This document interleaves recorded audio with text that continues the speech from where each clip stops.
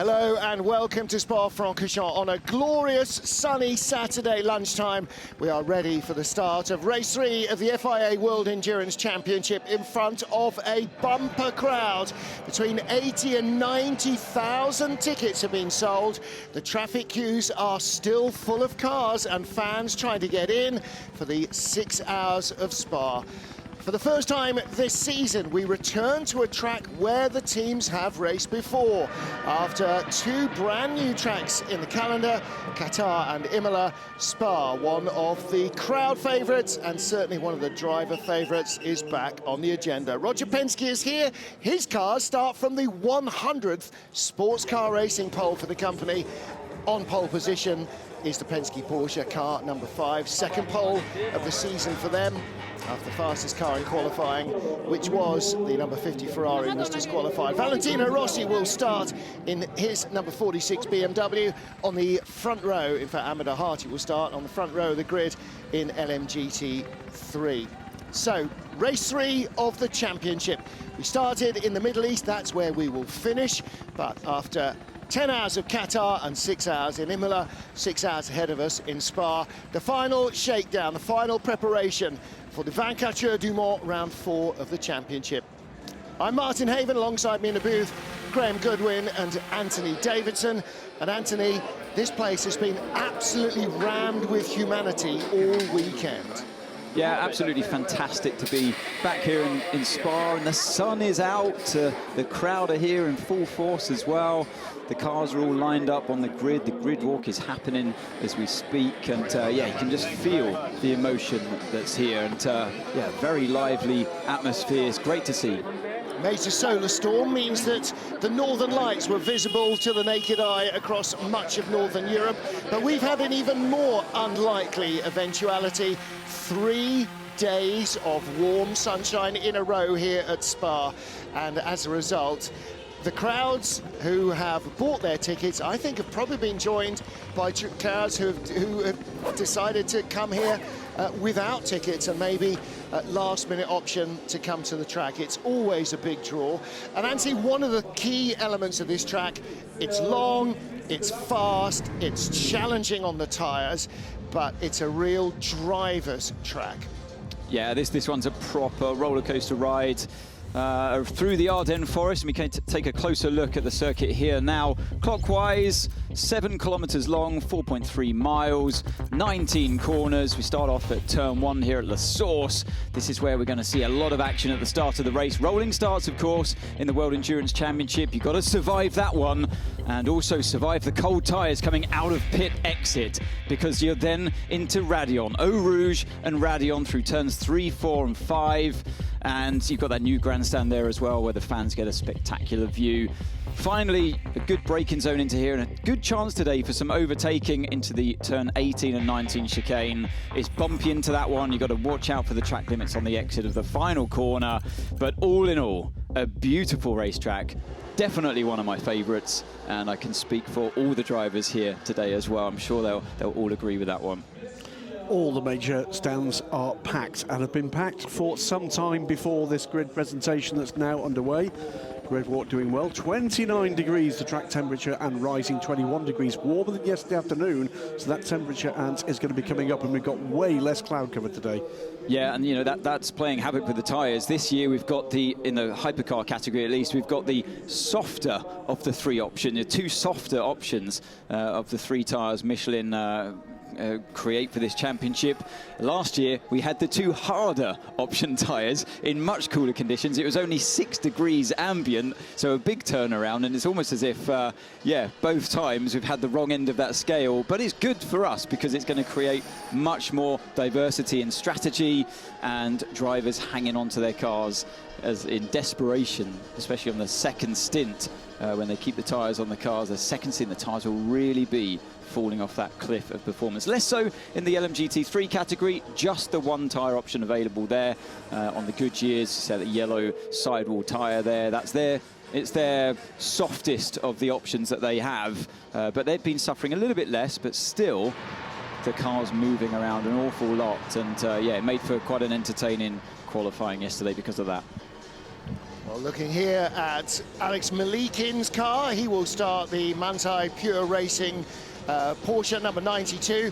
And he is okay, and so too is the car. Now, anybody who watched in qualifying, he lost the car coming up through Eau Rouge and over the brow in Rédillon. This is it, car steps out, just as starting to climb the rise.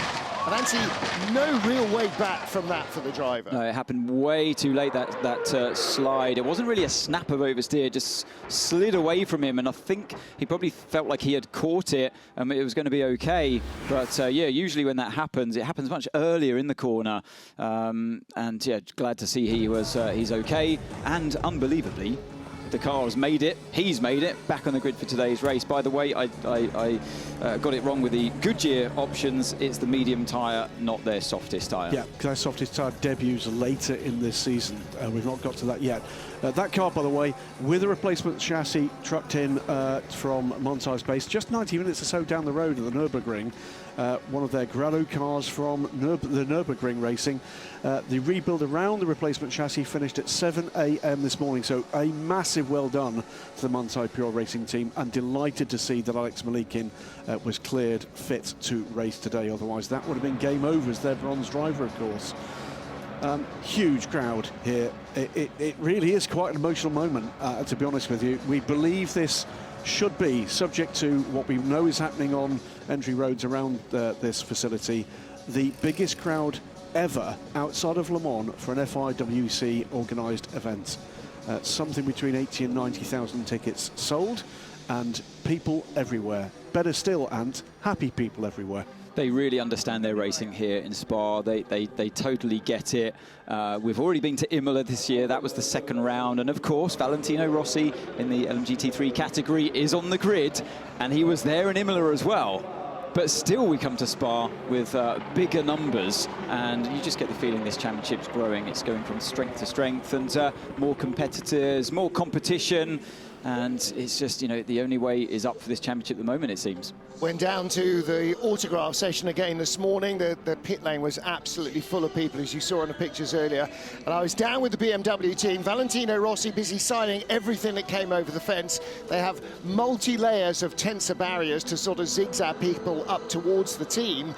And all while he's watching MotoGP live on his phone as well. So, I mean, he is all over. I mean, he's not just an ex-MotoGP rider. He also runs his own team. He has his own riders in Moto2, Moto3 and in MotoGP. So he is all over that.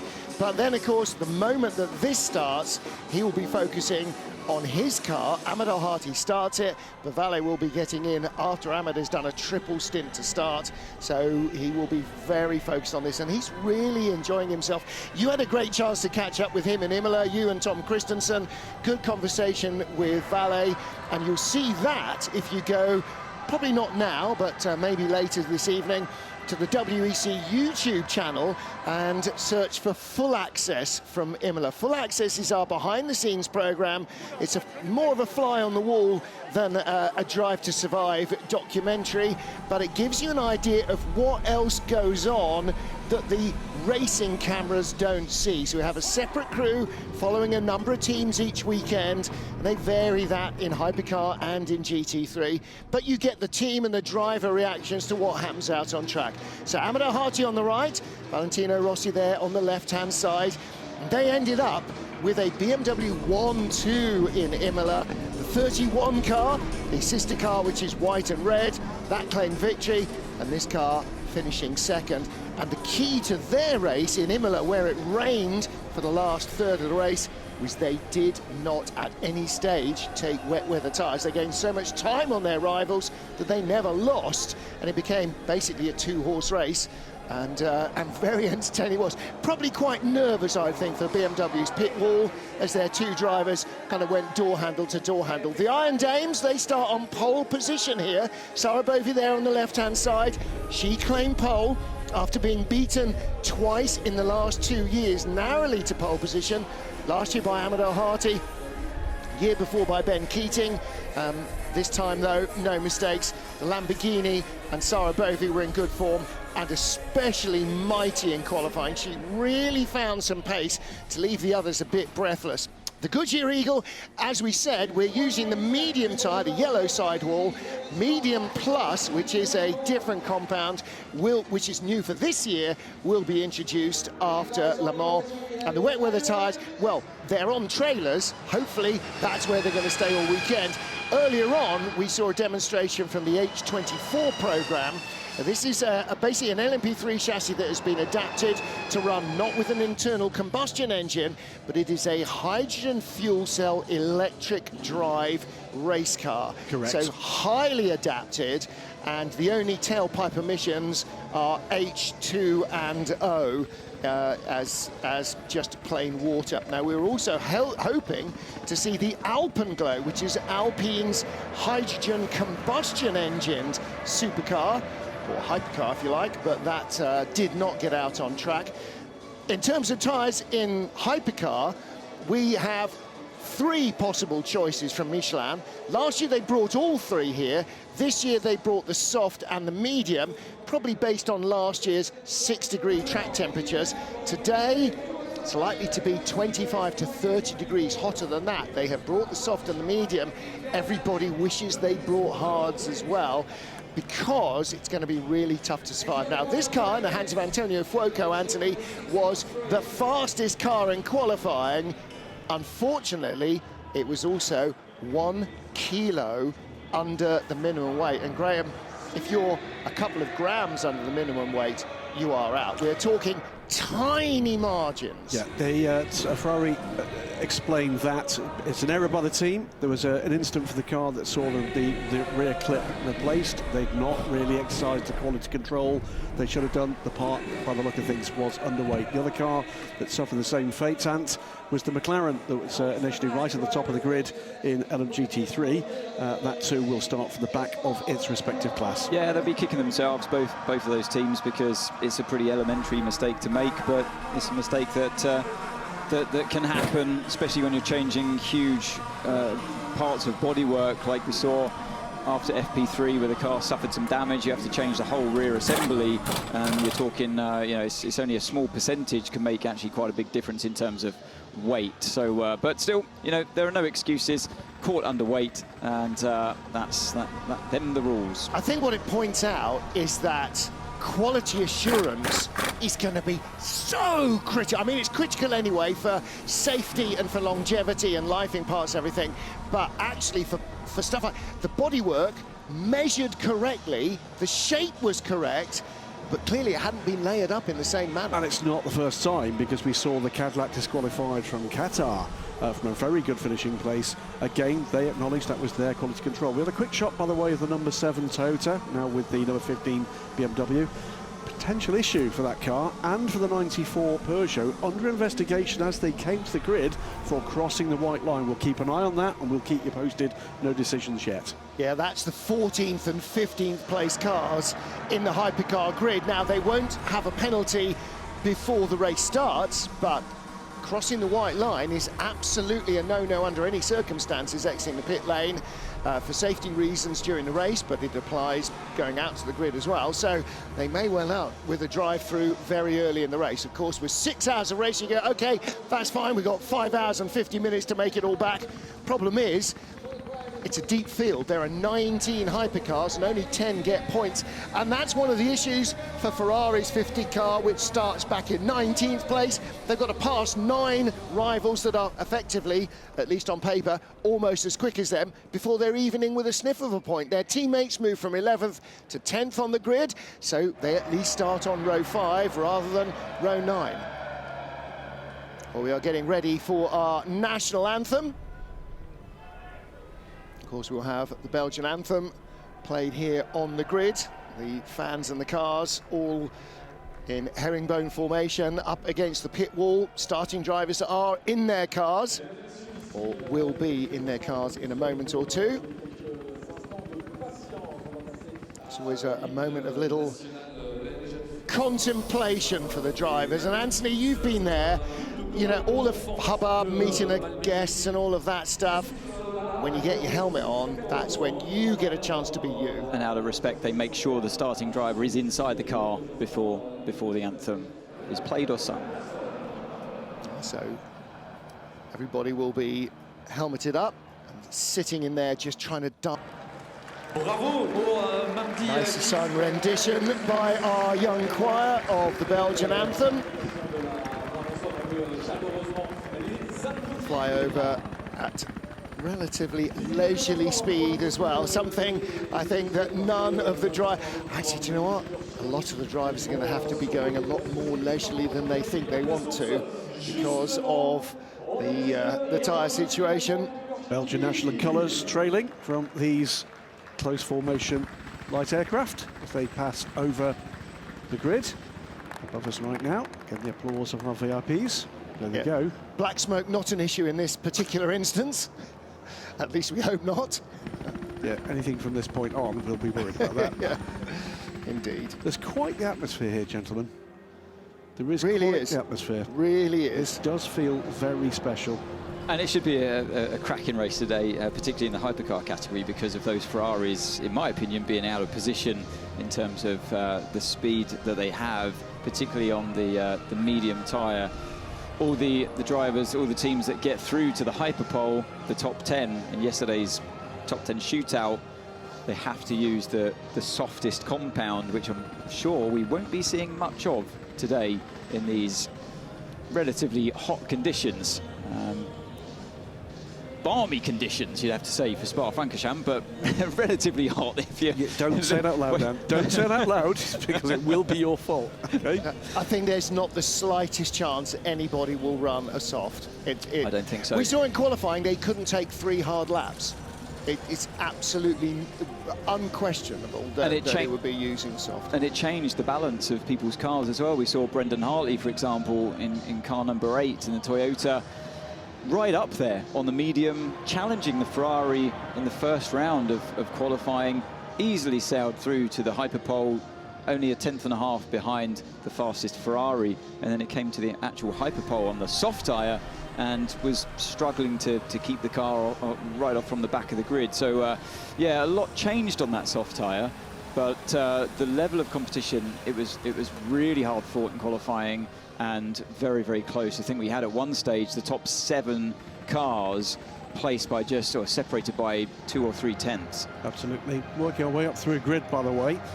Not very far away from third. I was just checking back where the highest ever overall grid position for a car by Proton competition might be in any race.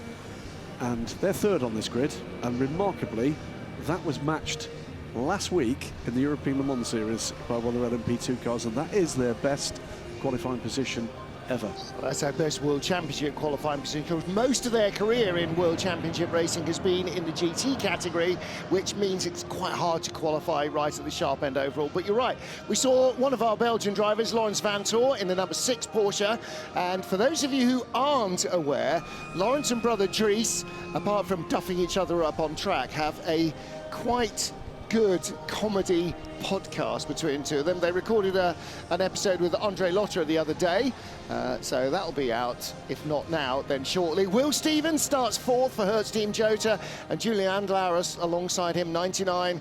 Proton competition, another Porsche 963, that starts 3rd. So in the top 5 cars, there are 4 Porsche 963s.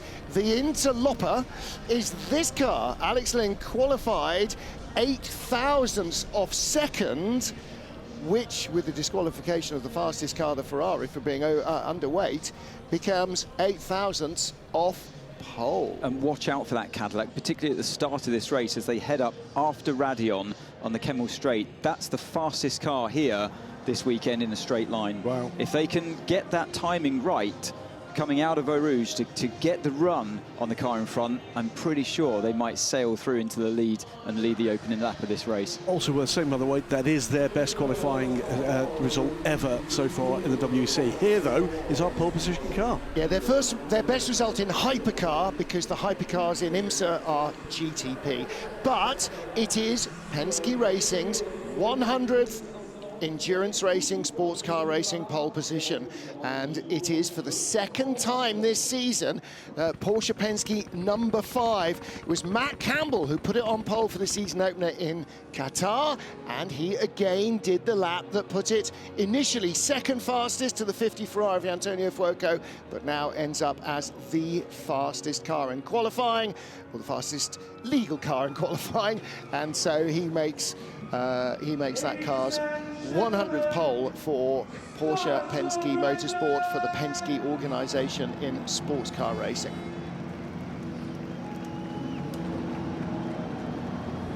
We are ready to see our cars flagged away, and the green flag will be Melchior Vatele, who is the CEO of the circuit Spa-Francorchamps, and the CEO and the president of the circuit, along with everybody who works here, must be very, very pleased, as I'm sure Pierre Fillon, who's alongside, and everybody else from the FIA WEC ACO are, of what a response this championship's burgeoning excitement and content is producing among fans.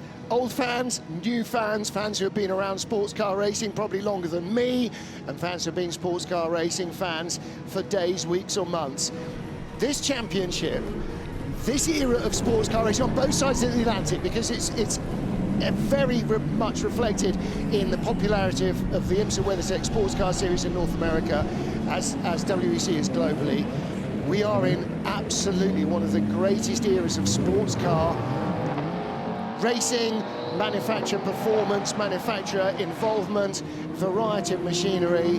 There's never been a time like this. This is a golden, golden era, and just so excited to see these cars racing here at Spa. You won't hear me say this very often, Martin, but you're absolutely right.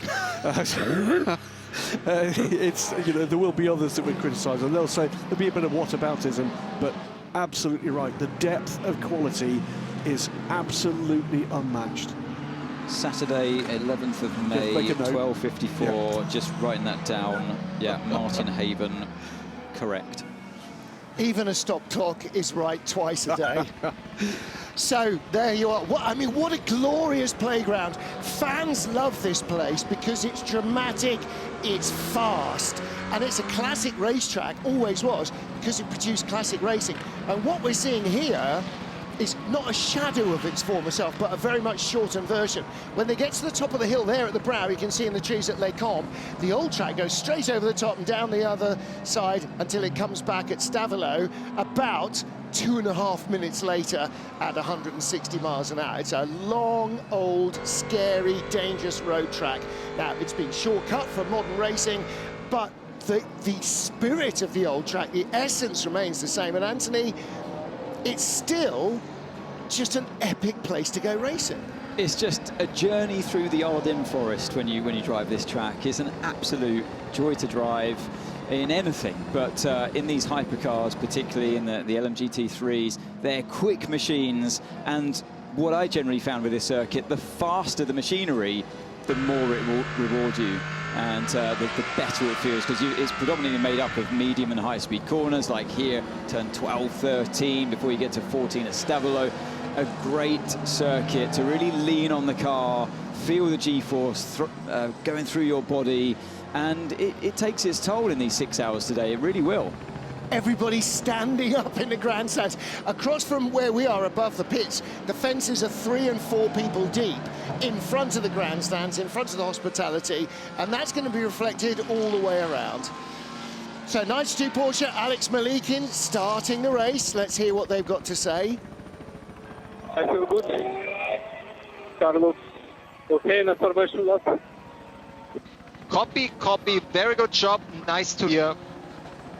Okay, I feel good. That's all you want to hear, isn't it? Yeah.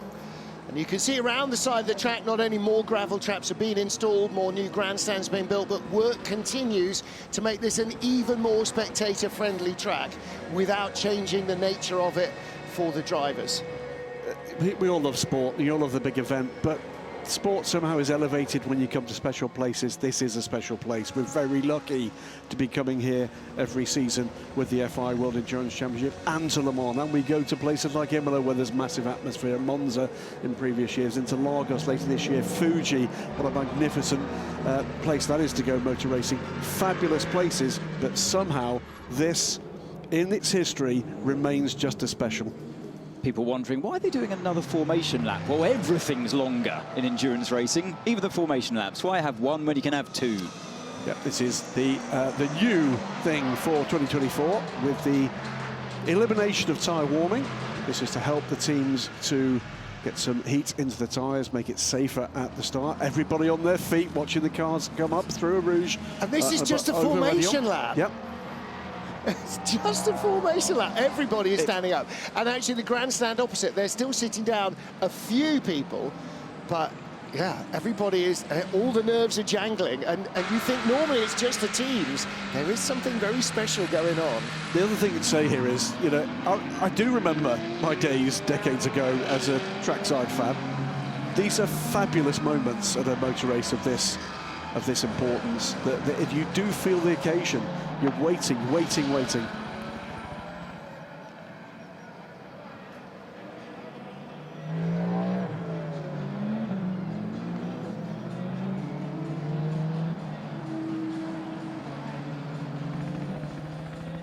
Final formation lap. We are down at the lowest part of the circuit at Spa-Francorchamps. The safety car leading this field around. 37 cars in our two classes. 19 hypercars, 18 GT3 machines. In front of them, 6 hours of close racing on one of the world's greatest race circuits, Spa-Francorchamps. And we often say as we come here, don't like the weather at Spa? Wait a few minutes, it'll change. 4 seasons in one day. Well, I believe that we are going to have probably just 1 season today, early summer. It's going to be hot and hard work, and you can see some of the cars are still struggling for front end and rear end grip, even after 2 formation laps. The lights are out on the safety car. We will go green this time round, as long as our race director, Eduardo Freitas, is happy with the way they line up side by side. Danny Kvyat in the Lamborghini in 16th position. He'll have to line up with Paul di Resta to his left in the Peugeot.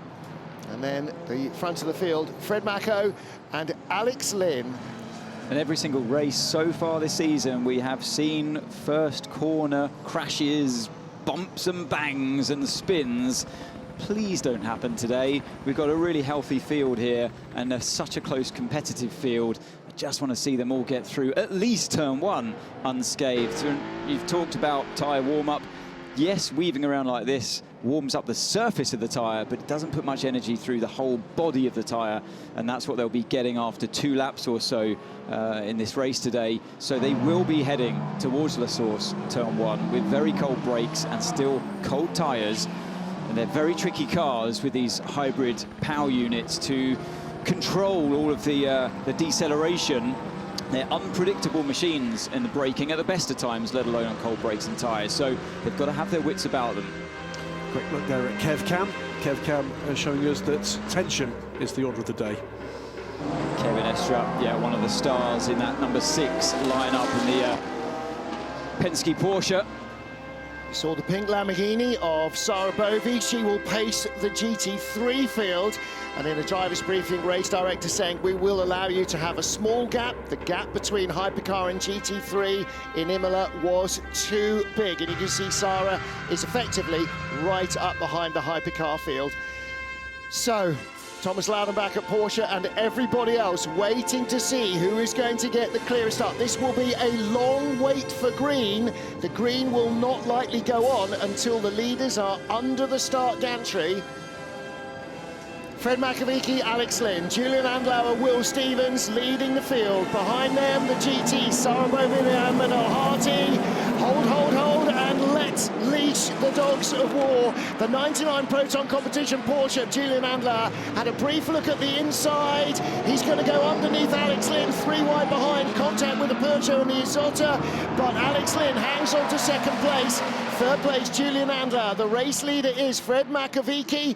Ferraris all side by side, the yellow and the red car. That's 51 going by 83. Good pass there, very quick off the bat from James Collado, I think, started the 51 car. And as they come steaming up the Kemmel Straight, it's all American. It's all American. It's Porsche, Penske, a whole bunch of Porsches, and the Cadillac still in second place. On board with Will Stevens, fifth place in the Hertz Team Jota car.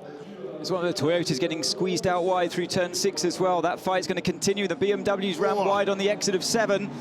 Yeah, that's a chance for Mike Conway in the number 7 Toyota to try and come through. He started 13th, and he's only 3 cars behind his teammate Sebastian Buemi, and Buemi started in 7th place. So a brilliant start by Mike Conway on board with the Alpine of Nicolas Lapierre. Still side by side, by the way, the BMW and the Toyota, as they came 3 corners later. That move is now done.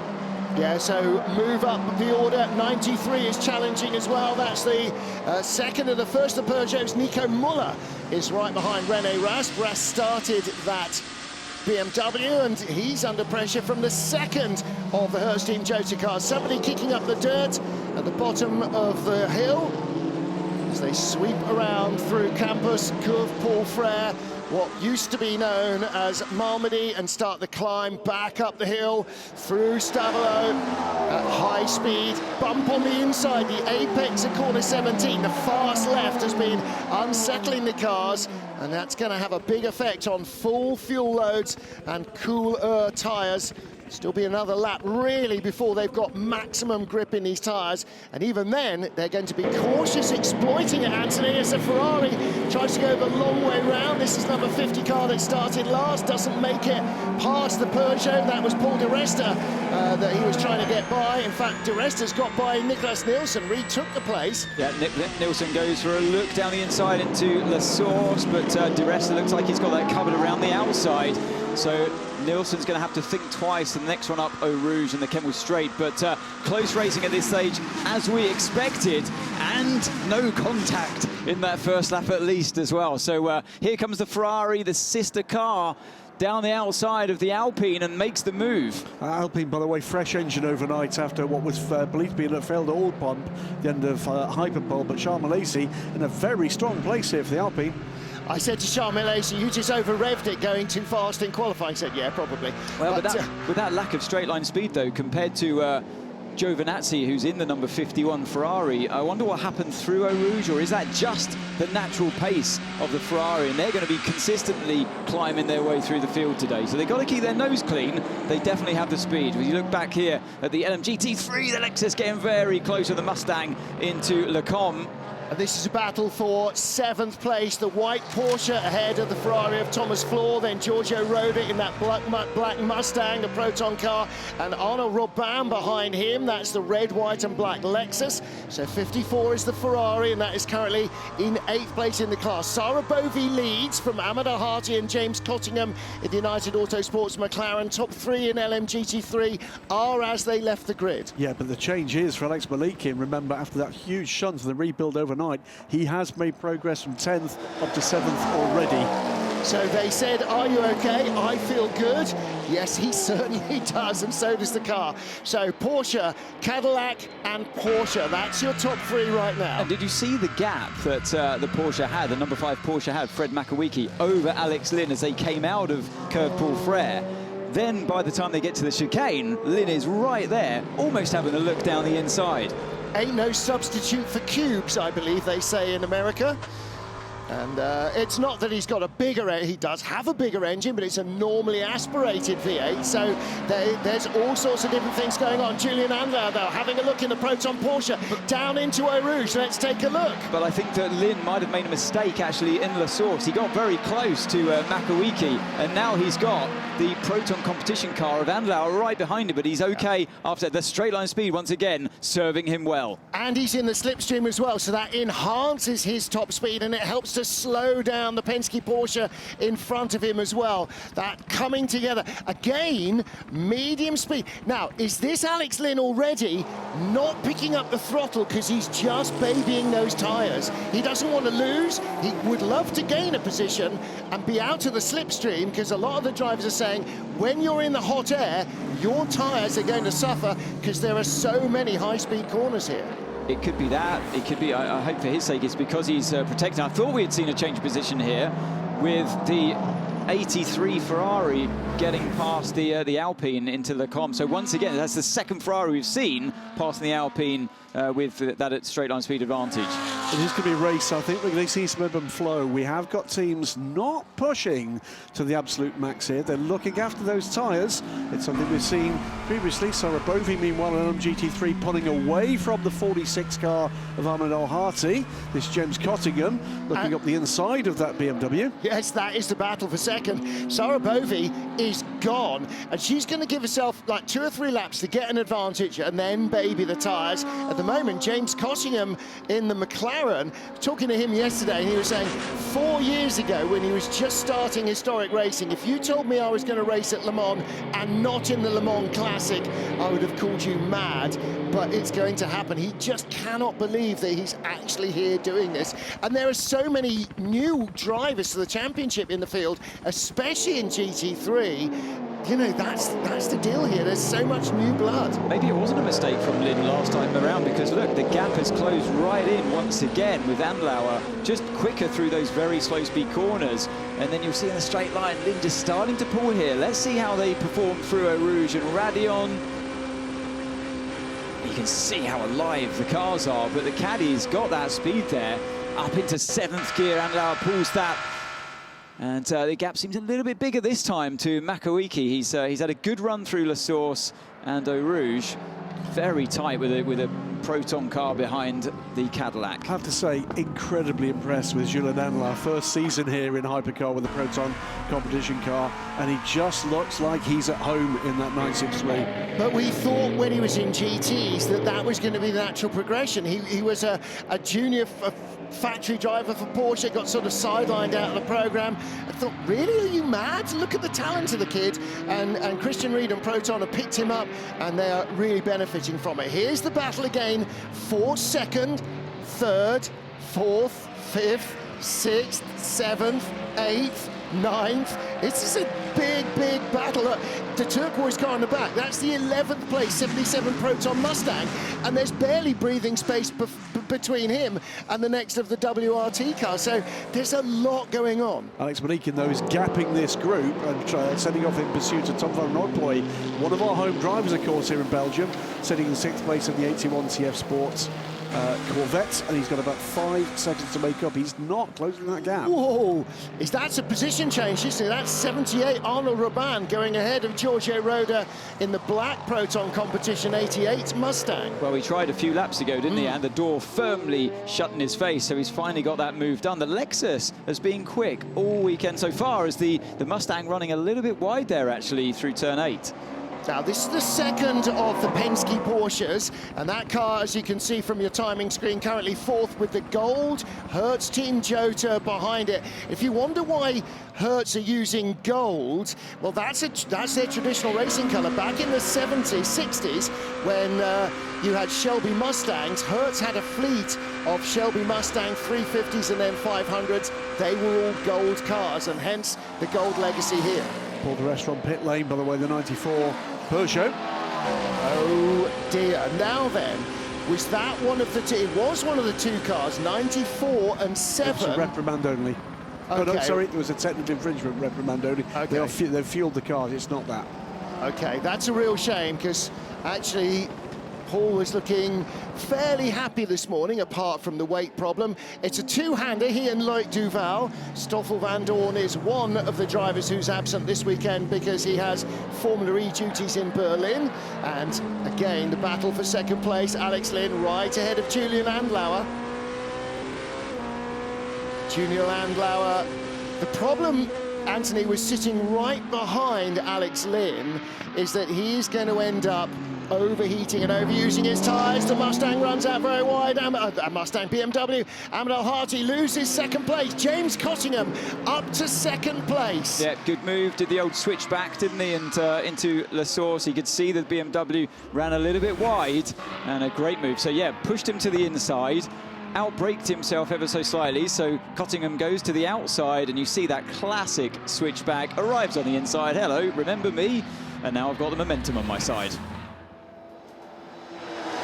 The Cadillac, by the way, Lynn, is he just protecting these tyres, or is he just starting to struggle to hang on to Makawiki in front ever so slightly, and Andlauer is in exactly the same machinery, of course, as the Penske Porsche that leads this race.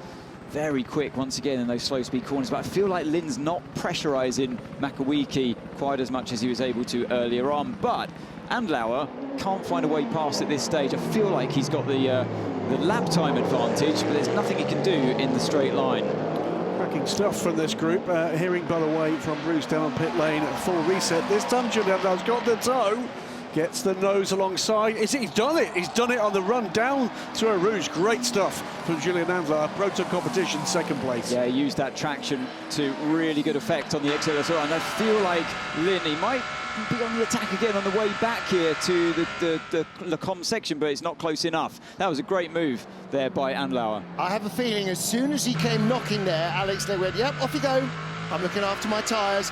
This is going to be a long double stint for all these cars. Sebastian Buemi for a technical infringement and 5 seconds stop-and-go penalty. I think it's their second technical infringement. There was a reprimand right at the start of the race for a technical infringement, which wasn't shown on the TV screens. We saw it here on our timing screens. The 94 car, full system reset, by the way, on pit lane, and it's back in the race, albeit 37th and last. Control-Alt-Delete. When you lose ground early on, it's going to be very hard to make it up. Up the inside of 38 Team Cota car comes the 50 Ferrari. That's a change for 15th place. Still 5 positions away from any points, or 6 if you're Jenson Button watching your own 38 car down there in 16th place. Don't forget, only 10 cars score. These are FIA standard scoring. So the same as in Formula One or anything else, you don't get points down to 15th or 20th, just 10 cars. Just to complete the admin, if you like, and what's in the in-train race control, car 27 is under investigation for a starting procedure infringement. That is the heart of racing Aston Martin, in the hands of their bronze driver Ian James. That runs 5th in the LMGT3 class. So this is what's going on aboard Alex Lynn's Cadillac. Way too hard, this guy. Copy. Stay smart. It's a long race. So pretty much confirms what we were thinking then, or hoping for, at least for Alex Lynn's case, is that he is babysitting those tyres, and he thinks that the others are pushing a bit too hard around him. So he was more than happy to let Andlauer go. Well, you're racing, 54 up the 55 up the inside of 777, so that is a change for 13th place. Who's in the 55 Ferrari? Haven't mentioned it. It's Francois Heriot. He gets ahead of Hiroshi. He gets ahead of Clément Mathieu, actually. So that's French on French action there in an Italian car and a British car. Position change. Because you're racing somebody in a different car, you don't know what their tyre deg is going to be like. All you know is what you're doing. Now, when you get Porsche on Porsche, then you've got a slightly better idea, and Julian Andlauer is immediately reeling in the race leader, Fred Makawiki. And Makawiki now is lapping 2:08.7, so 6 seconds off a fast qualifying pace. That's a pretty reasonable speed.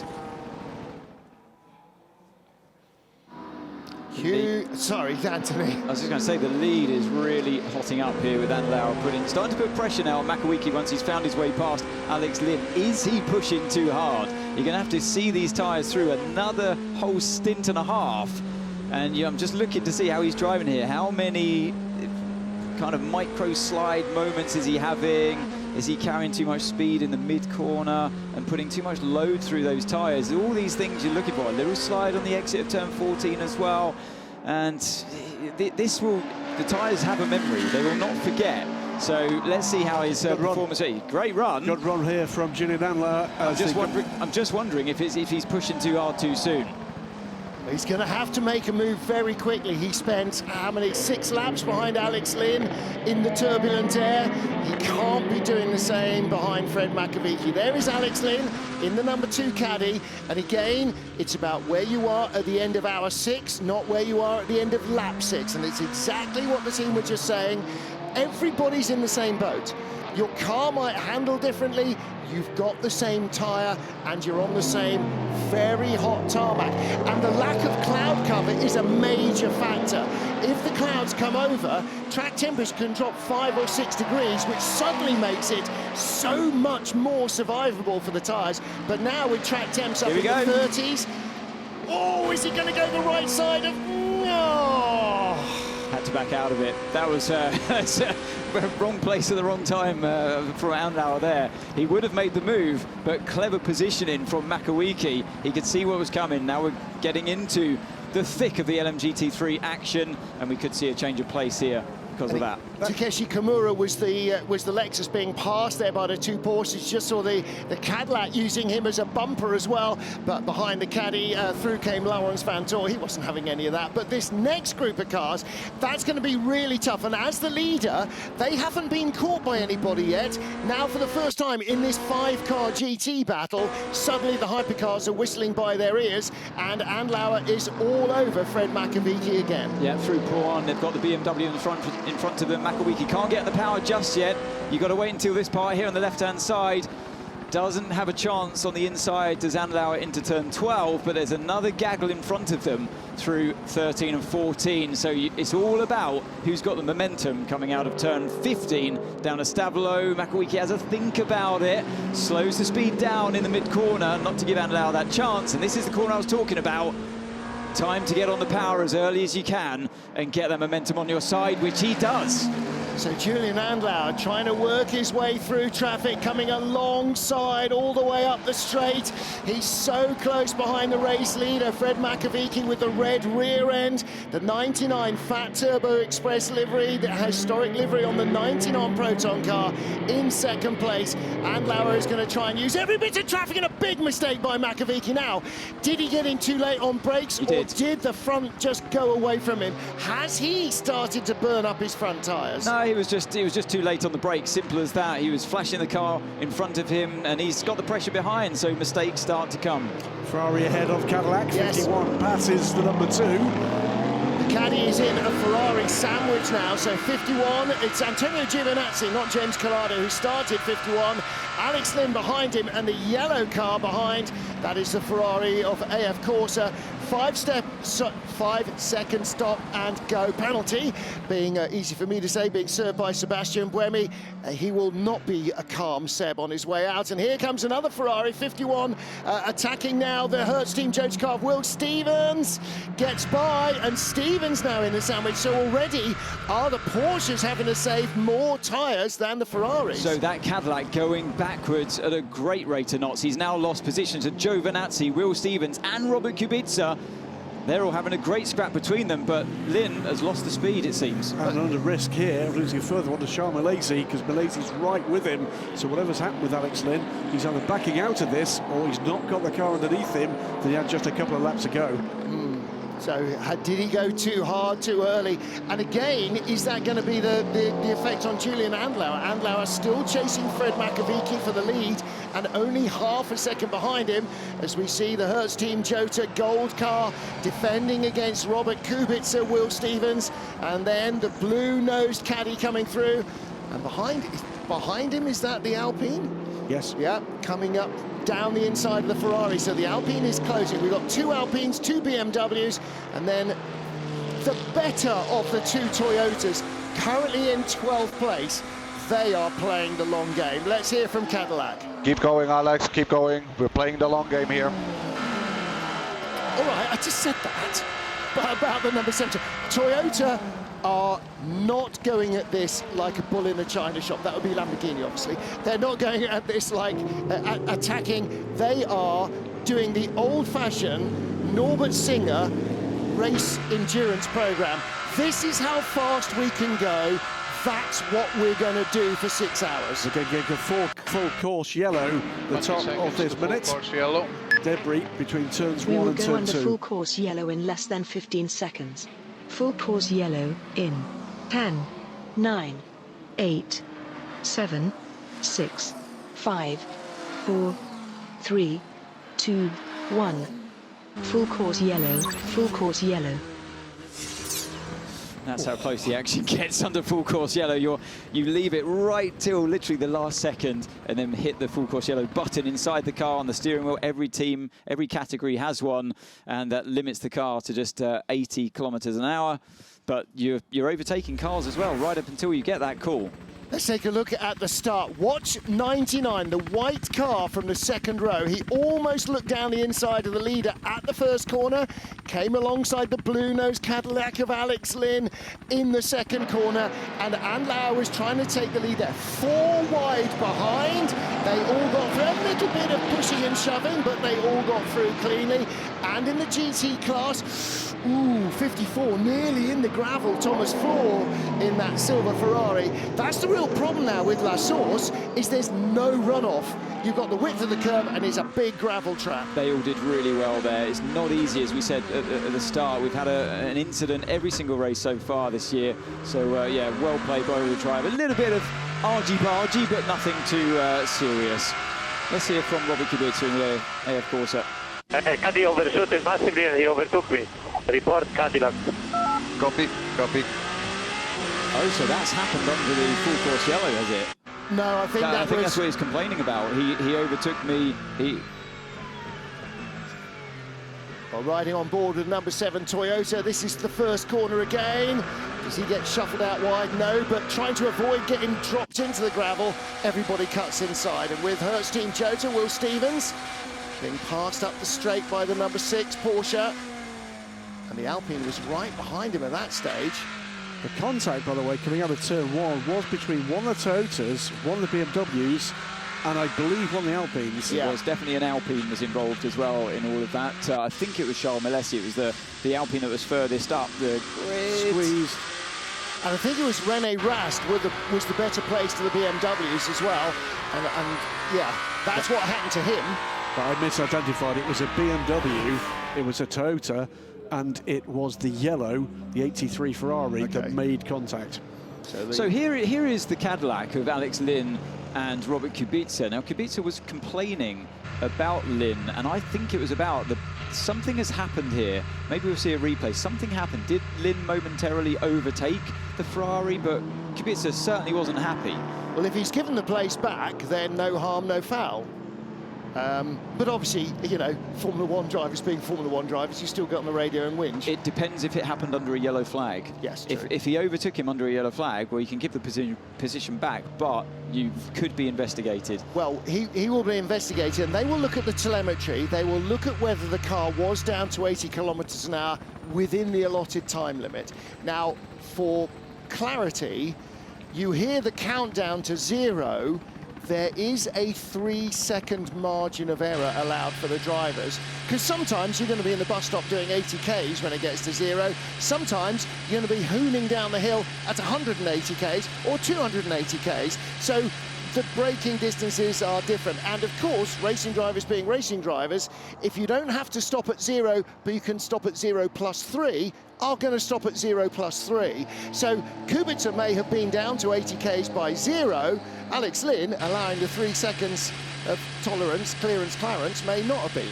And that's fine, that's within the rules, unless you do the overtake with a yellow flag flying, because you can't overtake a car under yellow. So that's probably what Ferrari, Kubica, you know, he doesn't miss a trick. He's a well-experienced driver, of course. He doesn't miss a trick, and he's immediately grassed up his competition.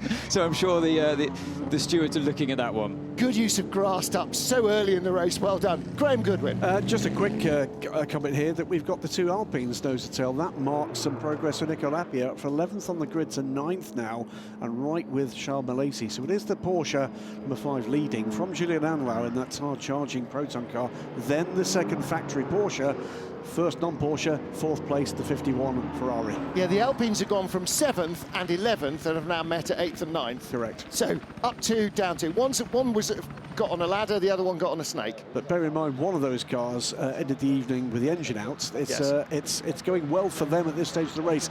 We're going to go back to green flag running in under 20 seconds. Yep, and the 2 Alpine have Marco Wittmann's BMW inhaling their exhaust fumes, in fact probably blocking their exhaust. Here you can see the 27 Harter Racing Aston Martin with the Corvette right behind.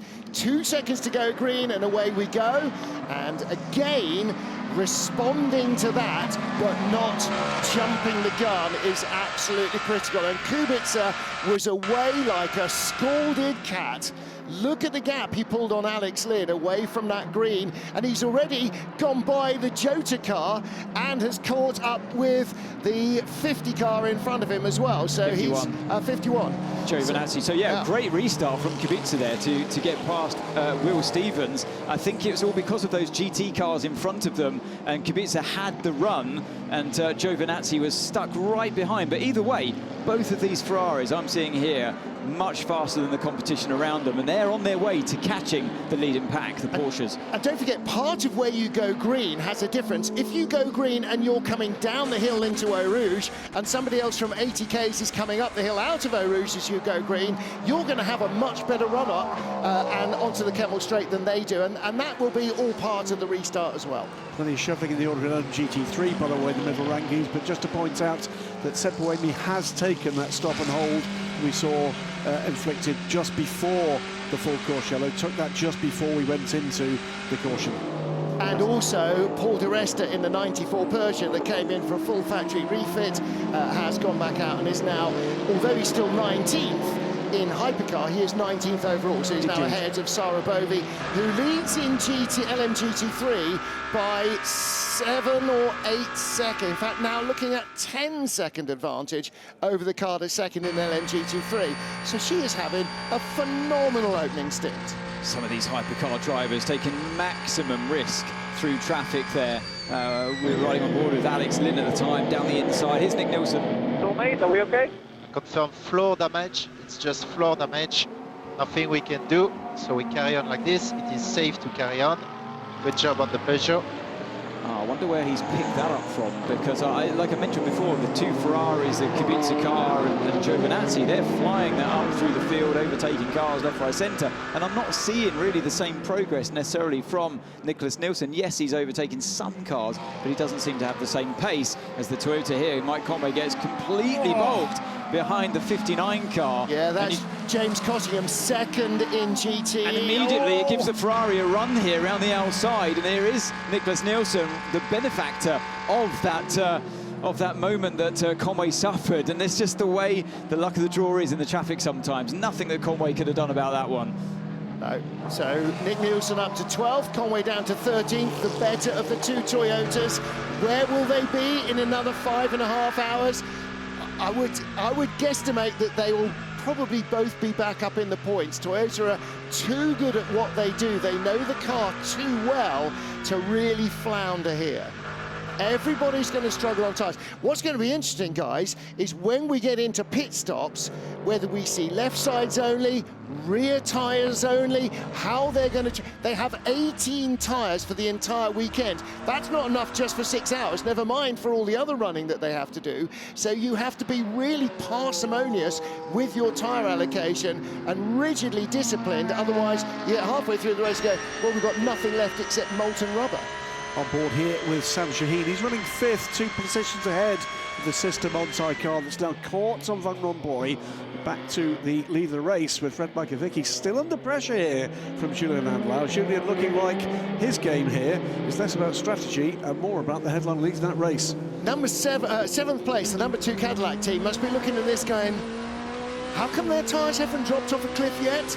These two are going at, all right, we're not at lap record pace, but they are both running hard, and Andlauer has not had he's had one lap in clear air, and the rest of it he's been in the turbulent air behind either the caddy or now the race leader, and that reduces your downforce, and that means that in these long high-speed corners, Anthony, the tyres do more work and suffer more greatly, and yet he is still all over the back of the race leader, Fred Makovici. So either they've discovered a miracle setup, or there's a lot of pain coming to Julian Andlauer in a while. He's looking good.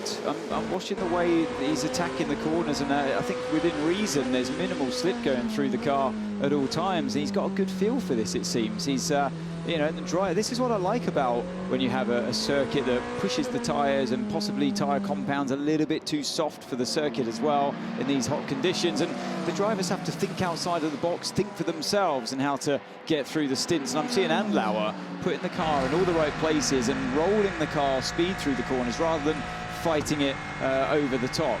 Yasser Shahin in the orange Manthey EMA Porsche all over the back of Ian James's Aston Martin for 4th place. And Shahin kept it pretty clean there over Rédillon, but right behind them, they've got the local hero, Tom Van Rompuy, in the Corvette. This is the battle for 4th, 5th and 6th position. So if Shahin in the Porsche has a stab at the Aston and gets it wrong, he's going to lose 1 and actually maybe 2 places to his teammates. This is the battle from 4th to 7th, less than 2 seconds between those 4. There's Malikin behind them, and ahead of them is the 3rd place car, the Team WRT car from Ahmed Al-Hati. This is Linus Stern and cracking stuff. Best battle this early in a race we've seen in LMGT3 so far this season. And Andlauer just getting a little bit out of shape there in the middle of the chicane. Makowiki's managed to open that gap up ever so slightly. And yeah, it's staying pretty stable between themselves and Laurent Vantour as well in the car number 6. And Vantour's really crept his way into this race today, hasn't he? He's not right up there with his sister cars, both Porsches in front of him, but he's keeping that gap pretty stable at 3.5 seconds. 2 of our LMGT3 cars were being examined for full course yellow infringement. 82, Hiroshi Koizumi has been hit with the drive-through penalties. The Alpine has gone by the Cadillac as well, changed for 7th. But good news for Josh Cagle at United Autosports. His McLaren didn't infringe. Grip, guys. Just sheer grip limits. Copy. Halfway through the stint. Wow, only halfway through the stint. He's complaining there's nothing he can do. The tyres have overheated. He's got no grip. He's not complaining about balance. He's watching other cars catch him, pass him and pull away. The real worry is halfway through the stint. This is not halfway through the 2nd stint that he's going to have to do on the tyres. This is halfway through the 1st stint. Now, unless they're starting the race on a tyre, because they were so far in front, and gambled maybe they'd get the lead, unless they're starting on a tyre that's already got a lot of laps on it, and it didn't look like that from the graphics, then they're going to be in trouble in the 2nd stint in a big way. There's a change. This happened a little while ago. This is the 35 car going ahead of Alex Lynn. Sean Malaysia getting that place, and it looks to me like Alex Lynn's not got a lot to defend with. That was on, just the last beginning of this lap, wasn't it? Yeah, beginning of this lap. So I mean, it was a bit of a half-hearted move. He was having a look, and then Lynn kind of just suspected he was going to come through on the inside, gave him benefit of the doubt, and opened the gap up, and he thought, oh, well, if you're opening the gap, I might as well continue what I was only thinking about briefly. But yeah, it wasn't like such a decisive move, I'd say, but effective nevertheless. Olaf Montai in the garage. That was great to see him. No longer involved in the day-to-day running of Montai. Nicky Rader in charge nowadays, but he very much the grandfather of this team, the founder of this team. Fabulous to see him back. But where's the twiddly Bavarian Tashkot? I know he's not Bavarian, but he's retired the Tash. Anymore. But one say, by the way, Richard Leeds here, again with the Montai pit. Alex Malikin has caught this group, but has not passed them. So he's caught Tom Van Rompuy. He was about 5 seconds back earlier in this race. He's caught that group. Just wonder whether or not the banging around he took yesterday is still taking the edge out of his performance. We'll soon see. Here comes the next Alpine on the back of the Cadillac. He's struggling here in this race so far. Yeah, and Nico Lapierre can smell blood in the water.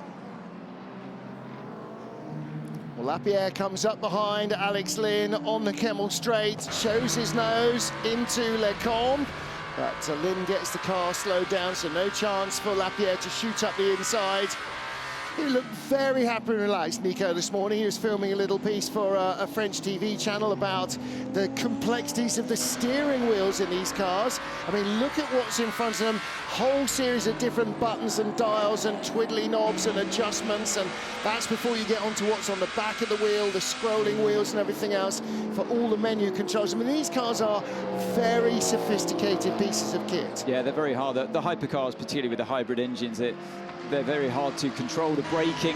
I hear lots of drivers complaining about how inconsistent the cars are on the brakes and how you have to really roll onto the brakes. You can't stab the brake pedal like you'd be able to do the complete opposite in the category we're watching here, the LMGT3s. With their ABS, you absolutely match the brake pedal for all it's worth as the systems do the work for you towards the corner.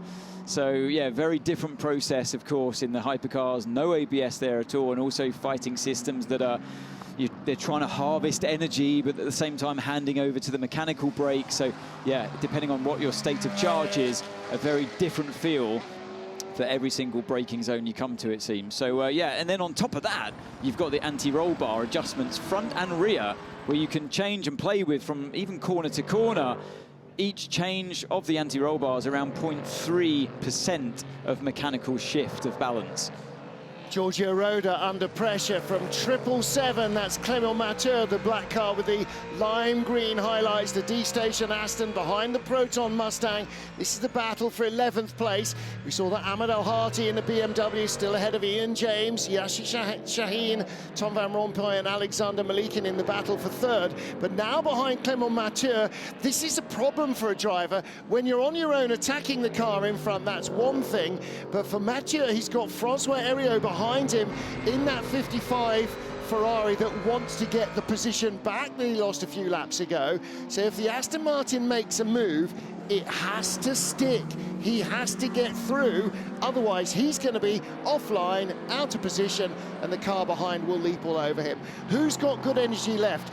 45% energy left still in the 38 Team Jota, 59 in the Persian, but that had a reset. So although they didn't put extra fuel in, it resets the energy, which it also includes the hybrid battery. But in terms of economy right now, 38 is doing best. We saw that in Imola, we saw that again in the season opener, and there's 3 or 4 cars on only 41% energy, so they are going to be stopping at least a lap earlier than the 38 Jota car, and maybe a lap earlier than most of the rest of the field. So François Heriot under investigation. We saw him in that 55 Ferrari. François Heriot being investigated for going off track and gaining a lasting advantage. Now that might have been cutting the corner in the left-hander at Les Combes. Saw the Corvette coming steaming up the hill there. And Lau's through. Oh, and Lau's through for the lead of the race. Yes, he is. That's why we cut away from the GT battle. Up at the bus stop, Julian Andlauer leads from Fred Makovici now. The question is, Makovici in clear air was able to run his own pace and his own race. Behind Andlauer, does he now take a step back and settle down and keep the tyres under him? He's going to have to drive the rest of this stint, which will be another maybe 6 or 7 laps, and then another whole stint on this set of tyres. This is a shot of how it happened. I thought this Lexus was involved, and in a similar way to how Conway lost the position to the Ferrari earlier, there was nothing that Makowiecki could have done there. Well, do you remember when he tried to use the same Lexus before, and the Lexus line took it over in front of Andlauer? Andlauer with 2 wheels on the curb, and that's at a pretty high speed there as well. Right on board, Ant. Yeah, that's what it looked like. So he's got that gap. That's the critical thing. He sensed it. He downshifted early, gets on the power early, goes the right way this time, and job done. What a move, and well anticipated as well. How did he get the far door handle to make that Porsche narrow enough to get through that tiny gap? I don't think they hated that very much in the Proton garage. They really enjoyed that replay. And well done to whoever's driving that Lexus. I think that was probably Takeshi Kimura, because he's a bit adrift from the rest of the field because he had that drive-through. Bit of tape just flapping on the back of that. They put that heli tape, don't they, to seal some of the gaps on the bodywork. That's just come loose, it seems, and flailing around at the back of Makowiecki's Porsche. But now that Andlauer's made that move, he is starting to pull away already. Yasser Shaheen's got by Ian James, because we saw a brief view of the Corvette steaming up behind Ian James's rear view camera. So Shaheen has gone by in the Manthey EMA, and Malikin on the inside of Tom Van Rompuy, and bits coming off the Corvette. And look at Yasser Shaheen up to third place. He's just gone by Ahmed Al-Hati for third as well. Yasser Shaheen has suddenly discovered an extra gear in that Manthey EMA Porsche, and he's just moved up 2 places in a lap. So he's gone by Ian James, then he's gone by Ahmed Al-Hati. Yasser Shaheen now up to third. It sort of looked like it started like a righteous move there from Alex Malikin, but the door closed. There was pretty significant contact, quite a lot of debris coming out from that, and it sorted its way out with the Corvette back ahead. But yeah, Alex Malikin, I think he's beginning to get a little bit nervous. He's not making the progress. The problem is you throw it up the inside shallow, very shallow into La Source, you're going to come out very wide, and when you're on the inside of somebody, unless you clear him, you know you're going to hit him. Meanwhile, let's hear from Hertz Team Jota and car number 12, Will Stevens. High speed understeer, low speed oversteer. It's not a good combination. Yeah, copy that. Understood. We come back to you. In fairness, Anthony, the reverse would be worse. I was just thinking that.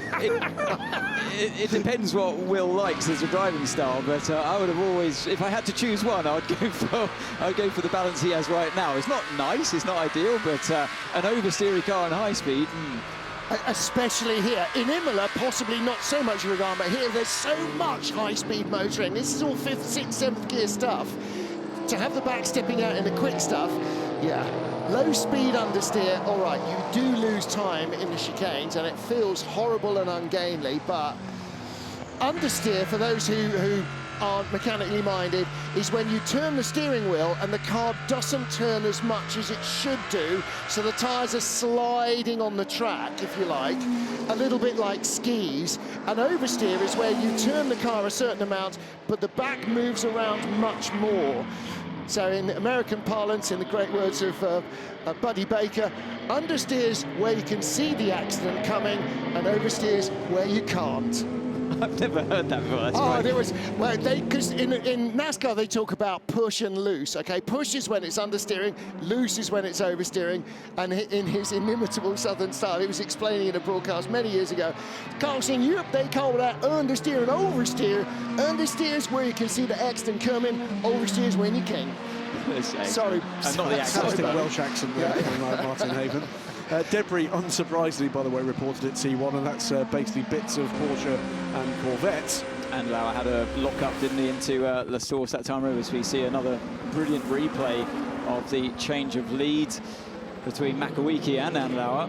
Really interesting, wasn't it? You think these things are flat out in top gear. Interesting that he changed down to get more revs, to get more punch. That onboard was really telling, because I would never have guessed that was a thing. On board with Marco Wittmann here in the BMW number 15 car. Had such a great run, BMW, with the other car though, wasn't it, at Imola. Looked comfortable, looked like they were in that fight. And although that car was desperately delayed, I thought it looked competitive as well, a long way back. Preparing for full course, yeah, I kind of thought that was coming when the debris is there at the first turn. And there is the Alpine garage, and the two Alpines, well, the better of them is in 7th place. We will go under full course yellow in less than 15 seconds. Full course yellow in 10, 9, 8, 7, 6, 5, 4, 3, 2, 1. Full course yellow, full course yellow. Well, full course yellow for that debris. That was contact between the Aston Martin and the, I forget who. No, it was Malikin and Malikin, that's Van right. Rompuy, wasn't it? Yeah, Van Rompuy. And so another collector's car component being collected. Also, Anthony was right. When we saw the replay of the 87 car of Takeshi Kimura, that Lexus being passed either side, and actually neither Porsche took his door mirrors off, which was very thoughtful of them, I thought, given how tight the gaps were. You saw bits of the front of the car breaking off. They're going to have to pit the car to get that fixed. Change the bonnet, we hear from Bruce, for the people that understood the accent you tried to do a little earlier. That's the hood. That's the hood. That's the hood. The front engine cover. I don't think changing the bonnet's going to be up. It looked like the left front corner of the upper bodywork was probably more of an issue. Iron Dames looking fairly sanguine. Chatting to them yesterday at the autograph session, they were just going, we know we've got the pace, we just need a win to happen. But they are miles clear. And the difference between LMGT3 and Hypercar is partly tyre allocation. They don't have to be quite so extreme on tyre saving. There's James Cottingham in second place, and in the 59 McLaren, that's the first car in that queue, just ahead of our race leader. But as he's coming up to La Source, halfway up the Kemmel Straight is the class leader. Now, there's some debris that has hit the front of the Peugeot. What's that thing sticking backwards? That's the air pitot. It's a pitot tube which measures airspeed. It should be pointing forwards. So a bit of debris, could be a bit of rubber debris, has whacked that thing. And I tell you what, if you took that with your bare hands and tried to turn the carbon, you wouldn't be able to. On the full course yellow, it's now the 99 Proton Porsche, leading a trio of 963s. Ahead of the two factory cars, the 5 and the 6. Then the two Ferraris, 51 and the Privateer 83, before we get to the first of the Hertz team. Jody Carr's the 12, Alpine running 7th, then the Caddy, then the second Alpine, and the 10th, 11th places filled by the two BMWs. The recovering 50 car, remember, started from the back of the Hypercar grid, now made its way back up to 12th in what looks to me, gentlemen, like a fairly cautious run for that car, not sprinting up the field as you might reasonably have expected it to do. Then the first of the Totas, no better than 13th at the moment. The problem is you can't sprint up the field, because if you do, you'll sprint backwards down the field in the second stint on the tyres you've destroyed. Hence my point. Like Ant said, tyres have the memory of an elephant. You abuse them, they're not going to fit. We've said it all year, haven't we? The biggest learning point for these teams, particularly the second-year teams, is stretching their performance envelope into that critical second stint. That's where we've seen the big improvements from Ferrari and from the Porsche teams in 2024. They're waiting for the full course yellow to be released. Everybody's just having a little look for where they're going. Yeah, Number 7, Mike Conway, down in 13th place now, the Toyota. Yeah, not having a good run, the Toyota so far, but yeah, maybe in their second stint it might come their way a little bit more. Let's see how the car is on its tyres. But when the fuel goes back into the car and you stay on the same set of tyres, that's when you really have to start digging deep as a driver. So mistakes can come as well, because before that, you can kind of, as the fuel depletes and the tyres degrade, you can sometimes stay lap time neutral or thereabouts. As soon as you go dumping in that 40+ litres of fuel, things change dramatically to the balance and the grip of your car. And yeah, suddenly you can be in pretty deep trouble. Just looking up and down this field, Martin, for where some of the notable performances are. Bless you. Iron Dames, clearly massively impressive performance from Sarah Bovey on home ground here. But behind her, James Cottingham, what progress here from United Autosports with the McLaren efforts. 30 seconds to remove full course yellow. So 30 seconds to Eduardo Freitas. The other car, by the way, that started from the back of the field after a great qualified performance from Josh Cahill, is making progress as well. He's passed 5 cars. In less than 15 seconds. Yeah, McLaren very much more on top of the car this week. 7, 6, 5, 4, 3, 2, 1. Full course yellow removed. Back to green flag racing. Who's going to make the best of the restarts? Watch the Ferraris, already got by one of the GT cars, but the Porsches have not. Ian James moves out of the way of number 5. Number 6, Lawrence Vantor's got the 51 Ferrari of Antonio Giovinazzi right behind, but they clear Ian James as they start to climb the hill. So does the Ferrari, unhindered. Here comes the battle for the lead once more. Is Second. that? Second Oh, place. it's Vantor, yes. Yes, it's the 2 Penske cars, because Julian Andler has gone. It is. He's 6.5 seconds before the full course yellow. So 5th, 5, 6 and 51. Nose to tail. That's a front end lockup. And he's got to drop back. Can't gain an advantage. He's done it well there. No, he did it well. He knew he went wide, and he's actually lost from that mistake. But look at this. He goes in way too deep. Almost collects the back of his teammate for a while. Comes back onto the track, of course, through the shortcut, and makes sure that he drops back in towards the Ferrari instead of close to his teammate, which he could have easily done. So, yeah, we talked about the braking in these cars. It's caught out Vantor, who's amongst the best of the drivers out there. I wonder if Fred Macco knew how close he came. And, of course, Makovic would have had to have been extra slow into the corner because there was a GT3 Porsche in front of him, which would have braked late and deep. So that sort of concertina effect. Oh, and here comes the Ferrari around the outside at Lecombe, up to 3rd place. Giovinazzi's been looking strong coming out of this caution period. That was a fairly predictable move. He looked strong coming to the end of that lap, looked like he was going to have a crack. It wasn't just the caution period. After the caution period, he's been quick the whole stint so far and making progress, catching these Porsches. Don't forget, that car started 10th. Also, don't forget, that team, the 51 crew, have just got 6 points this season. 0 in Qatar, 6 in Imola. So they are under pressure. They need big points. They cannot afford another 0 or trivial score if they want to have any hope of winning a championship. Yeah, James Collado has driven a fantastic stint so far, kept his nose clean. He knows he's got the car under him. He's looking after those tyres as well.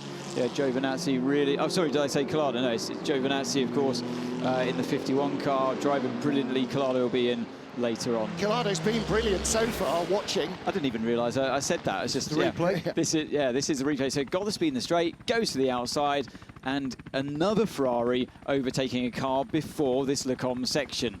What it looks like there is the Ferrari's just so much quicker in a straight line, but that all tallies back to where they restarted coming down into Eau Rouge and having the run-up.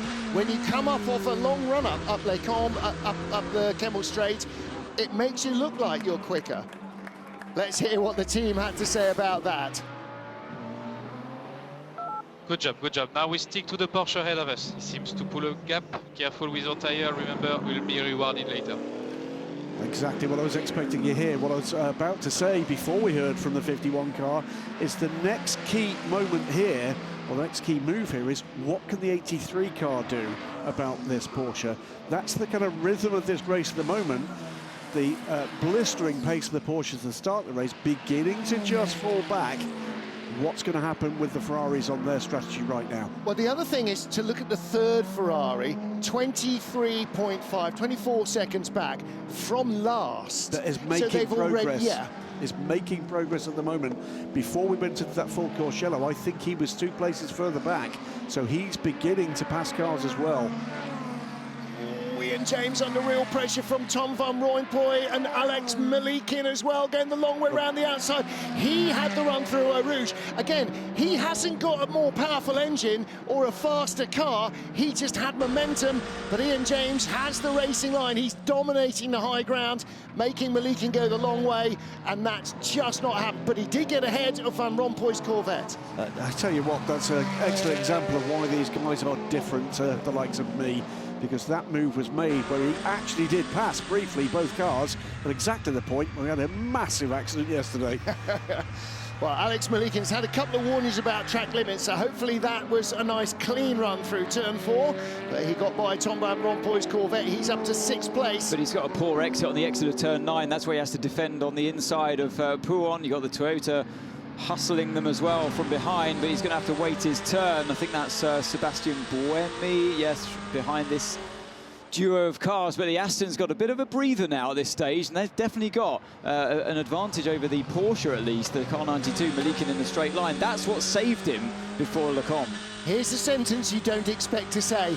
Buemi using the traffic to hold off the Isotta, who's right behind him. Well, the Isotta is, in fairness, and it's a funny line, but the Isotta actually took 2.5 seconds out of Buemi because he was held up by the traffic.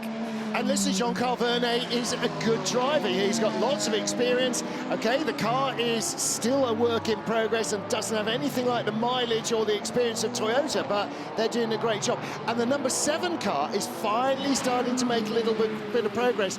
This is the battle for 11th. BMW, the red Ferrari, and then Mike Conway in the Toyota.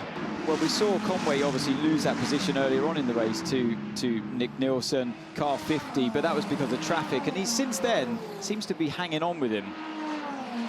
Just about.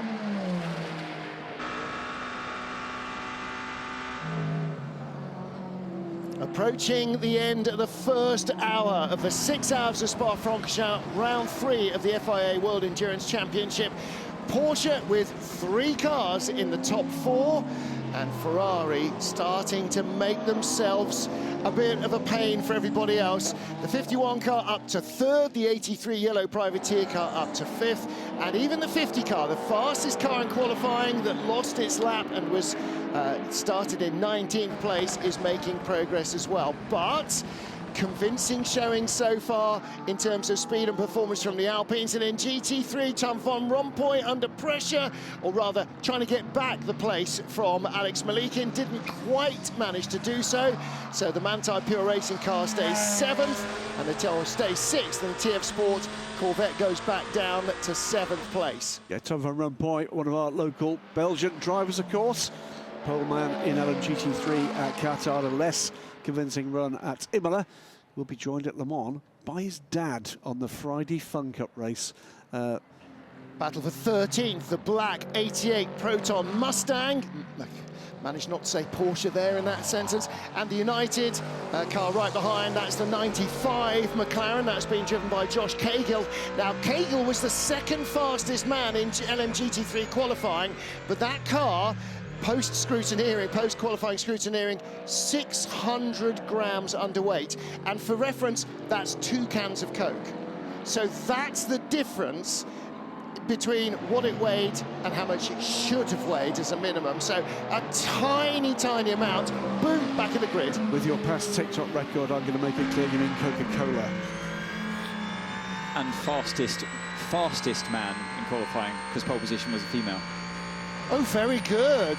Spot on. 2nd fastest driver in qualifying. And Josh Cahill, yeah, he was cock-a-hoot with that. But he was. As you rightly say, our pole position and our race leader in LMGT3 was female driver Sarah Bovey. So it was Belgium 1, rest of the world 0 in qualifying. But Cahill has already moved up 3 or 4 spots from the back of the field. And again, it's going to be a long, long race of attrition. BMW under pressure now from the 50 Ferrari. So this is for what, 12th place now? 11th place now. 20 car of Rene Rast. 2 of the leading cars in LMGT3 on pit lane, the 92 Manthey Pure Racing car and the 81 TF Sports Corvette of Tom van Rompuy.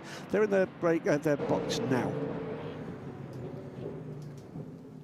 Couple of notes coming up on our timing screen as we get to the first round of pit stops. Incident involving car number 7, starting procedure will be a fine. So that's a blessed relief for the Toyota Gazoo Racing team and Mike Conway. And I don't know whether that was crossing the white line of the pit exit or another incident on the starting grid or in the starting procedure. D stations, Aston Martin, Clement Mathieu just about keeping it legal ahead of Ryan Hardwick, as 81 is in the pit lane, and this is Tom van Rompuy. Alex Malikin came in, Josh Cahill in as well at United Autosport McLaren, and the Corvette gets back out in front, does he? Well, he had his nose sort of in front. I'm looking out the window, he does get out in front as the race leader comes steaming down the hill, Julian Andlauer. 10% energy for Harter Racing, is that right? It should say 100%. Oh no, hang on a minute. It should say 100%. Hang on, he hasn't stopped, has he? Well, both of the Aston Martins were briefly at 10%. They are clearly very light on their energy consumption. Yeah, because there's a couple of cars down at 2%. Now, who's got least energy here? Who'll stop first? Well, it will be the 51 Ferrari, the 83 Ferrari, the number 2 Cadillac, and one of the Peugeots, the 93. The reason 94's got a lot more energy is because it will have had its batteries recharged. It might even have a top up of fuel when it came in for Control-Alt-Delete. But of those that have not stopped, 16% energy still for the 38 Hertz Team Cota car. That's going longest. And into the pits is the leader, Sarah Bovey, car being checked over and fueled. Yeah, she had over 30 seconds lead. Spectacular. It's her home track. Let's get that, but she's awesome. But 31 seconds as she came down pit lane. Spectacular stint from Sarah Bovey. It's the track in her home country. That doesn't mean that she's done a gazillion laps here necessarily. You know how many drivers race the Silverstone Grand Prix circuit before they get to international level? Not very many at all. So it's not so much track advantage, but boy, she's just all over it. There's the 59 car, and that is that's second place, James Cottingham. He's in as well. That's the car from 4th place, 46, so that's Ahmed Al-Hati. Yasser Shaheen is in as well in the Manthey EMA car. And as they close the doors and start the fueling, Sarah Bovey's already out of the pit lane. Absolutely. One quick update. We saw an investigation of that incident between Tom van Rompuy and Alex Malikin at turn 1. The decision for that has gone the way of a warning for car 92. Which is Malikin. Which is Malikin for causing the contact with car 81. Afraid so. He skated up the inside, ran wide and hit his rival. It's the way that's going to go. Well, the Cadillac right in the middle of the battle. Somebody just ducked into the pits from behind them. And the BMW's right there as well. Car number 15 being started by Marco Wittmann. And he was in fine form this morning as well. Everybody was really looking forward to this race. So the good news for part of racing team Ian James is leading this race. He's doing that on energy efficiency at the moment. The bad news is they're another one they're going to get a fine for something that happened on the starting grid. Yeah, well, I don't think he was warned about or pinged for crossing the white line at pit exit, but number 7 was. Cadillac on the move. Up behind the Hertz Team Cota car. This is number 12 in the hands of Nicholas Nielsen. No, it's not, I beg your pardon. Who's driving number 12? Will Stevens. Will Stevens.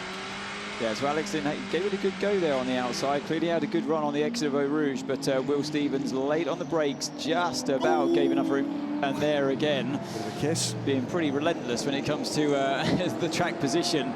And not given an inch as Lynn has a look momentarily down the inside, and the GT says, not today, thank you.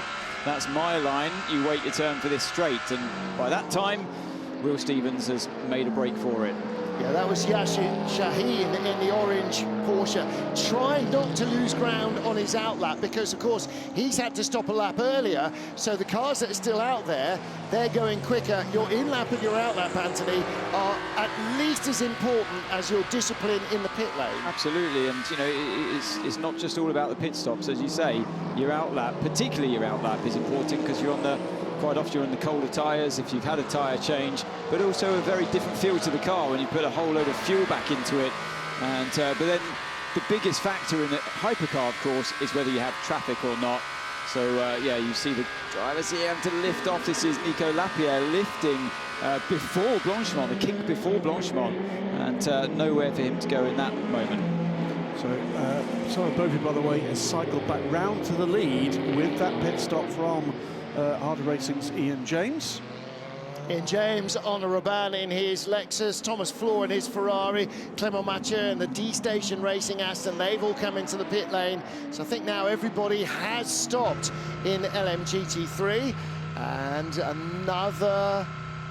So that's Harder Racing Ian James coming out in front of the Caddy. Now we're expecting just the left-hand side, just one side of tyres to be changed for the Cadillac.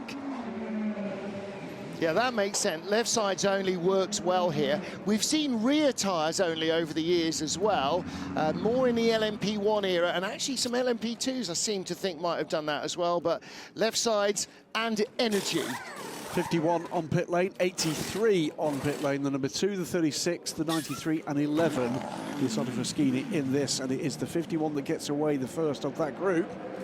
Yeah, so they are doing left sides only as well, and I think that will be repeated pretty much all the way, wholesale up and down the hypercar field. Yeah, the caddy, I can see out the commentary box window, they're changing the left side as well. It's 51 exits the pits on their new left-hand side tyres. Sorry, excuse me, Anthony, 5 seconds quicker on pit lane for the 83 than the 51. And they also changed tyres. I didn't see the tyres changed on that car, but they were on pit lane for a minute 9 at minute 14. Sebastian Wemmy's 32-second station. That's fuel only. No, that was his stop and go. Okay, so that's his first stop. So 1 minute 9 for Kubica, 1 minute 14. Ooh, race leader and Lauer's in. Yeah, 1 minute 14, 1 minute 15 for the others. 1:23 for Nico Muller. That suggests a 4-tyre change. It's very premature. And in as well comes Fred Mako. And look at the distance between what Andlauer was able to pick. 9.2 seconds over Fred Makowiecki. He's driven the stint of his life, isn't he, Andlauer there? Brilliant stuff. Andlauer, so the second he stepped aboard a hypercar, has looked pretty special, and he's putting down calling cards everywhere here, isn't he? What did we criticise Ferrari for not doing in the wet weather in Imola? Splitting their strategy. What have Ferrari just done? I think they may have split their strategy. Because it was fuel and left side tyre change for 51, fuel only for 83. Now, if that doesn't work, then 83 suffers now, but they will have two tyres later that the others don't. If it does work, then 51 and 50 also learn that you can double stint all 4 without having to do left sides only. So they are learning from their cars in the race, something that they couldn't learn in practice. And that's probably why Kubica wasn't really putting much pressure on the likes of the Ferrari in front of him with Giovinazzi, because Giovinazzi knew he was going to get another, or at least a side of tyres on that left-hand side when he came into the pit. So Kubica, what's going on down here, down at BMW, was one of the wrong, I think, bit clumsy, yeah. Well, they had another wheel. Was that the wheel struggling to come off, or were they about to put the wrong one on, it looked like? Okay, no tyres on the 50 car, yes. So white flags, by the way. This will be because you've got cars coming out on cold tyres and therefore slower than you would expect them to be. Yes, that is a new... normally a white flag means a slow-moving vehicle. It normally means a recovery vehicle or a flatbed or something. But in this case, it is used if a hypercar is coming out on fresh tyres. Even 2 fresh tyres will make them dramatically slower. Sarah Bovey, by the way, a day and a half ahead of everybody else in LMGT3, no tyres. So she's on 24-lap old tyres. About 2/3 of the hypercar fields, LMGT3 fields, stopping in a minute 8, minute 10, including Sarah Bovey. Some of them a minute 20, so those clearly have, a couple of cars clearly have taken tyres. And our brief race leader, Laurent Vantour, is into the pits for his pit stop now, so out of sync with his sister car. But he leads pour la gloire de la Belgique. Yeah, but it's 2 laps longer than many in that field. That might come into play. We'll have to wait and see what the gods throw at this next 4 hours and 52 minutes. Well, I said, didn't I, at the beginning of the race, he wasn't really pressurising Makowiecki and really keeping that distance. He was probably there just saving fuel at the same time. Wheel change, steering wheel change here, this car. I was wondering if he was getting out. Did they change it, or did he just take it off? No, he's just taken it off. Nobody's gone to him yet. Hertz Team Jota, they're the other car that were going long. They're in and have, where have they? They've moved right up the order to 3rd. So they're fueling at the moment. So to the 20 BMW. I'd attach that if I were you. No? They are going to swap it from the right-hand side of the car. It looks like, yeah, there's the new one. This is like sim racing, hot swapping a steering wheel on your sim rig. I mean, this is a little bit more high stakes, isn't it? As we see the end of that pit stop for Lance Ventura, you know, I'm going to correct you again slightly here for something you said earlier, Martin. You're sort of right about the podcast for the Vantor brothers, but it's not like that. It's just they're naturally funny. It's not supposed to be comedy. Here we go. Here we go. You got Giovinazzi on Makawiki having a look down the outside. You got that straight line speed, and the Ferrari is late on the brakes and gets the move done. Brilliant stuff once again by Giovinazzi into Lecom. And again, we see the end of it there. Look in the background. There's GT cars. That will have played a part, won't it? Probably not 46. They probably steamed by him up the Kemmel Straight, but further back will be somebody who held up the Porsche momentarily coming onto the straight. The other thing, of course, is Giovinazzi's got a tyre advantage. Left front soft. Are we sure? On this track of all tracks? We've got hypercars all around this Lexus. With that strategy to not take the tyres to the 50, that's rocketed Nicholas Nielsen up the field to 6th place at the moment. Right, according to the data, that Porsche has got a 6-lap-old medium on the left rear. There's something loose between my legs. Understood. Something loose between my legs. Stop sniggering when you say radio out in the truck. That's not good news. Something dropping around. That might be the drinks bottle or something, but what don't you want getting under the brake pedal or the throttle pedal, come to that? Anything loose in the car. I think the data is wrong. I don't think that Mako's Porsche has a 0-lap soft front tyre. I think the RFID has just misidentified the tyre. But it does mean that Porsche had a left side change. Giovinazzi's Ferrari had, according to the data I've got, all 4 tyres changed. So Julian Andlau still leads the race. We'll move wide there from the car ahead of Alex Lynn. So it will be Marco Whitman's number 15 BMW. Still this cracking little battle here between the Jota BMW and the Cadillac. The Alpine that was involved in that seems to have dropped back a little bit.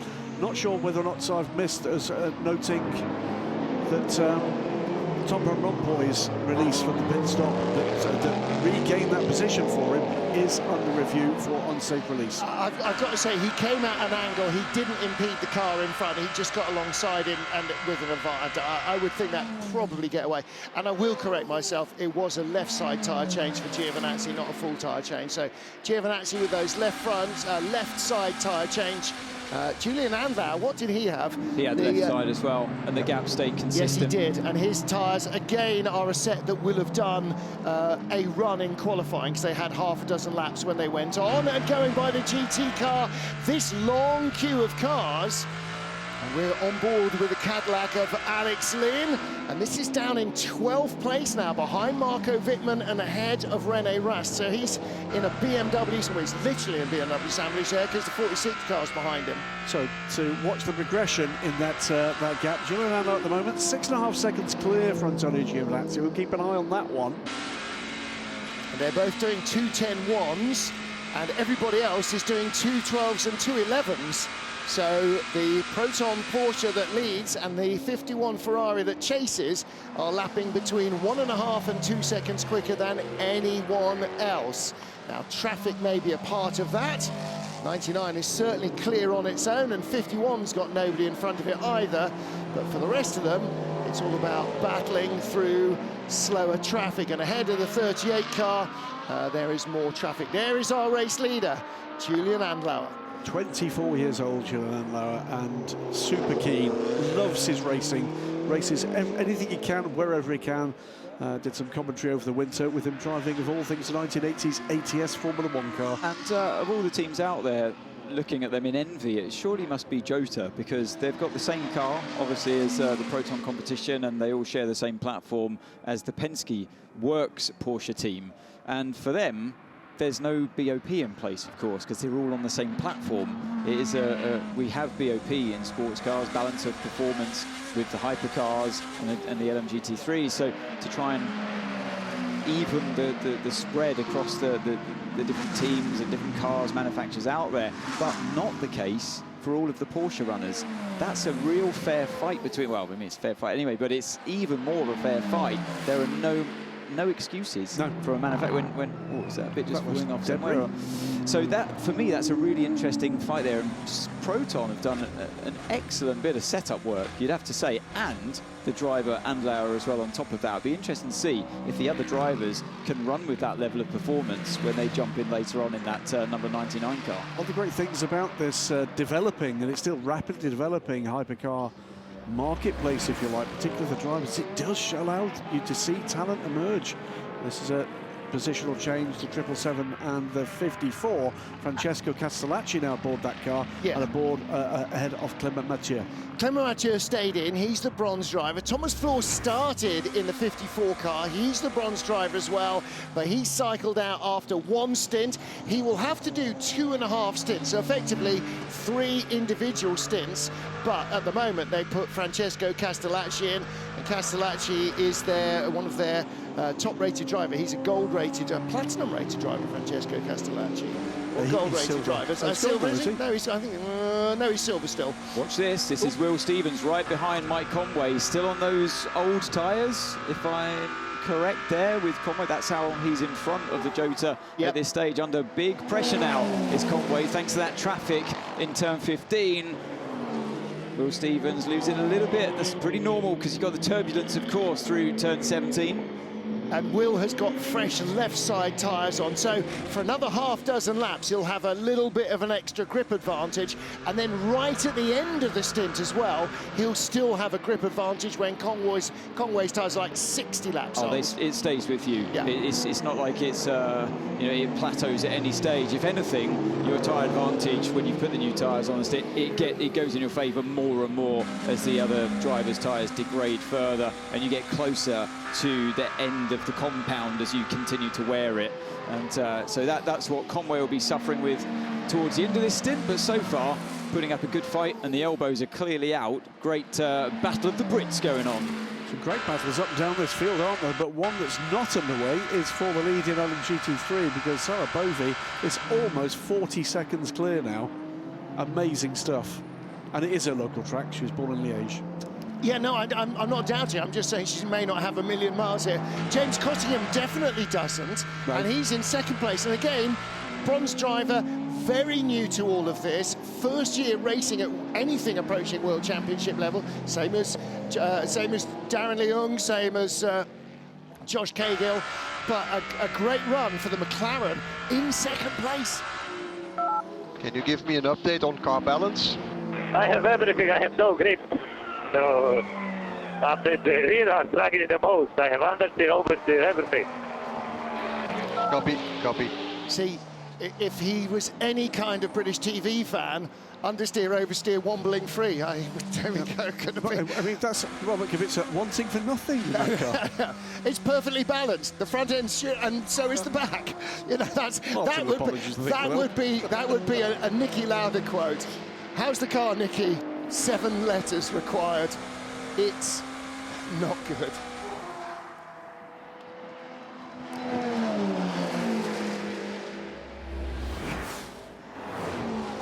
Sunny Spa-Francorchamps. I'll say that again. Sunny Spa-Francorchamps.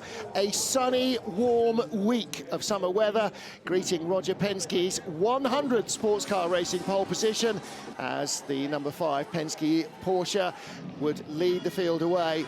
Bruno Famin, the former head of Peugeot's sports car racing program, now deeply involved with Alpine, among those gathering on the grid in front of nearly 90,000 spectators. Although probably 20,000 still in a traffic queue trying to get in as the traffic queue headed down to turn 1. 4 wide behind the leaders. Julian Andlauer from row 2 trying to get alongside the poleman, and didn't get by Fred McAveeky, then didn't get by Alex Lynn's blue-nosed Cadillac. But behind, trouble for the BMW. That was Marco Wittmann's car getting shuffled back down the order early on as the Ferraris made early inroads from a disappointing qualifying. In LMGT3, change for second place. James Cottingham getting by Ahmed Al-Hati as Paul Sitasarabovi raced off into the distance. The United Autosports McLaren, very much more of a race car here in Spa than it had been at the season openers. Julian Andlau pushing hard for Proton Competition, who hadn't even got a hypercar a year ago at Spa. They were still running both Porsches in the GTE AM class. And the number 50 Ferrari, that was the fastest car in qualifying, starting to pick up the pace. Full course yellow for Debris. And a hasty retrieval by, not the ball boys of Wimbledon, but by the Debris boys and girls of Spa-Francorchamps. Back to green flag racing, and some sharp restarting by the Ferrari hypercar drivers. BMW team running nose to tail. And the Ferrari picking up a place in traffic. Alpine looking very racy here as well, with the top Alpine in 7th place, car number 35, Charles Milesi, after an engine change overnight. The engine's oil pump letting go. Great pass for the lead. Julian Andlau was held up in traffic by that Lexus a few laps earlier. The next time they caught him, he took advantage and somehow managed to make it through a gap to grab the lead from Fred Makovici. A second brief safety car for the same reason. Debris at La Source, and then back at the restart. A great restart from the Ferrari of Antonio Giovinazzi, going around the outside of Fred Makovici to take second place.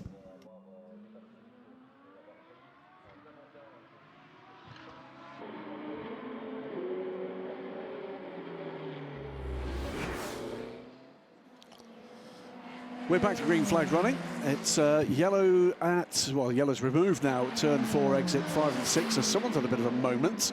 We've not seen that. Also, something under review between car 12.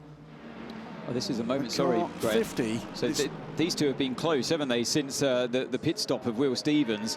And momentarily looked like he's found his way past Conway, but the last shot we saw, real live pictures, Conway was back in front.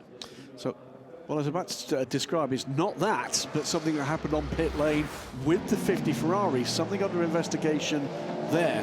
So with 4 hours and 40 minutes left to go in this race, this is looking like it could be an absolute cracker. I mean, the gap has stayed pretty consistent between Giovinazzi and Andlau. It's come out. It was 6.5 seconds. He's found another 4 seconds on him. Alex Lynn behind the BMW now of Marco Wittmann. Wittmann was behind him in 12th, has just got by Lynn. And this is this is the replay of Lynn getting back past him. And now onto the tail of 38, the Hertz Team Jota car of Phil Hansen, who took over at the pit stops. So Hansen in 10th place rather, in the points. And Alex Lynn, second stint on those tyres. Did the caddy take left sides? It did, didn't it? Yes. It did take left sides, and I just wonder if something had happened to that left side of the tyres for Lynn. He seemed pretty confused when he was driving before. Maybe it's just the car's much better on new tyres, hence the good qualifying performance. So he's really got to work hard to try and look after them even more in this stint. But certainly right now, the car looks a bit more alive, and Lynn enjoying better pace. We said we had yellow flags out briefly. We've not seen that incident, but I'm pretty certain it involved Clement Mathieu in the 777 D-Station racing car. That car's dropped a couple of positions, but has also been involved in another incident. Again, I don't think we saw that on either at turn 19. Let's have a look at this, as we can see the tyre graphics, by the way, at the bottom of the screen, but let's have a look at this run through Eau Rouge. He's struggling big time, Alex. You can get him. Yeah, that's exactly the message. I don't think Lynn needs any more motivation at all, because we know that Cadillac's quick in a straight line. What's he going to do as Hansen moves to the inside, leaves the outside open for Lynn late in the brakes? Can he get the move done around the outside? Yes, he does. That was a brilliant move, and good respect there as well between the two drivers. And Phil Hansen made room by getting up onto the curb on the inside to guarantee that there was no contact. You can fight a corner too long, he didn't. There's great ebb and flow in this field, by the way, as these strategies kind of come into play at different parts, first and second stint. Back to LMGT3 traffic now. 46 is Ahmed El Harty ahead of Ian James in the blue Aston Martin. Francesco Castellacci is right there in Ferrari, and the white Porsche is Alexander Malikin. So this is 4th, 5th, 6th and 7th. And these cars and this battle have been going hard at it for the last couple of hours. Yeah, and anyway. You can see the Porsche behind the race leader, who we now ride on board with, Andlauer, has the best seat in the house to watch this fight, and he wants to get through these GTs as quick as he can, but obviously respecting the fact that they're all fighting as well. Ian James got pushed out wide by the faster car coming through, and a great chance down the inside comes Francesco Castellacci. Didn't quite have the overlap in the Ferrari, but now he might get a chance if he just gives himself breathing space into Eau Rouge to catch the Aston. He'll pick up the tow from the BMW and the Aston up the straight. Not quite close enough, and Alexander Malikin not right there. Behind them, by the way, that's a Codis ASP Lexus of Arnaud Robin. That's for position as well. And that car, again, like the McLaren, seems transformed here. It's a real racing car. Okay, the other ones had problems, but the one that hasn't is in the thick of it with 4 different makes. And the Codis ASP have got huge experience here with GT3 cars, just not with this one. Mercedes-AMG have been their weapon of choice till this season, moving into the Lexus camp for the FIA World Endurance Championship, but they are certainly well alive here. Well, you've got a classic GT3 combination of drivers in this field. You know, in that team, they got drivers like Arnaud Robin, who last year made his first appearance at Le Mans in the road to Le Mans in a GT3 car, and they've got Jose Maria Lopez, who last year was in Hypercar for Toyota. So much different experience going on in that team. Alexander Malikin behind Francesco Castellacci, who's all over Ian James. And don't forget, almost all of these are bronze-rated drivers. Castellacci is the difference. He's a pro, silver-graded driver. So he is sort of the quicker of these and needs to make that ground, needs to use the Ferrari going through to try and get through a gap behind the Aston Martin. Speaking of the Ferrari going through, that's Giovinazzi. That's our second place runner in the hypercar field, and he would have lost an awful lot of time there compared to the relatively easier run that Andlauer had when he came across the same group. 2 full seconds. Yeah. 2 full seconds he lost in that. Given how tight both these classes are, the overall race leader is 14.5 seconds clear after 90 minutes, and in GT, it's 38 seconds clear. There's no other battle anywhere in the field that is as large as that. Ian James has gone by the BMW. He's been fighting off Castellacci for this entire stint, and now he's gone by Ahmed El Harty. The BMW's tyres are really struggling because the Aston and the Ferrari have just gone right by him. And Ian James is a bronze-rated driver, same as Ahmed El Harty. So Ahmed is looking after his tyres. Now, did he have tyres at the stop? 46, a minute 8. No, he definitely didn't. A minute 20. Castellacci's got 4 fresh tyres. So that Ferrari has got a higher graded driver and fresher tyres as we get back to the battle between Mike Conway and Will Stevens. Mike Conway in the black number 7 Toyota, currently in 8th place. Will Stevens with the number 12 Hertz Team Jota car, currently in 9th.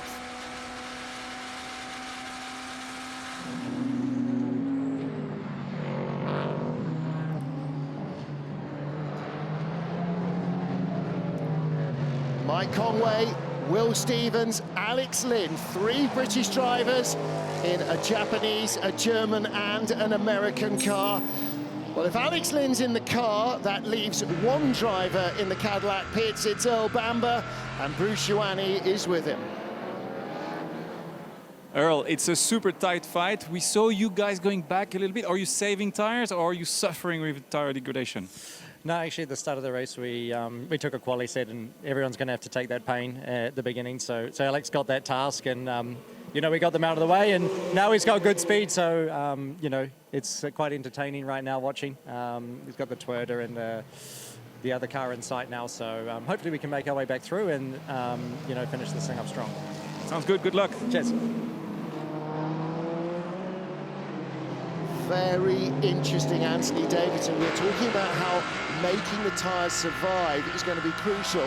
They have not even started the race on a fresh set. They've used a set that they used in qualifying. Now, that might, and actually we've got the perfect person to ask, Pierre-Alfred Michelin. We've just heard Cadillac started on a set of tyres that they used in qualifying. Will that have helped with the warm-up procedure, the fact that they'd gone through a heat cycle at all, or not so much? It's always been very difficult to understand what is the effect with a used tyre to substitute tyre.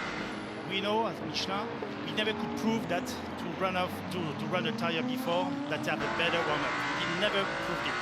We know that the drivers like the feeling of it, but from our perspective, when the tyre is new, it's better.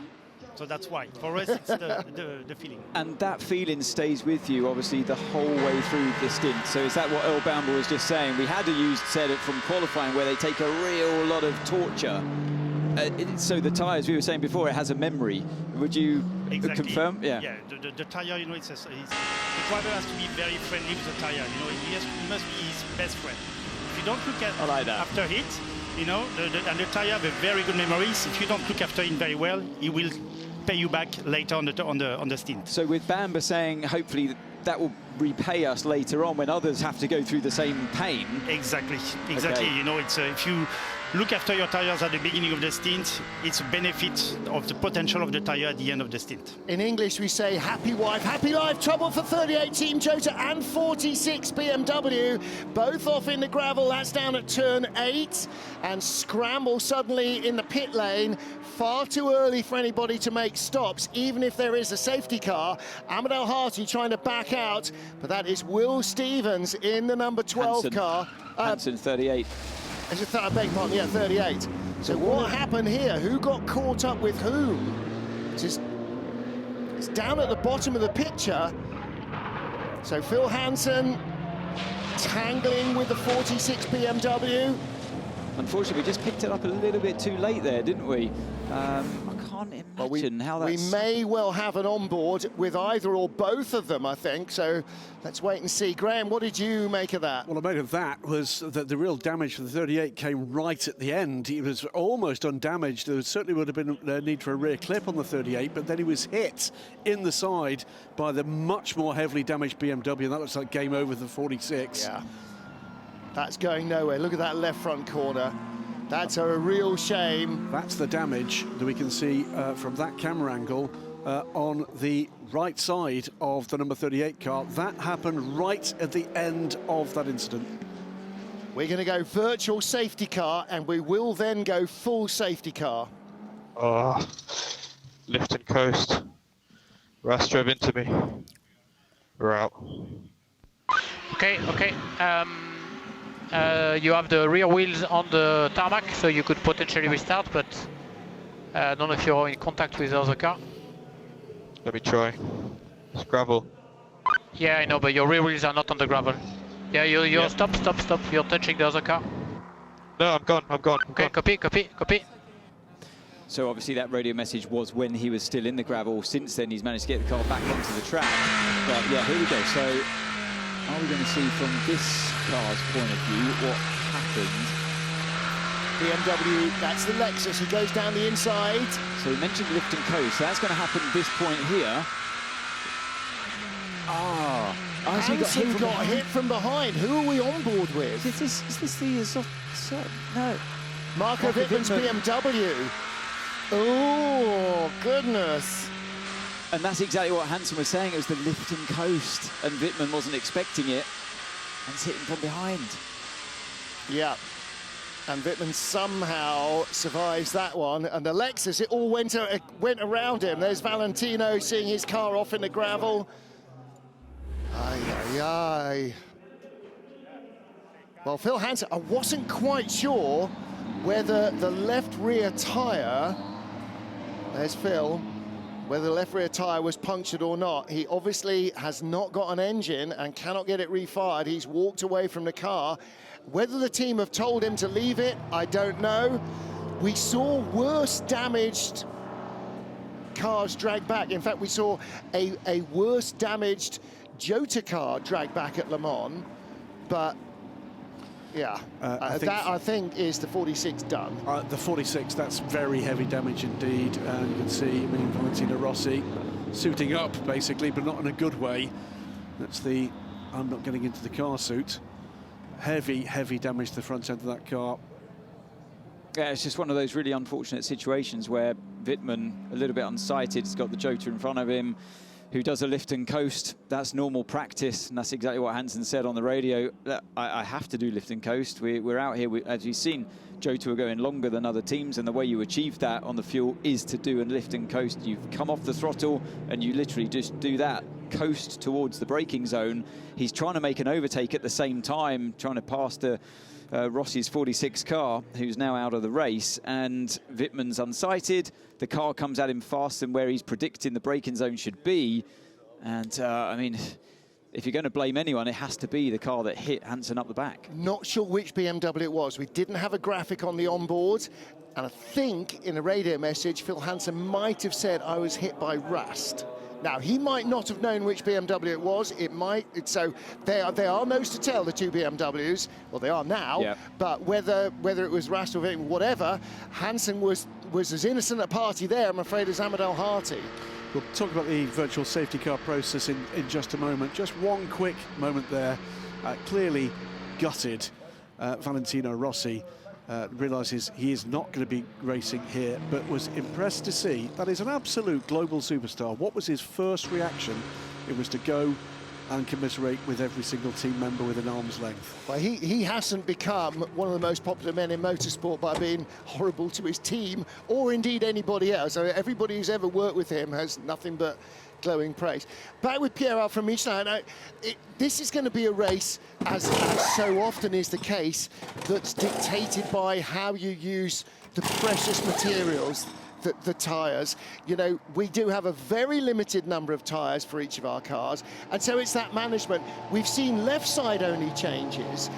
Are we likely to see rear only changes, do you think, or is it more likely to be one side of the car or all four? So today for the race, we see the conditions are very good.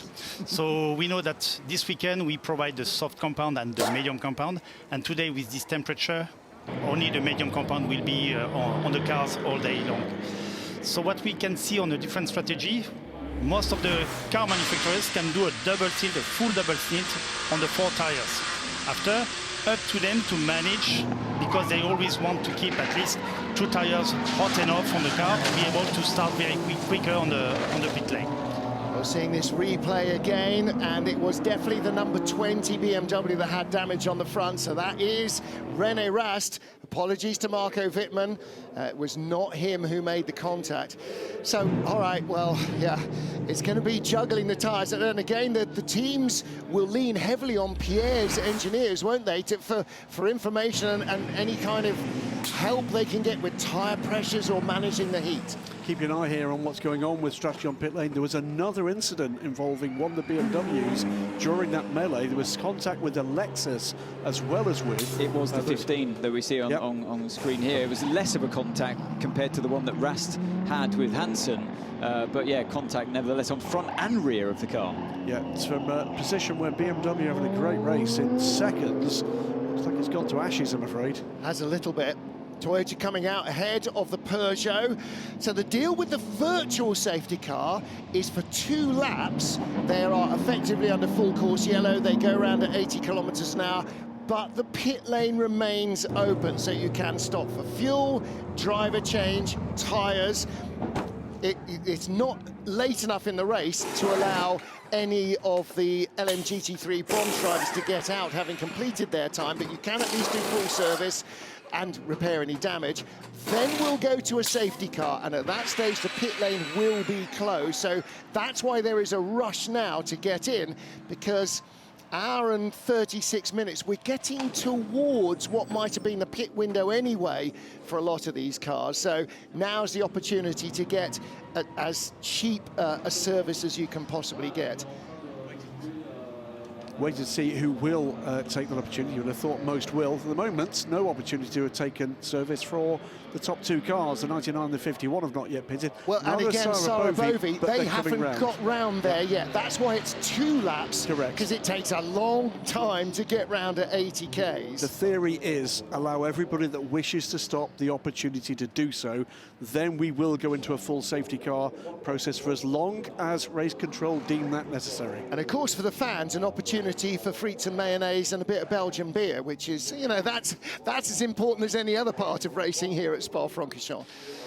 Well, Pierre, I mean, when we get a situation where the weather is so different from last year, you have to predict. I mean, what's the lead time? When we're racing here in May, when do you have to make the decision of what you bring? And further back, when do you have to start manufacturing the tyres you want for Spa? Because it's not, we've got some in the warehouse, we'll bring them anyway. The answer is very simple. We took the decision to bring the soft and the medium from the Sunday after the race in Spa 2023. So it was clear for us that last year we saw the tire choice. We give the full tire choice, and we saw that some teams, they want to get the full performance, but it was a big risk to use the hard compound at the beginning of the stint, and that's why we saw not very nice things on the seeing cars on the wall. So we don't want to see that anymore. The Michelin purpose in racing is to bring safety first to the drivers. So that's why from last year already, the decision has been taken for 1 year, and the production has started already 2 or 3 months before. So last year, the track temperature 6 degrees. Today, 32, 33. Like drivers, never trust the weather at Spa. You have to plan in advance. And of course, the Spa weather catches you out. But hopefully the wets will go unused to Le Mans. Yes, we will keep them for Le Mans, definitely. It looks like now it's safe today. Don't ever say. We hope. Leaders are in and out. So Julien Andlauer and Antonio Giovinazzi have both stopped, Graham.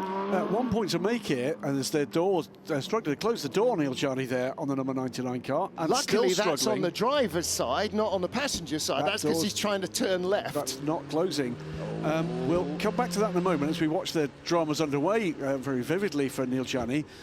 This virtual safety car plays into the hands of anybody that chose not to take tyres at that first stop, because effectively they get a free opportunity to make that choice with limited damage to their progress. They're going to be behind a safety car. This is terrible news for the 99 car right now. He can't shut that door. I've been in this situation myself before, and there's only so much you can do as a driver. He's slamming it for all it's worth, but that is not shutting. And I saw the lollipop man as well. Like he was delaying letting the car go, but he went anyway.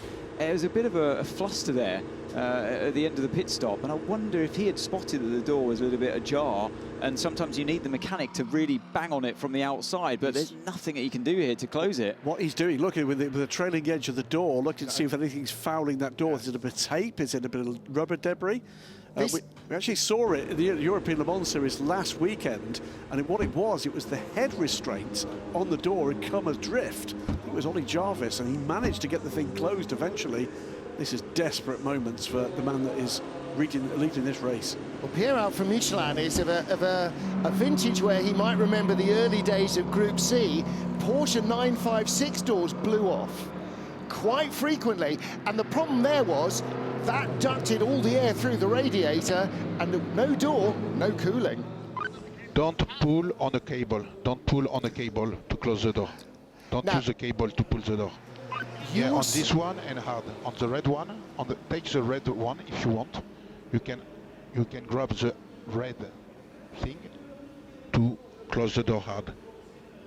You're absolutely right. He's trying to feel around the edge to make sure there's nothing foul. You will often see on the grid, and particularly in our slow-mo shots, that the mechanics will push the door down and then just click. It's not a hard slam, it's pushing it into position and then that little firm click to keep it in. It's not working. It's not working, and he will have to stop and have it done. I think the issue around the cable is that is the emergency release for the door, not to close the door. And if what they've done by trying that, they won the BMWs off the track there briefly, that will need to come in to have that door. So safety car now, and he can't come in. He has to come in. He can't come in. He has to come in. He'll get a black and orange flag. Cadillac spun behind the safe at 80 Ks, and the BMW. Is the fluid down? No, it's cold tyres, guys. Under the VSC, they've changed all 4 tyres. They're freezing cold. They're ambient. So they're all struggling with it. And they're doing 80 Ks, so they're getting no speed into it. Now, the other thing was, when we saw that last shot, there was 2 hypercars coming off track and going past a Corvette under virtual safety car. Don't think that's going to go down well either. But you're right, Martin. They have to come in to sort this problem out. The pit lane is closed, of course, but they'll serve a penalty for it later on in the race. They have to fix that door, and it's the best time to fix that door when the rest of the field is going slowly. You're going to get a penalty from it, but it's worth taking the penalty rather than stopping when everyone's under full racing conditions. Now, what are we seeing here? Okay, so this is on board with the number 20s. There's this René Rast. In front of us is Phil Hansen. Yeah, so watch out. So watch out for the lift and coast from Hansen. So we've got a run here. He lifts off, and unexpectedly he hits the back of the car. It was that concertina effect of wrong place, wrong time with the lift and coast as well. All right, and unfortunately it seems that Phil Hansen, trying to get out of there, drags the BMW with him and may possibly have done a little bit more damage to that car. The reason we're under safety car as well, and why we will be delayed, is that there are barrier repairs going on there as well. Also, what I would say from a driver's point of view is that when you know the car in front of you is making an overtake anyway on a slower, on a lapped car, the 3 into 1 or even 3 into 2, it's not going to work. Rast had a look down the inside of Hansen, who was looking down the inside and going for a move on the BMW, on the GT car. So in those moments, you might sniff an opportunity, but you've got to survive out there. And it's often the case as well. Even if you follow through the other car in front of you, that's a risky game to play as well, because the BMW is only going to let one car through before they have to commit to their racing line. So even if you're thinking of following Hansen through on the inside, that's a big risk. Don't go down the inside as well as him overtaking a car. Then the lift and coast comes, bang, you're out the race. Neil Jarni, the race leader, has been picked up by the safety car, but as you can see, he is still trying to close the driver's door, and it is not working for him. Wholesale driver changes, by the way, during this safety car. So basically, if you are able to play with a cable, I know maybe you already did it, but to play with a cable to try to unlock the system, because I guess it's staying on. So the cable we told him not to pull earlier on, that's the cable you pull to open the door, that wire cable, not the red toggle that he's pulling there. So now they're saying, yeah, try to free up the mechanism inside, and Gianni has got the black and orange flag. So you're going to have to come in and sort it out. Also on camera, seen loosening his safety harness. Not good. You can't do that, and that's not a car safety thing, that's driver. It's going to be penalty coming after penalty, isn't it? Yeah. It never rains. Oh, hello.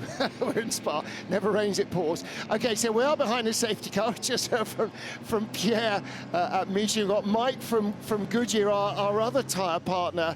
And of course, your remit, Mike, is all about the LMGT3 tyres. And you're in the same boat as the hypercars. Is that it's hot here? This is like American racing track temperatures. This isn't Spa in May, is it? Well, snow, rain, hail, plague of frogs. I think we've seen it before, and we do see it every now and again when we come to Spa. But no, it's interesting, you know, at the same time, we get to see a little bit more on the strategy and what they're doing with the tyres. And that's really interesting element of it. With the restrictions of tyres to try and keep costs within check and to be a little bit more globally conscious, It is how you use your car, and that differs.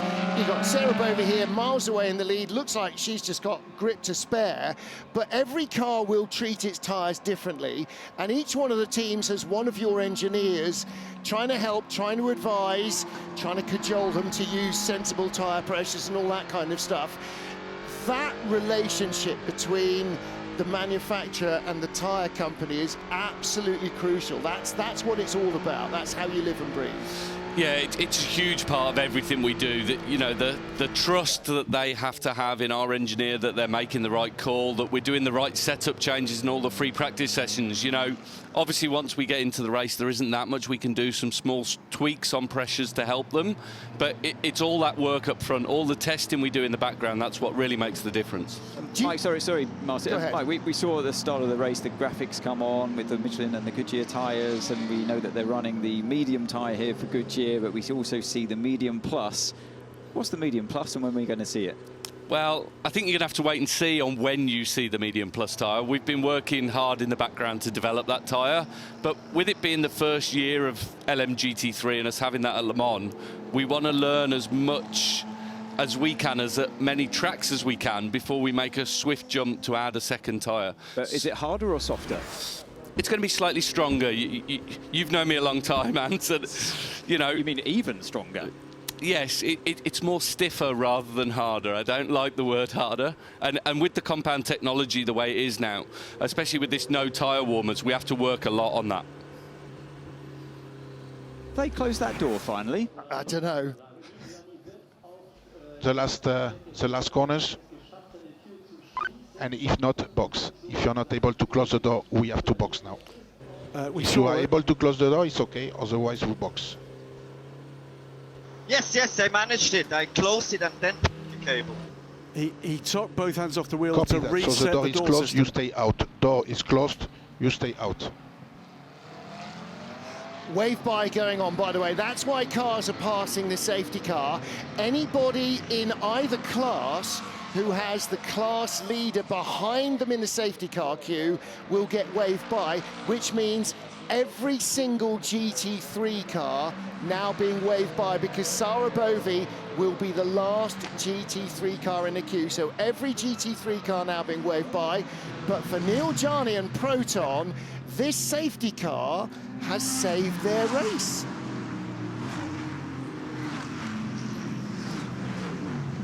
Well, 99 Proton Porsche leads the race. Neil Jarni's in the car under safety car. Let's hear from their starting driver, Julian Andlauer. Julian, fantastic beginning of the race, great fight with the Penske Porsche. And then what just happened? He couldn't close the door, but now the door is closed, it's confirmed. Yeah, exactly. I mean, a big roller coaster of emotion for us. I mean, yeah, the first two stints were pretty good for us. I mean, we could put up the pace step by step and create a little gap with the others, and that was great. I mean, the car feels fantastic even with these hot conditions. Yeah, we decided to do driver change and to put Neil in the car. And on the outlap, I don't know, he couldn't close the door. I mean, the door was open, and I mean, it took 2 laps for him to close the door, and he finally made it. So that was a big. Yeah, that was a big roller coaster. So yeah, finally it's okay. So now we just focus again in the race and try to stay in the same position. Do you think you can keep the tires? You didn't ask too much on the tires at the beginning, and the car seemed to be keeping good with the degradation? Yeah, I mean, I think we are pretty much all on the same strategy with the 2 new tires on the left side, and it's tricky, but I mean, with the fuel saving as well, it helps the tires to survive, and I mean, it's the same, let's say, compromise for everyone, so we need to make the best out of it. Thank you very much. Good luck. Thank you. I'm not sure many 24-year-olds will be quite so composed under pressure. Neil Jarni doing a great job, doing what your wife hates, steering with his knees with both hands off the wheel. I like what he's doing there with his right hand. He's pulling the cable to reset the door system. So you heard from the engineer, do it between those 2 turns. That's exactly what he did with his left hand with the window strap. This is the barrier supports being repaired, and then with his right hand resetting the door system with the cable. And this damage to the barriers is what saved their race, because it's allowed, or it's meant the safety car stayed out, allowed Neil Jarni all this time to fiddle with the door instead of having to come into the pit lane. Well, Martin, you described correctly that the safety car has saved the race at the moment for Proton competition, but desperately bad luck for the Iron Dames, because that 40-second lead that Sarabovia built up is going to go to nothing, because every other car in the field has now had a wave by because she's behind them in the queue, and the entire remaining, 17 LMGT3 cars are going to be in line astern behind the bright pink Lamborghini when we go back to green flag running. Well, if she can pull out that in a stint and a bit, she can definitely do it again. I have to say, right now, she is in absolutely a class of her own. Astonishing performance from the start of the race, and in qualifying from Sarabovi in that Iron Dames Lamborghini. And don't forget that the Iron Dames team, new to the Lamborghini this year. It's not like they've raced the Lamborghini for years. 2 years ago, they're in Ferraris. Last year, they're in Porsches. This year, they're in Lamborghinis. So, boy, have they got some engineering backup with Iron Lynx. I'll correct you very slightly in that they were racing the GT3 Lamborghini last year in other series. They raced the GTE Porsche, but they're racing, oddly enough, a GT3 Porsche in another series as well. Yes. So they do like a bit of variety, do the ladies. And boy, but before we move on to this, what a stint from Sarabovi. And Rahel Frey there, you can see, back in the car. Dorian Pan was the full season third driver. Rahel was going to be racing in European Le Mans Series, that other series that we talk about. We're allowed to talk about that. It's the same family. That's fine. So she's racing there, but because Dorian has now got a Formula Renault Freca drive as well in single-seaters, that is going to clash with most of the races. Then the original Trinity are reunited. So I've got a question for Mike, if I may. Yeah, go ahead. We look at this, we talked about the difference in weather conditions, Mike, but we talk in every single race about this LMGT3 class, about the vast variety of machinery that you're having to develop these tyres around. Front engine, mid-engine, rear-engined, turbocharged, normally aspirated cars. That has to be an absolutely enormous challenge. It does, but it's all about the work up front. You know, the big thing of doing the development on various cars, whether it was front engine, rear engine, mid engine, just to make sure that we're not giving any sort of advantage to any of them, and making sure that the degradation of the tyres across the season is manageable, also for the varied type of driver. And that's the bit that you have to always remember. On top of all the car variations, we've got platinum drivers and we've got bronze drivers, and also those driving styles also add a lot of complexity to the tyre development. And that's one other question as well. We look at this fabulous view from the new grandstand up at Raidillon. We're all buzzing, because it does feel at the moment as if endurance racing around the world is taking off. Huge number of people here. We had a massive crowd as well at Imola. Pierre is still with us in the back of the commentary box. This has got to be great for you guys as partners to this series. Yeah, of course. I mean, watching the growth of the series, we've seen it over the last couple of years, and we've seen at Le Mans, the crowds were just spectacular, but seeing the amount of people that are here this weekend, it just makes the whole thing more exciting. And I've got to make one further request, because we've got you live on. There's no pressure at all. There's no right or wrong answer. Can Martin ever go in the blimp? Of course he can. I'm sure we can arrange that for him at Le Mans. Fantastic. That's a beer you owe me, Martin.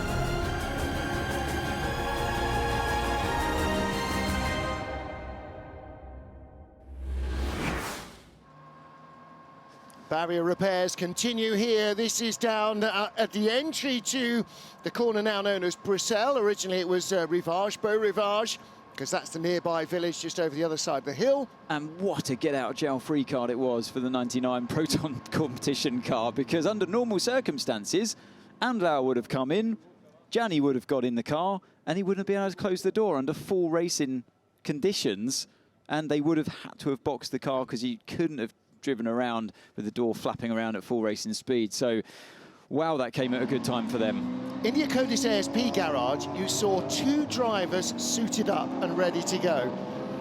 Esteban Masson and Clement, and the two United Autosports drivers as well. Now, I Okay, we are nearly at the 2-hour mark. Graham Goodwin, while you're busy texting, what's the minimum driver time in a 6-hour race for a bronze driver? Give me a moment. Sorry, I was just in the middle of something else. It's basically 2.5 stints, so they were all expecting to have to do 3 full stints. But clearly, now Sarah Bovey is getting close to the end of her drive time, because you can see, is that Michelle Gatting or Rahel Frey? Rahel Frey, I think. I know, it'll be Michelle. No, it is Rahel getting in. Yeah, so that's out of order normally. That's changed, because remember, the switch. Rahel is now the silver and Michelle is now the gold. Aha, right, okay. So we may be getting to a stage where behind safety car, or not long after, we may see our bronze drivers, LMGT3, heading into the pit lane. And that's why the 2 Akkodis ASP drivers were suited up. And that may well be followed down the line. Have to say, don't think Sarah Bovey will be in any hurry to evacuate the car. She is doing a stellar job against her peers, and the pros like the likes of Francesco Castellacci have got into the car. But, you know, she's ready to take this thing by the scruff of the neck and race away from the opposition.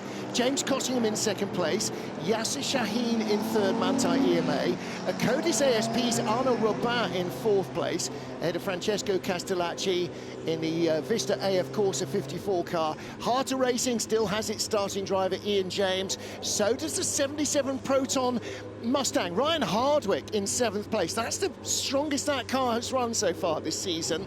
Then in 8th place, the 92 Manthey Pure Racing car. That's Alexander Malikin, who started last after that big crash in qualifying.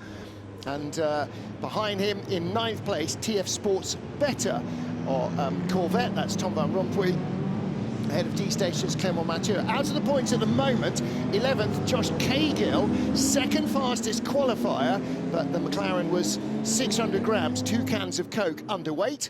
And there in the 46 garage, you can see that everybody has got the Dr. Rossi Fumi 46 hats on.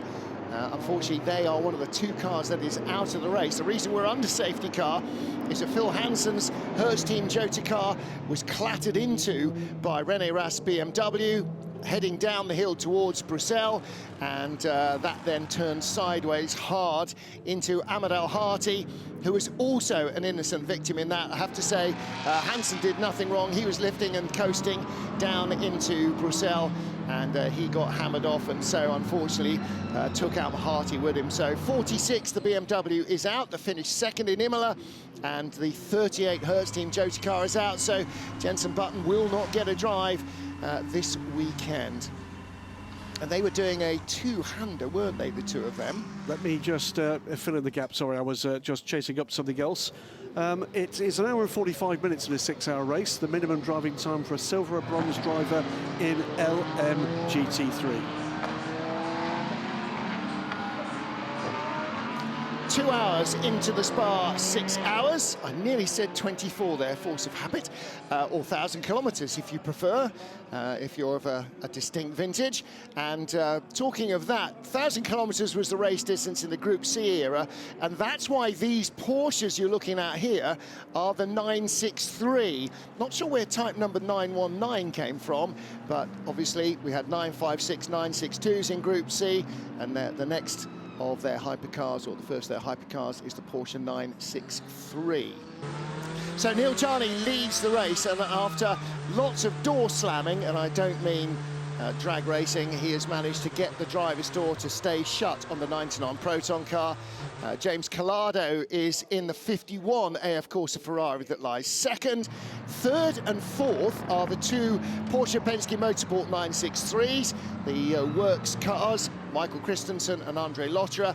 Yiffy Yi is in 5th place. He's taken over the 83, the yellow Ferrari, started by Robert Kubica. And in 6th place is the 50 Ferrari. So we've got 3 Porsches and 3 Ferraris in the top half dozen. So just to clarify just exactly why we're on the safety car, you can see it very visibly there. It is the replacement of the barrier, not just the facing Armco barrier, but also the supporting pillars for that barrier after that heavy hit taken principally from the 46 BMW, the M4 GT3 with Amin Al-Hati aboard. That after René Rast, his BMW into the rear of Phil Hansen's 38 Porsche 963, the Hertz Team Jota car. Both those cars then careering off, taking heavy damage to both. We're listening to what's going on aboard the 63 Lamborghini of Andrea Caldarelli. If you need, remember you have driver fan for the air. It's already on. Ready on? No, I think you are before Rouge. No, it's already on. Yeah, sorry, joking. Sorry, I didn't really understand the joke during safety car. I didn't get it either. Chortle. Andrea Caldarelli, new driver in the car. That's exactly what I'd do if I was a race engineer, and it still wouldn't be funny. So he joins Mirko Bortolotti and Danny Kvyat this weekend. So the reason that Andrea Caldarelli is in the car is because their regular third driver, Edoardo Mortara, is, like a number of his peers, on Formula E duty in Berlin. I know they were all watching closely during the qualifying session yesterday. Stoffel van Dorn from the Peugeot team and teammate Jean-Eric Verne are there. And I know that long-time WEC racer Antonio Felix da Costa was tuned in to the action, so I'm assuming they may be today as well.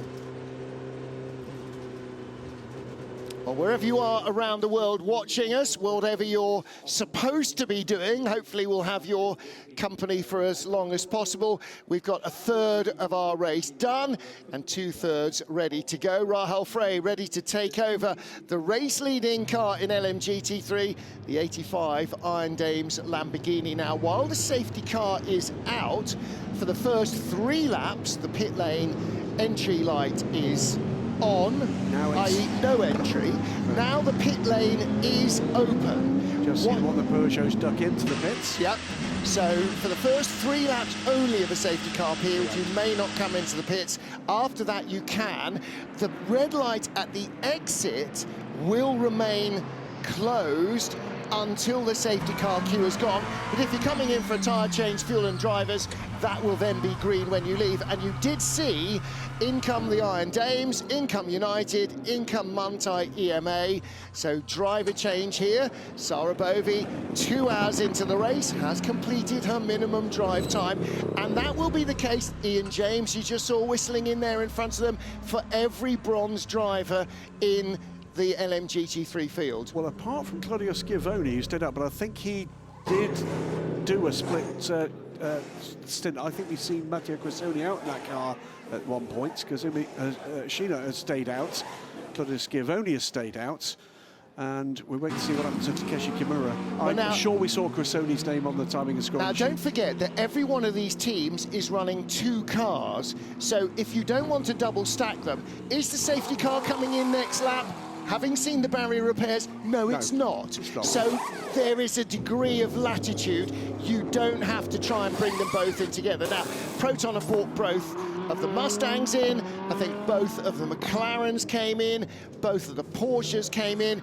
But you're not under that time pressure. James Cottingham's car, the McLaren, back out in front. Ahead of the Iron Dames, and that's because they were on pit lane 6 seconds faster than the Lamborghini. So United Autosports have turned the car around very quickly, and that has given Nico Costa, their Brazilian driver, an advantage over Rahel Frey. Well, here's Sarah Bovey. There we go. No matter what her emotions are going to be about what's happening in the last 5 or 10 seconds, stellar stint.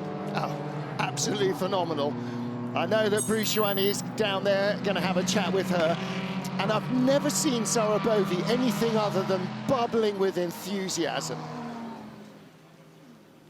So a fantastic start of the race, took the lead, even created a big gap. Now the gap is gone, but it went good. You're confident?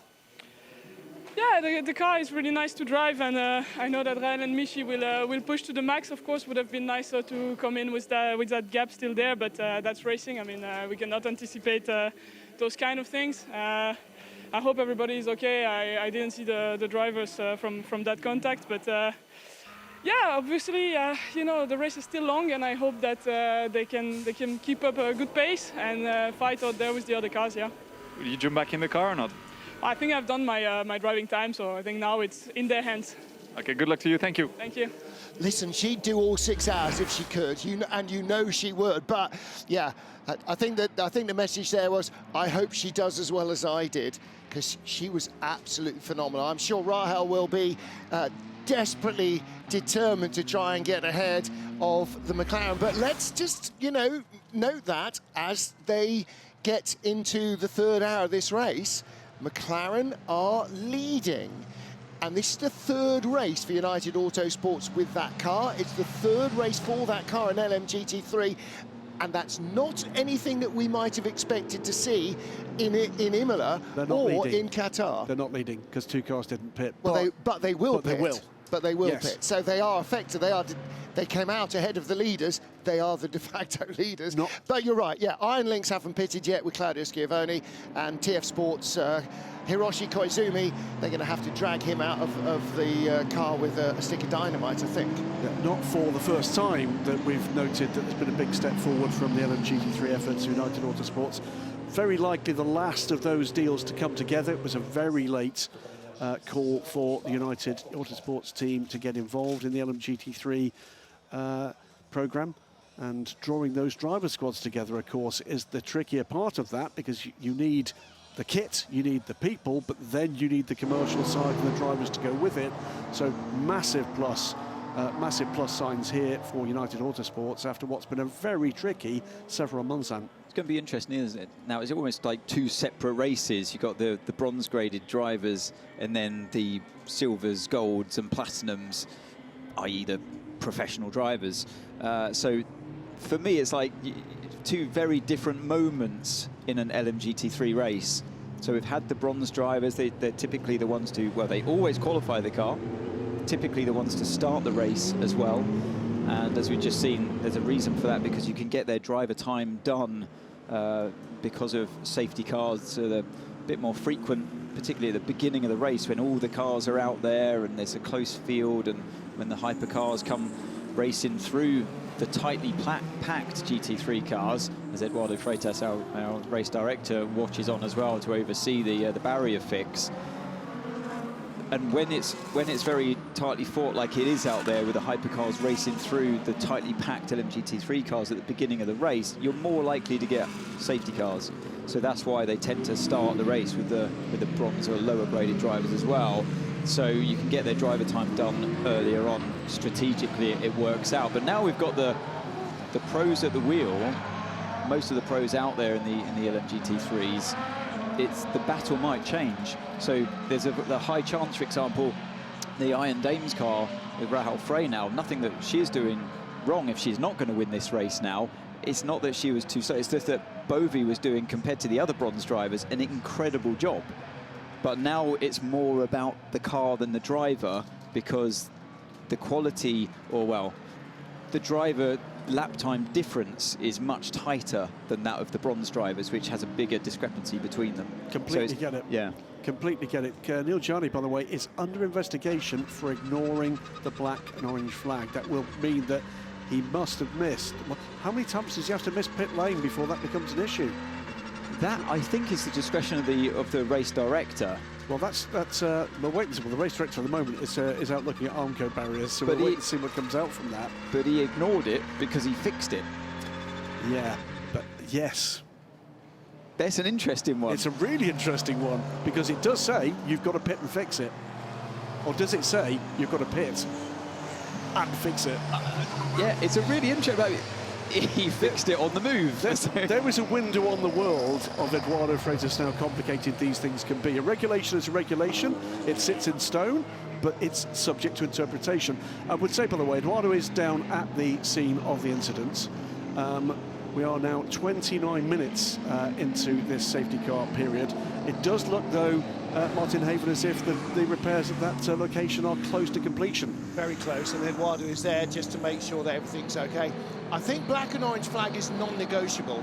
When you've been told to pit and fix it, ignoring that, I think the key element there is the black flag part of it. It is an absolute law. It's not an advisory.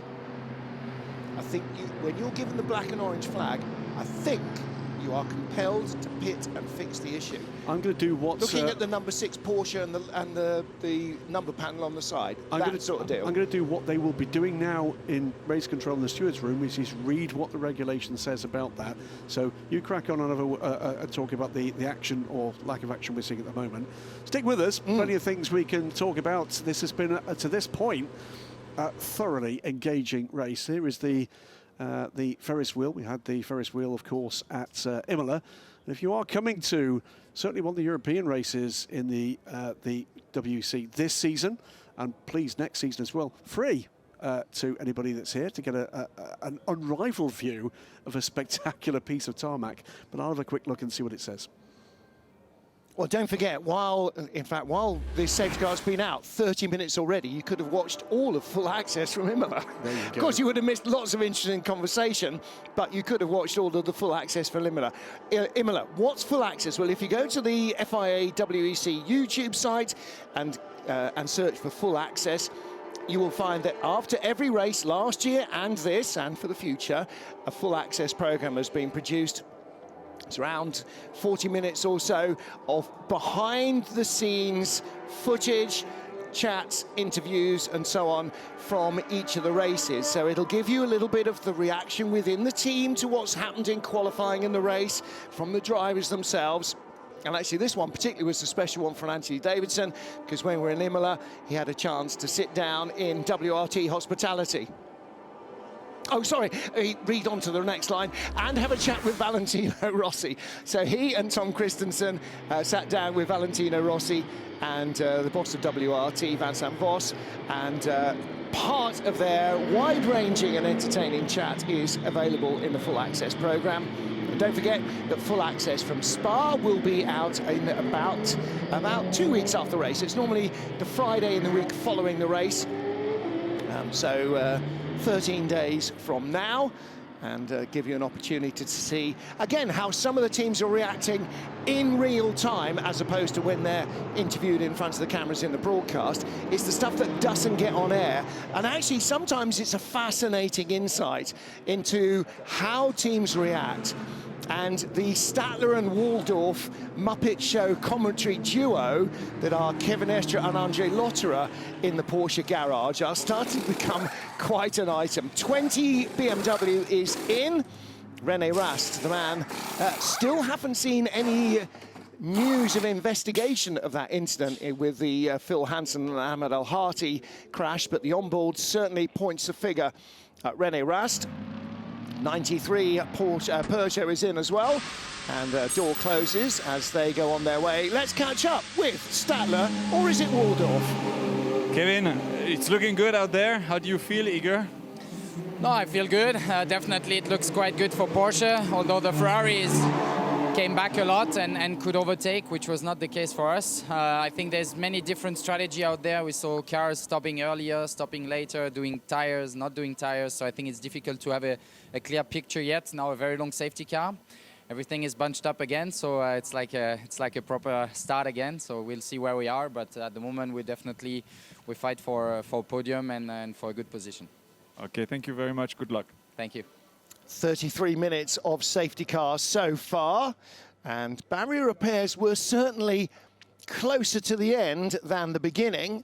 We saw the support posts being put in. That's normally what happens. When you hit the barriers, they ripple and bend, but when you hit them hard, they move the posts, and those have to be reset and made sure that they are firmly in position just behind where we've gone by on the driver's left-hand side. The drivers will be monitoring that. The teams are only seeing the pictures that you're seeing at home that we're seeing in the booth, so occasionally we'll see the action. Drivers are going by every lap, and so they'll be going, oh, they're packing up the trucks now, guys. Okay, we'll start to get ready for restart. Little interesting moment, I think, when you were off headset there, Anthony, we heard a little radio with the Lamborghini And Andrea Caldarelli, the new driver, being told that he could turn the driver's fan on, because two things happen when you're behind the safety car. First of all, the sun comes glaring in and there's no aircon. And secondly, the adrenaline goes. And so you feel the heat and you feel any fatigue. Obviously, he's only been in for a few laps and that's behind the safety car. But having a little fan on to help move the air around, it doesn't matter now that it's taking energy from the engine. When you're racing, it does matter, so that'll get turned off again. Well, it's more that there's a cockpit temperature limit as well in these cars. So if it goes, I think it's 7 degrees above ambient temperature or a certain temperature in the car, then you can get in trouble if the FIA see that. Then so that limit is there for driver safety. So they're not getting too hot. And some cars in Hypercar, particularly some of the GTs as well, I think are running aircon. Not every team. I know that Toyota don't run aircon in their car, for example, but Peugeot do. I don't know if the Lamborghini is one of those cars that has air conditioning as well. But as you say, rightly there, it saps power. Also, one thing to consider when the car's moving at speed, there's more natural airflow coming through, so it can blow that air onto the sensor and keep the cockpit temperature generally a bit cooler. But running at safety car speeds, the cockpit temperature can rise up, so you need to put the fan on. Now, there's a whole host of cars out there on very fresh tyres with fairly fresh drivers in, although they will be starting to stew a little bit. No matter how much airflow there is, it's not what a road car driver would consider to be airflow through the cockpit. So they'll be all hot and little beads of sweat running down the face and into their eyes, just going, come on, let's get racing again. But the real problem is everybody is nose to tail, and when we do go green, it is, as Kevin Escher said, it's going to be like a whole new race. And you can see there from the tyre graphics, almost nobody carrying over old tyres. So, yeah, it's going to be really important to try and make the most of fresh rubber. And as you can see, the car's just weaving around. Anthony's always said that the best way, and in fact, Mike from Goodyear is desperately trying to instruct the GT guys not to weave at all, because the tyre will not respond to that. You've got to go on and off the throttle, on and off the brakes particularly. But when you're in a queue of cars, that's really hard to do. You cover the distance that you're leaving to the car in front. If he's hard on the brakes and you're simultaneously hard on the throttle, that gap closes a little bit too quickly sometimes. Well, from my experience, I disagree with that slightly, because you need a bit of everything. You know, you need the longitudinal effect through the tyre, the acceleration and the braking, but you also need to warm up the surface of the tyre. You do need some lateral in there as well, so i.e. moving around the steering wheel to try and generate particularly some front temperature. As you see the Soto there caught with the red light on at the end of the pit lane. You wouldn't believe the amount of drivers that make the mistake by just carrying on because they see the rest of the field go through. So he's done the right thing. The green light's on, and now I can see from the commentary box window he's on his way to join the back of the field as we pick him up there. But yeah, from my experience, it does make a difference when you weave around particularly quite vigorously and overslip the tyre on the front. It's easier to build rear tyre temperature through the surface because you can actually wheel spin the car. The front tyre is a bit harder, and that's why they weave around. You can also put a little bit of energy through the sidewall of the tyre as well in doing that. And these are big, heavy cars with a lot of weight there and the transfer. So, yeah, I would, from experience, I would disagree. Just see the safety car pass the instant side, and all the equipment has now left. So we are not a million miles away from this going back to green. Meantime, while we're getting this field up to speed, let's go and have a listen to what's going on at Toyota. Seb and Boemi, good start. Oh, I mean, not a good start, but like now there's a restart, and it's been bunched up, so it's a new start of the race. That's what I meant. Yeah, exactly. No, the start, obviously I went on the outside, I got touched, actually quite badly, and then going down to Eau Rouge, I had the feeling the car was wobbling a bit. So I was not very confident to push really hard. You know, I didn't know whether there was some big damage. And then yeah, we got a penalty directly after 2 laps because of an infringement in the Reco lap. We're actually not yet sure that we should have got the penalty, maybe not, so we'll investigate. But of course, yeah, we were then out of sync at the back. And I was doing a pretty decent job with the old tires to try to come back. And now with the safety car we are back in P9 or P10, so I guess it's going to be a long race still, and tire degradation will be key. Yeah, you were saying after the second stint or during the second stint that tire degradation is going to be key. How is it feeling so far, and what's your take on it? Yeah, we try to go for a double stint just to save the tires for later in the race. So you want to have the best tire possible at the end of the race, obviously, especially if there is a safety car. But yeah, so it's difficult, and you have to go long with some of the tires, so it means a lot of deg, and you've got to manage that. Okay, well, good luck for the end of the race. Thank you. Again, it's not just what you have. There's Larry, Mo and Curly sitting in the background, gurning and photobombing poor Seb as he's trying to be serious. It's not so much what you got, it's how you use what you've got. And Toyota have the experience double stinting their tyres, not taking left sides, building up a little tyre advantage in their 82, locker please close for later the gap. in the race. 82, please close the gap to the safety car. But both Toyotas now in the top 10. And better news, so he's talking about the tyres, and to touch on what Seb was saying there as well, you know, they were going long on their tyres, and the Cadillac started the race on a used set, a qualifying set of tyres. They're out of the way, and now with their safety car, they've lost nothing at all apart from a few track positions, but they've ditched that set of tyres that they ran under full racing conditions. So other teams will have to run those later on and after this safety car period. So they've eradicated that loss pretty much from earlier on. And half an hour here, getting on for a full stint with tyres doing no work. So in fact, everybody's going to have a little bit more tyre margin left for the remaining 3.5 hours or whatever's left when we go green, maybe 3 hours and 20 minutes. Claudio Schiavone finally comes in from the lead in LMGT3, but stays in the car.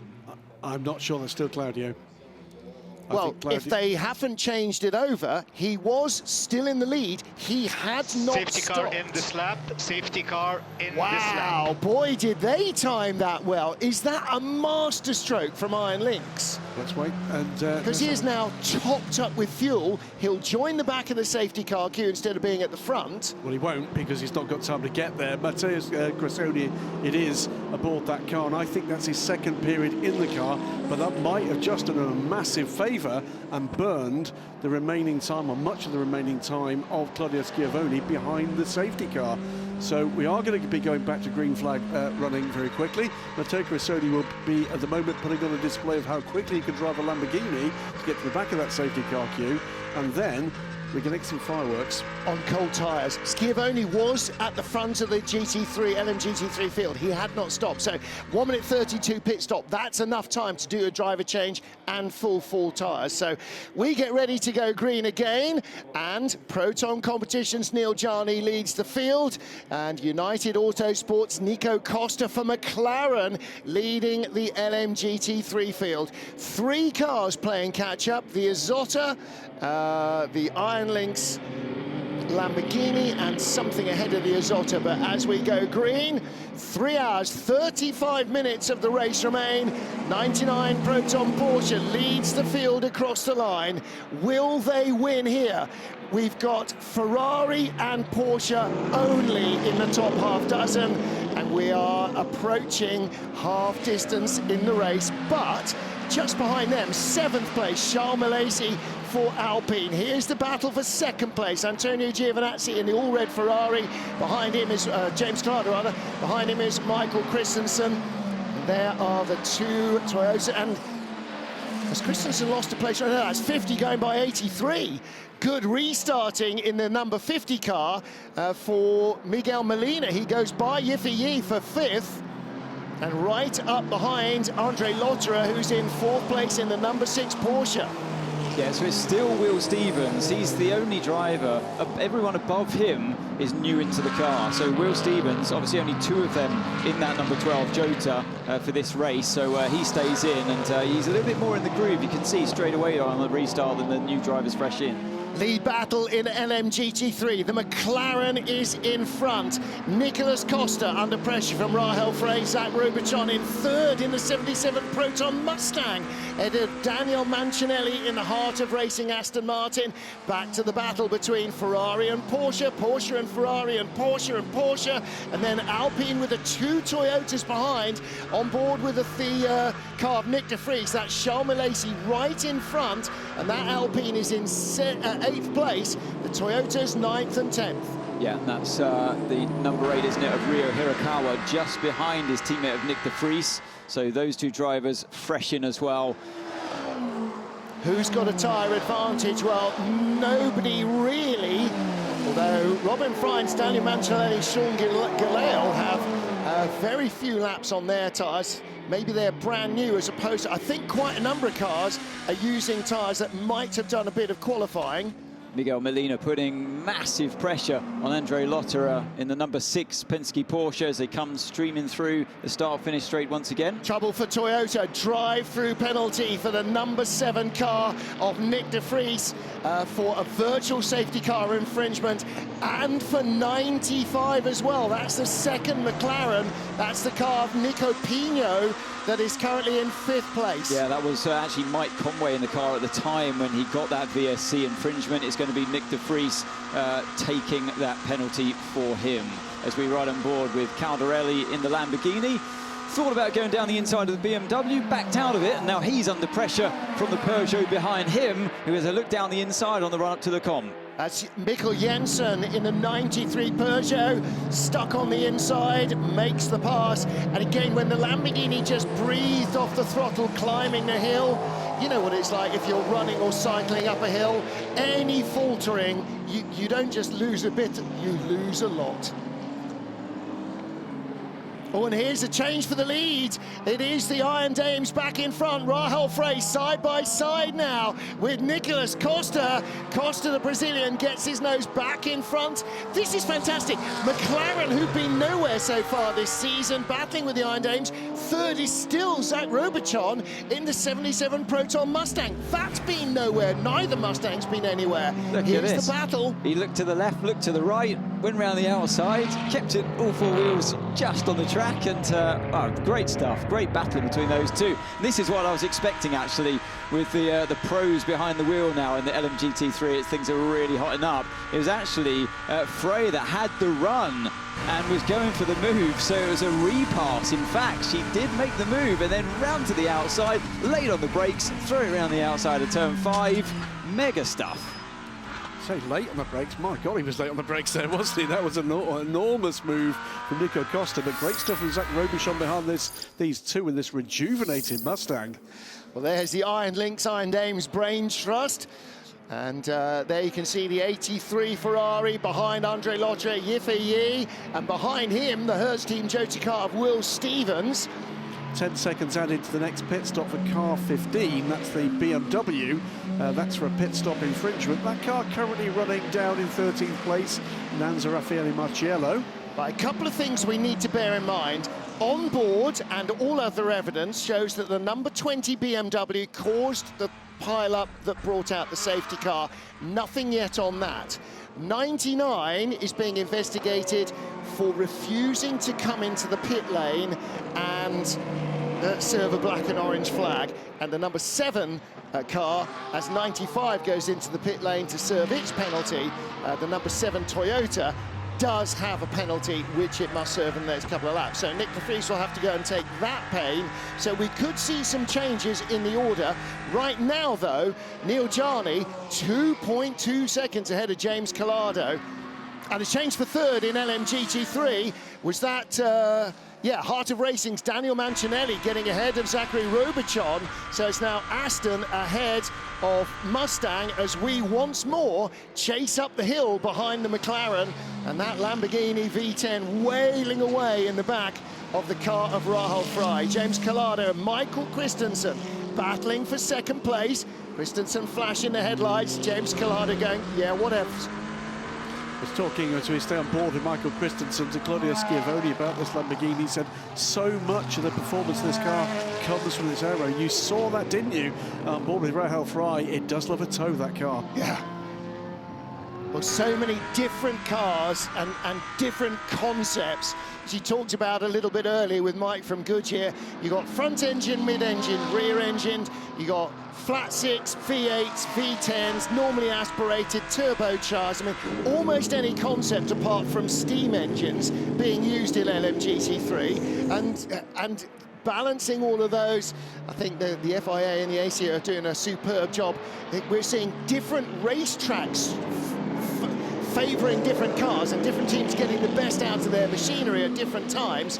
There's no one dominant force in the category. The one dominant force in the category in Hypercar at the moment is Neil Jani at the moment, pulling away from the field. He's now 3.5 seconds clear after we went back to green flag racing. So the speed is still very much in that number 99 car. And yeah, I think that Collado's he's easing his way into this stint. I don't know if he's just purposely doing that to look after the tyres, but he's got a train of cars behind him. Yifei, I'm sorry, I used to call him Yifei. I think he used to call himself now it's Yifei, so I can finally get that right. And he looks to be one of the fastest cars on the track, but caught in that gaggle of cars.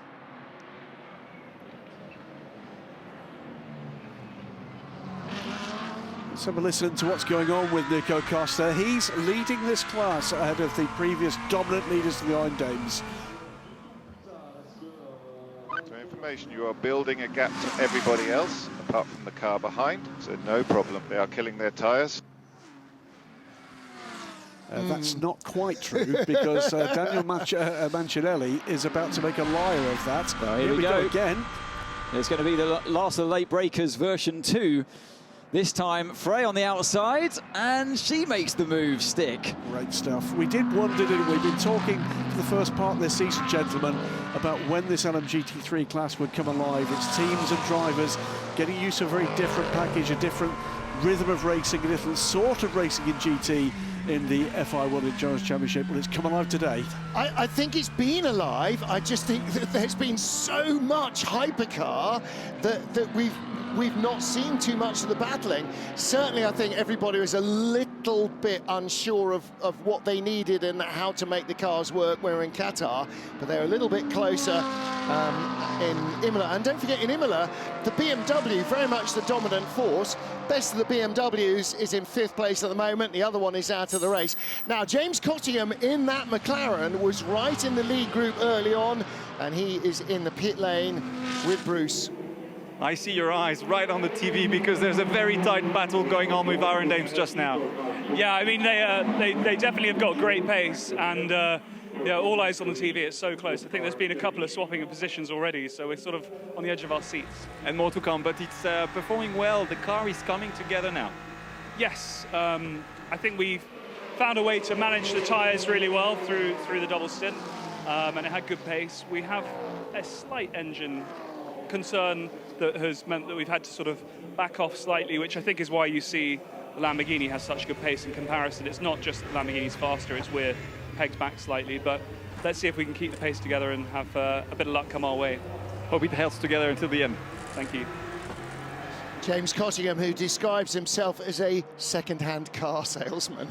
Not the sort of second-hand car that any of us can afford, I'm afraid. So, but yeah, I mean, what a great position for them to find themselves in, earn themselves. He was right up there in 2nd place before the pit stops. Didn't quite have the pace of Rahal Frey, but as he's just told us, they're having to wind off the performance to preserve the engine, and that's part of the reason why Daniel Mancinelli in the heart of racing Aston has hove right up behind them. Rahal Frey with the Iron Dames Lamborghini leading. Now, we've just seen confirmation drive-through penalty for the number 20 BMW. That's the car that was driven by René Rast into the back of the 38 Hertz Team Jota car of Phil Hansen that triggered the half-hour plus safety car period. So drive-through penalty has been notified for the number 20 BMW. Yet to see the number 7 Toyota come in and serve the penalty that it incurred, and 77 under pressure, under investigation. That's a real shame. That's the better place for the two Proton Mustangs, the turquoise car. That's under investigation for a pit stop infringement. And Robin Freins in the number 20 BMW, also under investigation for going off track and gaining a lasting advantage. And in the driver's briefing, Eduardo said, particularly things like the inside of the left-hander at Les Combes, if you cut somewhere, you go off track, he said, I want you to make very clear that you have lost ground. We're not going to argue about, oh, I lifted off and saved 1,000th of a second. You've got to make it clear. There may be further dramas for that 20 BMW, because now Robin Freins is under investigation, off track and a lasting advantage. So, yeah, it never rains, it pours. Again, for the second time, trotting out that hoary old thing here at Spa. 94 Peugeot. This is, where is he now? I'm getting number blind. Where is the 94 Peugeot? That's the one that was delayed. Loic Duval back at the wheel. Seems to be lapping pretty quickly, 209s. Most of the rest of the hypercar field are doing 209s. And the race leader, Neil Jani, is now backed off from 207s, back down to 208s. James Collado just lost, or just got warned about track limits in second place in the 51 Ferrari. So we got Porsche, Ferrari, Porsche, Ferrari, Porsche, Ferrari. Is there a pattern? Well, I mean, the only pattern at the moment is that the 99 Porsche is pulling away from all of them. But Collado seems to be getting into his stride a little bit more here. Here's the 31 BMW. This is the car that remains in the race for Team WRT. That being driven by Sean Gallale. I think that was started by Darren Leung. I have to say, we didn't actually mention that car at any stage. And just behind, Pure Racing versus the 99 car from 88 car from Proton.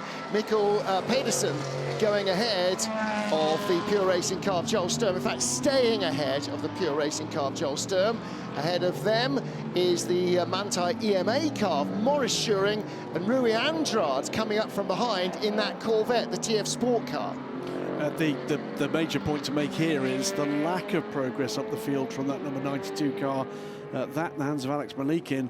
We've been used to that car being right at the pointy end of the field. Remember, this is the car that was basically destroyed yesterday, rebuilt around a replacement chassis, and with Alex Malikin, I'm sure, feeling a little bit second-hand as well. Oh, side by each, 777 and 78 or 87, 78. Now that is gaining a lasting advantage by going off track. He not only stayed there, but got by. And there was contact with the McLaren. That's 90. That's the 82. That's 82. The Corvette. Yeah, oh, sorry, beg your pardon. So the Corvette was it the Aston Martin? The Corvette picked up a puncture here because of that contact. And, you know, rightly so as well, because he overtook off the track. So that poor old Aston Martin got overtaken off the track on the inside and the outside. Yeah. Sebastian Beau in the 82 car with that left rear puncture. There's a little bit of a lock-up there from the Ferrari going by as well. The unladen left rear locked up. So just to repeat something we said yesterday in the qualifying show, there's a difference for this race for the Mustangs. We'd seen some bodywork damage causing dramas for the Mustangs from the start of this season, but there has been a change, a reliability related change from the Ford Performance team and Multimatic, who built these cars to strengthen up the fasteners on both the rear deck, the boot lid, and for the rear diffuser. They've both been points of impact which have had problems since the start of the season. That should be in the past. Here's a change again. Yep, Alan Bassar goes back past Clemens Schmidt. Clemens Schmidt had almost an entire lap to give the place back that he must have known he earned by shortcutting right here, not bothering to go all the way round Radio. This time he's clean, but he's in the tow. But, you know... And the racing line is where the D-Station car ends up. So it wasn't like... I watched that Corvette very closely, and he saw a gap momentarily on the right-hand side, but the right-hand side is the racing line. Drove off the circuit and then tried to muscle his way back onto the racing line after. But you cannot overtake off of the circuit. Battle here for 8th place, 35 in the Alpine of Charles Milesi. Earl Bamber straight up the inside under braking, got a massive run through Eau Rouge, almost ran into the back of the Alpine, out of Eau Rouge and over Rédillon, and then up the Kemmel Straight. He went by him, and right behind them is the number 8 Toyota, because number 7, Nick de Vries, has now served that penalty. At least it looks like he has, and there is the 82 in the pits with that puncture. Replay of the pass, clean as a whistle. Milesi not fighting that one. Once somebody's coming steaming up the inside that quickly, Anthony, you can fight it and go straight off, or you can just accept the inevitable and minimise the damage. Exactly. It's a difficult one under the braking into that corner, because obviously you can run the risk of running off the track if you brake too late, and there is the right path you have to take, which costs a lot of time through Le Combe if you go off the track. So yeah, it was some skillful stuff by both the drivers there. And that toe, by the way, through the speed trap at the end of the Kemmel Straight, 314 kilometres an hour for that Cadillac. Here we go again. Here's a run for FIA as he's giving the car number 6 some serious pressure here. They can squeeze through. They have, of course, a Ferrari on the inside. Breeze off the throttle when you're in the turbulence, though, and you're slightly off the circuit there. And that's a result of following the car a bit too closely. Not under attack now into turn 18 for Andre Lotterer. And yeah, with former teammate Will Stevens right behind him, and coming up behind is the number 2 caddy of Earl Bamber as well. So this is 5th, 6th, 7th, 8th all together. Just ahead of them, the first of the red Ferraris, 51, James Calado goes ahead. And then Miguel Molina next up. Yeah, that caddy, it's almost like a heat-seeking missile at this point, isn't it? It's got target engaged, something that's gone by with huge smoke to the rear of... That was the Lamborghini. Oh dear, yes it was. There is the Lamborghini. Down on the right-hand side. It's got a right rear puncture, and it's just come past the pits. Clement Schmidt under investigation for that pass that we saw a couple of laps ago. And you know, there is a fixed camera there. It's not like somebody's looking the other way and doesn't spot it. It's a camera. They spot every single thing. One person in race control, their job is to monitor the turn 4 camera for 6 hours. I mean, I'd like to think that he did give back the position. Took a little bit too long to do it, in my opinion.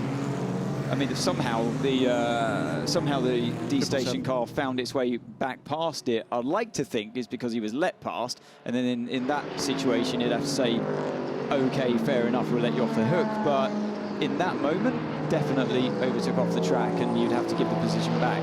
But it took almost a lap, so 6 kilometres to give it back. There were other places he could have given it back more immediately. It's OK, as long as you give the position back, it's OK. Within a lap, I think it's fine. It is fine. Nah, it's not. It definitely isn't. So the Cadillac, by the way, has caught the 12 Jota ahead. This is the battle for 7th. They're trying to stick with the AFA in the 83 AF Corsa car for 6th, but lots of developing battles here, and with traffic a major factor as well, Anne Davidson. Well, look at that one as well. Yeah, see the Corvette just going to the racing line, ducking out the way of the Toyota that was behind it on a big slide from the BMW through Blanchimont. And the Cadillac now coming up as well. It's pretty frantic stuff here, isn't it? Cars, the hypercars trying to get their way past the LMGT3s. Thanks to that safety car, it's almost like the start of the race again, where everyone's bunched back up again. Don't forget that red and white 31 BMW is our points leader in LMGT3. They finished 2nd last time out in Imola behind the 46, but they are the points leaders. Well, 63 Lamborghini struggling with that puncture for Andrea Caldarelli. If you cannot go back, stop on right. Don't add extra damage. No, I mean, I can drive very slow. It's okay. Okay, it's not a tire, it's just suspension, so something broken in the suspension.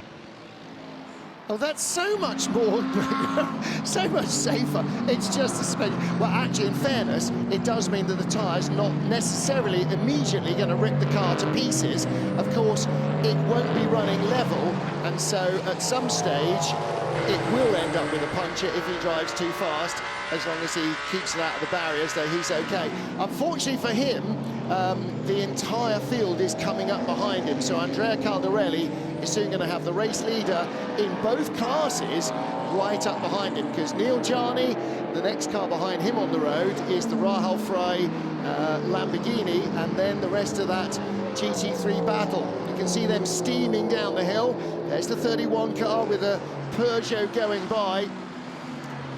The big question, I guess, now is when that 99 Proton competition car comes into it from the lead of the race to do another driver change. Obviously, Gianni will stay in the car this time around, but when they come to do another driver change, what do they do with that door? Well, the man on the door will have to be double sure that it's closed, and don't let it go. Let's see if it's as simple as that. It is as simple as that. It's like, how many tyres has it got? It's got nearly the right number. Okay, and off you go. No, how many doors are closed? 1 or 2? That's why they're quite careful about that when you get on an aeroplane. It's the management style at Proton competition. They've always had an open door policy. Hey! 3 hours and 13 minutes to go. Proton competition do lead the race, and by an increasing margin. It is 5 seconds now to James Calado. That gap has not been coming down. Cracking battles behind all the way down through the hypercar field, down to 16th place. The Lamborghini, by the way, has made its back to pit lane, but we heard that suspension, not a tyre. I like the message that, yeah, it's just the suspension, it's not a tyre. That's a easy. feature. But meantime, as we see the battle back again, this time to the outside, Obamba, and just blasts by the Hertz Team Jota Porsche. Yeah, they've had that straight line speed on their side all week here in Spa, and pays dividends on the Kemmel Straight. So that's another position done for him. I know it's a warm, sunny day, but normally you just wind the window down and stick your elbow out in the sunshine. You don't open the entire door, so maybe the Proton team will have to work a little bit on having a window that opens. Into the garage goes the 63 car, and Andrea Caldarelli bringing in with most of its suspension still attached. 81 stopping, so this is a regular stop. Rui Andrade stays in the TF. It's not a regular stop. Rui Andrade stays in the TF Corvette, but that has more issues. That's not the one that had the puncture, remember? Left rear? That's not the one that had the vertical? puncture. No, I know it's not. No, that was 82. Rui Andrade having fuel, he stays in. They're taking the wheels off, but the dollies will go on. With Mikkel Jensen, still that pitot tube facing the wrong way, so they're not correlating their road speed. That's what it's for. Normally your car will work out road speed on the rotation of the wheels, but because of wheel spin and so on, it can be misled and locking up. So the pitot tube is what aircraft have to measure their speed through the air, and cars use that as well. It's mostly used for the aerodynamic attitude of the car as well. So the teams will be measuring if it's a windy day. You get, obviously in the headwind, you get more downforce, tailwind, less downforce, so they can monitor and keep an eye on the wind direction and update the drivers as well from that. Also use that data, if the pito's working, back at base to further improve the car's performance. That's not really going to be helping much today. Engine cover off, I'm afraid, on that Corvette.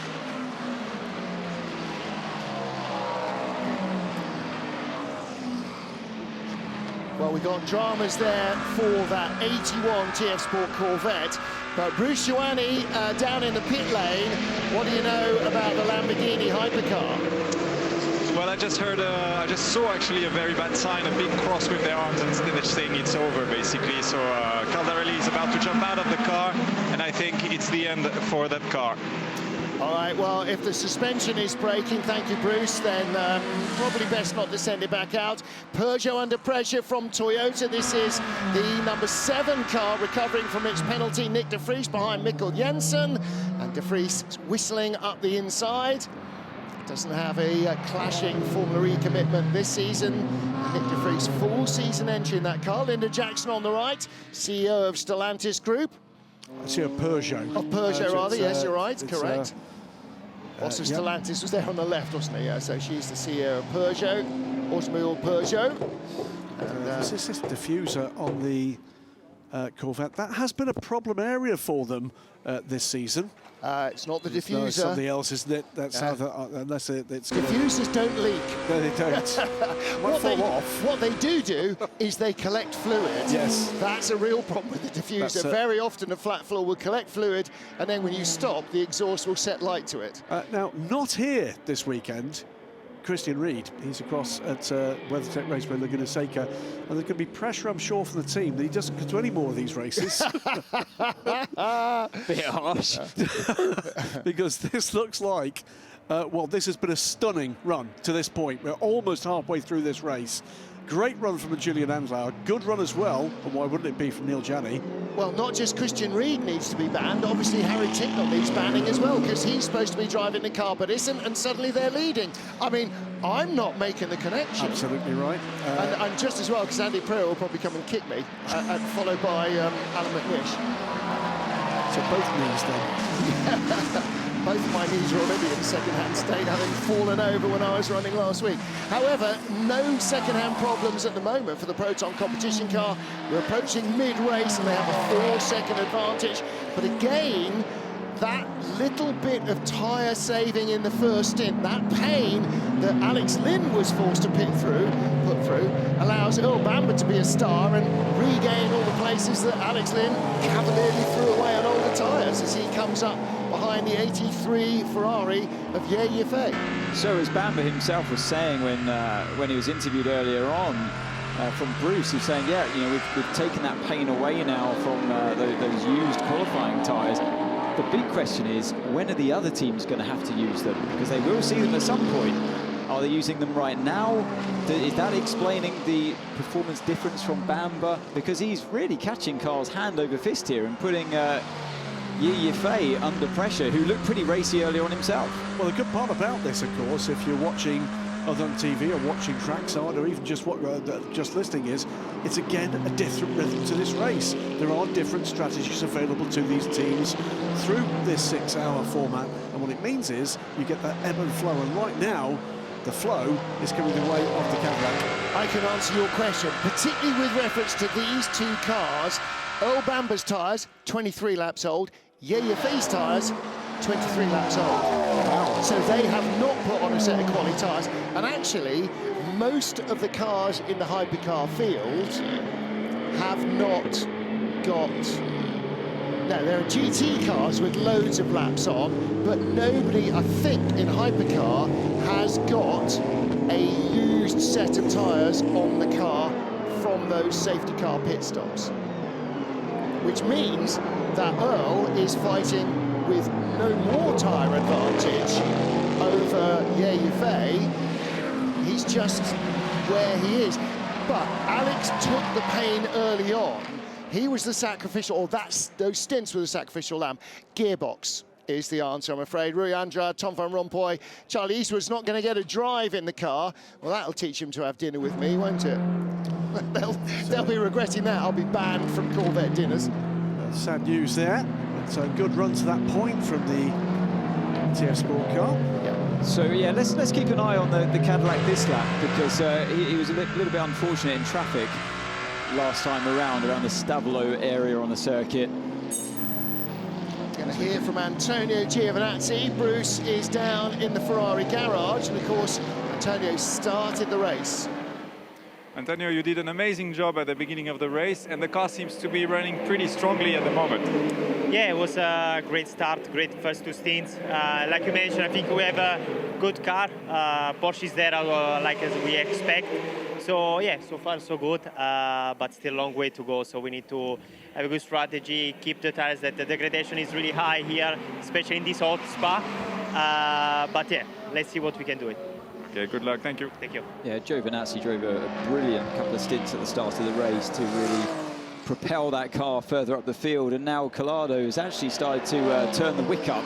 He's brought the gap down from above 4 seconds to 3.7 seconds now. I'm just looking at the timing screens, and yeah, last lap 2 minutes 10.5 versus Neil Janney's 2:11.2. So I mean, that's in traffic, of course, but he has just been chipping away at that gap over the last 3 or 4 laps. Janney's not in traffic.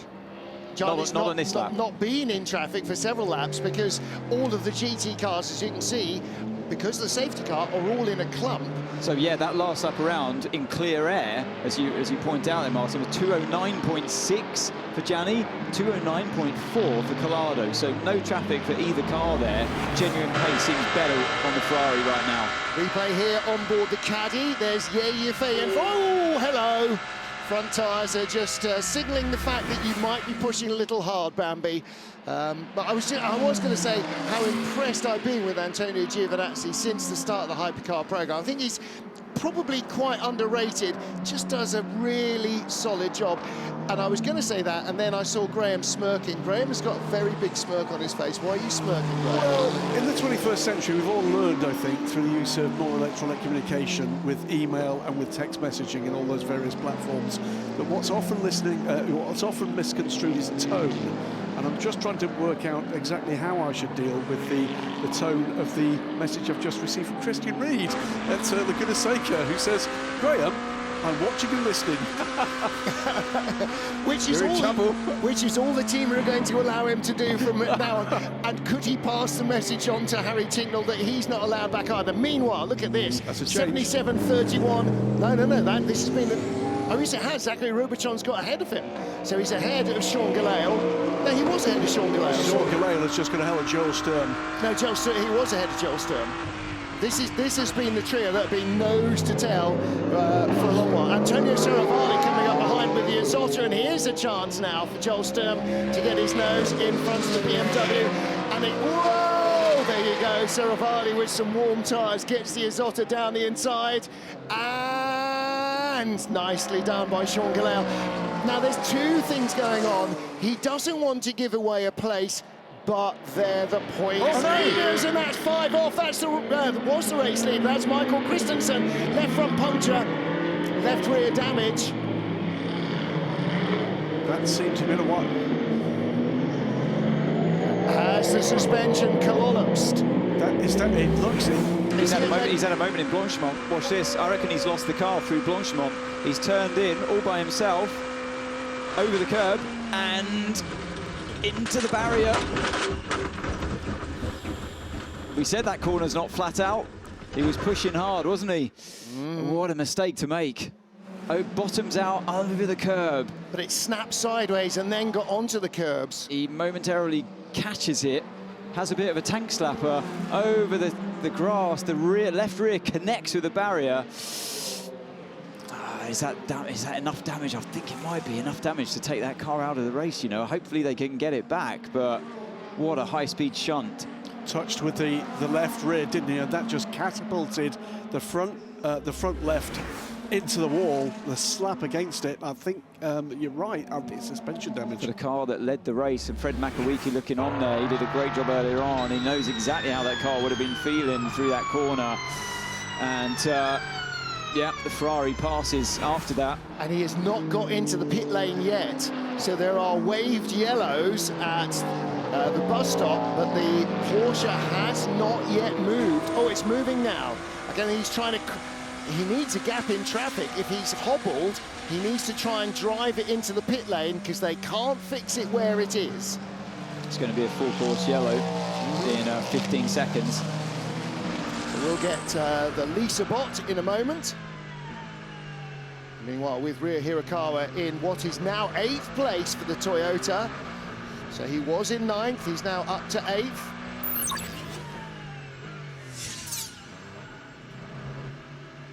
Now, the problem with the full course yellow for the Porsche is that there are still cars coming. All right, they're only doing 80Ks, but they are all doing 80Ks, and the gaps aren't going to be any bigger in traffic.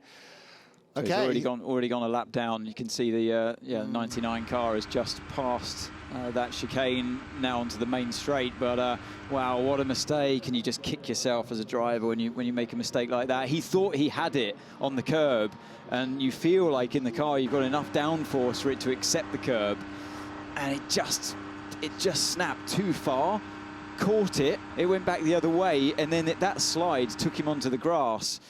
And that was it. I mean, it would have been better off if he had just gone fully over the curb, but staying on it, beaching the car like it did on the underside, you're just a passenger. The margins are so tiny indeed.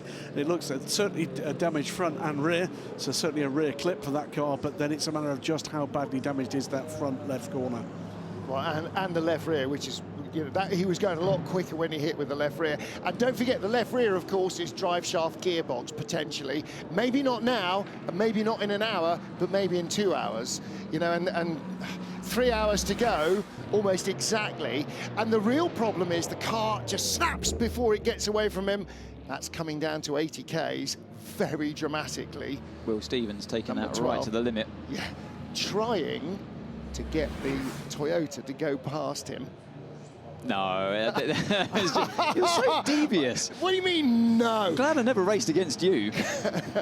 You did. For many reasons. You did. You and I raced together once at King's Cross. Did we? In a Johnny Herbert charity indoor karting thing.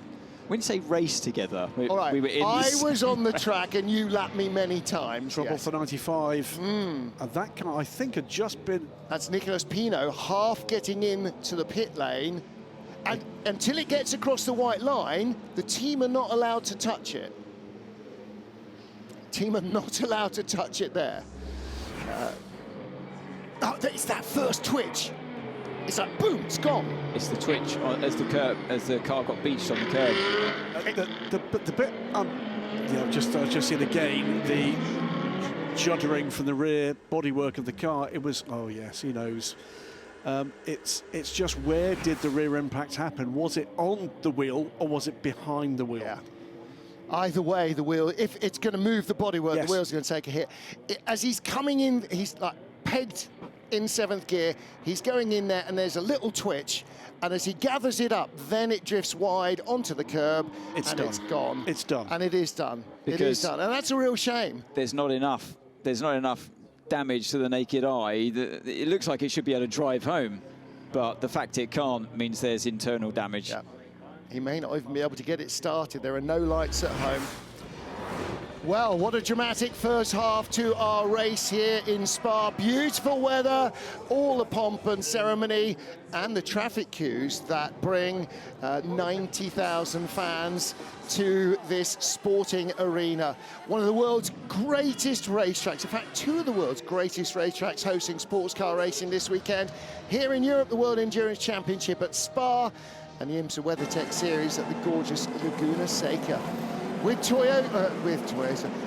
Porsche and Penske dominating qualifying after the fastest car, the number 50 Ferrari, lost its time for being a kilo underweight, was the number 5 car who got away first under pressure from the 99 Proton car. That didn't get the lead, didn't even get second place from the Cadillac. As the first lap peeled off, it was a battle for second place in LMGT3. James Cottingham moving up to second in the McLaren, having a revitalised time as Sarah Bovey led by miles. 99 Proton Porsche of Junior Andlauer took second place away from the Cadillac. Number 50 Ferrari starting to make its way up through the field. Ferrari with very strong race pace. First full course yellow for Debris.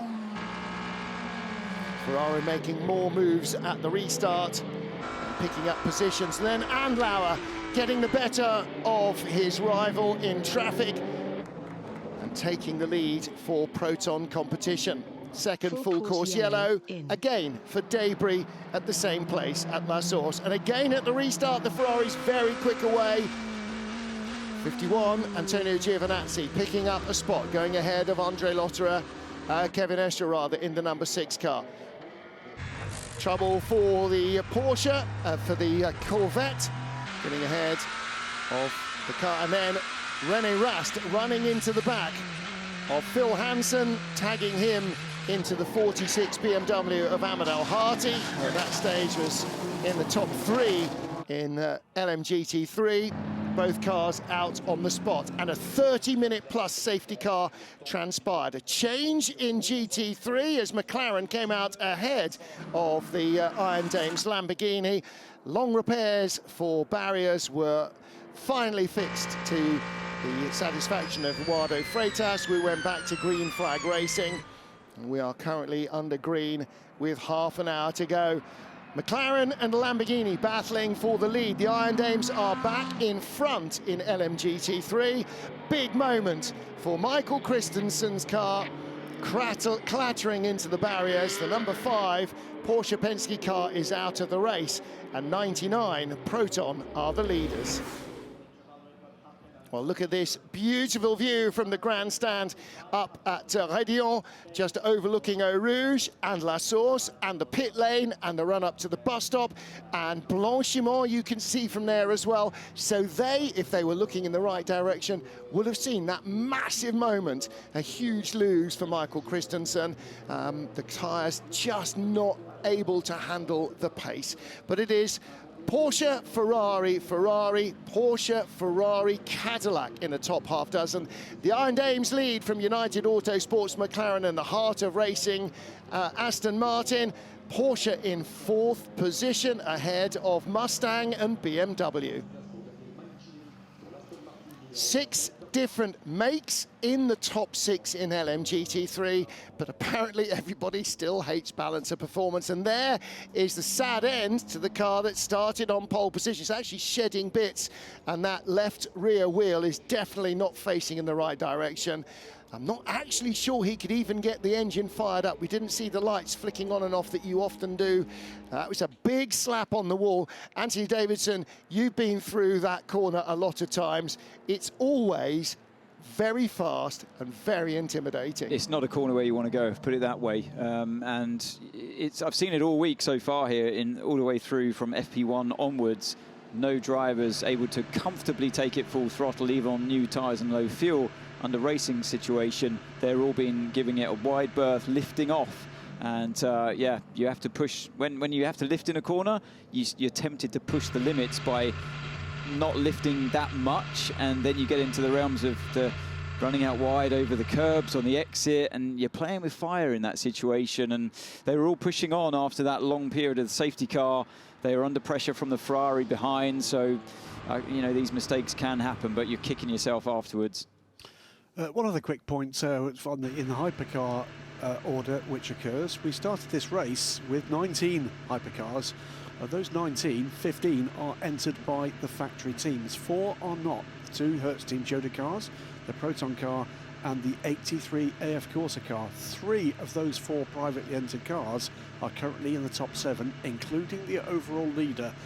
That, Martin Haven, is yet another underlining to your point made earlier in this race broadcast to say we're not in a golden period, we're in a platinum period, because you can compete as a privateer. And actually, this is different from Group C in that the rules mandate that a customer car must be exactly the same as a factory car. The Rothmans Porsche team would hand on parts when they knew they were reliable. Now, the cars are homologated as they sit, and if Porsche introduces new bits, they can't do so until they can give them to everybody, because otherwise their customer cars can't be run because they're out of homologation. So it's not just that they're close to the same, or if you like Reinhold Joost or Walter Brunn or Richard Lloyd, you can re-engineer the car to be different. You can't do any of those. But the cars must be identical. Yellow in less than 15 seconds. 10, 9. That's the difference between this and Group C, and why 7, this is even 6, more exciting. 5, 4, 3, 2, 1. Full course Bang. Yellow removed. There's the starting gun, and there's the McLaren, and the what a place! Now, if they'd been exiting the bus stop, the McLaren would have got ahead there and would have taken the lead, but the Iron Dames knew the countdown was coming. and stayed on the right-hand side. Great strategic positioning by Rahul Frey, but what a restart from Nicolas Costa. Yeah, it's not over yet, isn't it? It's run up the hill through the Kemmel Straight, but I think the Lamborghini's just got the legs here. Well, the point I was about to make here, no turbo lag there, was there? Absolutely astonishing. Did a burst of speed there. Well, that's because it's a normally aspirated V10, and it goes when it goes. 31 in the pit lane. And this is, so Ryo Hirakawa in the number 8 Toyota was really pressurising Will Stevens, if you're allowed to do that, under the full course yellow. It looked like the Toyota's speed limit was just ever so slightly more, and now really putting Will under pressure. What did Toyota do so much better?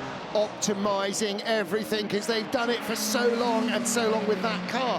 So, yeah, maybe if it's 80 Ks, it might be that the 963 is doing it at 79.5 or 6. The Toyota will be at 80.0. This is the caddy on the 83 car, but there's also a battle, and the caddy goes by the 83 car. The battle, though, is for the lead, because Neil Jani has been caught on the restart by James Calado. That was an amazing move there from Earl Bamber. Really switched on those tyres early on after that full course yellow period, and completely caught EFA napping. And again, the question is, where did they go green where Earl was just coming down into Eau Rouge and he got a bit of a run up over Ye, who might have been going out up the hill? Could have been, could have been a little bit of traffic, but we've seen that Cadillac so quick in a straight line the whole time, but he used it well. And Rahul Frey look at this, just ahead from McLaren. There's the race leader. There is the race lead battle behind the 777D Station Aston. 99 Proton, Neil Jani around the inside. No, he has to go outside. James Calado and Miguel Molina is the next car back. The second red Ferrari, look further back, just coming around the corner now. There's 1 or 2 GT cars in that battle, but that's your top 3. Look as how they catch the Mustang. So desperate to be overtaking cars around the outside, but you know, hats off to the 777D Station car for staying out of the way there. That wasn't easy. I'd love to see the restart for Neil Jani, because he lost a huge amount of time in that first quarter lap. Well, he must have lost 3 seconds. That's what he was ahead when the full course yellow came out. He might have got stuck somewhere you can't get by a GT car easily. He's trying to pull that out. But look, behind him, those 2 red Ferraris, that's for position. That is second, James Calado, and third, Miguel Molina in the number 50 car. That started 19th 3 hours ago. And that's before you put Antonio Fuoco in that number 50 car. Yes. Okay, now 8th, it is 8th place for car number 8. Ryo Hirakawa behind Will Stevens, and Will has just eased away in the Hertz Team Jota number 12 car. The gap out to a whole 0.36 of a second. I think it's a little bit more than that now, out to 3/4 of a second. But yeah, he made sure that Ryo didn't get by him, or tried to catch Ryo, I think, a little bit. Oh, and there's Earl Bamber again. This is behind the number 6 Porsche. The Penske Porsche not getting its tyres or not getting its speed up as quickly as Earl Bamber in the caddy. Yeah, Earl Bamber's really got the bit between the teeth now, as he's absolutely pulled away from the Ferrari he overtook the lap before, and now completely harassing the back of Andre Lotterer's Porsche. It wasn't that long ago. Earl Bamber was 11th in this car. He's now battling for 4th place. Somebody had his wheat picks this morning, didn't he? Well, you know what's happened is they've said, well, maybe we could try putting the qualifying tyres on. And I was going, that's a really bad idea, because I have to start on them. And I was going, that's a really good idea, because then I'll look like a superhero when I... That's obviously not the way it's working, but they have potentially given themselves a long-term advantage that might come back and help them. Don't forget, they started second. They might yet end up in that position at the end of 6 hours. Mikkel Pedersen, the Proton Ford Mustang, right behind Joel Sturm for Manthey Pure Racing. Now, Joel Sturm has got ahead of that Proton car. He was behind the 77 car. And as the leaders go through, or the lead group go through. This is the battle between the remaining Penske Porsche and the charging Earl Bamber. It is Andre Lotterer, knows this place literally like the back of his hand. And Bamber, previous teammates, of course, at Porsche. I missed out on a little stat about Earl Bamber when we were racing last time out in Imola. Earl's first ever car racing win in Europe came in Imola, and I was doing commentary. Back in 2008 in Formula Master. Good grief. Yeah, I know. Now, slight balk there from the Aston Martin. How much closer is that going to allow the Ferrari to get? Is he going to get the clean run through? He does, but still, there is traffic ahead, and it's the leaders in LMGT3. In fact, it was the leaders, but we've got Nico Costa on pit lane now. Yeah, he's in, so too the Proton competition. 88 Mustang and Mikkel Pedersen. We saw 31 stop. And I think there was a driver change. I'm sure I saw Sean Gelael getting out, and I've lost the car now. Yeah, Augusto Farfus is in, so he and Sean Gelael will do the rest of the race. But there is the battle for the lead, and behind is the LMGT3 leading Iron Dames Lamborghini. Yeah, so Neil Jani was definitely, he lost out there compared to Collado in that string of cars that he had to follow through Le Com. And just in front of him, in fact, is the Isotta Hypercar. There it is, right in front of Neil Jani. Jani goes down the inside, Collado follows suit. They are gapping Miguel Molina. Molina is not staying with them. Molina's last lap, a 2:10.5. They did 2:08 for Collado and 2:09.2, 3/10 slower for Neil Jani. Will that prove to be the right way to play this? We've seen these charges, they're very exciting. I love to watch it, but is that going to be the wrong way to approach this part of the race? Well, I don't know. We said that waiting for Andlauer's tyres to drop off when he was third behind the Caddy and when he was second behind the Porsche, but they never did. And so it does seem to be a degree either of the way they've set up the car at Proton or the way that they're gaining the speed that he could be aggressive and keep the tyres alive. Now, if that's possible, then all things are possible. Yeah, I just think they've got that car really hooked up today, and both drivers clearly can sense a chance of victory here. It's going to be tough because the Ferraris are quick as we got the Iron Dames in. It's worth looking for the pit stop time. It's 1:07 on pit lane from their close competitors at United Autosports. Take a look there at the state of the tyres. There's a tear-off coming off the windscreen. Look at this. Here we go. This is going to be for the race lead, and yes, the Ferrari's got the straight line speed. I think Gianni must have had traffic from the Lexus earlier on through Eau Rouge, and Collado takes it while he can, but I doubt he's going to drop Gianni here because Gianni's clearly got the speed to hang on. And this might be the point in which you see a bit more attack from Miguel Molina. Wow, it just goes to show, doesn't it? You lose that momentum through Rouge because of a slower car, and suddenly you're vulnerable and the pass will happen. And look how close we are. We're probably a couple of laps away, maybe 3 from the pit stops. There it was. Yeah, exiting Rédillon, and that's just enough to flood. And look, this camera shot makes that look flat. When you walk up it, particularly today, it is anything but. Oh, and this is the caddy going for a move on the inside of Andre Lotterer. Whoa, tucked him up like a kipper. Brilliant stuff today. Look at the opposite lock Bamba had going in there. By the way, has a little more energy than the Porsche does. Yeah, but the turnaround from the Cadillac, from the first stint to now when Bamba's getting the best out of this car, and I mean, Alex Lynn said earlier, I've just got no grip. The tyres are gone, and is this the difference between running a qualifying set of tyres that's been absolutely smashed in qualifying, and you stick them on the car, and now this is was a fresh set of tyres that went on, and look at the speed difference. Well, it's funny, isn't it? Because they'd only had 6 laps on them, but 6 brutal laps. Into the pits comes the race leader. That's a little earlier than he needed to come as well. Yeah. He's opted, he had, what, 5-6% of energy left. Is it an undercut? Well, let's see how this all pans out. Maybe Caddy will do left side tyres. They will stop 5%. at the end of lap 73 in 1 lap's time.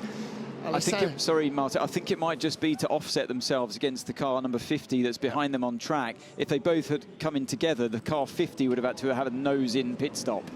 Absolutely. Alessandro Pierguidi also going, OK, no, out, my turn, I want to go. 5-second pit stop penalty to the next stop for the car 20. That is the BMW currently being campaigned by Robin Freins, off track and a lasting advantage gained. Yep, that'll be turn 4 again. 83 is in as well, no driver change. Yefe stays in. So again, change of strategy. Now don't forget that the 51 is on a different tyre strategy to 83 and 50, because 51 before the safety car didn't do a tyre change, and 51 and 83 did left sides only. So there are different strategies going on, aren't there, with the Ferraris?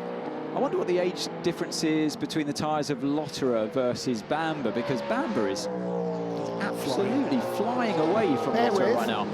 Well, Bamber's got 0 laps on the tyres, according to the timing thing. So give up on that then. Yeah. No, it's a double stint, and Lotterer's must be the same. Molina, by the way, last time around, it took a second out of Neil Gianni. So Molina now picks up the baton in the Let's Torment Christian Reed at long distance competition. Driver changes wholesale. 51 Ferrari now Alessandro Pierguidi. 12 Hertz Team Jota now Callum Eilert. Alpine 35 now Paulo Chatin.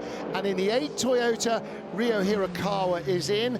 And Raffaello Marcello has taken over the number 15 BMW. Maurice Schuring in the pits in Manthey EMA. He's come and gone. United Autosports Nicolas Costa leads from the Iron Dames Rahel Fry. So the McLaren remains in front, and the lead battle, as it is now, comes in with Neil Gianni and Miguel Molina. Driver changes for either. Driver change for 50, so Molina is out and Fuoco will be in. Neil Gianni does not open the door. He'll be jumping out the other side, won't he, in the next driver change? Well, and don't forget, there's only him and Julian Andlauer. So Julian did a double, so Neil's doing a double, because otherwise Julian has to get back in after a single. James Collado going through turn 15, Stavlo and Curve Paul Frere. Now, got the run down towards the chicane, while we got this pit stop going on between 99 and 50. And yeah, so you can see 50, their pit box is in front of car 51. Caddy is in as well. That will be left sides only. Number 6 Porsche, Lotterer is in. Nick de Vries is in the number 7 Toyota. Collado's at the chicane, going through 18 and 19. He's going to pop into view any moment now to reclaim the lead. Left sides only. Moving, 99 moving, but it will be James Collado. Left sides only on 99.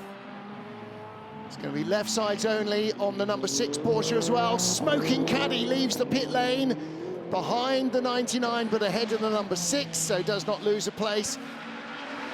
Cadillac sniff a result here. I think they more than sniff it.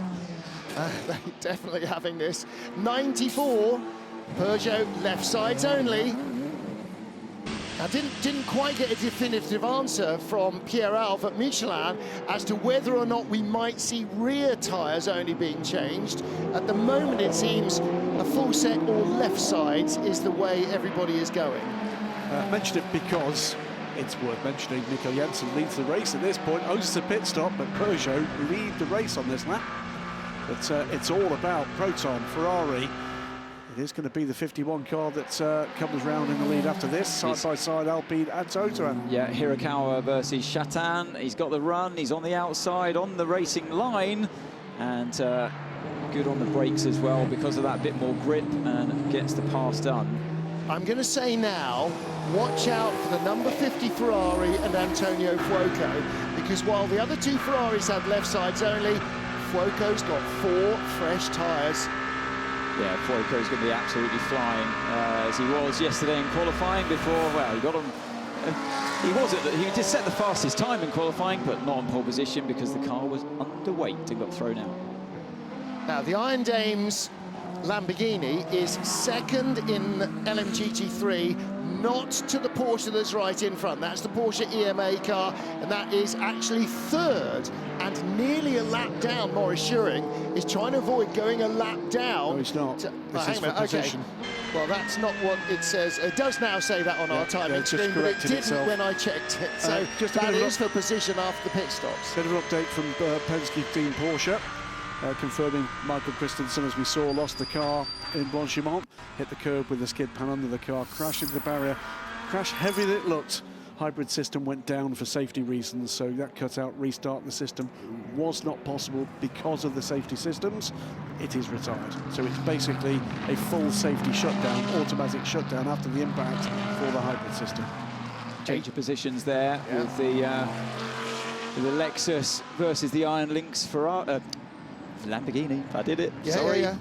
We Well, that's had a whole year of saying Ferrari. That's Matteo Cresoni being passed by Esteban Masson. So Masson getting by him. Meanwhile, here's Antonio Fuoco with Earl Bamber in metaphorical as well as literal tow. So I did that.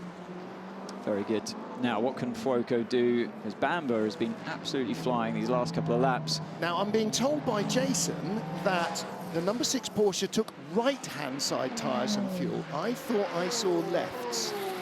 I did see the BMW earlier on take right-hand side tyres. No, it is rights only. Lottera's got 33-lap-old left tyres on the number 6 Porsche and brand new right sides. Would just add, by the way, while watching this very nice formation running from the very pretty Alpines, problem in that last pit stop cycle for Heart of Racing. They took over 2 minutes on the pits. That's dropped that car out of the top 10. Well, Daniel Mancinelli stayed in. He did. Yeah, I don't know why. Ooh. What the 2 Alpines up to here? Change of position. Blue on blue action. It's Paulo Chatin on Mick Schumacher. So Schumacher drops back to Paulo Chatin. And could there be 2 more different-looking GT3 cars? Oh, you've got to leave a space when you're overtaking a car, a full car's width. So that was for position. Francesco Castellacci on Zach Rubicon. Yeah, but you know, I would say a little bit of unnecessary contact there. No harm done in terms of damage to the cars, but if the stewards want to look into that, then yeah, you've always got to leave a car's width. Completing the pit stop cycle for the hypercars. This is actually our current race leader at that moment. Goes the way now of Alessandro Pierguidi, who's got actually a substantial lead now, 15 seconds to the good. Robin Fry's leading briefly. Probably quite glad he's not in the chaotic Formula E weekend in Berlin. I gather race 1 may have been slightly crazy. My apologies, I'm going to correct myself. Sorry, timing was a bit skew with it. It's a 9-second lead to Neil Gianni that Alessandro Pierguidi has. Antonio Fuoco 5 seconds back, but with his mirrors full of an angry Kiwi. 2:09.3 last time round for Antonio Fuoco, 2:10.4 for Neil Gianni in second place, who he's trying to catch. Robert Kubica praying for rain? No, just waving to some fans upstairs.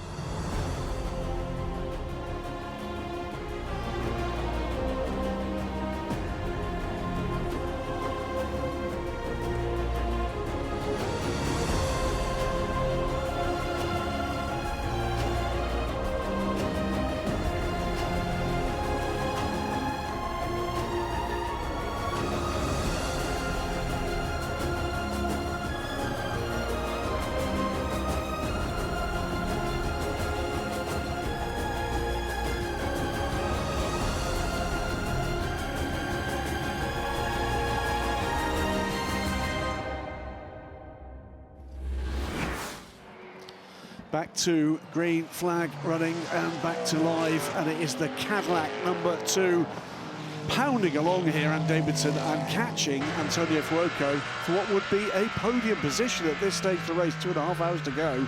Fuoco was just a little bit faster that last lap around, a 209.3 versus Bamber's 209.7. This is the kind of pace I would have expected from Fuoco, and yeah, you can see there on the graphics as well, still the right-hand side of the Cadillac running at plus 30 laps. So it makes sense that that Fuoco will start pulling away because of that as well, not just because of his natural pace. He was incredible in qualifying yesterday. Everyone else super close to each other, and it wasn't because the car was underweight. It was only a kilo of difference, and Fuoco himself is about 10 kilos at least lighter than most other drivers in his car crew, which they always remind us of and always moan about.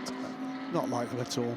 LMGT3 action. This is Augusto Farfus, winner last time out. Remember at Imola, taking the first ever win in any class in the WC for BMW. This WRT car, the number 31, the surviving BMW, we have to say now. This is the battle for now 4th place, as the Manthey Pure Racing Porsche effort is now finally beginning to make some inroads into the lead group battle. It's been a tough day, tough couple of days for this team. They've been front runners all season, but that's huge, massive impact for the car in qualifying yesterday. Meant they had to rebuild the car overnight. Meanwhile, This is the continuing battle for second. Rahul Fry was ahead again, but this is going to be Maurice Schuring going round the outside of the Lamborghini. But was that off track in doing it? Yeah, he did. I mean, he maybe could argue that he was that contact was made and pushed him off circuit. There was contact between the two of them, and I don't think it was through the fault of Schuring. Watching for the insane car from Maurice Schuring. How do you see, Sam? There's the contact, yeah. Yes. Tried to stay on track, but was pushed off. But let's see how the stewards look at it. They might be asking to give the position back. But I think the move was on before the contact myself. So this is the 7th, 8th, 9th and 10th place cars. It's Robichon, Clemens Schmidt, Ruben Bastard and Simon Mann. It is Mustang, Lexus, Aston Martin and Ferrari. It's quite the list of premium marks, isn't it? It really is. So, I mean, it's this 92 Porsche. I can't believe that they're racing today. That the heroic effort that the team went through to prep that car, to rebuild that car after such a big crash yesterday. A great effort from all the team. They must be utterly knackered today. But I really hope for their sake that they can have a strong race today, because I feel like they deserve it. Well, this is the other Mustang under pressure here. This is Mikkel Pedersen under pressure from Francesco Castellacci for the 6th place here. Much, much better performance today from the Proton Mustangs. That fix seems to have gone very well indeed for them. So inside the final 2.5 hours to what's been a dramatic 6 hours of Spa-Francorchamps so far. We've passed 1,600. We can tell you that it's 88,188 ticket buying fans have been here this weekend. That is an absolute record for the FIA World Endurance Championship outside of the Le Mans 24 Hours. An amazing achievement by everybody involved. Huge kudos to Spa-Francorchamps. The investment they've been making in improving spectator facilities is paying off. They're providing magnificent vistas for the fans to enjoy. The access, as always at sports car racing, is drawing in fans, and the display on track has been absolutely peerless. Oh, it has. I mean, it's great to see so many fans here, but they're here because it's a brilliant show, and you know they've had a great day in the sun, watching a lot of action and multiple changes of lead in both categories. So you know, I can't tell you right now which way this race is going to go, Graham.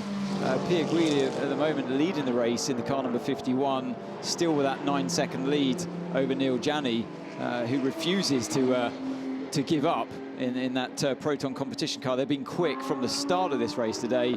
Yeah, and the GTs with the pros now, mostly the pros behind the wheel. You see here the Porsche and the BMW getting ever so close through La Source hairpin. Was a good run out of that corner. There's Le Mansite thoroughly enjoying the show. His number 92 car could be in the mix here, right on the rear of Augusto Farfus's Team WRT BMW, but it was the BMW that got the better run up through Rouge and Radion onto the Kemmel Straight. But who's got the straight line speed? Looks at the moment to be the BMW. It's fascinating stuff, this LMGT3. Full course yellow in less than 15 seconds. Well, full course yellow. Where did that come from? 10, 9, 8, 7, 6, 5, 4, 3, 2, 1. Full course yellow. Full course yellow. That was more than the love tap, wasn't it? Well, Sean Galea was saying it as well. That's Darren Young and Sean Galea. Well, we could hear it coming. We were quite surprised by it. But, well, I don't think the message quite got there in time for Joel Sturm. There will be some consequence to that, I'm afraid. We've not been told why. I can only presume there might well be some debris somewhere. We've not seen any incident, and I'm not aware of any car that is stopped out on circuit. So my guess would be there's a little bit of housekeeping in terms of debris where race control do not want to see it. There's going to be a 5-second penalty added to car 83. Now that is the 7th place AF Corsa Ferrari. Yeah, we're hearing at turn 8, we got marshals on track. probably some debris still left over from that from the shunt that we saw earlier on. Might be a bit more after the shunt we just saw coming into full course yellow, but that was, what, 3 impacts on the rear of the BMW. Let's hope there's no real damage. We are back to green flag running, and again there's an impact to the rear of the BMW. He was quick off the mark, wasn't he, in the 92 Porsche, and there was nowhere to go though. Looked to the inside, and Farfus had it covered. Looks again through turn 13 in desperation to get past the BMW, and you got the race leader and of Alessandro Pierguidi in the 51 car bearing down on them the whole time. Of all the drivers that you might want to mess with contact, I'm not sure that long-time touring car driver Augusto Farfus is the one that you would choose. Through goes the Ferrari, untroubled by that. We are back into green flag racing, of course, as you can see. Yeah, I'm sure Farfus is more than used to it, as you say, Graham. Yeah. So you're going to have to do more to unnerve him than that. So again, coming through here, over the curbs there for the number 92 car. I was thinking, is this the place where they had contact? But no, that was at the top of the hill, wasn't it, in the comp? Great stuff between these two. Engaging stuff up and down the field, and it's close battles all the way up and down the field. Neil Jarni has fallen off a cliff in terms of his pace here, though. No, it was the full course yellow. It just depends where you hit it on the lap. If you're in a slow speed corner and you're already going slow and you press the full course yellow button, you don't lose anything because you're already going slow. If you're flat out down the main straight or the Kemmel straight, and you're going close to 300 kilometers an hour, and then you have to slam the anchors on and lose all that potential time you would have been gaining it, you lose tens of seconds worth. Thank you. Beautifully explained. And that's why the pedants that you have in Formula One and the geeks in Formula One, they refuse to have full course yellow for that reason. That's why they have virtual safety car and the drive to a delta. We play here. This is the battle between Earl Bamber, fully locked up in his pursuit of That's Antonio not funny, though. Florco. That's not funny. That is going to cause a huge amount of front vibration for El Bamba there. That was a massive mistake under the braking into the chicane there. That's not going to be pretty through to the end of the race. So that is a battle between the Ferrari and the Cadillac. Here's a battle between two Porsches and a further Ferrari. This is the surviving Porsche Penske Motorsports car of André Lotterer under real pressure now from Callum Eilert in the surviving Hertz Team Jota car. AFA with this battle. But going back to my point earlier on about the full course yellow versus the virtual safety car that they have in Formula One, you can see why they do it, because we've just lost 10 seconds, he did, Gianni, to the race leader because of his positioning on track. That's what a full course yellow can unfortunately give you in a sports car race. It's safer because everyone slows down at the same speed. Unless you're Joel Stern. Depends when you hit the full course yellow, but within reason, everyone at the same time will go down to 80 kilometers an hour. Whereas in F1 with a virtual safety car, you drive to a delta, so it doesn't necessarily mean you have to slow down right there and right then, and then you can end up speeding through vehicles on track or marshals on track. It gives you that flexibility in another way. So yeah, swings and roundabouts. So look where the battles are, and the battles are emerging. It is Alessandro Pierguidi running away a little here with no small thanks. That full course yellow exits in the 51 Ferrari 499P. He's now 19 seconds ahead of the Proton competition 99 Porsche 963. On the inside of the traffic goes the Penske car. Neil Jarni is 2.3 seconds ahead of Antonio Florco, who's been closing that gap in the second of the factory Ferraris. El Bamba still right with the 50 car, but with that lock up into the bus stop we saw on camera just a few moments ago. Then it's this battle. André Lotterer in the number 6 car. He's 11.5 seconds back from Bamba, but under pressure now from the Hertz Team Jota number 12 car of Callum Eilert. And with this pair is Yifei in the number 83 car, the yellow car. Yeah, Lotterer's having a bit of a struggle here, isn't he? He's losing time, and he's got Callum Eilert now in the number 12 Hertz Team Jota car catching him, as you say, Graham. Great stuff here from Maurice Schuring, the youngster in the Manthey EMA car, the number 91 car, the one with the orange and black car there, with the sponsorship from the Ben Motorsport Park. He has caught Nico Costa in the race-leading United Autosports McLaren. Yes, what a turnaround it's been for United Autosports and the McLaren GT3 effort. This is another close battle as someone has had a very dusty moment ahead of this battle. This is the 78 and the 55. Clemens Schmidt in the 78 Lexus, a very late replacement here for an unwell Timo Boguslavski, and he's just running ahead of Simon Mann in the 55 Vista AF Corsa Ferrari. Yeah, could there be two more different GT cars? Yeah, so you got the number 55 car there. They had a great run, did Simon Mann on the exit of turn 9, but nothing he could do with that speed on the run down towards Pouhon.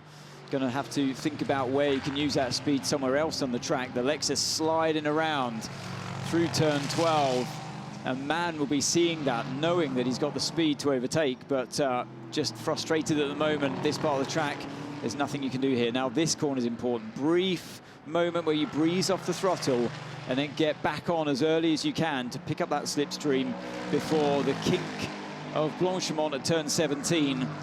And the Lexus is going to have this covered on the inside.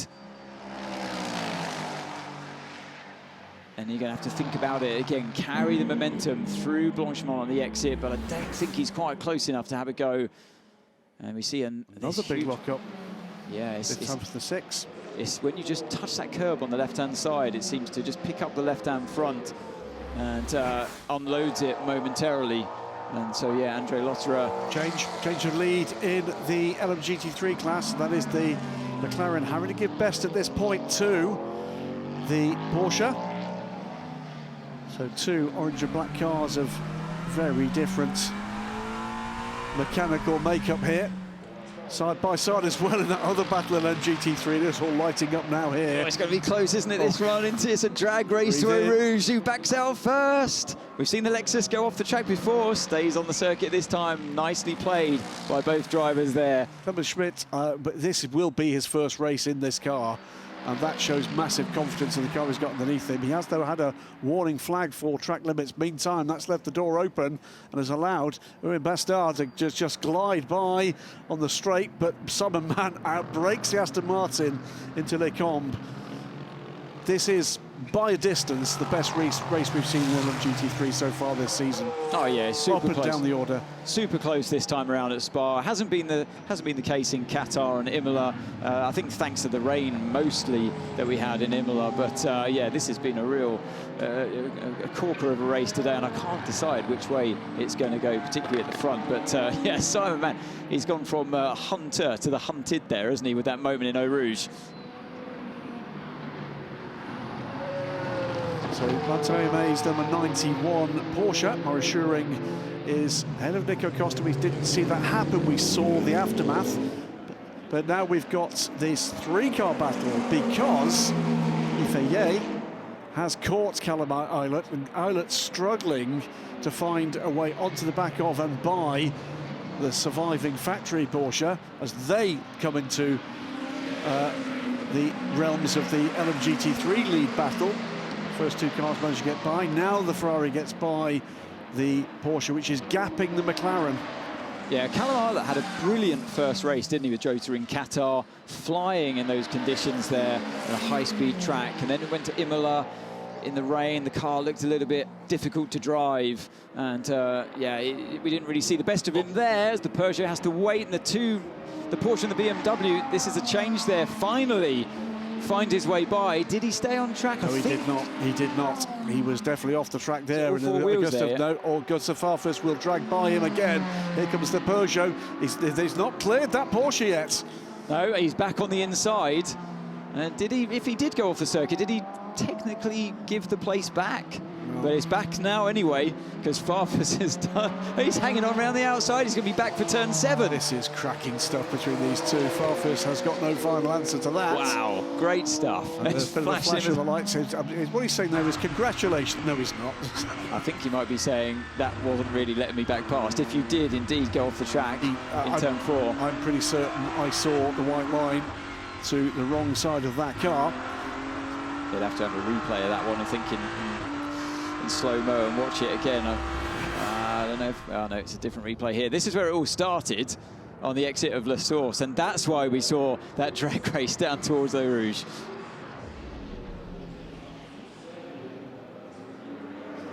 That was more than close, wasn't it? This has gone on for, what, 3, 4, 5 laps with this pair. And let's not forget, this is Joel Sturm. He is the silver driver of this effort against the platinum driver. Listen to what's going on with Yefe. My pace is very limited by the cars ahead, and I don't want to race so much. Copy, I understand, but we risk losing 2 or 3 positions at the next pit stop, so we need to push. Yeah, you could see just like Callum Ilott stuck behind the number 6 Porsche, and obviously exactly the same speed in a straight line because it's the same car as what Lotte is driving, albeit with a different team. So, and Yefe is saying, I feel like I'm faster than these 2 in front of me, but I think I'm going to need to take maximum risk to overtake them. We've seen the Ferrari's got that speed right here, that part of the track, so he could use it, but he might need the help of a few slower cars, the GT cars, on the run through Eau Rouge. Well, isn't this the beauty of this formula? And this is a brand new look to the FIA World Endurance Championship this year, with just 2 classes, the LMP2 this year. What it means is more clear running for the hypercars, but it also means that the traffic, when they reach it, as you absolutely observed right off the bat in Qatar, it's a different challenge when they get to the GT3 cars. And that is providing us with all sorts of action, some of it very welcome, some of it, certainly with the likes of the guys trying to get away at the front here, less so. But this brand new era with 2 very deep, high-quality classes is giving us some absolutely great racing. I'm sure the 88,000 people trackside are absolutely loving it. Someone that's not loving it is Nick de Vries, because he's stuck behind the 2 Alpines. So we see another side-by-side moment coming down towards Eau Rouge. One of those 2, Lexus, is a lapped car, but only one of the 2. This is the battle for second. Antonio Fuoco is now with Neil Jani and is going to go side by side with him down to La Source. Yeah, we might be seeing a switch back here as he's gone really wide to ensure a good tight line on the exit.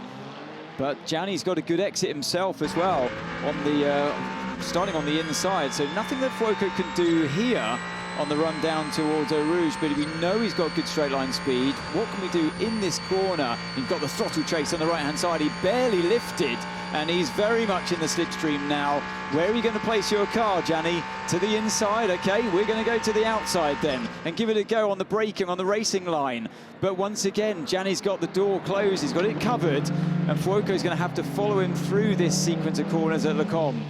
Whatever happens from this point forward, we're closing it on the final 2 hours. What a race. What a race from Proton Competition. Have led this race and now fending off the factory Ferrari for second.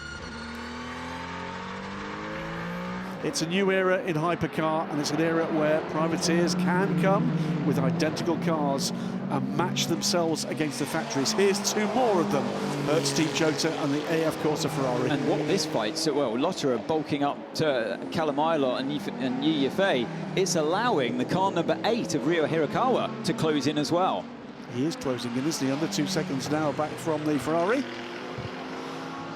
Well, it's been a race of 2 halves, really, and 2 different, very different races for the Hertz Team Cota. Let's hear from Will Stevens. Will, it's been a tight battle and a very good beginning of the race for you. We passed through half of the race. How is it going? P6 at the moment?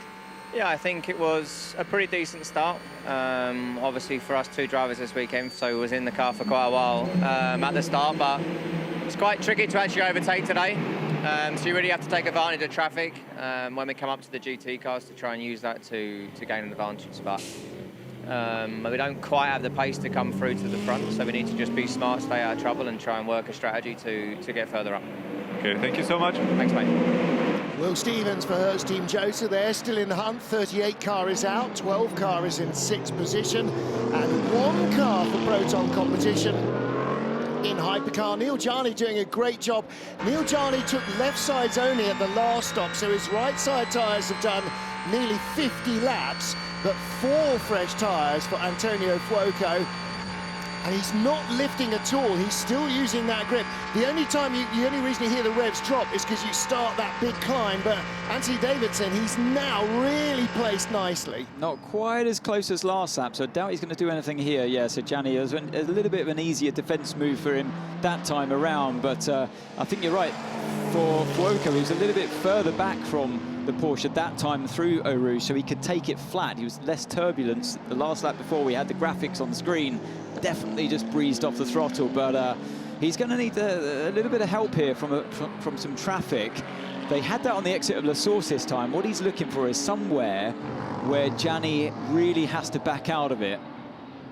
Well, be careful what you wish for, because that was nearly the end of the Cadillac race when the Ferrari ahead of Earl Bamber had to check up behind the GT3 car half a dozen laps ago, and Bamber went smoking past both of them, nearly hit him up the backside. So you've got to catch them, as you say, at the right place. The interesting thing here, though, is that Gianni looks like he's slowing down Fuoco's charge, but he's also catching a little bit Alessandro Pierguidi, who's leading the race. So the gap's now down to 80, or it was 18.5 seconds, as Andlauer in the Proton competition team looks on after his great stint he did earlier on. Now here's the GT traffic we were talking about. Really trouble for Antonio Fuoco. He nearly got knocked off there behind the Harder racing car. The Porsche's out very wide indeed. The Ferrari still trying to find a way through. They go around the 78 car, which has just been handed a penalty, by the way, for passing outside track limits, and that was heart in the mouth stuff,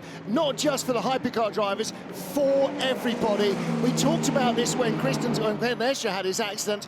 When you're going there through Blanchimont, you are hanging on grimly at the extreme limit of your tyres. I don't care what you're driving. That was close. As Gianni changed his line to go from looking to the outside to the inside, Fuoco's nose was right there, and then the GT car pulls in for the racing line as well, which they're entitled to do, and Fuoco almost clashed into that one as well. I don't know how he avoided that.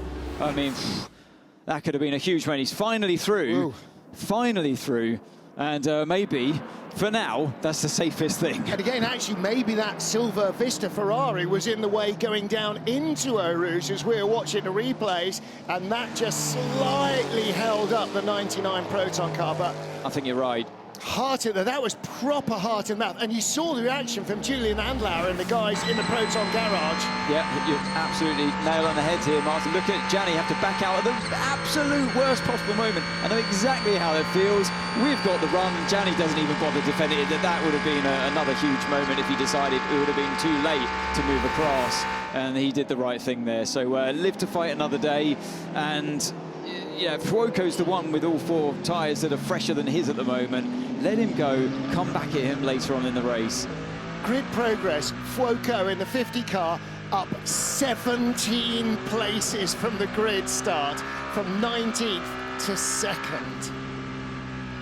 We have 2 stops remaining and 1.5 set. We are considering changing the 4 tires next stop. What do you think? Okay, agree. And then only 2 left at the last pit stop. Yeah, agree. Now, has James Collado only done a single stint? He did only do a single stint, didn't he? And was quite long behind the safety car, though. He was. So what about driver minimum? Because we talk about driver max and minimum times. No minimum for platinums? Okay. So basically, Alessandra's going, yeah, give me the fresh tyres and give James half a set, even if he takes it back. Change of place here. Yeah, Yafei hangs on. Rio didn't get by, did he? Exactly. Rio went for the move, and I'm surprised that he's even there in the first place. Maybe traffic got in the way for these two. Just a little touch there. By the way, as you gentlemen mentioned the potential drama for the LMGT3 leader. No. They are under investigation. Well, that's only just come up on track, yeah. For overtaking off track with a lasting advantage. I was asking, by the way, while I was having a sandwich and a comfort break, if anybody knew what happened to the 95 McLaren, which we haven't really documented since it got into the pit lane but didn't. Gearbox issue. Loss of gearbox oil, I'm told. Well, that will be a gearbox issue then, won't it? Fairly serious. So they, and also one of the TF Sport Corvettes have launched their trannies. So Ferrari, Proton Competition Porsche, Cadillac, Porsche, Ferrari. That's your top 7. The best of the rest is the number 8 Toyota in 8th place, and that's now making 2 Toyotas in the top 10. The car number 7 has come up into 10th place, and between them is Mick Schumacher in the Alpine. That car now in 9th. Please you mention that, because I meant to mention, got distracted by yet more action, that for quite some considerable time we've had both the Alpines in the top 10, and that move up the order from the number 7 Toyota means that we've finally got one of the Alpines dropping out of the top 10, but the other car in the hands of Mick Schumacher, so those positions have been reversed, is up to 9th. And that car has not scored a point yet this season, the 36 car. The number 35 car scored in Qatar, but didn't score in Imola. So, I mean, they were kiboshed like Peugeot on the first lap, I'm afraid. Progress for Alpine, definitely here, despite the fact they had the all-point failure at the very end of qualifying. They've looked a more convincing package here.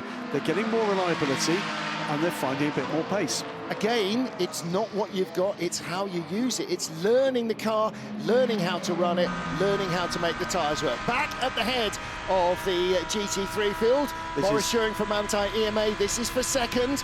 United versus Iron Dames.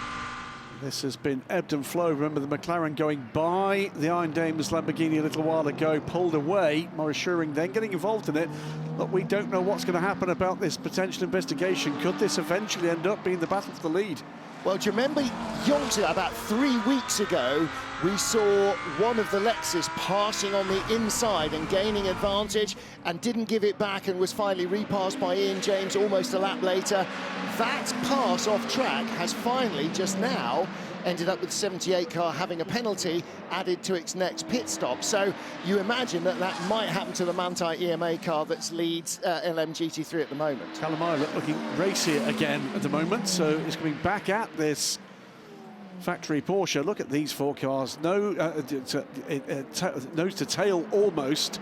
This is the battle for 5th place, and it's a battle being contested by no fewer than 4 cars from 4 different teams and 3 different makes. Yeah, the 83 Ferraris catching back up with this this fight in front of them and dragging the Toyota with them as well. And by the way, Mick Schumacher is only 2 seconds back from this in the Alpine. Well, that's 1.2 seconds from the first of those to the 4th of those cars. There's the Alpine. And there's that's the Toyota right there. behind and him. There's the Toyota behind. So that's 10th, 9th, 8th, 7th, 6th, 5th. Welcome to Hypercar, everybody. This is what it should be. Oh dear. Car number 50 under investigation. That's the Ferrari in 2nd place for a technical infringement. That might have been wrong number of people in the pit stop, or not having sufficient, I don't know, fire extinguisher or anything else. I would say maybe we have seen a lot of those. Sensor. Some of those have been reprimands, a fair number. So it is a matter of just exactly what that is. That's less dramatic than some other messages we've seen, at least potentially. Closing in on the final 2 hours of this race, and gentlemen, this is a cracker. Worth pointing out, by the way, saying the number 7 Toyota is in 10th place. That's despite a drive-through. So that's a really impressive drive from that number 7 crew. All right, they might be rewarded with 1 point, but they had a drive-through and they're still fought their way back into the top 10. So they may be rewarded with a little bit more than that. Zach Robertson in the 77, the turquoise Mustang, being warned about track limits, and that car, well, it's dropped down. In fact, Ben Barker now dropped down out of contention. That's down to 13th place. That was running really strongly in the top 4 before the safety car, so I'm not quite sure why their race came unstuck. Yeah, here is the car number 7 with Nick de Vries, who I think's putting in some really strong laps here as the team watches on, and he's really starting to put pressure on Mick Schumacher, and they're all just closing in, aren't they, on this trainer cars in front that's headed, at the moment at least, by Andre Lotterer. 2 minute 10.8 the last lap around for Lotterer. Yeah, and the leader 2 minute 10.4. So yeah, it's not like he's that slow. It's just that's the level of competition here. Better news still for lovers of close racing is they're catching traffic. So anything could happen here. But one of these cars, we saw very vividly indeed, didn't we, in that battle for second place, catch that traffic in the wrong place, and all sorts of shenanigans could be in play. Here's the first of those current cars. And Lotterer just sneaks through in front of Ilott, and Ilott would be thinking, no, if only I was a little bit closer. And now look at the difference. And now that's the problem. You catch the car just in the wrong place, and all that hard work you've done is undone in an instant. But you're just hoping that at some point it comes back in your favour as Yifei slips through on the inside of 15, and now we're with De Vries, who's had a good run there actually, and he's going to be putting Mick Schumacher under a lot of pressure before Blanchimont. It's an Alpine sandwich between the two Toyotas. De Vries right on the back of Schumacher now. He's going to look to the inside as you come to the braking zone. Last minute, he thinks about it, but Schumacher knew it was coming as well. Great stuff between these two. Bizarrely, De Vries with fresher right side tyres than lefts. We've seen a couple of right side only changes. Maybe it's because they've done a couple of left side changes and not changed the rights, and the rights were just absolutely rooted, and so they've had to, instead of a full set, just done a right side only change. But Schumacher, yeah, just keeping his nose in front. There's a GT car in here in amongst Eau Rouge somewhere. I don't know whereabouts it is, but a gaggle of hypercars just gone through, and there's the GT. There it is. Well, luckily they're going to catch it on the way up the straight. They'll probably breeze by as they get to the braking area. FIA, that was what I was looking for, and I think he's going to make it through, and he has. Yes, it's the same kind of move. Arnott, though, takes the middle line through, and he's going to retake that place. He won't be allowed to keep that place, surely. Have to give it back, and clearly give it back. Schumacher, by the way, put the Porsche between himself and the Toyota, getting up to the braking area at Lecombe. And look what a gap it's opened up. He's now right behind the number 8 car of Nick De Vries, and he's got nobody behind him for a lap. If he can get into position, he might dive bomb both of these guys. Yeah, so Hirakawa is the one behind the 83 car of Yifei. So that was Yifei. That was a great move until he didn't need to brake as late as he did, and that's why he went off the track. Had to give the position back to Ilott. And now he's under attack from behind as well. Dramatic action all the way through the field. 4 hours down, 2 hours to go in the 6 hours of Spa. Still no clue who's going to win either of our two categories. And with GT traffic in the way of the yellow Ferrari of Yifei, he manages to clear it. That leaves Ryo Hirakawa in the number 8 Toyota to deal with Mick Schumacher, and coming up behind the number 7 Toyota of Nick De Vries. De Vries now right back on the tail of the Alpine, and he has come firing up behind this battle. Well, we get just one moment in Formula Bonkers, just to tell you no further action for the 91 car, for the race leader LMGT3, for that incident about overtaking off track and lasting advantage. No action. They retain a 7.5 second lead over the Iron Dames. That's not really the way the form has been running, because the Iron Dames, who are in second place with their Lamborghini, and the 59 United Autosport McLaren have been the class of the field. Meanwhile, Toyota, Alpine, Toyota. This is hugely encouraging for Alpine to be battling on equal terms with the benchmark of endurance racing currently, Toyota Gazoo Racing. There's another GT car, it's the Iron Dames, and that's going to slow down Yifei. I think on that moment, he just slipped through, so lucky timing there for him. I thought someone was going to get caught out there, but they didn't. The Toyota's on the charge once again. That's Rahel Frey. She's 7.8 behind Maurice Schuring, but she's now left Joel Sturm in the Pure Racing Porsche way behind. And behind her, Nicholas Costa has pitted the United Autosport car from third place in LMGT3. So that's the first of the next round of LMGT3 pit stops. Yifei just clear of this little group. Chinese driver, Japanese driver, German driver, Dutch driver. 3 different manufacturers. Ferrari ahead of the 2 Toyotas with an Alpine in the middle. If you want international, we can give you international. Nick De Vries looking at the back of that Alpine once again before turn 12. And then into 13. I thought I could see some dust because we've got another GT in that part of the track once again, and Yifei goes down the inside once again. The Toyota of Hirakawa thinks about it and does it. Was there a little bit of contact there between the two of them? That's the LMGT3 leader, Maurice Schuring. So he will desperately be trying to stay on line and not get biffed off into the gravel. They are leading the class, that team. And Chatan now has joined the back of that group. Alpine getting stuck into the Totas and Tota getting stuck into the Alpines. Great stuff. A big flash of the lights there for the Mustang, but Schumacher back onto the tail of the lead of the two Totas. And here comes Earl Bamber chasing Neil Jarni for third. Neil Jarni, Proton competition, car number 99, up the Kemmel Straight. Earl Bamber right behind him. Bamber just a couple of car lengths back, coming through Eau Rouge and up the Kemmel Straight into Les Combes. Where has Gianni's speed gone? He was flying earlier on in the race and the Cadillac was the one suffering. It's the complete opposite at this stage. There's going to be an answer. It's whether or not they'll give it to us. But it is this ebb and flow here. Whether it's tyres, whether or not what they've done with the tyres in the They're on the second set. They've both got 24-lap-old left tyres, 50-lap-old right tyres. So the tyre battle is absolutely equal. Rahel Frey hands over to Michelle Gatting. That's the 85 Iron Dames Lamborghini in the pit lane. An hour and 55 to go. Michelle Gatting might finish the race now with one more stop. I think it should be one more stop for LMGT3. And that means that Manthey EMA's Maurice Schuring now leads a Manthey Racing 1-2 because Joel Sturm is in second place in the Manthey Pure Racing car. They have not yet stopped.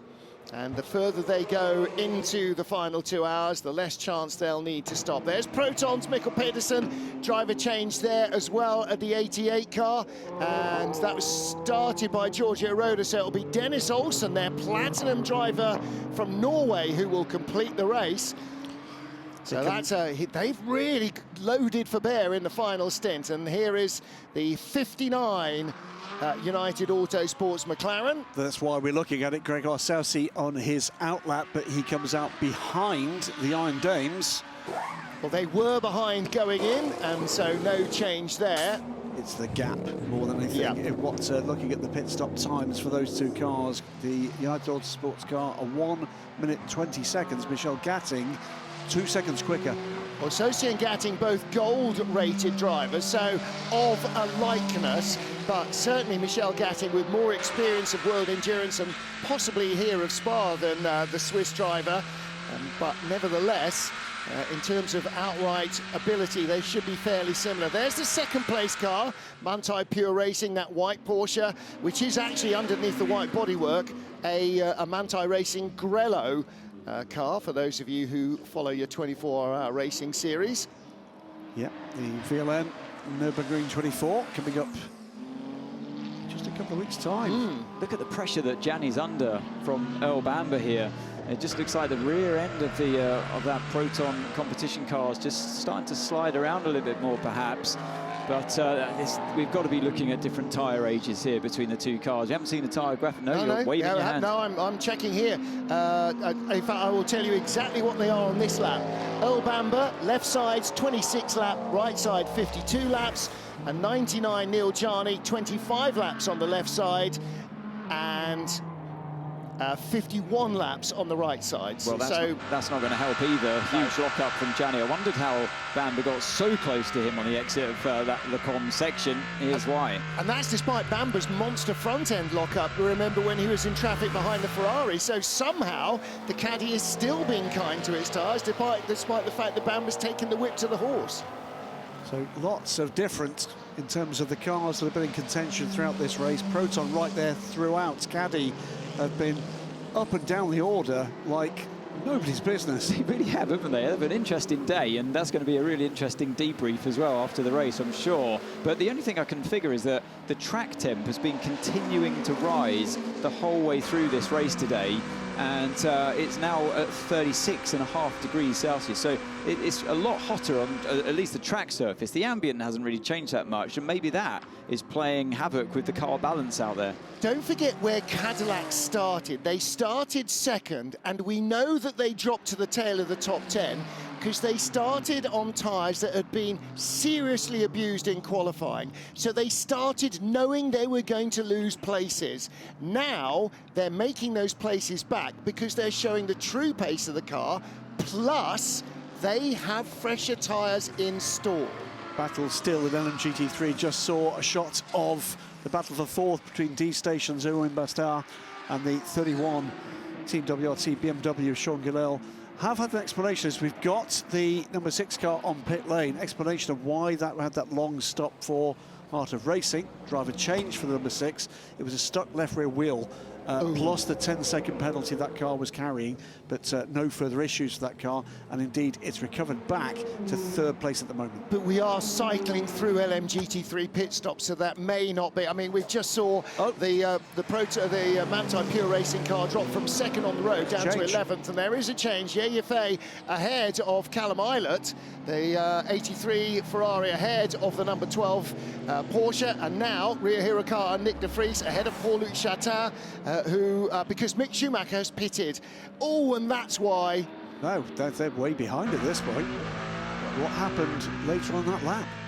Yeah, this is just Yefei running wide on the exit of 9, no harm done there. But tyres covered in gravel.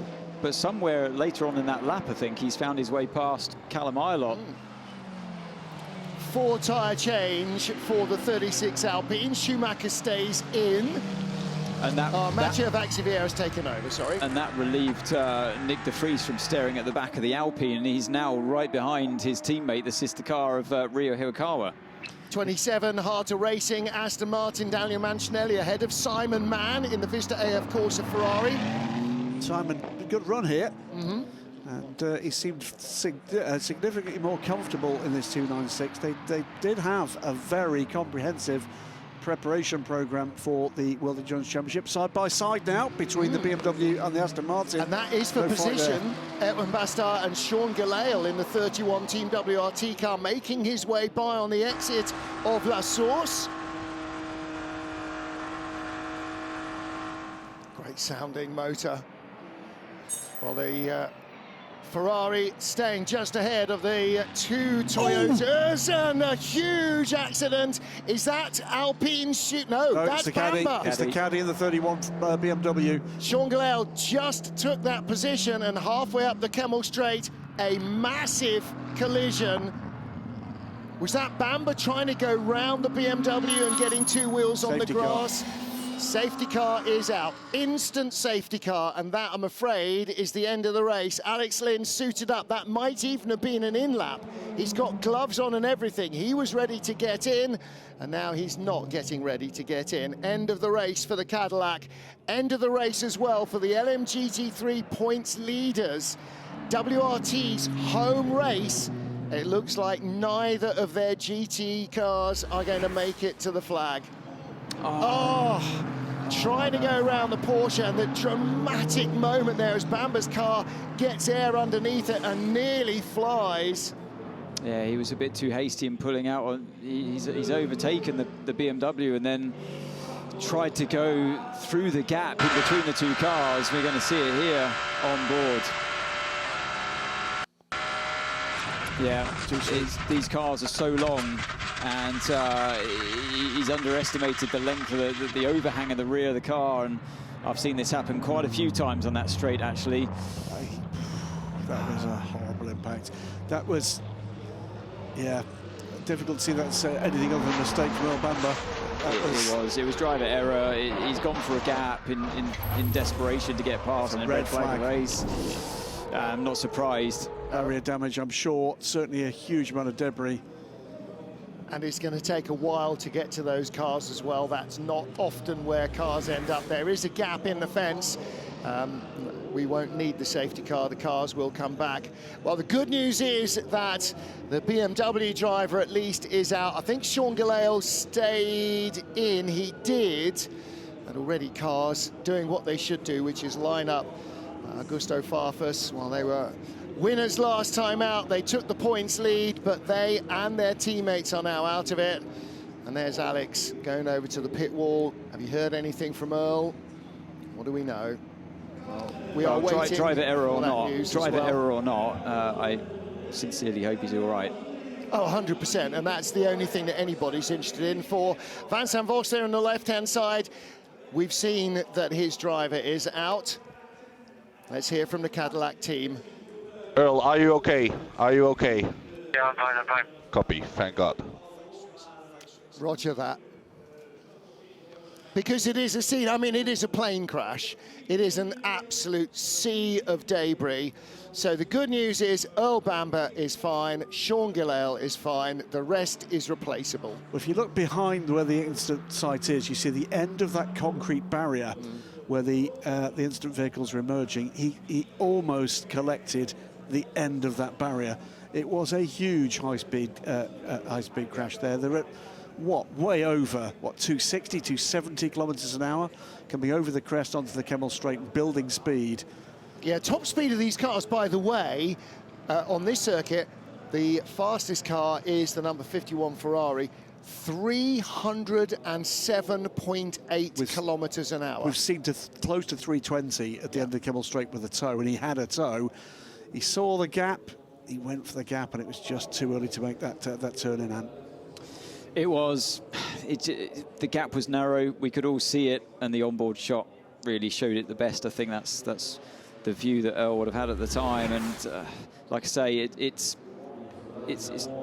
can happen in these long cars, that overhang, and just misjudge the speed difference between the hypercar and the GT car in that stage. There's nowhere that Gillale could have gone, and yeah, you know, Gianni, you can't blame Gianni either. The car in front, he's moving it. Actually, I thought for a moment of the onboard, he hit Gianni as well in the back. That's why he had to make the swerve. Look, he hits Gianni as well. Yeah, he did. Yeah, of course. Yeah. I mean, it just.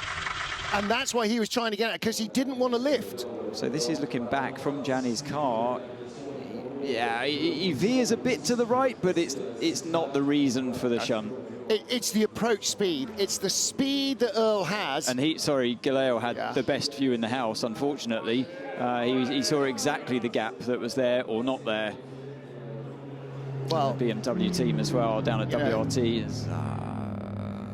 They all know that nobody does these things deliberately, and certainly not at the speed that you're carrying up the Kemmel Straight. No, it's too much of a dangerous game to play, that one. So it's just a miscalculation. And it's not easy. Most of these drivers make it look easy. They're brilliant drivers, and once in a while, they get it wrong. It is when it goes wrong that it looks most difficult, isn't it? It's then when you see, we hear all the time, oh, these cars are slower than what we had last year, 3 years ago, 10 years ago.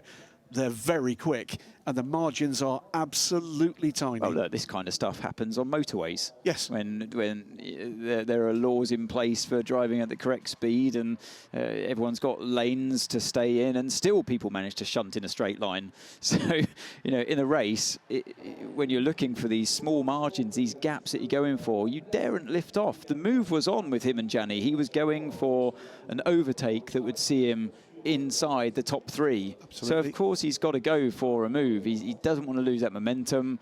Gianni obviously got a little bit blocked going up through Eau Rouge with the GT car. I've seen it so many times. He wanted to capitalise on that and miscalculated it. Yeah, very, very tough break for Cadillac. Really tough break. Again, neither WRT car has been involved in any incident in the race of their own making, and yet they're both out. Both innocent victims of close racing in the other class. I remember my very first sports car race with Peugeot when Alex Wirtz was my teammate. He said, I've had a crash once before on the Kemmel Straight by misjudging the rear of the car. Make sure you don't. Always look in the mirror.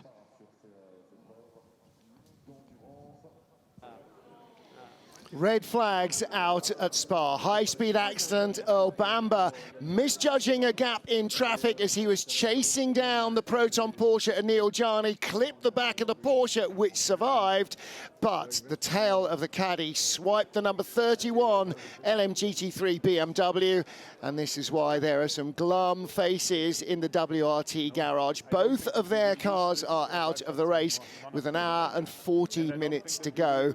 Bruce Joanny in the pit lane, Martin Haven and Anthony Davidson in the commentary position, and our crew down there with the cameras, by the way, part of our full access crew. So I'm sure you will get reaction to a lot of what's happening in the race here later on in about 10 days' time from the full access program. And if you're watching sports car racing for the first time, I cannot recommend highly enough, go to the FIA WEC YouTube site, take a look at the extra content that's on there that doesn't get broadcast live on air via whatever broadcaster you're watching us with, because there's all sorts of behind-the-scenes stuff pre, during and after race weekends, both from full access and all sorts of social media content. Yeah, but if you are watching this for the first time, it won't be the last time. It's been a dramatic afternoon here at Spa-Francorchamps in front of tens of thousands of fans. Wondering why that red flag came out? Well, there's lots of reasons. One is clearly major intervention needed to recover both those cars and ensure the safety of the drivers.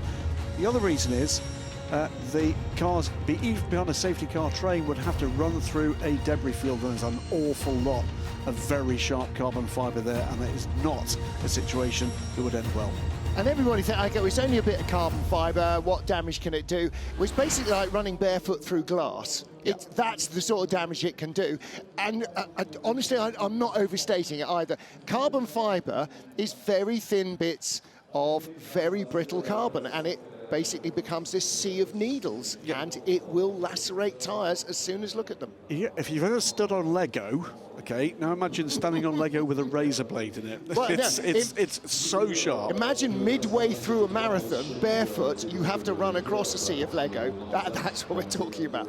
Carl Watanabe in the hypercar from Isotta Fraschini. That car currently in 16th place, behind the Peugeot of Loic Duval. Sheldon van der Linde in the 20 BMW. That car had a penalty earlier on for contact that brought out our first safety, in fact our only safety car so far, and that car unfortunately not getting really the chance now to capitalise on what is definitely improved performance from the BMW hypercars here. Both BMW LMGT3 cars were going strongly. Unfortunately, neither will complete the race. Mick Schumacher there, he's having a good run in this car, although currently out of the top 10. That's because they had just stopped. There are other cars, though, that will need to pit almost immediately. Be quite interesting, actually, to see what the energy graphics are looking like, because Schumacher had stopped in the last handful of laps. There's Eduardo Freitas. Looking at the barriers, they look at the impact points on both sides. Concrete barriers to the inside, it's Armco barrier to the outside of the Kemmel Straight. There you can see the impact points. That's the tyre marks from Earl's rear tyre up the wall there. That's why the car took off. Now, and Eduardo's looking at the integrity of the barriers. Don't forget, like the cars, the circuit is homologated for use in a certain level of safety. And if that is breached, then the circuit is no longer valid and you can't race on it. And one of the roles of a senior FI race director, and Eduardo is certainly one of them, is to ensure he can inspect circuits to make sure that those standards are being maintained, and if not, that the work program needs to be on. Worth actually mentioning here, if you're familiar with other parts of motorsport and red flag procedures, it is different here, Ant. We've already seen on the timing screens that red armbanded mechanics, effectively one mechanic per car, can attend. We've now got a further notice on the timing scoring screens that external batteries can be connected. So there are differences between, for instance, what you'd see in Formula 1 and what we see here in the World Endurance Championship. Yeah, so Formula 1, it's a great time to go changing your tyres, for example. Go and put some fresh tyres on, but you can't do that in the World Endurance Championship.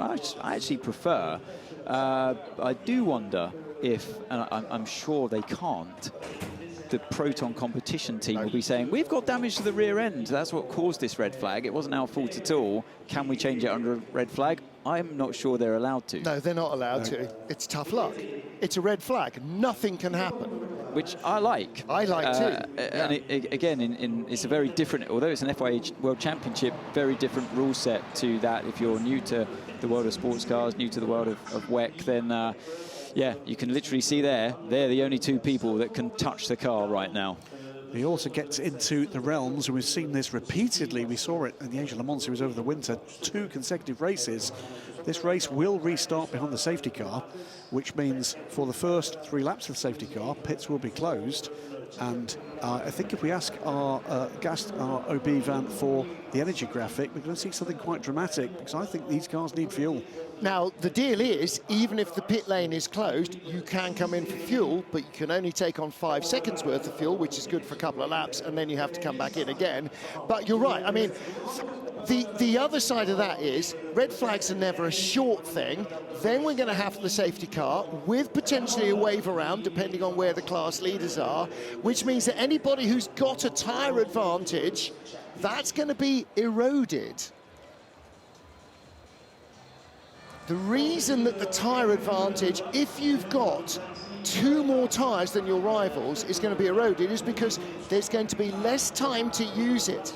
The energy graphic showing here, Manthey EMA, well, not showing that, but Harter Racing, Vista Corsa, D-Station, half the field in LMGT3, or a third of the field, had just stopped. Their rivals might be in real trouble. Lots of drivers out of their cars, stretching their legs, getting a cool down. Let's hear from Antonio Fuoco at the head of the grid. And Antonio started last and you drove up to P2. The rhythm is amazing. It's a very long race. How is it at the moment? Yeah, first of all, I hope everything is fine on the crash. I think it's the most important thing. Then, yeah, I think we did a good recovery. Niklas at the beginning and then Miguel did an amazing job. They put the car back, and now we are trying to go to the front. At the moment we are P1, P2, which is looking quite good. And yeah, the pace I think is quite similar to the other. We are just managing the tire a bit better, and the time is still long, so we hope we can do our best. Okay, the restart is going to be on the safety car. How complicated is it to warm up the tires again? Yeah, luckily I think we have used tires on the car, so it's a bit easier than when we had new tires. And yeah, I think also the temperature now starts to drop a bit, but we try to manage it. Okay, just for you to know, the 2 drivers are okay in the accident, so good luck for the rest of the race. Thank you. We had a 42-minute safety car period just before the half-distance mark. And so red flag will be followed by safety car, a wave around. Mikkel Jensen and Loic Duval conflabbing. They don't care about if someone's coming. It was going from full left to full right. As always, when you're in the quicker car, you're a little bit worried about the incidence of the slower cars, or the velocity of the racing line of the slowest cars, the discipline of the slower cars. Eduardo Freitas heading back to his vehicle, which means he's clearly happy with the positioning of that concrete barrier, that nothing has moved, or if it has, it can be positioned correctly.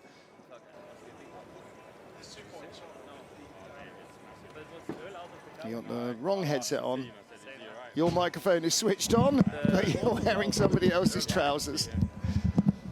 There will be a brief pause as Graham Goodwin connects himself. Okay, let's listen to the interview first, We'll come back shall we? later for you. Let's go down and have a word with Bruce, who's on the grid with the all-star fighting star that is Neil Jarni. Proton competition have been in this fight, and they were part of that incident. Neil, just a big crash that happened. You were involved, but not really involved into it. He touched at the back of the car. Actually, we can see the damage there. You're okay? You were surprised with what happened? Very surprised, because I driving straight, get hit on the back suddenly. I stayed straight, so it seemed like he went for a gap that didn't exist. A bit shit for us, or sorry for the word, but we are having a good race, and yeah, I hope we don't have to fix that and we can keep going. That was my next question. Do you think you can tape that, or you'll have to change the back? Or? Yeah, well, let's hope we can tape it, because we were on a podium run here. Struggled a bit with tire deck here at the end in the second stint. But hopefully the weather will come towards us, and then we can come again with it. Yeah, okay, keep it up. Good work until now. Thank you very much. Thank you. I think the only way the weather is going to come towards them is if more cloud cover comes, and there's not very much. There's a little bit over to the northwest of us, but I'm not sure whether that's coming quickly or not. Jules Gounon talking with Mathieu Vaxivière. Jules in his second race in the Hypercars. Chatting to him this morning about his debut in Imola. He'd done literally half a dozen laps in the car before the Imola weekend, so no experience whatsoever of the Hypercar. But having come from a strong career in GT3s, actually, he said, it was very intimidating to be dropped into the seat because of Ferdi Habsburg's injury in a testing accident a couple of weeks before that. But he said actually adapted to the car quite quickly, and he had lots of seat time in Imola. Okay, not in ideal conditions, but he learned a lot about the car, and yeah, he I think was feeling very much more confident about today's race. So Mathieu Vaxivière has left his car on the grid. Everybody's left their cars on the grid. And there is Julian Andlauer in the Proton garage. Christian Reed, the team boss, is away at Laguna Seca, where Proton also run Porsche 963 in GTP, in the IMSA WeatherTech series. That's what they call Hypercar in North America. So this comfortable margin that Pierre Guidi had over Fuoco obviously has been completely eradicated. It was 26 seconds, wasn't it, before the red flag? And not that we ever want to see a red flag. It's good to know that all drivers are okay who are involved with that. But what it does mean is that both Ferraris now nose to tail. Nose to tail with the Proton Porsche third. In fact, Ferrari are 3 of the top 4 cars. Let's hear from Davide Rigon in LMGT3. Davide Rigon with the Vista Jet Ferrari. You have a stop right now. How is it going? Honestly, it was going quite well. We were in the double stint tires for us, and then I think we were in quite a good strategy. Now we'll change everything. Honestly, I have no idea how we will be, to be honest. But most important things now that the driver are out of the car and safe. When I came there, I saw a disaster. It was a drive shaft in the middle of the road, so it was really a mess. I'm happy that the driver are okay, first of all, and now let's focus on the race. I need to go to my engineer to understand how is the situation. But for us, I think it will be tough to arrive in top 5. That's our target today. Okay, I free you. Go to see your engineer. Thank you. Thank you. Thank you. It is going to be interesting because we're now suddenly migrating fuel strategies. Most of the LMGT3 cars are going to be fuel critical when we go back to behind the safety car, because we were in the pit stop cycle for LMGT3, so that's a big issue. The other issue again is going to be the tyres. Like I said, remember Cadillac bit the bullet at the beginning, started on tyres which nobody else had done, started on tyres that had been used in qualifying and abused in qualifying, really had all the life taken out of them, and they suffered, and they dropped way down to the bottom of the top 10, and I think maybe even at one stage out the points. Now they have a tyre advantage, but there's increasingly or decreasing amounts of time in which to use it. If we went green in the next 10 minutes, which we won't, we'd only have 80 minutes left. That's 1 pit stop. That's not enough to use a surplus of tyres. The key here is all the strategy they had to that moment is out of the window. Yep. So now you've got to recalculate that. Well, if you're in a hole with tyres, if you're at a deficit that you've thrown new tyres on the car, it doesn't matter, because effectively with this red flag and with a 40 minutes of safety car, we've lost an entire stint. That's an entire set of tyres you no longer have to provide. So if anybody was in a hole, in a tyre deficit, looking at suffering hard at the end of the race, that's been really mitigated against. So what we might end up with is around a 1 hour stint and a bit sprint race with everybody effectively with enough tyres to do fresh tyres and maybe a left side change in a short late fuel stop. I mean, barriers are coming out before they're replaced and put back in. So again, it's I think by the look of it, it's one barrier support post that's taken enough damage to warrant that. So it's a relatively quick barrier repair. We can see the teams on site there doing that right now. The debris of the cars has been cleared, so it is now about barrier repair and how quickly that can be done. Just remind everybody, the clock is still running. We are now under 90 minutes to go. And what you're going to have now are the big brains on the pit wall rapidly recalculating everything they need to recalculate. And the idiot on the microphone trying to determine what a strategy might be without any sort of information. It's whatever went before actually has sort of been like 4 hours of qualifying, because we are going to have about an hour of racing and it's going to be almost level playing field. The other thing that's happened this afternoon, it's been a remarkable amount of attrition for an FIA World Endurance Championship race. Many regular fans of the championship will remember the famous snowy race a few years ago. Rather remarkably, that was a race in which we had no retirements, which is part of it that everybody seems to forget. So far, with the dramas that affected the number 2 Cadillac clearly out of the race, as indeed, and then we see the rub of the tyre. Yeah, but also, did you see how that retaining Yes. fence had been bent? So that's going to need replacing as well. Absolutely. Also, of course, the 31 Team WRT BMW Sean Gallale involved in that incident as well. I am concerned about the future prospects for the number 81 TF Sport car. It's not going back out. That's gearbox failure. Okay. Porsche Penske Motorsports number 5, Michael Christensen. We saw that car involved in the impact with the wall that put that car out, with the safety failure of the hybrid system as a result of the impact. United Autosports, Nico Pino retired the number 95 car. Again, a gearbox problem for that McLaren.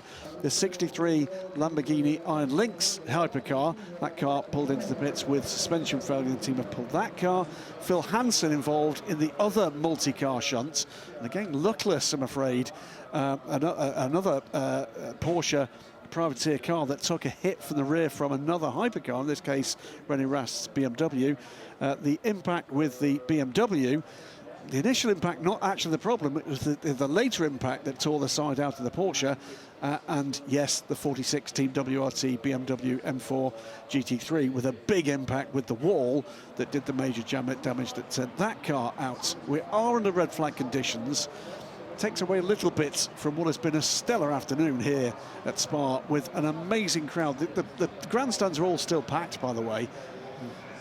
Well, it's a great opportunity for the fans. I think they're probably being told by the circuit announcers that we're looking at another half an hour delay.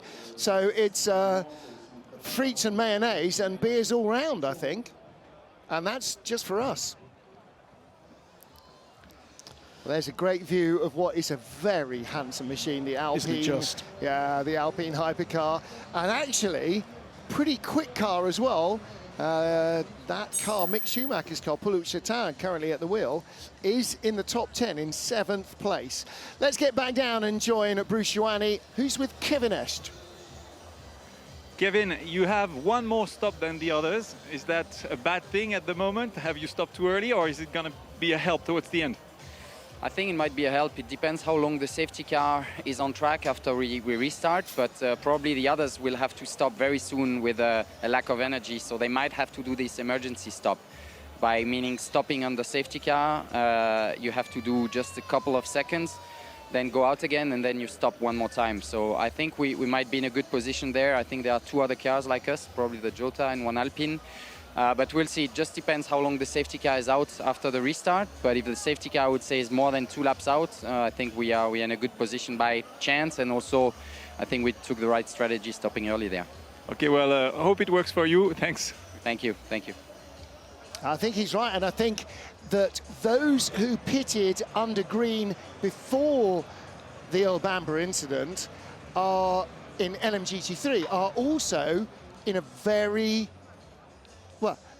comfortable situation. Now, whether it's a race-winning situation or a points-winning situation, it will be determined later. But first then, Thomas Loudenbach, the head of Porsche Racing on the right and the head of this hypercar program on the left-hand side. That is the team that is representing Porsche here in the Porsche Penske Motorsport operation. And he's absolutely right, Kevin Escht, you know, luck or judgment, well, both of them play a part in all of this. They had to stop when they had to stop. For them, it's a bonus that the safety car came out when it did, when others need to stop. And he's absolutely right. Now, he's saying, not sure how long the safety car will be out on the restart. Well, the safety car has to be out, I think, to allow them to do a wave round. So if I can I'm sure that's the get our case. TV pictures back, that would be a real bonus. The screen was about to turn itself off, and I think I know what I've done. You need to just talk amongst yourselves. I will. It's still an hour and 22 minutes here. We've got plenty of time to get plenty of track running back in. There's still a bit of a party atmosphere here. And let's talk about where this race sits in terms of the overall order before we go back to racing. It is a Ferrari 1-2 ahead of the Proton Competition Porsche, and then the third Ferrari.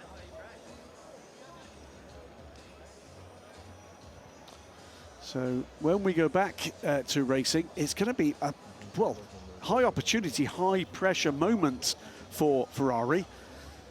And my guess would be there might well be a bit of a chat about the way that they want this managing with the three 499Ps.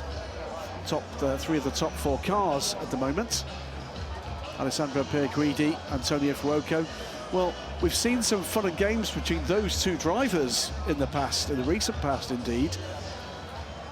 They will want to be sure that if opportunity arises, it's carefully managed between the two cars. A win here would be a substantial thing. What are you expecting to see here, Ants? Well, I'm thinking if Fuoco's still driving the car, which he will be, that he's going to be feisty as hell to get past Pierguidi, and we're going to see some fireworks. Well, he's going to want to sweep away the memories of last year, isn't he? Because there was the dramatic... Or continue to build on those memories. I'm trying to think of the right way to explain this. It is a high opportunity, high pressure moment. At the moment, as things stand, there's every chance we could have a Ferrari 1-2-3 here. As things stand at the moment, there's every chance we could have no Ferraris on the podium here. Well, yeah, exactly. It's been a topsy-turvy race at the best of times today, so anything can happen with this. What do we got? 1 hour, 20 minutes. There was a significant message. Can you see that on the timing screen, Ants? On safety grounds, the tyre change on the grid will be allowed between the 10-minute and the 5-minute boards as foreseen in sporting regulations, Article 0.1 something. That will be because so many cars have run through the debris. I'm sure that's the case. So many of the cars have run through that debris. I'm sure that's why they will be allowing a tyre change, if they've got tyres available. They will still have tyres available. It's what tyres? Because they were all due to still, say, for example, Kevin Estre hadn't, had he only just taken to the wheel, or he was saw him just about to get in? Yeah, they had just stopped. Let's see, what are we looking at? Car number 6, 1 lap on their tyres. He had a full 4-tyre change. So that can go for 1 hour, 20 minutes, that set of tyres. So, yeah. Callum Ilott, by the way, who he was just chatting to on the grid, 0 laps on that car. So it's on its outlap when it got to the safety car. So it's come round to the red flag. Has not completed a lap on those tyres. So Estre's done 1 lap, Ilott's done 0 lap. I mean, he's done almost done a lap on the tyres. Whereas, well, who needs to stop? Let's have a look. Toyota, 29 laps on their left sides and 24 laps on the 8 car. So they are both getting towards the end of a stint, 25, 26 laps.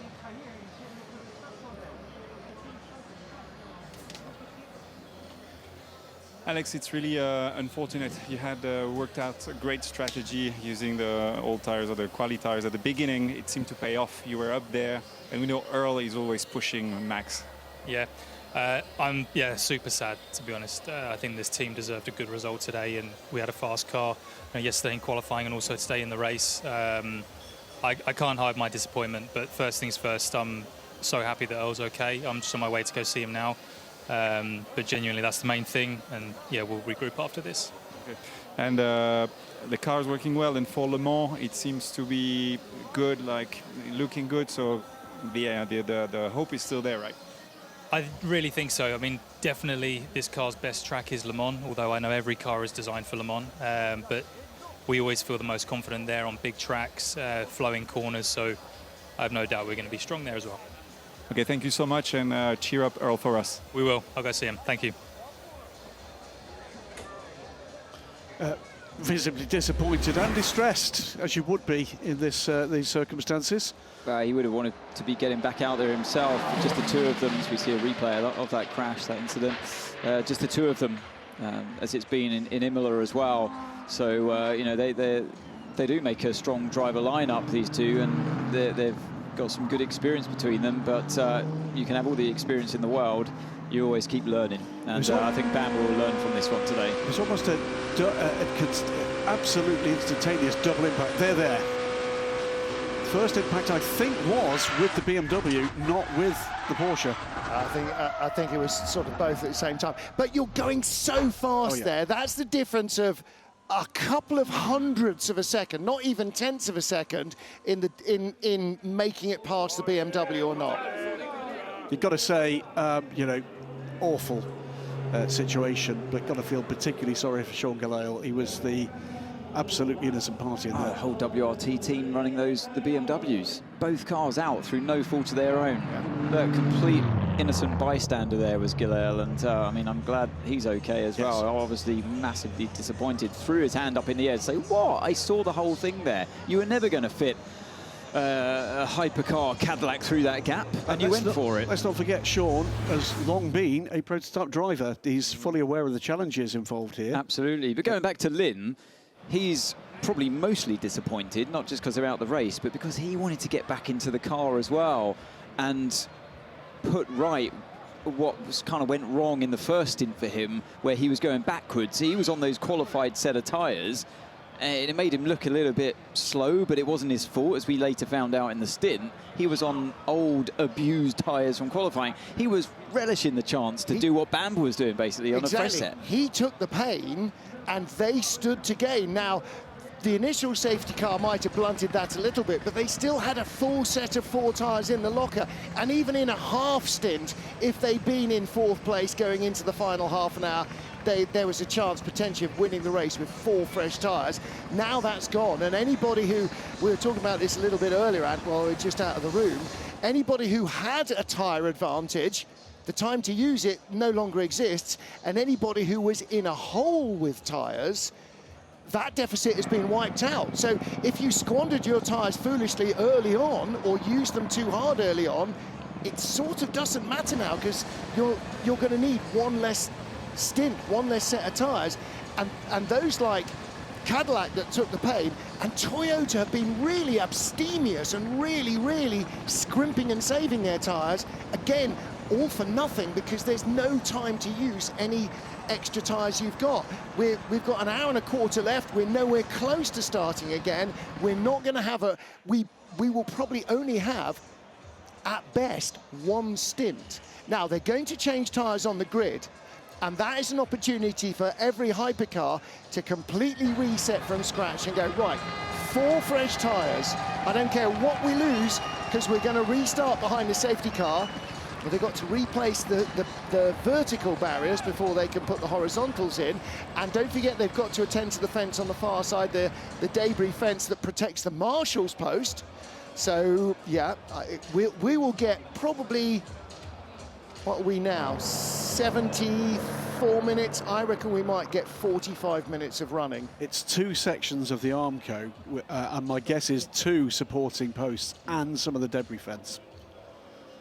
So we might get 60 minutes. I would guess close to 45 by the time we've had safety car laps and go green. The real issue now is not tyres.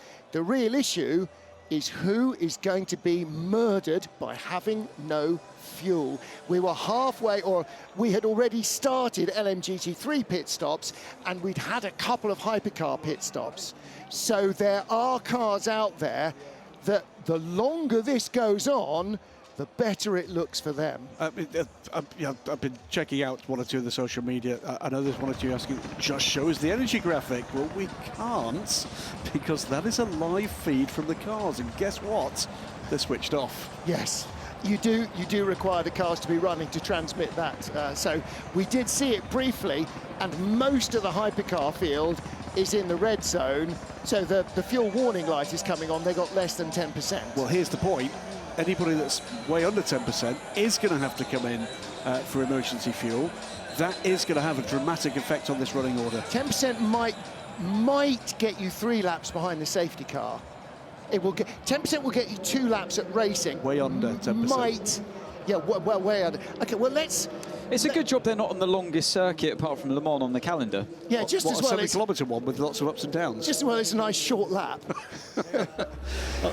Well, I tell you what would be This was the other BMW that was out of the race because of this moment here. If you missed it, this was René Rast in the BMW wiping out Phil Hansen in the Jota. This was where the damage was done to the Jota. And the 46 BMW. So ironically, it was WRT's Hypercar that punted the Jota into WRT's LMGT3 car. You're going to have this man to answer to, René. No, he'll be watching MotoGP qualifying, don't you worry. What would be really interesting, actually, is to get Bruce Giuani to come down into the pit lane. It's just that, you know, the more I look at it, you were never going to get the car through that gap. It was not his finest moment, I'm afraid. He only needed the BMW to move about half a metre to its right, and the gap would have been big enough. Yeah, he just didn't have enough room. He had so much speed, there was no room. Yeah. And it was a misjudgment, and we can sit here in judgment of it, you know, wise after the event, but... yeah, I mean, it's easy to say that and criticise when we're sitting here at 0 miles an hour. Absolutely. What would be really interesting is if Bruce can come down into the pit lane and have a word with maybe, let's say, for instance, WRT's Hypercar pit wall. Because I can see Thierry Tassin sitting there, and he will know who's got fuel, who hasn't. And that might be quite edifying. In the white suit there, Pedro Cachero, our safety car driver, Callum Eilert walking down towards us. I can almost hear Bruce rushing towards doing that right now. Well, let's hear from BMW RT's Kurt Mollikens. Now, he is the head of their LMGT3 program. Good. I would have liked to come in better circumstance. At home and those two cars out, it's quite hard, especially when it's none to do with your fault. Yeah, it's very unfortunate. One weekend is not the other. We were the heroes of the previous one. Now we go back with 0 points, both cars, big crashes, a lot of work to do before Le Mans. So it's unfortunate. We would have preferred to avoid it like everybody else would, but yeah, it is what it is. Better luck for Le Mans, which is coming, and the performance seems to be there. So yeah, good luck again. Thank you. Kurt Mollikens, lovely man, and very, very handy racing driver as well. Raced in Formula 3000, very successfully, ran his own team, KTR, and then joined up with Christian Horner. They ran a team together when they were both racing. So you had Kurt and Christian in the same team. Then, of course, Christian Horner started Arden, which led to Red Bull, which led to marrying a Spice Girl. If only Kurt Mollikens had followed the same path.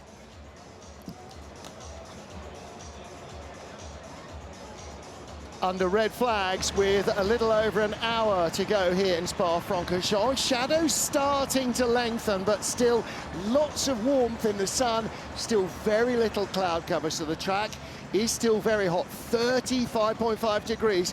So just about 30 degrees hotter than last year's race, but the temperature is coming down. It is coming down a little, 36.7 I saw as we see.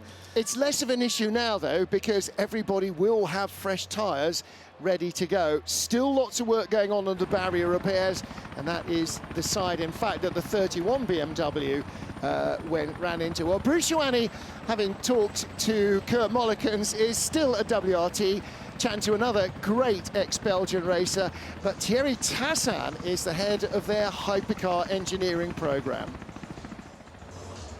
I'm with Thierry Tassin. He's the director, sport director at WRT for the Hypercar. Thierry, I have one question, because the boys have been asking me, what do you know which car has to pit and fuel and which doesn't? Because in the next 3 laps, the race is going to be changing.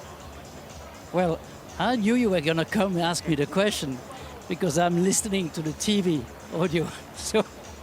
And first I would like to congratulate the commentators, Anthony Davidson, because you're really doing a very good job. So yes, we know which cars are the lucky one. So the lucky ones are Porsche number 6, the Jota Porsche number 12, and the Alpine 36. Those are the lucky cars that managed to refuel before the red flag. And I mean, now it's 1 hour and 7 minutes to go. So we don't know actually, I'm not sure there's going to be a restart. There's still a lot of work to do with the arm core to repair in the long straight between Rédillon and Kemmel. So we'll see. Thank you very much, Thierry, for this insight. Pleasure. Bye-bye. Thierry Tassin. I'll pay him later. I'd like to congratulate you too, Anthony, on a job really well done. I think that lost in translation. I think he meant surprisingly well done. Was it like some kind of sarcastic comment? No. I can tell you, there is actually a peculiarity about the way in which the Belgians speak English. And what he meant to say was, I'd like to congratulate the commentators and Anthony Davidson. There's no number of replays that's going to make that accident look anything other than really, really hard.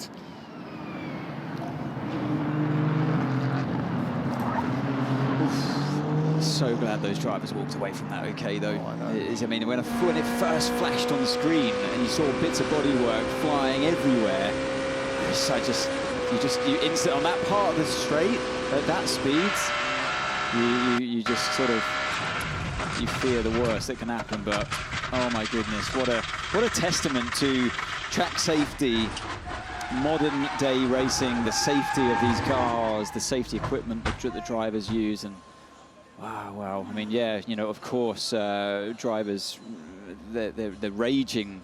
The adrenaline's flowing and you're in a rage, but I'm glad they were still in one piece to be able to have that rage. Well, I mean, we talked, didn't we, about when a lot of racers was on site looking at the damage to make sure that concrete wall hadn't been dislodged and lead a kind of facing edge to a concrete block. It is about grading of these circuits. That's why this is a Grade 1 circuit. There was a huge amount of debris, and all of it stayed within the racing surface, inside those debris fences. Which with nearly 90,000 fans here, and a lot of them watch on the Kemmel Straight. That's a brilliant place to watch. That's exactly what you have to have. You can't have stuff flying around. I had the privilege once actually to join the FIA. Did a feature on the revamp of the Zandvoort circuit. Yep. Bringing it from an old school racetrack back to Formula One. Formula One and a modern day racetrack, and all of the, I mean, stuff you just don't even think about. Barriers being one of them, catch fencing, distance from the crowd to the racetrack, and it's just a whole infrastructure of a racetrack that we kind of just take for granted today. We don't even realise this is going on. And just to look at the way they judge speed of cars versus runoff area, Sean Gallel there, it's a shame that he's out of the race, but great to see him there chatting with his team back in the garage. And don't forget, it was his car that did all the damage to the barriers. That was a hit. That was a big hit for that BMW, and on the driver's side as well. And it's because of these calculations, and they learn through bad times over the years as well. And it's every time you see a crash like that, something can be learned from it, and things are improved. So it's but we get to this stage now where luckily it's a rarity where things go wrong, and yeah, they've got a big fan base here at the track, as we know today, over 80,000 fans, and yeah, they turn up to watch a great motor race. They've had that today.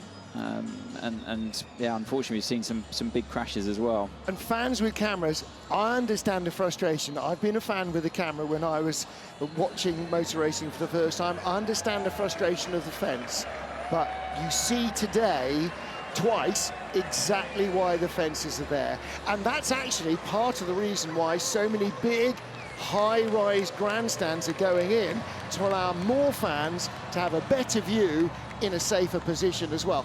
Everybody wants fans along the fence, and we've got tens of thousands of them, but we've got to make sure that everybody who comes here with a ticket, as well as in a race car, gets home in one piece. Speaking of which, let's catch up with Sean Gallel. Bruce is earning his money today, isn't he? Sean, could you tell us what happened from the inside? You couldn't do anything, obviously, and what's your opinion and your point of view on that? I think it could have been a lot worse. I think I'm quite lucky here, but I mean, I don't need to say anything. I think you guys saw I was just in the middle. I think the two guys were fighting in front, and they misjudged, and sometimes the misjudgment could lead to bigger things. So I don't know, I think think everyone else sees. So I don't need to say anything. Stewart sees everything. So, I mean. I was talking to Kurt. The performance is there. So are you looking forward to Le Mans to move on from this? Yeah, well, I think we were going to salvage something this weekend. Anyways, we didn't, but hopefully for Le Mans is the big one that I hope this doesn't happen in Le Mans. So, you know, fingers crossed, but yeah, full focus there. But again, I think, but it's also the accident that you shouldn't take lightly. You know, I understand these things happen and it's part of racing, but it's also something I think very avoidable. The respect given between categories and respect given between drivers, because some people do it very well and some people do it a bit less. But again, today was the worst part. Okay, thank you very much for your time, and see you in Le Mans. Thank you. Calm, collected and measured. I'm sure there's disappointment, shock and anger with that lot. And it's good whenever you interview a driver to interview them quite a time after the incident as well. Like I said, you're full of adrenaline when you're in the car, and you can sometimes say the wrong thing at the moment or just after the moment. He's had time to get out, digest it, speak to his team, understand what happened, see it, and yeah, and think about what you'll say in those situations and before the microphone gets thrust under your nose. So, yeah, he said enough, and he knows that we've seen enough, and he used the exact words we use, just a misjudgment. That's all it was. And again, it allows time for the adrenaline and the passion just to be dealt with and compressed, and then he gets a chance to represent himself and his team and his brand in a way that he can look back on proudly, rightly, because I think he's given a very level, very balanced view of what must have been an absolutely terrifying impact, because he's minding his own business and suddenly, boom. Final hour of the race here at Spa-Francorchamps. We are under red flag, and that's because of a big accident on the Kemmel Straight. Bamba chasing for position. Neil Jarni in the Proton Porsche misjudging the gap between the back of the 99 car and the BMW 31 LMGT3 car that they were passing. Not only tagged the back of the 99 car that he was chasing, but also wiped out the 31 car and flew across the track in an accident himself. Both cars are out. That means we have 29 cars on the grid waiting for safety rebuild of the walls to be completed and for racing to recommence. And that means, because both our Hypercar and LMP3 fields were in the throes of another round of pit stops, when we do get a chance to go back behind the safety car before we go racing, we may end up with a number of cars really in dire straits in terms of fuel. Certainly quite a lot of the Hypercar field might have no more than 1 or 2 laps of fuel on board. That might stretch to 3 behind the safety car, but it might equally not quite.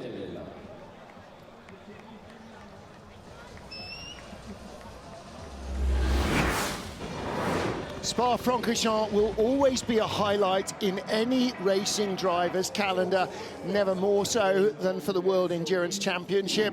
Team bosses, drivers, and over 88,000 fans coming to worship speed here at the Belgian Temple of Speed. Home of the Belgian Grand Prix, and for so many years, a real challenge for the drivers.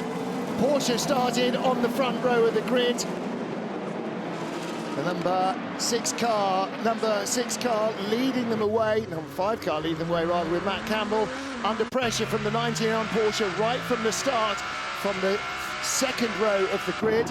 Didn't get the lead, didn't get by the number 2 Cadillac that started second either. Trouble for the BMWs early on, running off track. Full course yellow early on for Debris at La Source. And Ferrari, which had struggled a little in qualifying and lost pole for the car that didn't struggle, moving up the order as the 99 Proton Porsche took the lead away from Matt Campbell. Great move at the start of the race for Julian Andlauer. Second full course yellow for Debris, and Andlauer pulling away as Ferrari continued to resurge after qualifying, moving into the top half dozen with all three cars. By mid-distance, it was all Porsche and Ferrari in the top three. Then René Rast ran into the back of Phil Hansen's gold Porsche, which clattered off the number 46 BMW. They were both out on the spot. Safety car was out for 42 minutes, and during the pit stops that followed, there was a change for the lead in LMP3.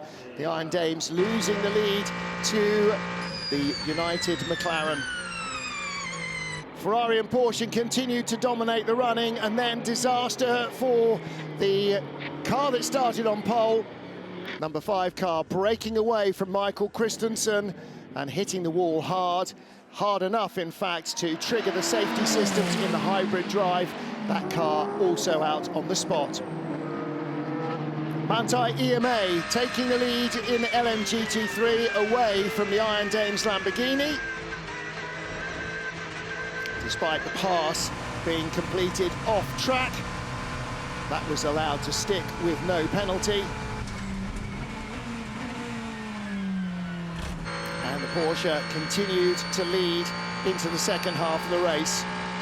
Ferrari continuing to assert itself. The 50 car that started 19th, moving up to second place. And then the red flags brought out by this misjudgment by Cadillac's Earl Bamber, tagging the number 31 BMW into a big spin and a crash in the barriers. The barriers need repairing, and those repairs are underway with 55 minutes remaining on the clock. So the cars under red flag, sitting on the grid, basking in the sunshine. Teams, drivers and fans awaiting further news as the track crews work very hard indeed to try and make sure that the safety barriers are back in place and we can go back to racing as soon as possible. But when we do, it is likely that little more than one stint will remain.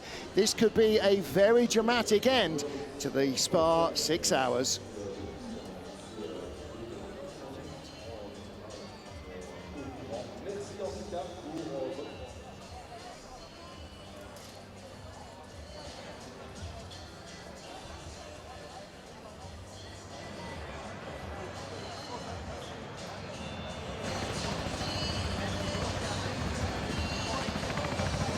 Barriers are starting to go back together and cars remain on the grid. Race control has said that all cars will be allowed to change tyres because of the huge amount of debris that almost everybody drove through on their way to the grid, and that's when they're given the 10-minute board. So basically, like at the start of the race, up to the 5-minute board when the cars have to be on the ground with their tyres attached, there will be a 5-minute chance to change tyres. Can't imagine that anybody won't take it, apart from the cars that had just pitted. There's Eduardo Freitas still out there on the Kemmel Straight, so we are away still from the race being able to resume. Graham Goodwin. Two things to say. Number one is we haven't had the 10-minute board, so at least 10 minutes before we get going. The second thing is it will be 4 mechanics only allowed to approach the cars to sort that tyre change for the teams that decide to do that. Well, the tyre trolleys and the air bottles will have to go out onto the grid, and none of that is happening yet because, again... Well, they won't be allowed yet. No, exactly, and work has not been completed. They're not even ready to go yet. This is not being completed. Well, the Proton Porsche was in third place. Let's hear from the team. So guys, just to update you on information, so in 10 minutes we can change the tires on the grid, but we have to reach the car, so some cars are far away, so we are reported to race control to let us know when we can go with the trolleys to the gate 22, and if it's possible to go beforehand to our cars to have all of us 5 minutes for changing the tires. So they're working on it, and let you know. So changing tyres is one thing, putting fuel in your car is another, and for that you need to be in the garage, in the pit box, and so we need to go through the cars that have done that on track, Kevin Estre definitely being one of them. Yep, handily Thierry Tassin gave us the answer to that. It is the 6 Porsche, the 12 Jota, and the 36 Alpine are the ones that had a full service. And I think I just heard from Bruce that you may have some more information on that front. Well, let's catch up with our man Bruce Ioane, who is back in the pit lane. Well, yeah, a little bit of information about the restart, and especially in the LMGT3 category. We were wondering if there was going to be a pass around, but it should be fairly straightforward because the car which is leading is car number 51. The car 91 had pitted already, but he's going to have to pit again. So there shouldn't be a pass around, and it should be pretty straightforward to watch. All right, well, 91, which is the leader of the class, was at the head of the field, so there shouldn't be a full field in front of him. But again, we'll wait and see. Let's work it out. LMGT3, who has done more stops? TF Sport have done 6, but 1 was for a puncture. Iron Lynx number 60 stopped. Proton 77 stopped. 88 Proton stopped. 55, I beg your pardon, 92 Manthey Pure Racing had stopped. So had Vista AF Cota. But there are 3 or 4 cars in LMGT3 who owe us a stop. They are not Manthey EMA. That car appears to have stopped. Heart of Racing have only done 4 stops. They're in second. Vista number 55, the Ferrari, has only done 4 stops. They're in third. And the D-Station Racing car has only done... Am I reading that right? Yeah. D-Station in 4th has only done 4 stops. But the Iron Dames in 5th have done 5 stops, and that they have not had a penalty. So it looks like in Manthey EMA, who lead in LMGT3, it was on its okay outlap for fuel. That was on its outlap, okay. There is 1 car in front of it in the queue, which is probably the 777 D-Station Aston, which will get waved around. But I think Heart of Racing, Vista 55, D-Station 777, all need to stop again, and I think the others have just within the last few laps stopped, because they've done 5 stops. So. The other car that was on its outlap when the red flag came out, rather astonishingly, was the number 60 Iron Lynx Lamborghini. Is on the lead lap. It's currently running in 12th position, but if the other cars need fuel, then that's going to be a massive leap up. Yeah, from Pereira in 60, his car has done 0 laps on its tyres. Bruce was telling me just by the way that car number 92, who I can see on the pit straight, who's just behind Ferrari number 51, is likely to get a drive around as well, because they're out of position. 92 Porsche? No, he was saying there's an Aston in front of it. No, the 92 Corvette. Okay, no, 92's not a Corvette. 92's the Porsche. It's the Pure Racing Porsche. Okay, so Corvette assessed with Sebastian Bode. Okay, that's 82. Thanks, Bruce. He's just sitting in my ear. 82, and I saw it as well, just as he's. That's the car that had a, don't forget, that's the Corvette that had a puncture earlier, so they were a lap behind anyway, but they will get a wave by. Okay, so let's start at the top. 91 Manthey EMA needs a stop. All of Maurice Schuring's tyres are 51 laps old, so the leader in LMGT3 needs a stop. That makes sense, because just before they turned their cars off, we saw the energy graphics as they pulled up onto the line. Some of them weren't there. They're the cars that were already turned off. But we did see some of the front runners, and I think that was the number 91 as well, with only 2% remaining. Let's run down, because I can do it on Tyre Life. Let's run down the order. So the leader, 91 Manthey EMA, must stop. 27 in second place, 44 laps on the... No, they've done 21 lap stint, so they don't need to stop now, but they will not need to stop very soon. In third place, 55 Vista AF Corsa, 26 laps on the tyres on their left sides, so that car needs to stop. D-Station in fourth, the 777 car, 44 laps on all of its tyres, so it's at the end of a double stint, so it really needs to stop. There's Alessandro Pierguidi wondering what's going to go on. And then, critically, I think perhaps, Iron Dames 85 and the United McLaren 59. 85, Michel Gatting stopped 3 laps ago, and 95, Nico Pino needs to stop. Right, I'm going to correct myself on the number 91 car because I've just noticed that it was a 38-second stop. He took emergency service. He must have taken emergency service because the safety car was called. He needed fuel and couldn't take, the pit lane would have been closed, so he's taken 5 seconds of fuel. He does need to stop. Well, he does need to stop. I can tell that from his tyre life as well. So he quite aside from all of that, in terms of fuel, let's suppose at the moment we need half an hour of running once this is back. Cars that have actually recently stopped in GT3, the 54 AF Corsa car stopped a little while ago, will have a way to go before it needs to. The Iron Dames 85, fairly recent stopper, and can probably do that on fuel. Well, 3 laps ago, and I think now they're good to go. They've only got 46 minutes. They'll do that. And at least another 10 to come off that. The same for the 59 United Autosports car and for the 92 Pure Racing car. 77 Proton, more on the bubble. 88 definitely okay. The 91 definitely needs to stop. And looking further down here, so does the harder racing car. The 2 Lexus probably on the bubble as well. Forget that, and the D-Station racing car absolutely needs to stop. So this is going to be turned on its head. If we go green, Iron Dames are looking really strong, and the other car that's a real challenge is the 92 Pure Racing Manthey Porsche, and unfortunately that one still needs fuel, and 91 will have to refuel. 92 does not need fuel. How many did I not say it? Iron Dames. Oh no, you're right. It's only just stopped 2 laps ago. So basically, the top 4 cars definitely need to stop. The next 1, 2, 3, we're looking at a timing cars. Screen, and the fans aren't. Right, let's explain this. So the 91 Manthey Porsche leads this race under the red flag.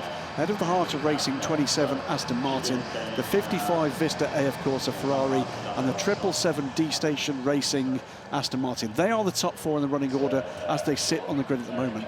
If our data is correct, all those 4 will need a full service stop, okay? Behind that, we have the 85 Iron Dames car, the 59 United Autosports McLaren, the 54, I'm going to double check on that one. That's not one I can immediately recall having confirmed. They're on the bubble. I can tell you from tyre They're life, on the bubble. No, okay? they're not. They've done 24 laps on their tyres. They need fuel in 3 or 4 laps. Okay.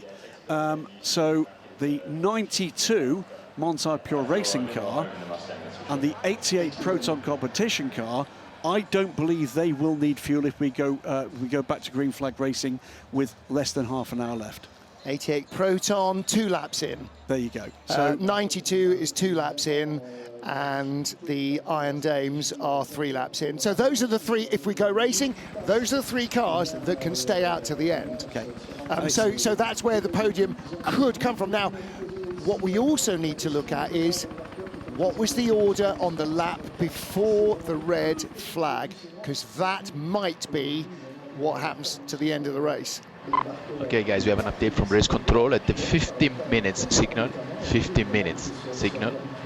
the trolleys will be allowed on the grid. So actually we can go 5 minutes earlier than the tire change to our car. And then we can start to work on the cars and change the tires at 10 minutes signal only. So listen to your engineer and he will let you know when you can start.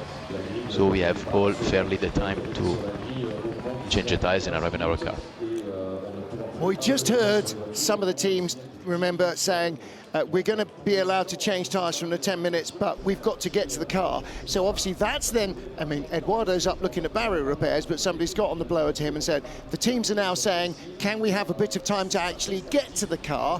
And that's why they've now got 5 minutes to get the trolleys to the car, and then at the 10-minute board, they can look at changing tyres. So it's going to be some busy work for the teams if we get this 10-minute, or if we start to get a countdown to green. Right. The other thing to mention here, in the case of the cars that are really out of fuel, it's a double blow, because they will have to pit for emergency fuel under a safety car. They'll have to stop twice. So it won't just be simply a matter of pitting and joining the queue. They're going to have to do it twice. And we don't actually know exactly where that stands with that leading group at LMGT3 as to how dry they are of fuel. Other than the 91 we know, because that did come in just for 5 seconds of fuel already before the red flag came out. And we don't know the absolute position with the hypercars either. Well, the others, ahead of the Iron Dames and Manthey Pure Racing, may have enough to survive the safety car, but would then have to stop immediately under green or within 1 or 2 laps. Yeah. What we know for sure is, if we go racing again, Iron Dames and the Manthey Pure Racing car are going to be right in it to win it, because everybody else needs fuel. And again, if we go racing in hypercar, we know the 3 cars that will no longer need to stop. Yeah. The final thing to say, by the way, if you're watching with a timing screen, as I know a lot of you do, forget the gaps on timing, because they're going to be nothing, because that will be a safety car train. So the times you see in front of you, other than who's on a lead lap and who's not, and that will marginally alter with a bit of a wave around, but not much, as we've got debris fences going back together and Armco barrier going back on. I don't think it's going to be very much longer before we see a 15-minute board. And well done, by the way, to the track officials. That was a huge amount of damage. Didn't look it, but then when you saw close up just exactly what had happened with the impact. So that is debris fence on the inside. That's coming out. They're only just taking it. So and the next panel along, the bottom pole was really bent as well. So those are only coming out as well. So yeah, we're here for, I'd say, at least another 15 minutes. I would think so. More. Look, there's still huge bits of barrier missing on the Kemmel Straight. Now, the reason I'm saying I want a lap chart to see what the positions were the lap before the red flags came out is I rather fear that might be what the race result is. Okay, well, it's the fallback, isn't it, that if they do call this race, it will be full points, because we had gone more than 3/4 distance, which is the 4 out. No, that's 2/3. What's 3/4 of 6? Anyone? What, 3/4 of 6? Yeah. I'm not going to help you. Come on, you can struggle. It's live on there. I do 3/4 of 8. That's 6. Is that in miles or kilometres? I don't know. Oh, Kilby's finally picked up a phone and done some calculating. What is 3/4 of 6? And would it be? It would be on time rather than 4.5. Yes. Is it? Is it? Kilby's not counter money. Okay, so 4.5 hours. Did we have 4 hours 30 minutes of green flag racing before the set? Yes. Oh, hang on. Wait. Yes, I think we did. Bear with. The red flag came out at 17:13. 4 hours and 12 minutes. Ooh. Half points race. We'll check it out. If that is what happens, if we don't go green, then the race will be declared at the end of the last completed lap by the leader at on the lap before the red flag was thrown. So if it was thrown on lap 95, say, then the end of lap 94 will be the race result. Wherever, whoever, whatever, no matter, then that will be the race result. Which actually, does that save the 31 BMW?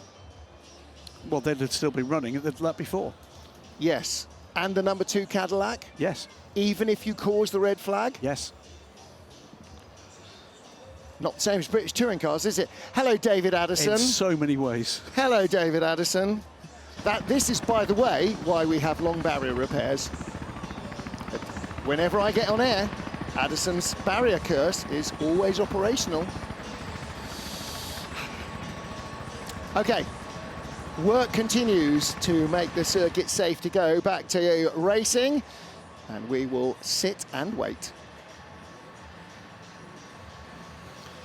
By the regulations, we'll call this one. Half points will be awarded to the crews if the leader has completed more than 2 laps without being under a full course yellow or a safety car, but less than 75% of the original race time, and minimum of 2 laps must have been completed, which is obviously had by the leader. 4 points will be awarded if the leader has completed more than 75% of the original race time. So we hadn't. It's half points if this gets red flagged. Yep. And the 2 laps thing refers back to Fuji and a number of wet weather and others. drama, especially Fuji, wasn't it? Fuji was the race that Fuji. never was, as we term it. 15 laps, I think, behind the safety car. Kazuki Nakajima won that race single-handedly that day. He did, and that was because he started pitted the car, expecting the race to restart. There was also, by the way, in a very train spottery Anaraki sort of thing, the only time an LMP1 hybrid ever ran unrestricted, because there was damage. Debris got into the air intake, which is where the restrictor is on the Audi R18, and they removed that for a lap to allow them to prepare for the major repair, because they were lapping underneath, behind the safety car. So that car, theoretically, albeit behind, many people say he should be behind bars. I don't agree with them. He's behind the fence. Really tough for Eduardo. You know, there was absolutely nothing he could do with that incident. It was an absolute guaranteed immediate red flag, and just really unfortunate. And, you know, actually, at least, as we see the marshals here at Marshals Post number 1, at least it's not hosing with rain and 6 degrees like it would have been last year. So, all right, it's beautiful sunny weather. They would love to have seen another hour and a half of racing, as would everybody else. That's why these people do this job. It's not for the money, because there is none. It's not for the glamour. Look at it. You bring your own deck chair, or there isn't a chair. They do this because they love racing and they love being involved in racing, and their involvement is the only thing that allows racing to happen. Without unpaid volunteer marshals, track workers around the world, racing does not happen. If you like watching racing and you want to be more involved, and you can't drive, like me, or you haven't got any money, like me, or you don't know anybody who has, and you're not mechanically minded, join your local marshals club. They will welcome you with open arms, and so will everybody else. There's another aspect, by the way, pointed out by Sam Smith, which is, what about the drivers who haven't driven yet? So we've got a lot of LMGT3 pros that have not been in the car yet. We've not seen Richard Leitz aboard the car. I don't think we've seen Alex Riberas yet. Well, that'll be force majeure. Yeah. And if it's declared a result at the red flag, that'll be an irrelevance. Yeah, it's irrelevant when it's force majeure. So yeah, like I said before, Kazuki Nakajima that day won the race all by himself. I didn't step foot in the car. Lazy, that's what I call it. Well, they still sprayed the champagne and took the win bonus as well. I mean, it was a hard week. In the lazy years. Signed a lot of autographs that weekend. You signed a lot of autographs, as I remember, because I seem to recall when they called that race, there was a quite extraordinary gesture and behaviour by the fabulous fans at Fuji, which was they reopened the pit lane for another pit lane walkabout, and most people stayed, and it was stair-rodding it down.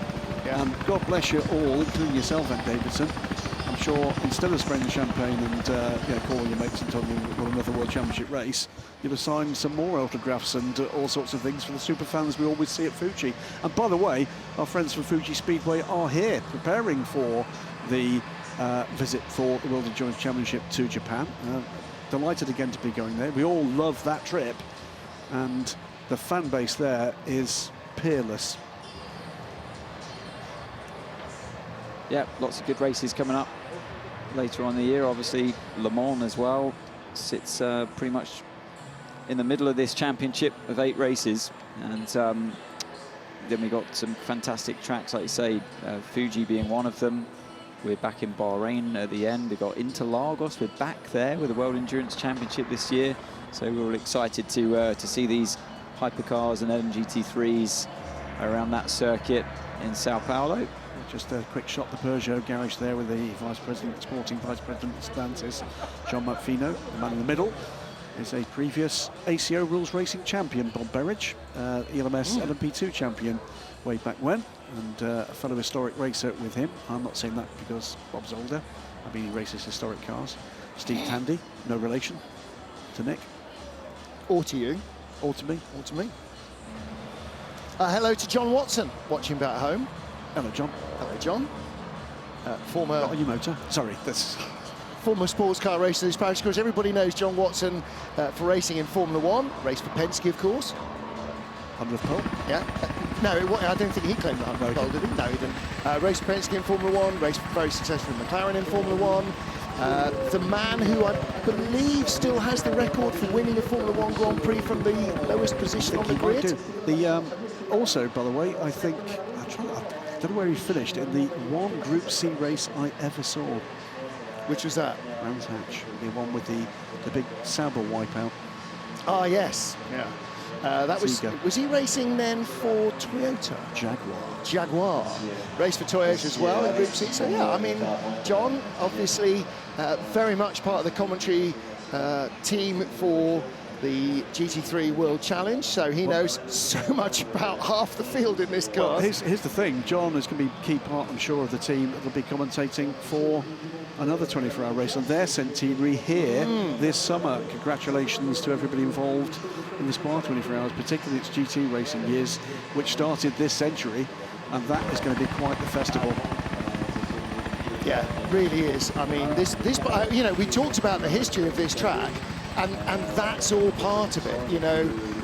Grand Prix here, Belgian Grand Prix, the sports car races here. We were saying a couple of days ago, when Anthony went round the old track for the first time, back in the days of the 917, the outright lap record was not held by Formula One cars, it was held by sports cars. Now, bearing in mind, the Formula One cars were made to brake after 2 hours, if you were lucky, and endurance cars had to last 6-8 hours, 1,000 kilometres, 24 hours. They were still lapping quicker than F1 cars. Can you imagine that in this day and age? Do I recall a little earlier today that you were telling me that Ant had been with you in the car for his first experience of the old circuit? Was that right? The first time you've been around parts of the old circuit? No, he didn't have my commentary with him. I have done parts of the old track before, but not the part that leads up to around Stabilo. Okay. I mean, you know, the other story, I was telling this to a couple of guests.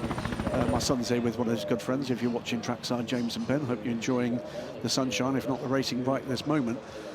Barely able to believe when we're taking them down towards the Master Kink and down around the back end of this circuit. But there was at that time a effective competition between this circuit and Reims in France to be the fastest circuit in Formula One. And boy, you can see it. And instead of the old hairpin that was taken back in this circuit, they built a banked turn, and it's still there. I mean, if you took a modern-day F1 car around those kind of the profile of the corners, they're not even. They're less severe than the kink on the Kemmel Straight. Absolutely right. Yeah, it is. They'd be flat everywhere. But with the safety facilities of the day, which are a ditch on the one side and trees on the other side. And terrifyingly, barbed wire fences to keep the cattle in. Great for keeping cattle in, not so safe when you're heading towards the cattle in your single-seater Cooper or Brabham or whatever. Barbed wire fences. But the thing that made it a challenge back then was the lack of downforce. Yes. Yeah. Absolutely right. In the same way that, you know, Jenson Button here. He wasn't here then, those days, was he? Talking about Eau Rouge. Well, yeah, he's same as me, be careful. When he was talking about Eau Rouge, and he said, I've never driven a car around Eau Rouge where I've had to lift off. I went, well, yeah, you haven't lived then, have you, Jenson? Welcome to modern-day sports cars, and Eau Rouge suddenly becomes the corner that it's always talked up to be. Absolutely It is petrifying. When you arrive there and a car that hasn't got the grip to go flat out through it, wow, you know about it. I've yet to meet anybody that comes here for the first time that isn't absolutely amazed by the reality of Eau Rouge rather than the televisual presentation of Eau Rouge. Television does a lot of things beautifully well, but it does make what you used to do look very easy. But downforce on modern cars, so Formula One or Super Formula in Japan, or even an F2 car, you know, Eau Rouge, corners like Eau Rouge, the profile that used to be a challenge for older cars, still is a challenge for hypercars and GT cars. The modern day machinery in single seaters and loads of downforce they've outgrown that corner, and now it's just an inconvenience to a straight line. You're easily flat out. You can do it one-handed if you want now. You don't really need to pay attention to it, and in a way that's a shame, you know, because you arrive here in these cars, every single driver that's driven that corner today have really had to focus and focus on where to carry the speed, and also they're a bit nervous when the car starts to move around. We saw crashes in qualifying in the LMGT3 category, and it's suddenly that really important corner that grabs your attention and puts fear and adrenaline into your body. I'm going to give you one of the storyline here, as we're still waiting for that 15-minute board. It'll be the starting gun for the crews to go and intervene and do the tyre changes where these teams decide that they require it. And that's we had Mike McGregor in earlier this afternoon from Goodyear. Last season and this, they've awarded the Wingfoot Award. It's to reward speed and consistency in the categories that they provide the tyres for, and of course that's LMGT3 this year. Because of the unique way in which this race has emerged at the moment, in terms of the performance that has been shown and the consistency of that performance, a fairly remarkable happening looks like it's going to happen, which is it will be a bronze driver that gets that award, and that would be Sarah Bovey as the quickest and most consistent driver in the class. Well, it'd be fully deserved. She's been blisteringly fast all weekend. Was it not bronze driver who won it in Imola as well? No. Who won it in Imola? I'd have to go back and look, but I'm told it would be the first time. Right. Bronze driver. Well, I mean, I don't get who else was in the car. She just destroyed everybody. I mean, she did, and you know, I'm sure you've had the same experience, where there's a lead been built and then a safety car destroys it, but she had 40 seconds on that field. It does beg the question, doesn't it, how long the bronze status will last for her? That's a perfectly fair question, and you know, she's been reviewed more than once. We had all three of the Iron Dames, the established Iron Dames, reviewed this year, and rather remarkably, both Michelle Gatting and Rahel Fry did have their statuses changed, and they switched. Sebastian Bowe at Imola, he's the silver, isn't he? Young Sebastian.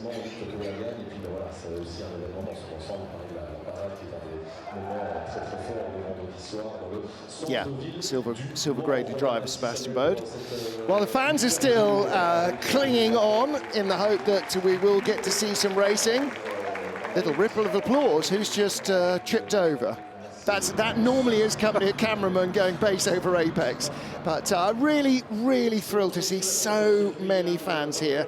It's a shame. It's a shame, isn't it, that we've had this long break for them. But I'll tell you right now, that main grandstand in front of the pits is absolutely rammed full. And I've no doubt the same is the case on the stand in front of the endurance pits and the terracing there, and as well the fabulous stand up at Raidillon.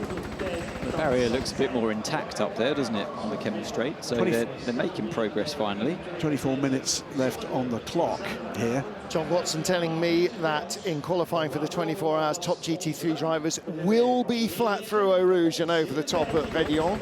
Also pointing out that it's Matra who hold the outright lap record on the old track at Spa with an average speed of more than 163 miles an hour.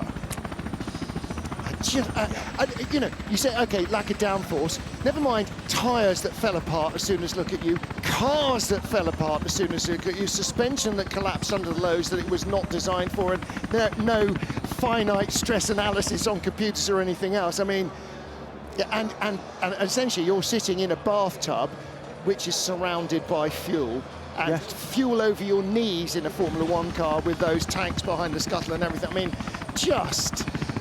You know, and this track has a reputation as being a tough driver's track. It also has a fearsome reputation for ending lives as well as careers and the hopes and dreams of teams. So it's never been an easy track. It was always a very tough track. Eduardo Freitas, loneliness of a long-distance race director there. I'm looking for signs of people and vehicles leaving the scene here to give us... They are definitely completing work on the barriers, and I think on the fences as well, probably those are bolt-on and offable. But then did that truck just arrive with a concrete block? Yes. That's a new block waiting to go in, or is that a block that was taken out? Maybe they need an extra crane. There's a crane on the truck. Well, didn't see a block coming out. 22 minutes remaining. We will get a 15-minute warning to go back behind, to start engines and go behind the safety car, which will then need 2 warm-up laps, which will be a further 5 minutes. I think we are very fast approaching the situation, and Eduardo was on the phone, where we may be saying that the session will not restart. Still work going on there on those fences, and yeah, track workers running at full tilt to try and get everything sorted out. Those poles, incidentally, loop together down inside the barriers to hold them together. I mean, I just wonder, because we are so close. That barrier, the concrete barrier, looks exactly the same as the shape of the one that got hit. Oh yes, it absolutely is a barrier section. I just wonder whether or not it could be there in case, but if it is, then we're done. I don't see us going anywhere, I'm afraid. 21 minutes, they'll need at least 15 minutes before engines can be fired up. We haven't been given that. Even if we were now, that would give us 6 minutes. That's not even 2 safety car laps. I don't think we're going anywhere. Let's while we're waiting and presuming, have another chat about the FIA World Endurance Championship and the remainder of this season. Well, this season, and the background to all of this as well, I'm sure, with the WEC Full Access programme, something like 10 days after this race, will be available free on the FIWC YouTube channel, together with loads of other content, interviews, short films. However you consume your media, there's something for you there on what's going on this season, as well as a look at what's coming next for the FIA World Endurance Championship, which is of course the 24 Hours of Le Mans. But Full Access, I'm sure, will have some telling background as to what's been going on. Now, if you're a fan of sports car racing and you're not in Europe, the good news is we're coming to you next. So we will be racing in Le Mans. You cannot get tickets for Le Mans unless you join a Hertz or Avis promotion. I know Hertz are promoting Hertz Team Cota to win tickets to Le Mans, but Le Mans is a 100% sellout. Then we go to North and South America. So if you are stateside watching this and you fancy a trip to Cota, and let's be honest, who doesn't, then you will get to see all these cars in action. If you go to Sao Paulo, you will get to see all these cars in action, and tickets for those races are on sale. And then, of course, we go to Fuji in Japan. I don't think any Japanese fan will need telling that tickets are on sale. They will be all over that like a rash. And the final of the season, the finale, will be in Bahrain, of course. So we've got lots and lots of racing still to go before we even consider the 24 Hours of Le Mans, our next round. But talking about Bahrain, flights from Europe actually not terribly pricey, and there's plenty of very nice hotels in Bahrain, and you will be welcomed in Bahrain with open arms. We've always been very welcomed indeed for the FIA World Endurance Championship. Great facilities there. They put on a show as well. And if you are looking for an opportunity to watch an FIA World Endurance Championship on site and you're in Europe, that for me is your next best option. And it'll be points and a half at the end of the season. The championships will all be decided likely as not there, because there are points and a half on offer, because it's an 8-hour race. Oh, little fluffy clouds. Absolutely. I remember those when I was young in Arizona. Oh, okay, that's an entirely different thing. Pac-Man, that one, doesn't it? Well, Pac-Man with a mohawk. Well, unfortunately for our teams, not really doing much in terms of bringing the track temperature down at any stage during the race, so they all struggled through with tyres. But right now, it is a waiting game. 18 minutes remain, and at some stage, very soon, I think Eduardo Freitas is going to get to the terminal stage where he is going to have to say the session will not be resumed, the race will not be resumed. I think that is probably everybody's understanding of it right now. So unfortunately, anybody who stopped and is in right now the perfect situation is not, because those early pit stoppers, they didn't do it necessarily deliberately. They had to do because of their fuel situation, but I'm afraid they're going to end up being caught out by circumstance. That's the applause. It's the and why not? 777 crew. To wit, to woo, ladies and gentlemen, especially ladies and gentlemen. Let's be even about this. Well, let's catch up with Bruce Ioani. He's in the pit lane, and he is down with Ferrari's Miguel Molina. Miguel, you started last, and you're P2 and 1 and 2 for Ferrari. Maybe it's the end of the race, we're unsure. Very well done so far, but we don't know if it's going to restart or not. We still don't know. It's a few minutes that we will know. What is clear is that we did an amazing job, amazing race. We start last from the hypercars, and we're currently P2 right now until it's the finish. So far we are happy because it was a really difficult race, but we knew yesterday that if we put all together and we stick as a one team and working all together, we could make a good result. So happy for that. Let's see, still a couple of minutes to know what's going on, but so far so good, and so far so happy with what the race that we did. Okay, thank you very much, and let's wait for the official decision. Thanks. Thank you. Yeah, I think the official decision is coming ultra imminently. The result, or the standings at the moment, show Ferrari AF Corsa 1-2, 51 ahead of 50.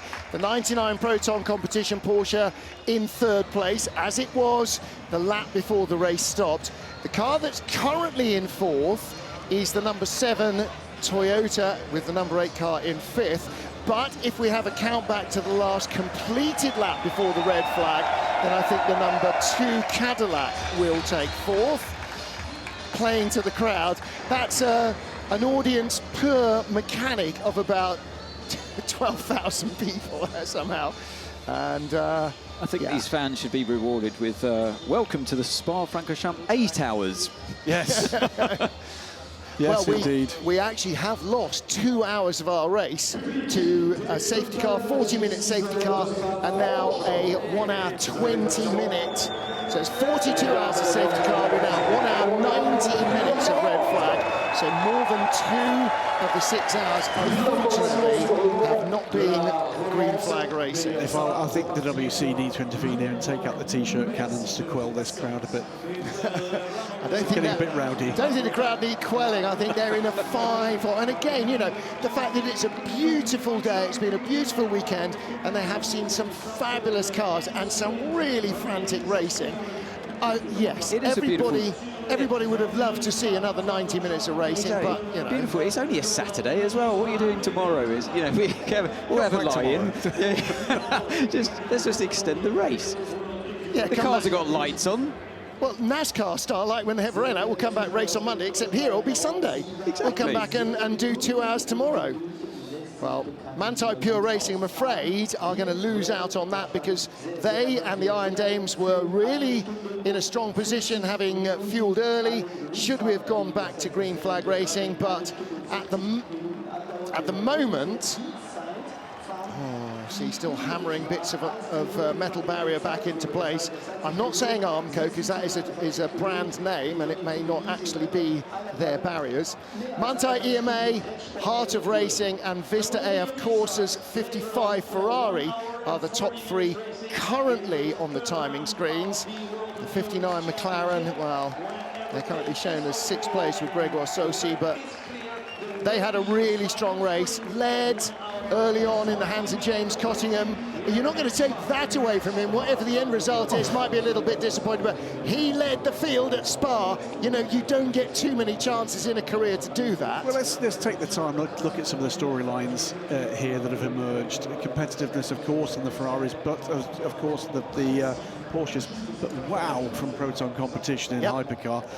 Massively better performance from the Alpine Endurance team here as well. That needs to be recognised. BMW in the fights from time to time as well. Cota were climbing up that order. They will feel as if this delay has robbed them of a potentially much better finish. And then in the LMGT3 class, can't get away from the fact that young lady there, centre of the picture, that is Sarah Bovey, sitting waiting to see what might occur here. Star of the day in LMGT3. Whatever you think about a driver ranking, that was spectacularly done. Great stuff as well, and a massive step forward from United Autosport today. They had the 59 car leading this race and in the mix. Also got to say, actually, that Proton Competition's Mustangs look much more a raceable car this weekend. Both of the McLarens, I thought, had a much better look about them on the circuit, and maybe it's just, you know, a track that the team have some knowledge of that helps, because we've never been to Imola, we've never been to Qatar before, and so, you know, maybe that helps too. And a big step forward all weekend. It's not reflected in the results as they stand at the moment from the Acodius ASP Lexus team. They've been in the fight from time to time here. Through all the sessions, they've been quicker than we expected them to be on, based on the form so far. But more reaction from the crowd. Is Bruce Rani doing his song and dance numbers down there? Is he doing that? God, yes. You've got to Those stop days at the Moulin Rouge weren't wasted, were they? They weren't, were they? The evenings were, but the days weren't. Right, 12 minutes on the clock, and I think this is just going to run down to 0. I don't think, I mean, we're not going to get a restart. We would need a full 15 minutes to prepare the cars to get ready to go. We don't even have that remaining, never mind safety cars, tyre warm-up, or any chance of green flag laps. Why are they fixing the barriers? Well, because the barriers need fixing. If we don't do it now, they're going to have to do it anyway, so they are being fixed now. It was initially in the hope of going back to racing, but in the end, that plane crash accident between Earl Bamber predominantly, but the unfortunate 31 BMW of Sean Gallale. That car really the innocent victim, as the 46 car was of the crash that also put Hertz Team Jota's Porsche in the hands of Phil Hansen. If you're watching the barriers and out of the race. Trackside, online, on TV, stick with it, because we are going to be extending this race time by the duration of the red flag. The time will be put back to where we went to red flag running. We've got a 6-hour race, gentlemen. How did you do that, Anthony? Just common sense. Just made it happen. Just top of the screen. Well, that is phenomenal now, and that's only just come up on the timing screen, so that will not have been announced to the crowd yet by the circuit announcers. And when so they're still here. When they do, they're going to go wild. All right, so the duration of the red flag currently is 1 hour and 19 minutes. It's going to be 1 hour and something like 30 minutes. So it's now 5:49, so that was 4:30, almost exactly 4:30. So we're going to have 90 minutes more racing. Indeed. We're back racing, and we zero the clock. Right, I need a wee and a coffee. Not necessarily that order. This is so tough when you're a driver, when you're adamant that it's going to end, and suddenly your whole mindset has to change, and you have to get back into fighting mode. Clock has been reset, 1 hour and 47 minutes. Oh my goodness! That's what it was. That's what it was when it got red flagged. The race will resume behind the safety car at 10 past the hour. That is 19 minutes from now. So in about 4 minutes, you'll see the crews coming to intervene on these cars. We told you to stick with us. In part, this is because it's a Saturday. The weather is very good. I know that race organisers, this is why, by the way, we're behind the red flag with this miscalculation by Bapco in the Cadillac. Sickening, doesn't look any better the 15th time we're seeing it. Also well aware that a fair number of this crowd had quite the struggle to get in here with the tens of thousands of people here, and this is some reward for their persistence in getting to the circuit. They're going to get to see a full race. And they might have missed the beginning, but luckily they're not going to miss the end, because the end will continue. So it's now 7 p.m, or it will be in 8 minutes, 7 p.m. We're going to go on till 8:30. It won't be dark because it's a beautiful sunny afternoon, early evening. Well, you know what? I'll say it as a fan, not as a broadcaster, not as a journalist. Finally, a race organiser looks at it from the fans' point of view. It's been so many times in other formulae where we've seen races called and brave decisions have not been taken. There's 88,000 really good reasons to take that decision. Yeah. Excellent. And I'm glad it's in the regulations that they have the latitude to do that, and I'm glad also that it's in the weather gods that we've got the weather to do that, because if it was last year, it would be nearly dark by now. Just looking at that incident again, and Bamber has kind of like a double stab at it. There's a moment of hesitation where he goes and thinks better of it, and then goes again. You can tell he's unsure, basically, and then fully sends it, fully commits. But there was a moment of hesitation. The best news isn't that we're extending this race, it's that both Sean Gallale and Earl Bamber are okay. The second best news is that we are going to be going back racing for, what is that going to be? It's more than 2 full stints. Hour and 47 minutes, yes Wow. it is. Which means that those 3 cars that had just taken on fuel, we reset that. Now, what we don't reset is that everybody still has the option to change tyres because of that debris field that everybody ran through. It doesn't mean that the position in terms of their disadvantage is different. It just means they've got longer to catch up. Yep. That's the point. Yep. So we have got, gentlemen, a proper race on here. So that race between the Hertz team Jota of Callum Ilott and particularly Kevin Estra in the number 6 Porsche Penske, that's going to be that's the front of the field effectively, isn't it? They're going to be battling hard, and they were battling hard, those 2 cars, before their information last in the pit lane. Information in the pit lane. We are trying to restart at 19:10, meaning that the 15-minute board will be in roughly 1 minute. Please get ready with your trolleys and your mechanics at the gate in front of box 22. We will let the trolleys enter, but do not touch the car. All the trolleys and grid unbound mechanic to stay on the side of the grid, please. So the trolleys will be allowed on the 15-minute board, which will be in about 30 seconds, and then at 10 minutes until 5 minutes to go, you can change tyres if you want to, if you need to. I think everybody probably will for safety reasons.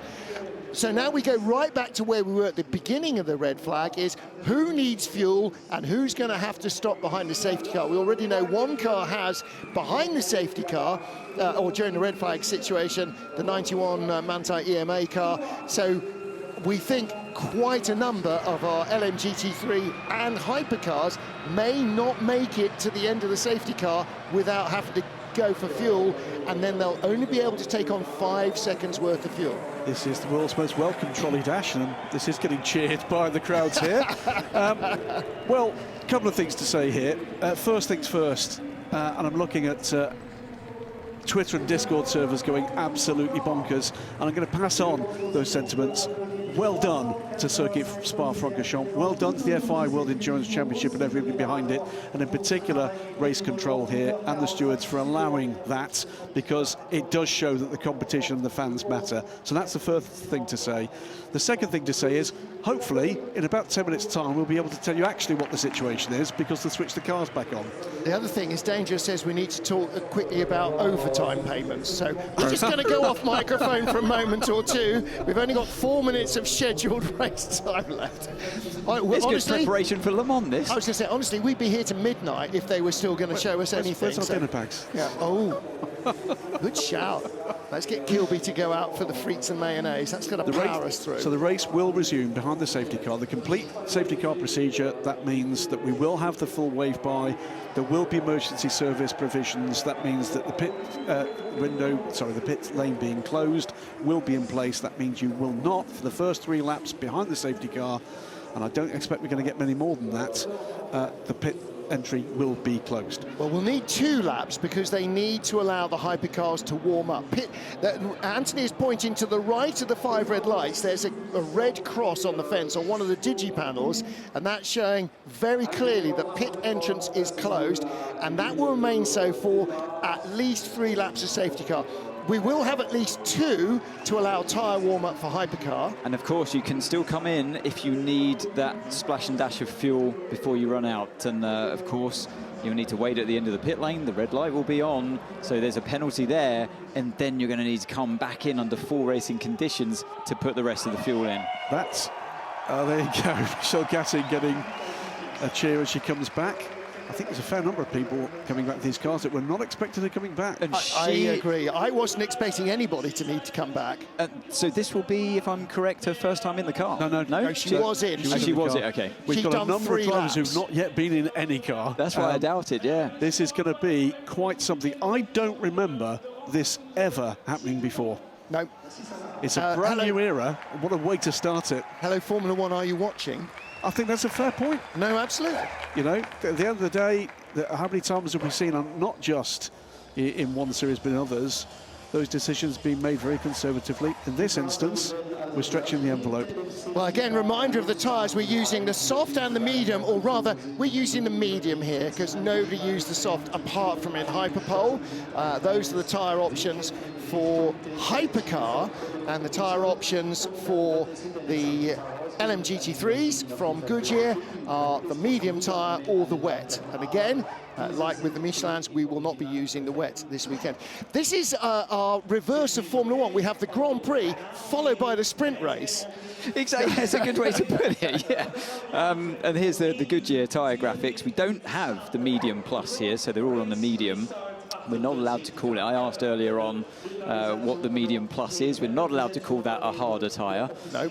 It's a different construction, not compound difference from my understanding. I might be wrong, but we're not allowed to. They stressed quite heavily. No, it's not. They're not on the soft. It is the medium here, and the medium plus isn't available for this race. We don't know when it's going to come online, but I'm sure we'll see it at some point this year in the LMGT3s. I think they will offer it at Le Mans, and then I think Mike was, if I remember correctly, Mike was saying they're not sure when it will then be part of the normal race schedule. So I find it quite difficult. I'm contemplating possibly Brazil. Actually, possibly Cota might be extreme temperatures as well. I think that's really what it's.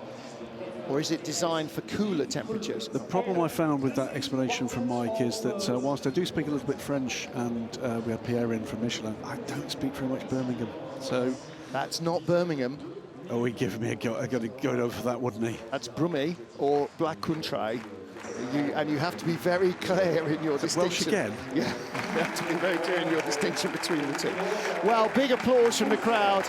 I have to say, I had no idea that the option for this existed in the regulation, and I don't know if that's new for this year or not, but I'm 100% behind it.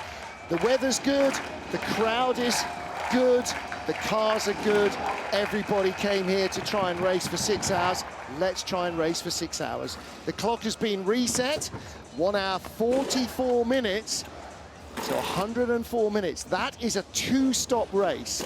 Excellent. And we've already done a 10-hour race this year anyway in Qatar. So yeah, what's another extra 1 hour 44? How many years in the business, Martin? Valid question from Allard Kalf. Go on.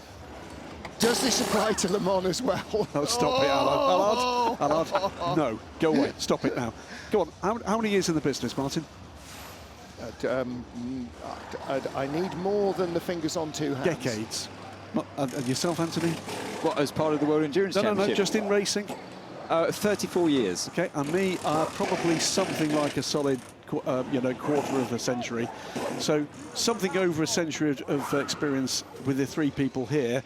And none of us have got a clue what's going to happen the next hour and 44 minutes. Not a clue. Anything could happen at this point. Should we just have a friendly bet?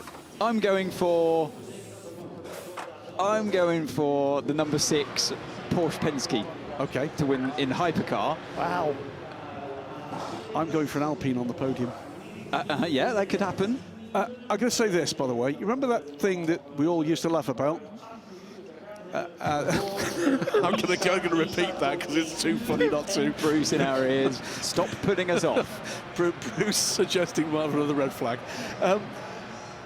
Remember that thing we always used to say about anything can happen in the last 25 minutes? Well, now you've seen it all. And probably will, yes. Unbelievable. This is absolutely a first. I have been watching racing since the late 1970s, which is why I remember John Watson. Sorry, John, I'm really sorry.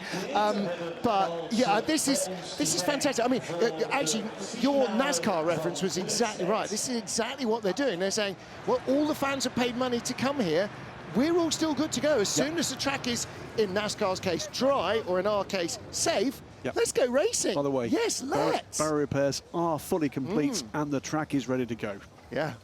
Music to our ears. Oh, baby. Absolutely right. So, after the full race, the feature race, we now have the sprint.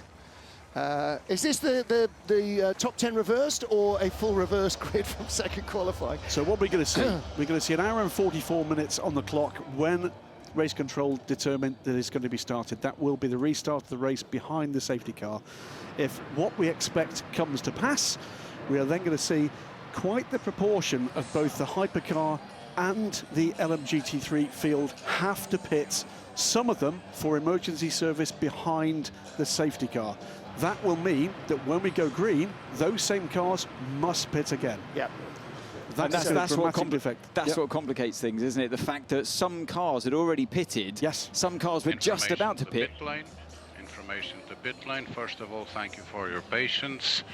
We will resume the race behind the safety car, and we will try to do the pass around as soon as possible once all cars are all together. So team managers, please check if your cars are eligible or not for the pass around.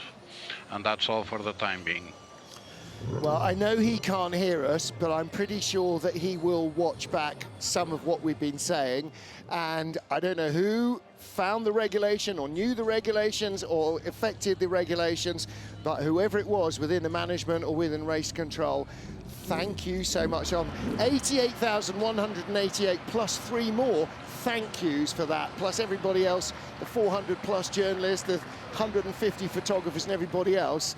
Yes, no, please, yes. 350 of those journalists are now really annoyed because they've got to rewrite the end of their stories. They've already filed.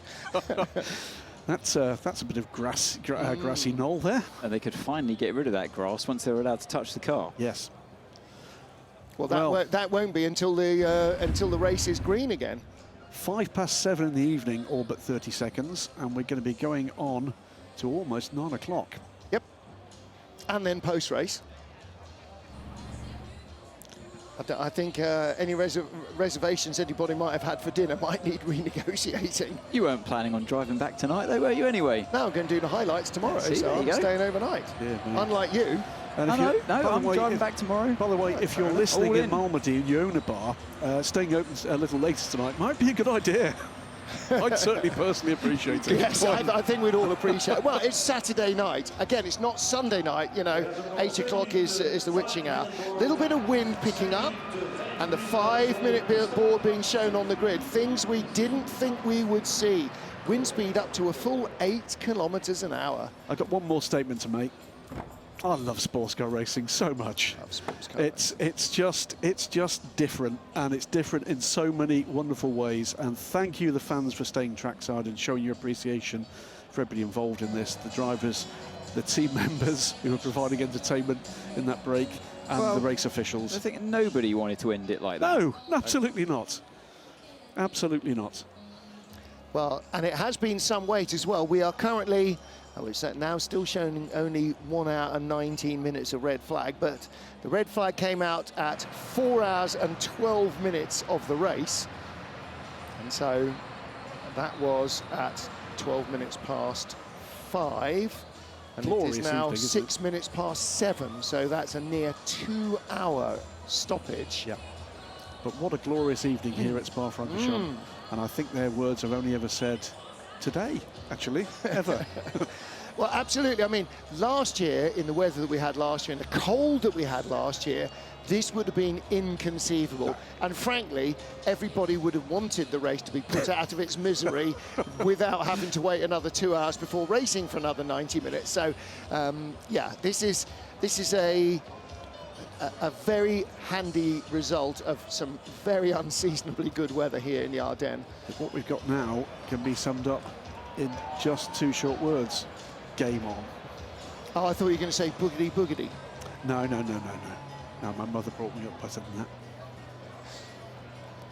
All right, so 29 cars are getting ready to fire up their engines, to follow the safety car round, and to have the wave around. Yeah, Yafei in the 83 Ferrari. This car currently 4th place. Ferrari with 3 of the top 4 positions. Is it possible that Ferrari sweep the podium? Yes. 3-minute board on the grid. Under 3 minutes to resume the race behind the safety car. It's equally possible, Martin, that they don't finish. That they don't take each other out of turn 1. I know. It's absolutely thrown absolutely everything up into the air. But everything was up in the air in the first place. You know, with 2 hours remaining, we had no clue who had a tyre deficit, who was going to be stuck for fuel, who was looking strong, who wasn't looking strong. And so then everything was possible. And actually, nothing much has changed. Yeah, absolutely. And Michelle Gatting getting herself fired up. Well, it's exactly what I was talking about before. You've been on holiday for the last hour, so it's time to get back out of that mindset, or 2 hours. It's get out that mindset of, you know, overalls down, walking around, eating and drinking in the garage, thinking the race is going to end under red flag conditions and not going to get back in the car again. Suddenly, whoa, okay, I've got to get back out there and do my thing again. It's time to wake up. It's time to get back in the zone. This first time, by the way, my time on this broadcast, that we've been able, after drama like this, to be able to say with solid truth behind it that we can't say #blame Louise. No, we should blame Addison. 2 hours of barrier repairs in a 6-hour race. That's definitely Addison's influence there. But I think, you know, we're in a situation where nobody knows what's going to happen in the rest of the race, and all bets are off. And yeah, I mean, the point Anthony's making is very valid, is you spend a lot of time as a professional athlete working yourself up to the position where you're starting for a known task, the start of a marathon or a 100-meter sprint or a bobsleigh race or a cycle race or whatever. You build yourself up to it. What you don't do is sit in a deck chair in the sunshine and suddenly leap up and perform at your ultimate best. So it is important to really try and get your focus back. And now I understand, when we were talking to Miguel Molina and he was saying there's only a couple more minutes before we know, now I know why, when we were, you know, within half an hour of time running out, why they didn't call the race, when it was clear that we couldn't get it restarted before the 6-hour clock finished. Now I understand why that wasn't done, because they knew that this option existed in the rules, and I didn't. So that explains why are we waiting until the clock runs out before we say there won't be a race? Because clearly there can't be. Well, there's going to be. Great to see the cars going again. The fans love it. We love it. Everyone loves it. The only people that don't love it, the ones that didn't stop for fuel yet. Well, that is just the way the race was, and unfortunately they've been caught by the safety car. Energy, 5% for the race leader. 2 laps. Only 12%, that's what, 3 or 4 laps. Proton, 10%, 7% for AF Corsa 83. You can see the graphics with your own eyes. Hertz Team Cota, Porsche Penske and Alpine, close to 100%. They're going to be right at the front when the others stop. I would say anybody with 10% might get 3 laps of safety car. We're going to have 2 laps. First of all, I think they'll try and do the wave around first. Immediately. And yes, and then try and maybe 1 more warm-up lap for the hypercars. Iron Dames looking great, looking really strong, because everybody ahead of them, apart from Manthey EMA, need to stop almost immediately. 2%, I mean 55, they've got to come in at the end of this lap if they make it. They should, behind the safety car. The interesting one is the BMW team, number 20 with 26% left, down in 13th place. They have a bit of time here to pray for another full course yellow. You hang on until you have to pit, of course, for the fuel. But if they got at least a full course yellow, a little bit of a get out of jail card for them. Well, they definitely don't have to pit behind the safety car, which will save them one potential stop that others are probably going to have to make. But there are so many. The Vista AF Corsa car, you're right, it's just dropped to 1% right now. This is, everything's up in the air. Vista's very seriously. It's got a dolly. Is that a dolly on the back of it? No, that's the damage. That's the damage to the back of the 99. And again, when that is forced into the pit lane, they are very probably going to have to gaffer that up or change the tail, because otherwise they'll get a black and orange flag. Again. Were I them, I'd try it once with the tape, and after that, it would be a big pair of scissors. Yeah. Or try and rip it off, because most of the bodywork is there. It's delaminated a bit from the contact, but there we go. On board with Michelle Gatting, trying to get the tyres back up to temperature. The current leader on the road, 24% Manthey EMA. They will go back onto their regular full strategy. They'll be good. They can do this. Olaf Manthey. Salute. He's loving it. Isn't he, though? Isn't he just? And do you know, it's like when you see Norbert Singer back. You know, these guys have been part of sports car racing for a very long part of my career. Great to see them around. Just to finish off with it, so the Iron Dames at 86% there. You say their normal strategy. Well, the normal strategy wasn't to have Iron Dames sitting basically right behind them with 86% of fuel in. So that pit lane, the pit lane loss, they would have suffered, the Iron Dames, by doing a regular pit stop. Suddenly, under the safety car, they're sitting right behind you with a lot more fuel than you. Yeah, but don't forget they were quite a long way ahead of them as well before they stopped. It's even better. But you're right, the gap, no, the Iron Dames are quite a long way ahead of D-Station, but you're right, the gaps have closed. And so when they're forced to stop here, first of all, they only get 5 seconds of fuel, which will give them a couple of laps, but they have 5 seconds plus the 30-odd seconds it takes them to get in and out of the pit lane, including slowing down and stopping at the pits and moving out again. Plus, they'll have to stop again. So suddenly they're going to be a minute and a half behind where they currently are. So those cars that had to fuel... Prepare for the pass around. And Callum Islet's one of them. You know, Callum Islet has got lots of... Look at the energyometer. Callum Islet... Start the pass around. Start the pass around. The pass around starts, but Callum Islet... Cars may now start the pass around. Cars eligible for the pass around, please do it now. So, yeah, so you see that all the cars pull to the left-hand side. The GTs will pass on the right-hand side.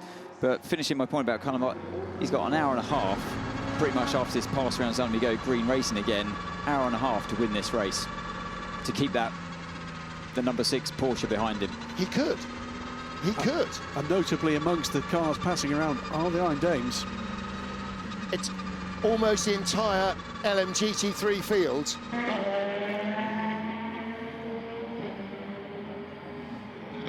But a little bit of bodywork flapping on the 99 Proton Porsche that currently lies in 3rd place. And Bruce is reporting from the pit lane that Andre Lotterer says that number 6 Porsche Penske Motorsport 963 has got a bit of a braking issue. And what about Maurice Schuring in the 91 Manthey EMA? He will lead away from the restart, and almost everybody will come back behind him. 51, the race leader, forced to take fuel. So this will be a 5-second fuel fill, plus they will have to come in again.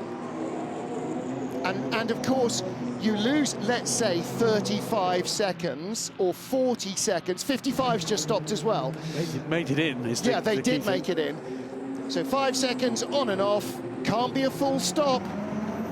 Can't be a full stop. So on pit lane. 83 is in, 93 is in. Yeah, 55 in and about to be out.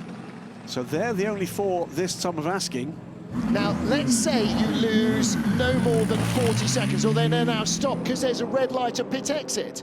Why is there a red light? The safety car queue's gone by because all the GT3 cars are hooning around trying to catch the back of the safety car queue. So they're going to lose a lap. Because of the pit lane exit. The pit lane is closed. Yeah. They all had to come in. They will be allowed back out, I believe. Yeah, green lights on. It's green. That's taken a long while. I was expecting to see a queue of GT3 cars coming by, but yeah, it wouldn't have been a lap because they just have to wait until the cars have come past and it's safe to exit. Yeah. So in fact, the light didn't go green until the safety car queue was out of Eau Rouge. Minor matter for them, but there was a GT3 car ahead of them now, as well as they rejoin. So it's going to take them a little longer to get back with this crowd. Well, they'll catch up the back of the safety car queue quite quickly.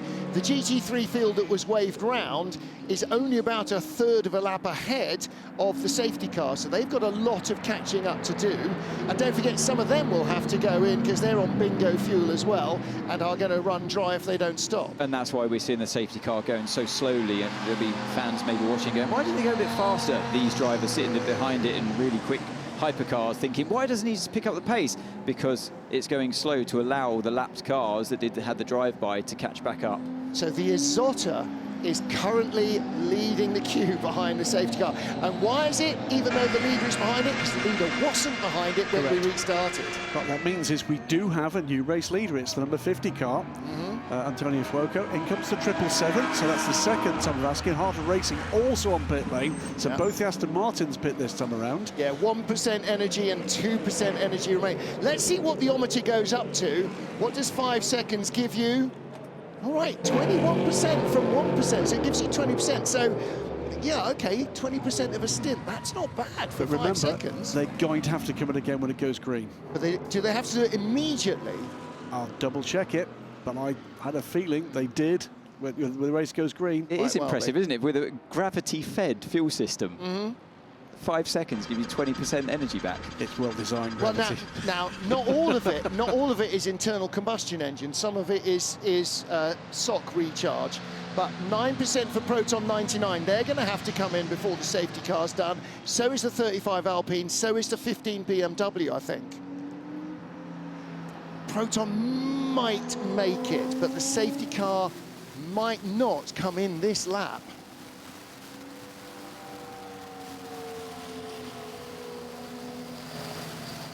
Safety car leading the field round at Spa. We have already had more than 7 hours since the start of the race, or more than 6 hours since the start of the race, but we have an hour and 35 minutes still on the clock.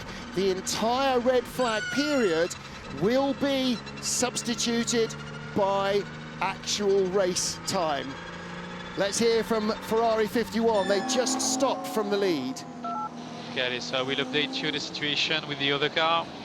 There's a lot of car with very low energy, so I will update you. If there is one more lap of safety car, there might be many other cars to pit. We'll let you know. Agreed. So Proton behind, the 50 Ferrari will duck into the pits. 50 won't need to. Number 8 Toyota, will they get by one more lap? Yes, I think they should. Maybe Alpine, maybe the 15 BMW will gamble as well. Let's just see who comes in. I think everybody in LMGT3 who needed to stop, who had to stop, has stopped. I think if you're under 5%, you would have had to have come in this lap. So, yeah, I'm expecting the whole field to... Oh, no, we see a Peugeot come in. Who's that? 94, because 93 came in last lap. We are currently entering the third safety car. No, that's why, because we didn't have the 90... Oh, no, it is on... Oh, sorry, 11%, and they're in. That's strange. The relevance of that, by the way, what we heard from Motor Freitas is that the pits will not open until after the safety car has completed the third lap. That means another 2 laps before these cars can pit legally. No, he said this is the third safety car lap. This is at the end of that lap. They can't pit at the end of this lap. They'd have to go another one round. Okay. It's across the line, and the line is after the inline, the pitting. Safety car is currently doing his third lap. Safety car instructed to go at full speed.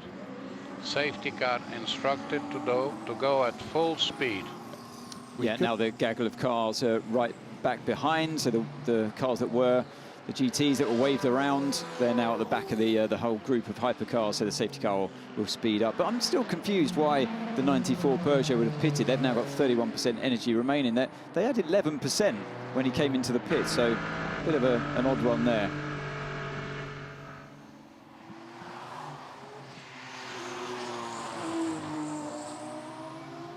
And in this scenario, the drivers, knowing that they can save fuel, you're breezing on to the throttle pedal, just coasting down the hills on this track, and anything you can do to minimize the lap distance by driving around the inside of the corners as much as you can. They're in full fuel save mode.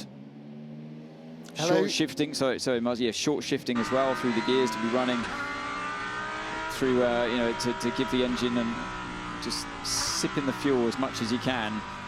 Not the case for the Iron Dames car, because they've got plenty of fuel on board, treating it just like a normal safety car. Hello to all our friends in the Formula E paddock watching again in Berlin. You got flying cars? Oh, you think you're special, do you? Ha-ha! Well, they're with us for the remaining hour and 32 minutes of the race. We'll confirm, by the way, the cars that have pitted for emergency fuel must pit again as soon as this race goes green. Okay. So it's a double blow for those teams. So 51 and 83 took on that 5 seconds of fuel. And we saw a couple of drivers. Richard Leitz waited to get in. Brendan Hartley hasn't driven yet the number 8 Toyota, has he? So did he? Okay, Anthony's nodding, but also having dinner at the same time. So I didn't remember that. Okay, safety car now building up to speed. So Pedro Cachero is building up as ever, getting ready to wind the cars up to try and give...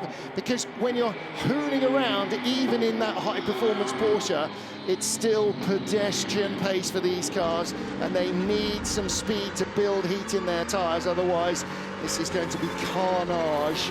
You're right, Martin. I can't remember Hartley driving. So no further takers for the pit lane. They will mental note. Comment about stop clock being right twice a day proves to be correct. But that indicates that everybody is confident they can make this final pits closed lap behind the safety car. BMW WRT, 4% on the 15 car. Thierry Tassin, I'm looking down at you, Sunbeam. Let's make sure that your calculations are correct. 4% for the 35 Alpine as well. Yeah. But they will be in immediately. That whether or not the safety car stays out, the pits will be open the next time by. 100% agreed. I assume the safety car will come in this lap, judging by the body English of the car and building the speed up in the field. And the field, by the way, now stretches from Les Combes all the way back to La Source. I think I might know why the 94 car pitted, because it's almost on the back of the group now. So when they get racing again, he has to put less fuel in the car. Correct. He's topped up. He'll get to 100%, yeah, 100% faster.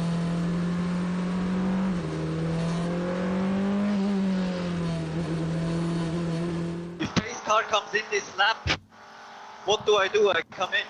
Energy alarm. Whatever we box now, Safety car or not safety car, box, and driver change.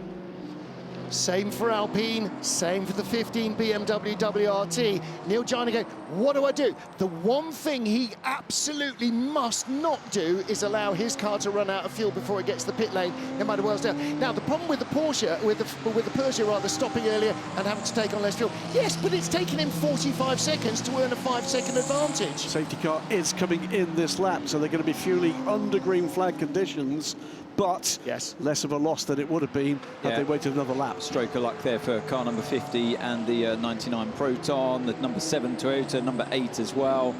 Keeps 50 in the fight, doesn't it? This is what this does. It keeps 50 in this fight. They're going to be a long way behind. The full racing conditions, they're a whole pit stop effectively behind the car number 6 and car 12.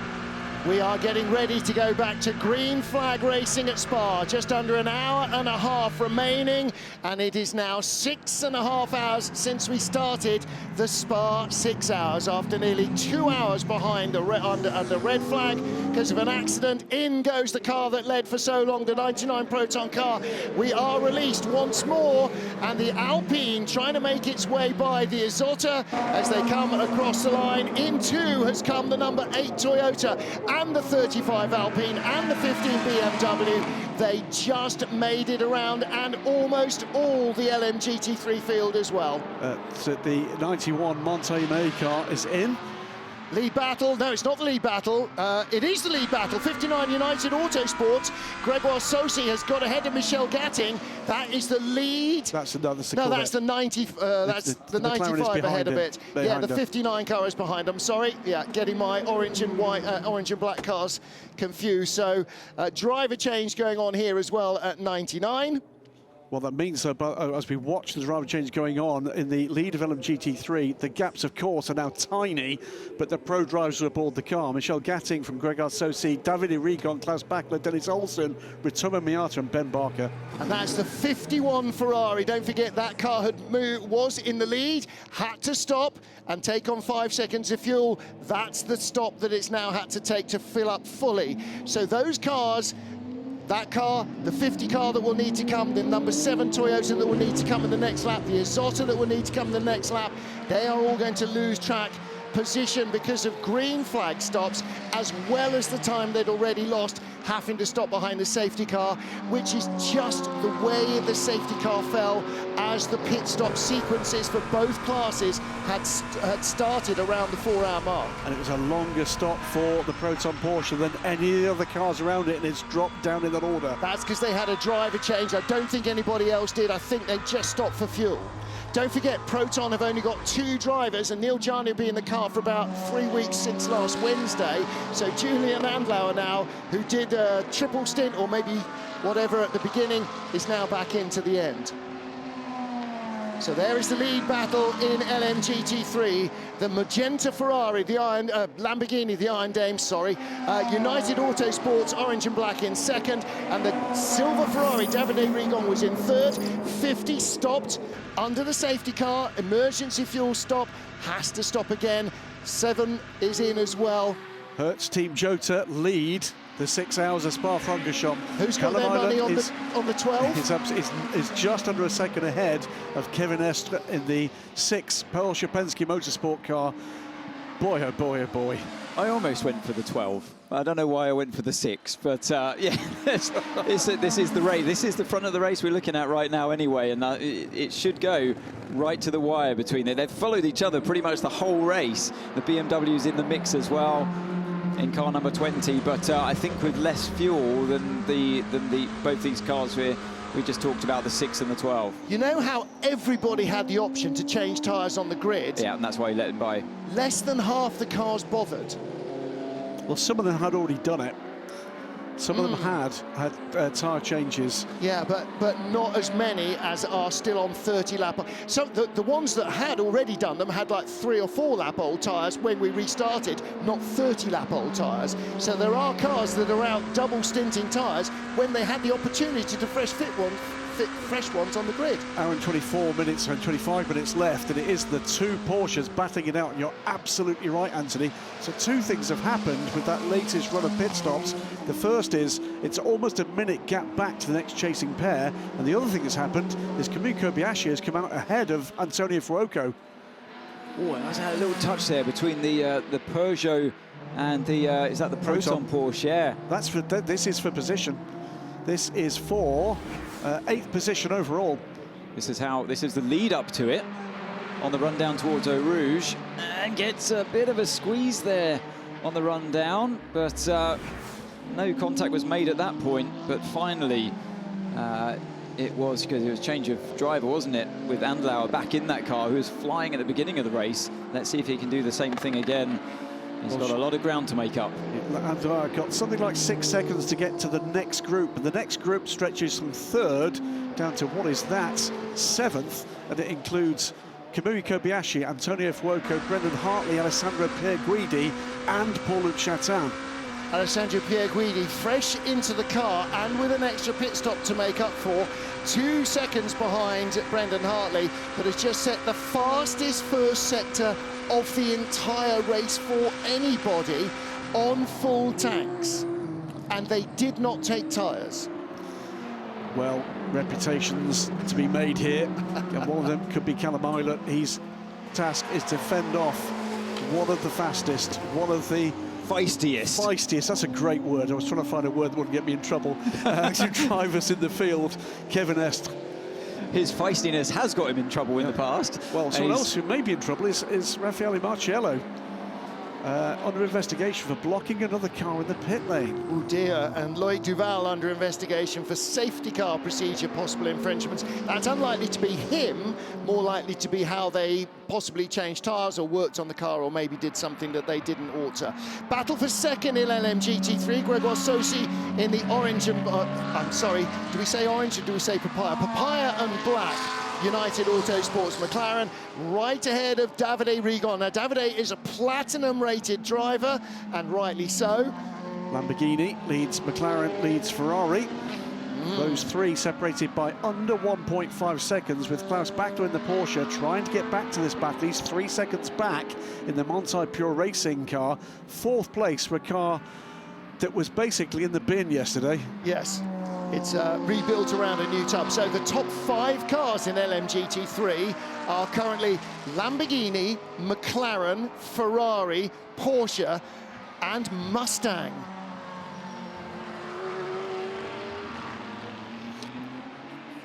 Back with Callum Eilert in car number 12, the race leader under pressure from Kevin Estre.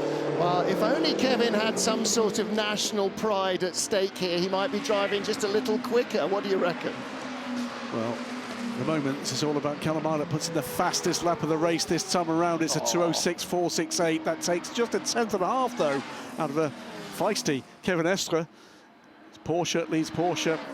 Well, that's impressive, because with the fastest first sector of anybody in the entire race, Alessandro Pierguidi's lap ended up being a 2:07.1. Callum's taken 0.7 of a second out of the fastest Ferrari. That's an astonishing result. in terms of pace for Callum Ilott in clear air. And, you know, it's always the same. Give a competitive driver a sniff of a competitive car, and suddenly you see them bubble to the surface. There is the Mustang, that car lying 5th. That's the 88 Proton, 77 Proton car. That is now lying 7th. In fact, it's the 88 that's 5th, the black Proton Mustang. So the Fords both in the points. What a turnaround from last time. And there you go, Brendan Hartley and Alessandro Pierguidi. Ale is right behind Brendan. Well, it's Toto Ferrari, the battle for 3rd. Kobayashi from Fuoco, that gap 1.5 seconds, a further 1.5, it was across the line, it's less now. Back to Brendan Hartley, then Alessandro Pierguidi right with him. And look at the straight line speed of the Ferrari there. He's really putting Brenda under pressure, and they come up to the, and there's a swap around there with the 50 and the 7. There's a battle behind as well with 2 GT cars in the way of it. So it's all going on here. Kamui Kobayashi getting dumped by the 50 car of Antonio Fuoco. And the 51's past the number 8. By him. That was in the traffic, definitely through Lecom. Well, Brendan had 2 GT3 cars side by side in front of him coming out of Eau Rouge. I mean, that was, I don't know where the Ferrari found the room to get by. I know where he found the pace. Look at the way he's gone away. New fastest lap of the race, and it goes to the man in the shop there, back of the shop there, Julian Andlauer. He's with the Alpine. He's caught this train, and he's caught them rapidly. He's 8th place, 206.459, looking for a way by Paulo and Chatat. And they're less than a second back from Brendan Hartley. New format, Gene. What we're going to do is have a 4-hour race, couple of hours for lunch, another 2-hour race. Still a 6-hour race. He's been blinding today, hasn't he, Andlauer? I've really enjoyed watching him drive. He's now harassing the back of Chatan's Alpine. Through turn 14 they go. He's placed the car extra wide on the entry to 15. That's going to surely give him a good exit there and get into the slipstream before Blanchimont. And this is a driver in a race where everybody's saving tyres. Here we go. Going to back out of it a little bit here to try and get through the corner as fast as you dare, but you're in the turbulence. It's not going to work for him this time around. But some GTs coming up after this chicane. Hertz Team Joe to lead with 1 hour and 18 minutes remaining here on a beautiful Saturday evening in Spa. And here's another battle. Look at the Alpine defending from the Proton Porsche.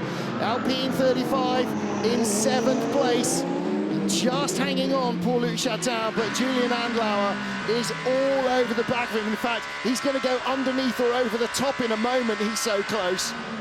It's edgy stuff here, and it's edgy still through Eau Rouge and up over Radion. That's the 2nd place McLaren in LMGT3 of Gregoire Saucy, and he's lost ground as a result of that. He's had to really compromise his line just to survive, and you can see the magenta Lamborghini, the Iron Dames, pulling away, and there's been a change for 2nd because the Porsche's got by him. No, it's the Ferrari, Davide Rigon Rigon has got ahead of him. He saw the opportunity, and it wasn't a trick of the speed of the hypercars. That car was, unfortunately, definitely slowed down. Paul-Luc Chatin released from the pressure from Julian Andlauer behind because of that traffic. He's pushed forward and again also bottled them in traffic. Brendan Hartley has lost ground and is now under pressure from the Alpine. Ebb and flow at every corner. I think Brendan had a particularly nasty run through Eau Rouge with the traffic that last lap, but yeah, nevertheless, he's struggling to get up to speed at the moment. I don't think that that Toyota's quite got the grip that he's hoping for. But Andlauer, look, already the gap he was created after Eau Rouge, and he's right back on them immediately within half a lap.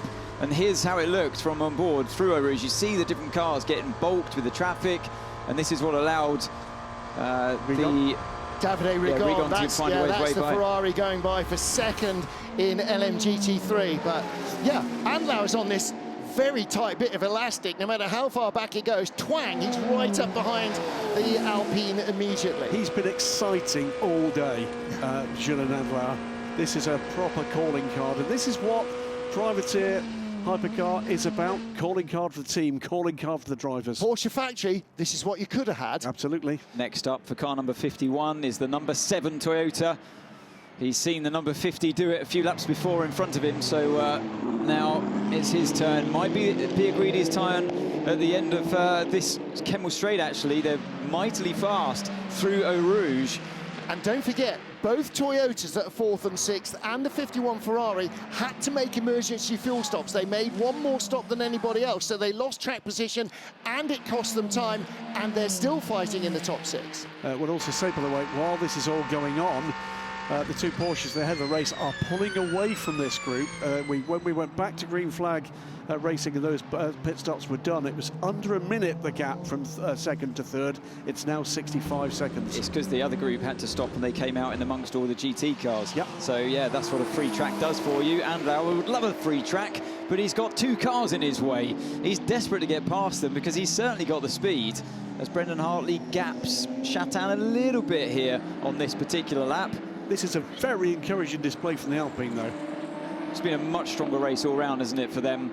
Like we saw with BMW in Imola, it seems to be Alpine's turn here. Now, what can Andlauer do? Through Proton we go.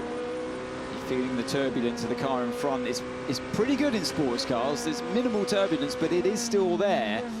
So you can follow close, but not quite close enough to make a move down into the chicane. The problem is Blanchimont, they're having to lift out of it a little bit too much, but certainly this part of the track, all over him. We're correctly sticking with this battle, engrossing and engaging that it is. I can tell you, though, that Callum Isla is pulling away from Kevin Estre. He's now 2.7 seconds ahead. Cracking stuff. Yeah, Callum Isla was doing a brilliant job in Qatar, wasn't he? The conditions suited the car there.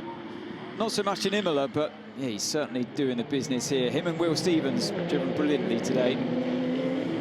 Now, what can Andlauer do? So he's squared the car up nicely here on the exit of turn 19, and he's going to be on the attack, probably into the source this time around. He's going to look to the inside late. He looks. He's looking, but he's not quite. Is he going to send it? It's close enough, but is it going to be side by side down in Eau Rouge? I don't think he's quite got the straight line speed there. He was looking to squeeze, wasn't he? He's still looking to squeeze. He's still looking to squeeze, and he's going to do it up the inside. Eau Rouge and over around here. What a move from Julian Andlauer. Brilliant stuff. That was so brave. And he was trying to pick up a bit of side draft from the car. That's why he was so close to him. He kept his foot in there. I didn't think he was going to do that, but he pulled it off. Amazing. And these are drivers of identical FIA ranking. Julian Andlauer didn't become a factory Porsche driver, is a gold, probably is going to create himself a platinum ranking by the end of the season. But Paulo Chatin is a gold-ranked driver as well. He's got bags of experience.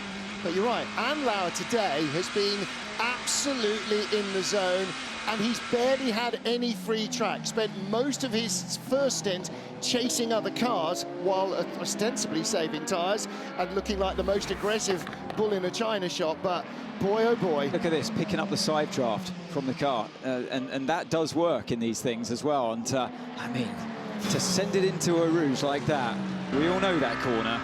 And that was some respect between the two drivers as well. Chatin gave him room, but I don't think he expected him to take it, mind you. That was mesmeric. And they both stayed within track limits. Excellent stuff from Julian Andlauer. And what's really interesting is you do get that little acceleration until you get to the bow wave of the car, but also, did you see how it pulls the two cars together? So you've got to be aware that that's going to happen, otherwise there's contact and you're both off. That all started at turn 18 and 19, where he squared the car up to get a bit of a look in towards, that's all it took, in towards La Source. Now, Pierre Guidi is even closer now, this time around to the back of the Toyota Kamui Kobayashi. Kobayashi parked it on the apex. He blocked him to make the Ferrari slower. Careful with your rear tire. We are a bit above the limit. I see. Oh, I will take the Toyota. I need to slow down a bit. Do you think you can overtake?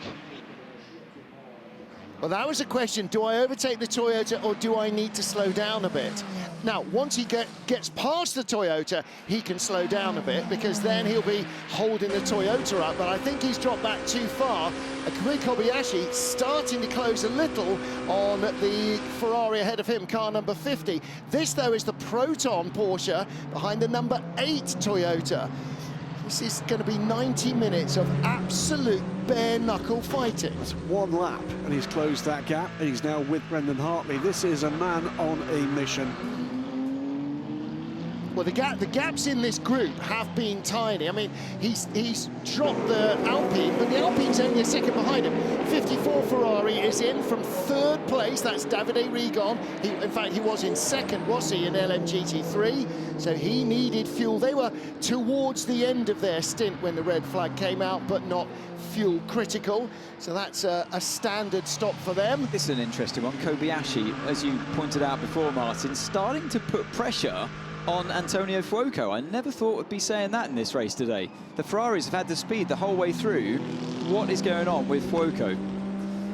Kobayashi's on newer tyres, I think. His tyres are only 6 laps old, and Antonio Fuoco's lefts are only 6 laps old. His right tyres are 10 laps old, so he's got qualifying tyres on the right, fresh tyres on the left, whereas Kamui Kobayashi has... Can you carry on amongst yourselves? Well, I was just going to say, actually, that was a disastrous moment for Andlauer in traffic through 12, 13, Stavolo and Curve Paul Frere, and he's watched the Toyota of Brendan Hartley disappear in front of him.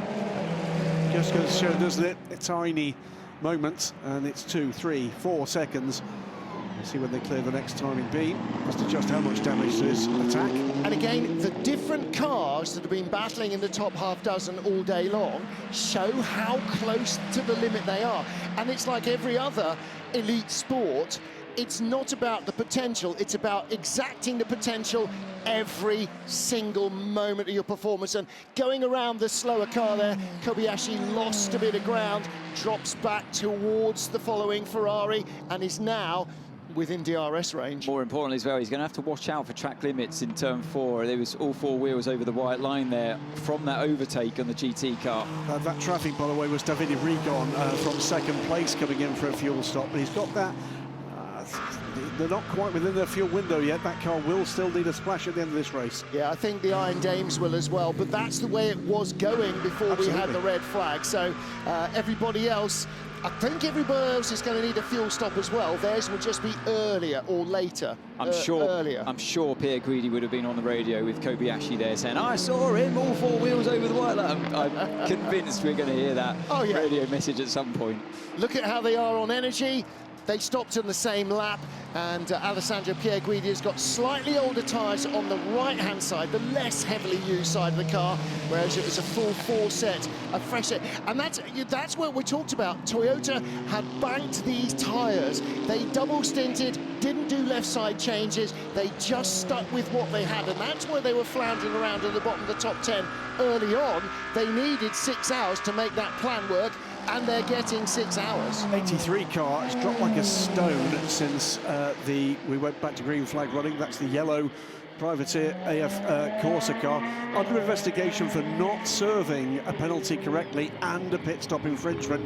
The day with Robert Schwartzman now at the wheel of that car is not going to get any better, as we've got almost side by side through the bus stop that chasing Ferrari. Yeah, the Aston just wanted to stick to the racing line, and rightly so, as Kobayashi had a look, but in the middle of those 2 corners, Pierre Guidi thought, oh, I'll have a look down the inside of turn 19, thank you very much, but Kobayashi was having none of that. Yeah, Kamui Kobayashi, I mean, this is what separates really good racing drivers from people who can get a quick lap out of a car, is the spatial awareness, knowing where the car in front of you is going, knowing what the car behind you is doing, and so where you place your car. And that's the difference between mere mortals and drivers and these guys. Pierre Guidi took all 4 wheels over the inside of turn 4 as well, so if he was complaining about Kobayashi last lap around, then he's just done exactly the same thing and gave himself a really good run out of that corner as a result, I think. BMW's day not getting much better. Car number 15, Dries van Tor, is in 9th place. He'll lose a points result probably because he will have a 30-second stop-and-go penalty for pit lane behaviour. Now, that's not necessarily Dries van Tor, the driver himself. That was called as Marciello in the pit lane. Yeah. That was the investigation, but it will be Dries van Tor that serves it. I don't know if you've mentioned it recently, but the front of the hypercar race, now 5 seconds. I'm keeping an eye on that one. They are drawing away, and that gap, by the way, with or without the GTs, is going out. It's now 1 minute and 10 seconds. Yeah, exactly. But you know, there's a two-horse race, really, isn't it, between Callum Ilott and Kevin Estre? There's nothing that Estre can do about it. Maybe that car 6 does have more of a braking issue than we first thought. Well, more particularly, not only is he losing ground, but he's on track limits in trying to do it, Kevin Estre. So he's got to be careful of that too. Tense times for Cota. How amazing how this fell for them. And you think back to all those moments in the race where you took the decision to save fuel. Will Stevens was doing it earlier on in the race, we know. And all those moments led up to, they didn't know it was going to lead to a safety car and eventually a red flag. But that's just the way the cookie crumbled for them. A couple of LMGT3 pit stoppers who continue to watch this battle. Julien Andlau coming back again at Brendan Hartley. This is the battle for 6th. Something about this, though, gentlemen, tells me this isn't going to be about 6th. This is going to be about something better than that. Yeah, the body English of Julien Andlau's car is all attack and aggression. Andlau very deep inside at the hairpin at La Source. He's side by side with Brendan Hartley, the Toyota driver, the slight overlap. Traffic in front coming down into Eau Rouge, and it is the 55 Ferrari, and through goes Andlau, just making no bones about it. How he makes that Porsche so thin, I don't know, but he certainly has got it into some fairly tiny gaps. And again, you saw him coming out at the end of the lap. He was just like all over Hartley. It was a mistake from Hartley in the middle of La Source. He just outbraked himself ever so slightly. But the reason why Andlau is making these moves is because he trusts the drivers he's with. It takes two in that kind of situation. So hats off to Chatan and to Brendan Hartley as well. You know, it's mature racing, and we all know the ins and outs of Eau Rouge and the dangers of it, and you need to respect the drivers that you're racing against. So well played by all of them, and again, very precise driving from Andlau. This is cracking stuff. And from Brendan. Brendan could have walled him at any time, but he's a pro driver. With a GT there as well. I mean, both of them could sense it. They knew what they were heading into potentially, and it's great to see how it all played out. But again, it all started at the chicane. Andlau absolutely monstered the curb in turn 18, sent it over there like a GT car. Brendan backing out of it. Good rear shot there. Yeah. Here comes Fuoco, followed by Kobayashi. Pretty equidistant between those three cars right now. Andlau has one advantage, other than the performance advantage he's got at the moment, over all the other cars, with the exception of the race leader here. He's not going for a World Championship, he's going for a race win. That's what this is all about for Proton Competition and Hertz Team Cota. They're not in the Manufacturers' Championship, they're going for race wins. They're looking to take the biggest scalps they can possibly get. And as Julien Andlau forces his way forward, those scalps are getting bigger and bigger. On board with Davide Rigon in the 54 AF Corsa Ferrari, 8th place, chasing the Codis ASP 78 Lexus, and that's the car that's really been so strong all the way through. Ritomo Miata just out of the pit lane, and Davide Rigon right behind him. Rigon with the 83 Ferrari on the inside. Robert Schwartzman is out of the top 10 in 11th place. 10th place and a point is the car right in front, Mikkel Jensen's Peugeot. So there is a carrot dangling right in front of him. And again, Ritomo Miata, that Lexus, which was basically just getting fired off by everything. In fact, both Lexus were getting fired off by all the hypercars in Qatar. It seemed like the only GT3 car that got hit was one of the other of the Lexuses. They're having a much better race here. This is the battle for 10th place. Robert Schwartzman in the yellow Ferrari, all over the back of Mikkel Jensen's Porsche for Peugeot. Well, in GTD spec, in the IMSA WeatherTech Sports Car Championship, it's a championship-winning car, the Lexus. The potential is there. It's now a matter of a Codis ASP unlocking that on the inside here. Bold stuff from Schwartzman down into the Jackie X curve.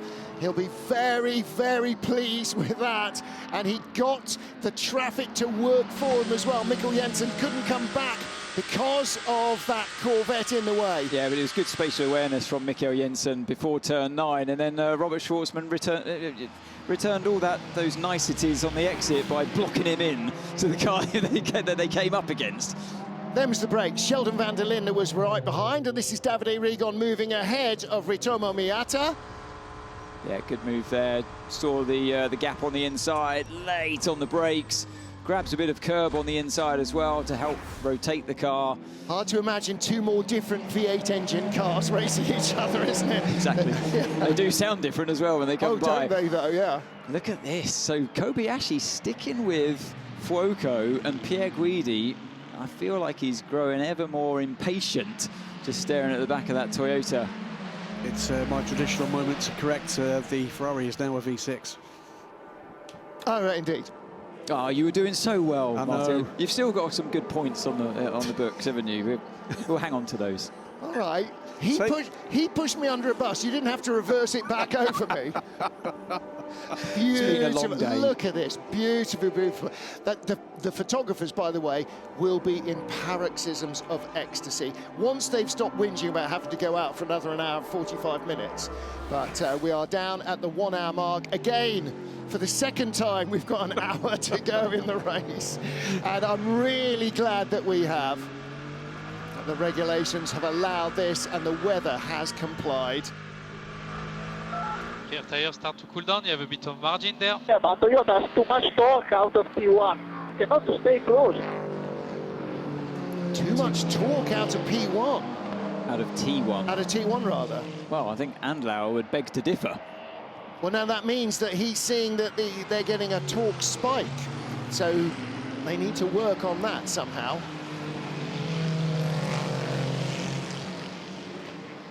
Dennis Olsen in the black Proton Ford Mustang with the battle for third place going by him. Into the final hour of the race, Hertz Team Jota lead at the scene of their hypercar debut a year ago with one Porsche 963. They are running two here, and having starred in last year's race, they are having a late starring role here as well. Callum Eilert leads the race from Kevin Esch with a number 6 Porsche Penske Motorsport 963 that seems to have had brake problems, but is staying within 4 seconds of the leader.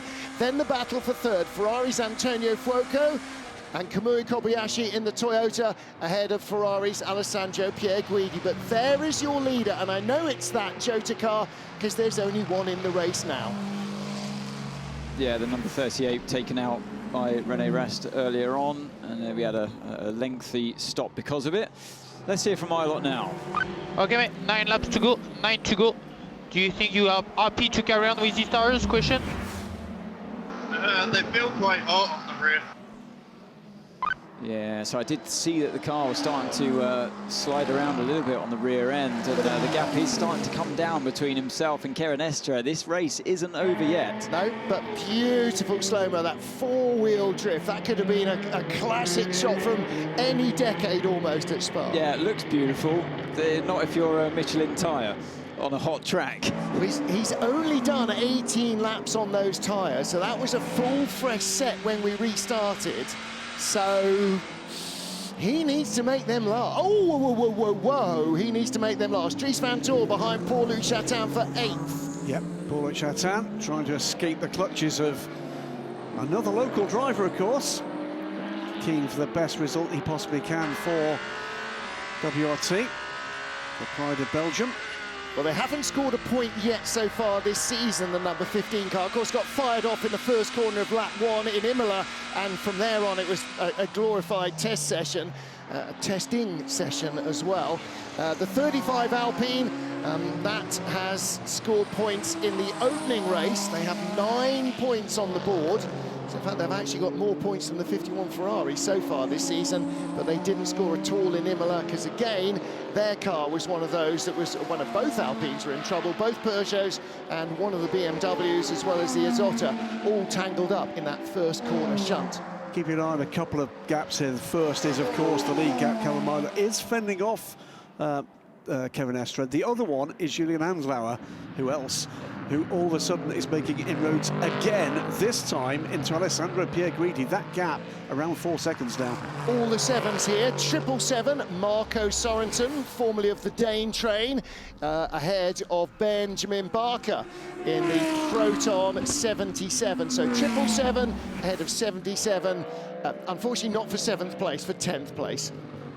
Yeah, just look at what Graham mentioned just then, yeah, with Andlauer's pace that he has, and he's in that gaggle of cars still, a little bit far behind the gaggle of cars that pitted under the safety car just at the end there. So he's got a realistic chance with still 56 minutes to go of this race. Realistic chance still of finishing on the podium here with the speed he's got. Final stop, I think, for the first of our LMGT3 pit stoppers. This is the 59 United Autosport McLaren, started by James Cottingham and driven into the lead of the class. That's Gregor Sosi.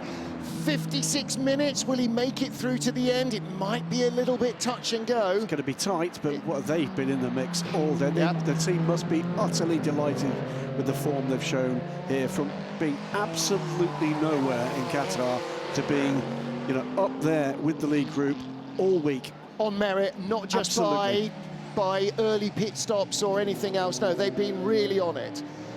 Which is great, and it's you don't want to see anybody flounder, and we're seeing cars that have struggled this season. Here's one of them. The Alpine is another, the Peugeot is another, and in LMGT3, the Lexus struggled, it's looking much better here. The Mustang has struggled, it's looking much better here. The McLaren has struggled, it's looking much better here. So the balance of power changes from circuit to circuit, it seems, and as the teams get more familiar with their new toys. Well, the great thing about it is what they're finding is new friends to battle with, because it's not that we've got side by side for a moment. Oh, Ben Barker on the inside should make this stick for 10th place on Marco Sorensen. The Dane, not known for giving places away, but gains an advantage by going 4 wheels off on the inside. And as the race director said, you must show that you do not gain an advantage. You must display a disadvantage for going all 4 wheels off track, holding the place, not displaying that disadvantage. And remember, we saw the 78 Lexus getting penalised for that early in the race. Final stop for the Iron Dames. Is this the race?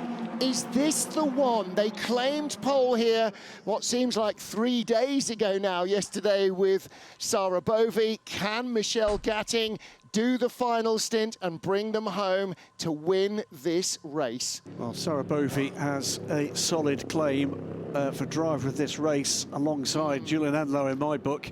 That's a tough call, I think, and I think those are absolutely, so far, the 2 standout performances. And again, actually, I'd have to say slightly less expected or less anticipated. James Cottingham in that 59 McLaren. He was absolutely mega. He was absolutely excellent double mega. stint, you know, for somebody who is so new to world endurance racing. So we think with now the Iron Dames 53 minutes to go, we think they can get through to without stopping. No. Dropped the car before the wheel was on. The gun is causing all sorts of problems. They must make sure it's locked on. Not again. Surely not again. There's a wheel nut gone. Need to use the spare wheel nut. Down it goes. All right, that was 20 seconds they could ill afford to lose in the pit lane. And that's the pressure on the team. As much as the drivers have to remain ice cold under pressure, so the teams. There's quite a moment for Michelle Gatting as the Mustang beats her out the pits there. And I think that is for position, you know. The 88 will beat her out of the pits. Why is it a moment for Michelle Gatting? Because in the as you watch, is this going to be seen as being that's got to be an unsafe release. That is, a very definition of one. The one earlier, there was no impeding. That is, I think, was impeding. Opening race of the European Le Mans Series, where the Iron Dames race a Porsche. Again, they led and led comfortably. Michelle Gatting getting into the car. The wheel nut went rogue. Found its way onto the inside of the rim, and when she released the pit stop limiter, it went and jammed the right rear wheel. Same wheel, different car. Happily, completely different end to that, because that ended the race for the Porsche. It's amazing, isn't it, what a track temperature change can do to different cars' performances. It's hard to believe we're looking at the back of the Ferrari here on board with the Toyota. Toyota didn't really seem to be there at the start of the race. The Ferraris were the ones on the move. They got themselves into first, second and third as well at one point. And now Kobayashi's just happily sitting behind them, putting them under immense pressure. It seems they've got better consistency across the longer stints. 52 minutes to go. And it has been quite the afternoon at Davidson. Callum Eilert, 5.6 seconds, so he's going away again here on the number 6 car of Kevin Est.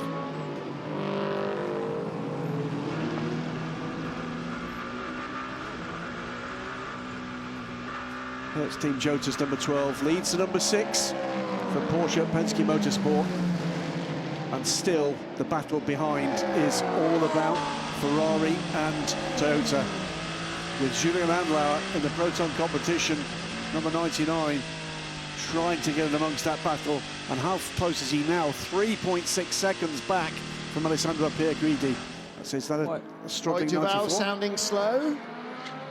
Yeah, definitely going slowly there. Let's hear from the team. You have a puncture, rear left puncture. Slow down, we will box this lap for rear left puncture and fuel. Yeah, Bruce was just telling us at the same time from the pit lane they've got rear bodywork ready. Not that it needs it now, but just in case it does. Julian Andlauer chasing down the hill behind Alessandro Pierguidi, who in turn is chasing this man, Kamui Kobayashi. He's taken 2 seconds out of this battle in the last lap, Julian Andlauer. Yeah, but look how spread out this three have. They've been nose to tail. I think they have tripped over a little bit the GT traffic that they've worked their way through, and Andlauer's had a much better, cleaner run, and he's now right behind Pierguidi. And this is why. Because things weren't going badly enough for the Iron Dames, they get collected by Kamui Kobayashi in Toyota number 7. It's that right rear again from Michel Gatting. It's Kamui. No. And that's a big hit. Well, there could be consequences to that for. I think should be. I think he caused the collision. Almost hit by the rear. How close was Alessandro Pierguidi to clattering into him as well? Oh, he did. They all touched. Did the Ferrari touch the back of the Toyota? That's why the red bodywork went flying as well. Wow. So Kobayashi thought he was getting let through, but Gatting was going for the crossback, the switchback, and wasn't even, it was on the racing line. Yep. And all of a sudden, it was all a little bit too late. I felt. Almost with Alessandro Pierguidi. Yes, he is. And Pierguidi was struggling a little bit with tyre temperatures as well before that incident.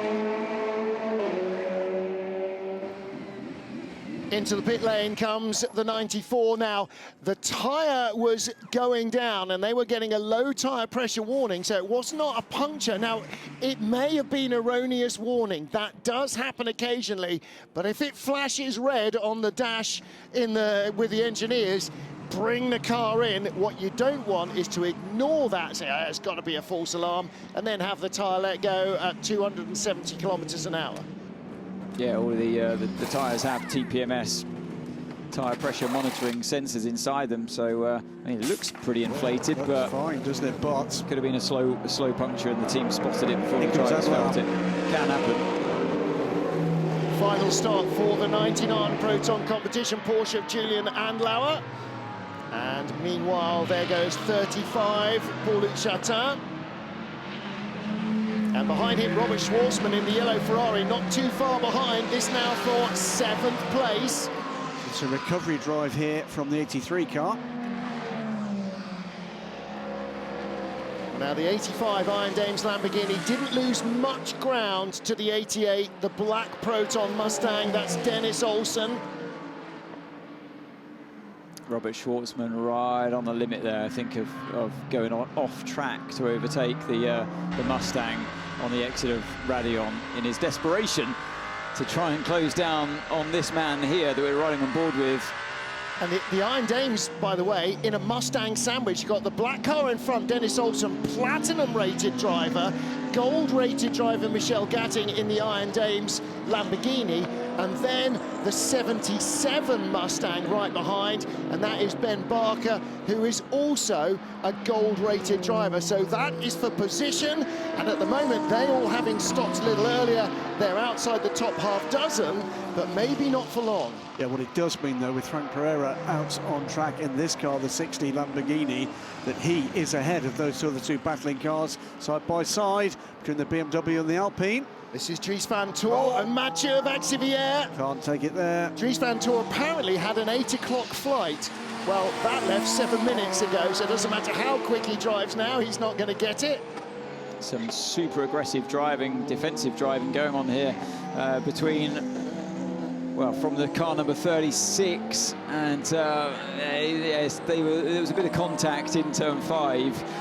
I think Van Toor thought about feeling like I was justified just to go off the track and overtake, but then thought better of it. Anlau having a big weave behind them there. Now that's not because that is because he's fresh out of the pits, isn't it? Yes, he is. He's still on cold tyres.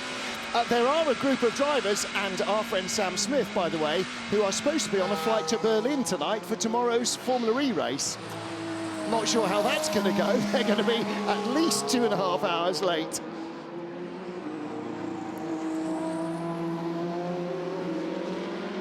Race being led by Hertz Team Jota's Callum Eilert with 45 minutes to go from Kevin Estre in the Penske Porsche Motorsport 963 car number 6, and then Antonio Fuoco third place for Ferrari. So Porsche, Ferrari, Toyota. That's your top half dozen.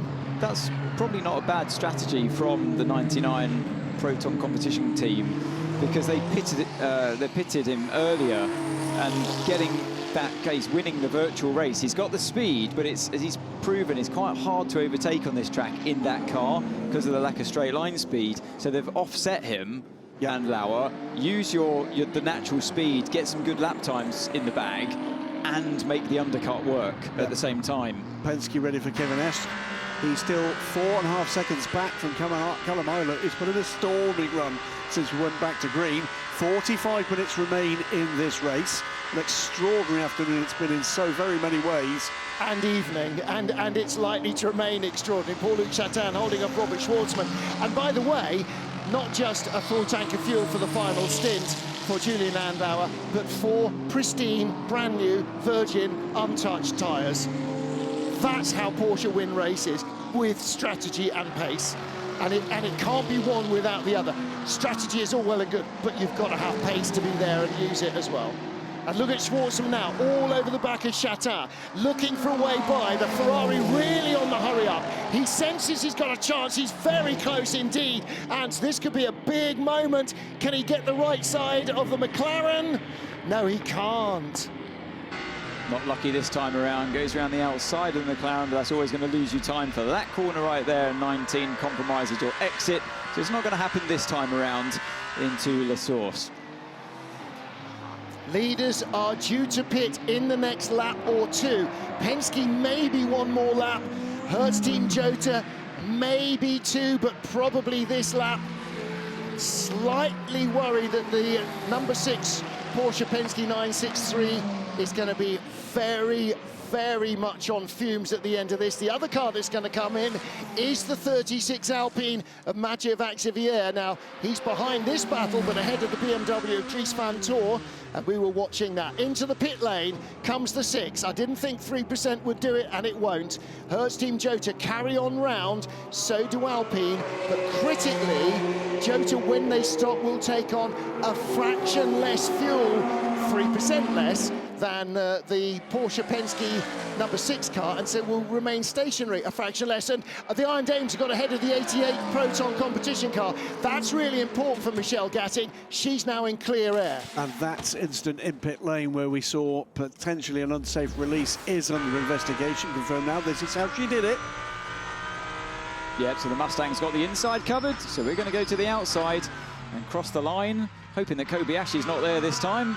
And exit, a clean run, by the way. Kobayashi is under investigation for that moment. I don't know if you mentioned it already, but I saw it flash up on the screen. I love the way Ant throws former teammates under the bus as much as he does to current colleagues. He was always in the other car. I just say it, I say it how I see it. It was Kobayashi. Kobayashi was the car to blame for the contact.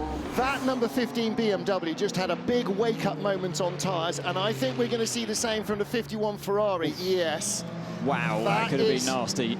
That is the tyres saying, that's enough, don't push me any harder. With Antonio Fuoco in third place. Where's Estra? There he is on stone-cold tyres. Boom, second place. Ferrari up to second. It's effectively a pit stop out of kilter. It's the time he took at the pit stop, and he's now behind what was the third place car, but they'll have to stop. But don't forget, the reason that the number 6 car is behind... No, they didn't have to stop behind safety car, did they? Number 6 car didn't get extra fuel. But both Ferraris did. Yes. So the plan, I don't know if you mentioned this already, it's such a busy race. The plan is apparently for the number 12 Jota to stay on the same tyres. Yes. Yeah. So, I mean, that's a lot of ground to be making up for Estra here. Oh, yes.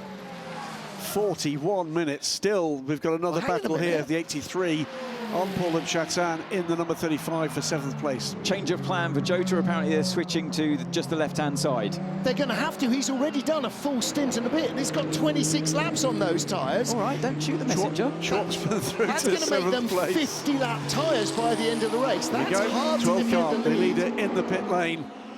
Left sides only, or are you going to take another 6 seconds to do all 4? That's a big gamble, isn't it? Squeaky clean tyre there. Tyres are everything, though, around this track. We've seen it all week so far. Are the cooler conditions, are they betting on that? Will Stevens there standing in the garage door, watching on. These are tense moments. This could be an absolutely historic result in this race. Well, now, again, like Ferrari didn't, I hope that they're trusting the driver. We're thinking going left sides only. Is that okay? You must ask Callum Eilert. Second place car Antonio Fuoco coming through turn 17 now. Eilert is going to retain the lead of this race and have those fresh left-hand tyres. Yeah, but they'll be stone-cold left-hand tyres, and they're the ones that do all the work. But the Ferrari needs to pit again. Eilert does not.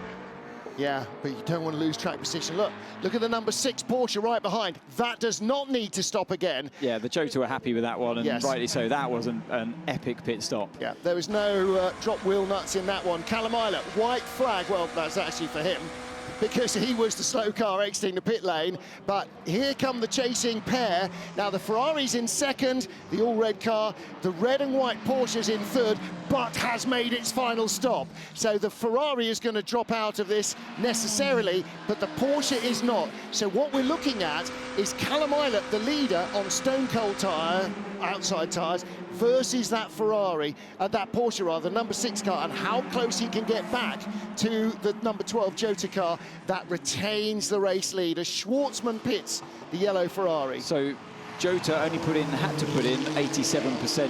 You can see now 85% remain. That's going to get him to the end of the race. So anyone that's above 85%, going to see them through to the end of the race here. Anyone not, they're going to have to pit again. Well, so why have Porsche put in so much fuel? No idea. Okay, no, fair enough, me neither. Proton on 84%. That's really tight. That's really tight.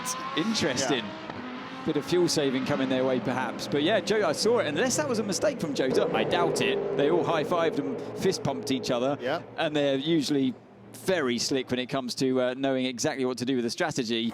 I saw it go in 87% of their pit stop. Hey, of course, have gone out with 78% left. That doesn't seem good either. I just had a very quick look. Okay, so number 7 Toyota and number 51 Ferrari due in, not this lap, but probably the end of the next. And having stopped the 50 car, or not stopped the 50 car, the 51 can come in, and then it'll be cleared by the time the 50 needs service. 51 brushed the gravel again that time through. So we think Kevin Estra, here he is on screen, trapped behind the number 50 Ferrari at this point. The 50 will have to...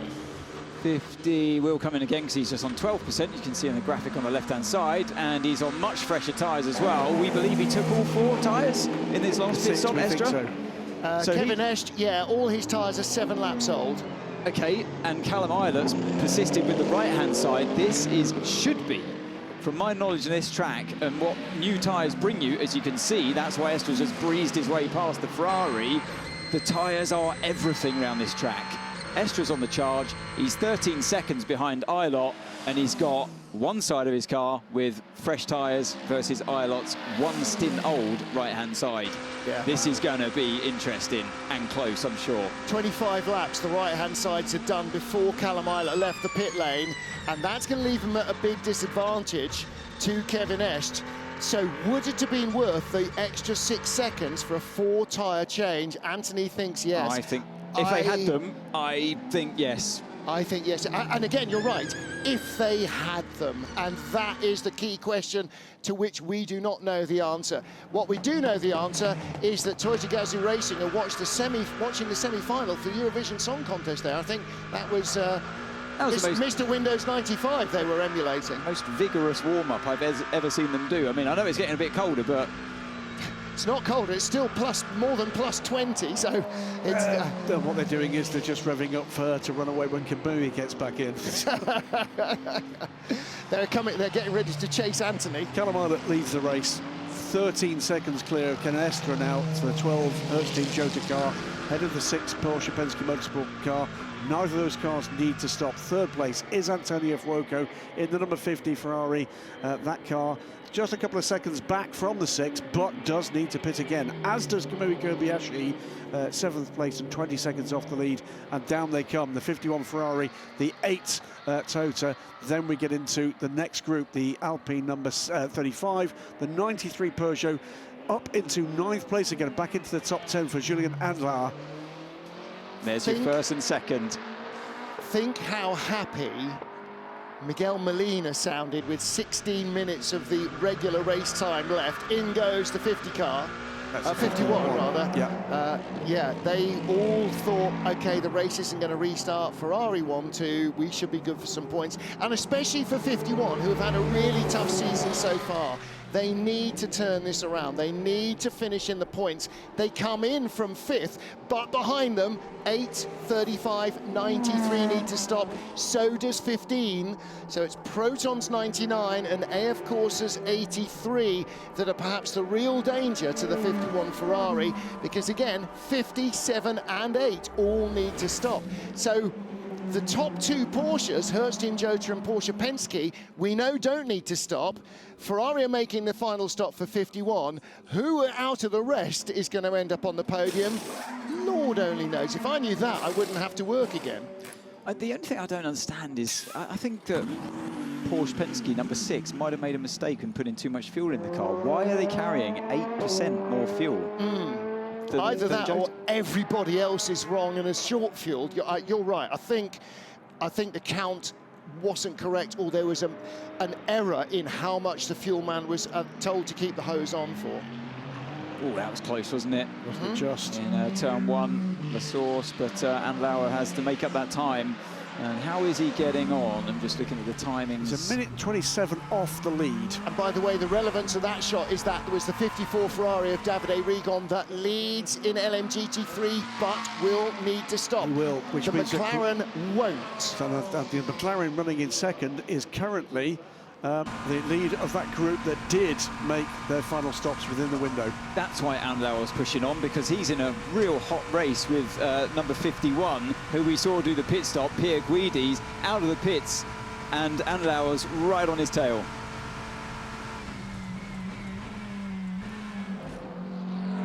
Pierre Guidi had left sides only, and they were tyres that were used in qualifying. They're 5 laps old, so he's got fresh tyres, but somebody's monstered them for him before he got them. Fuoco into the pit lane comes Fuoco, and Kamui Kobayashi is in as well. This is beginning to play out into the end game. Through goes Brendan Hartley. Well, 33 minutes to go. This isn't playing out at all. Basically, what this is doing is taking 8 cars and throwing them up in the air, which is going to take 30 minutes to see how they land. What it's doing is giving us the final running order for the sprint to the finish for the final podium position. For the sprint of the sprint. The sprint to the sprint for the race to the race, to the cup to the thing. 13 seconds for the lead, but after that, the gaps are going to be much bigger. Speaking of gaps, it's not coming down. It's still 13 seconds between the front two. Ferrari have gone. Toyota still fueling, so Ferrari stay in front. And as he rejoins the track, car number 50 has got...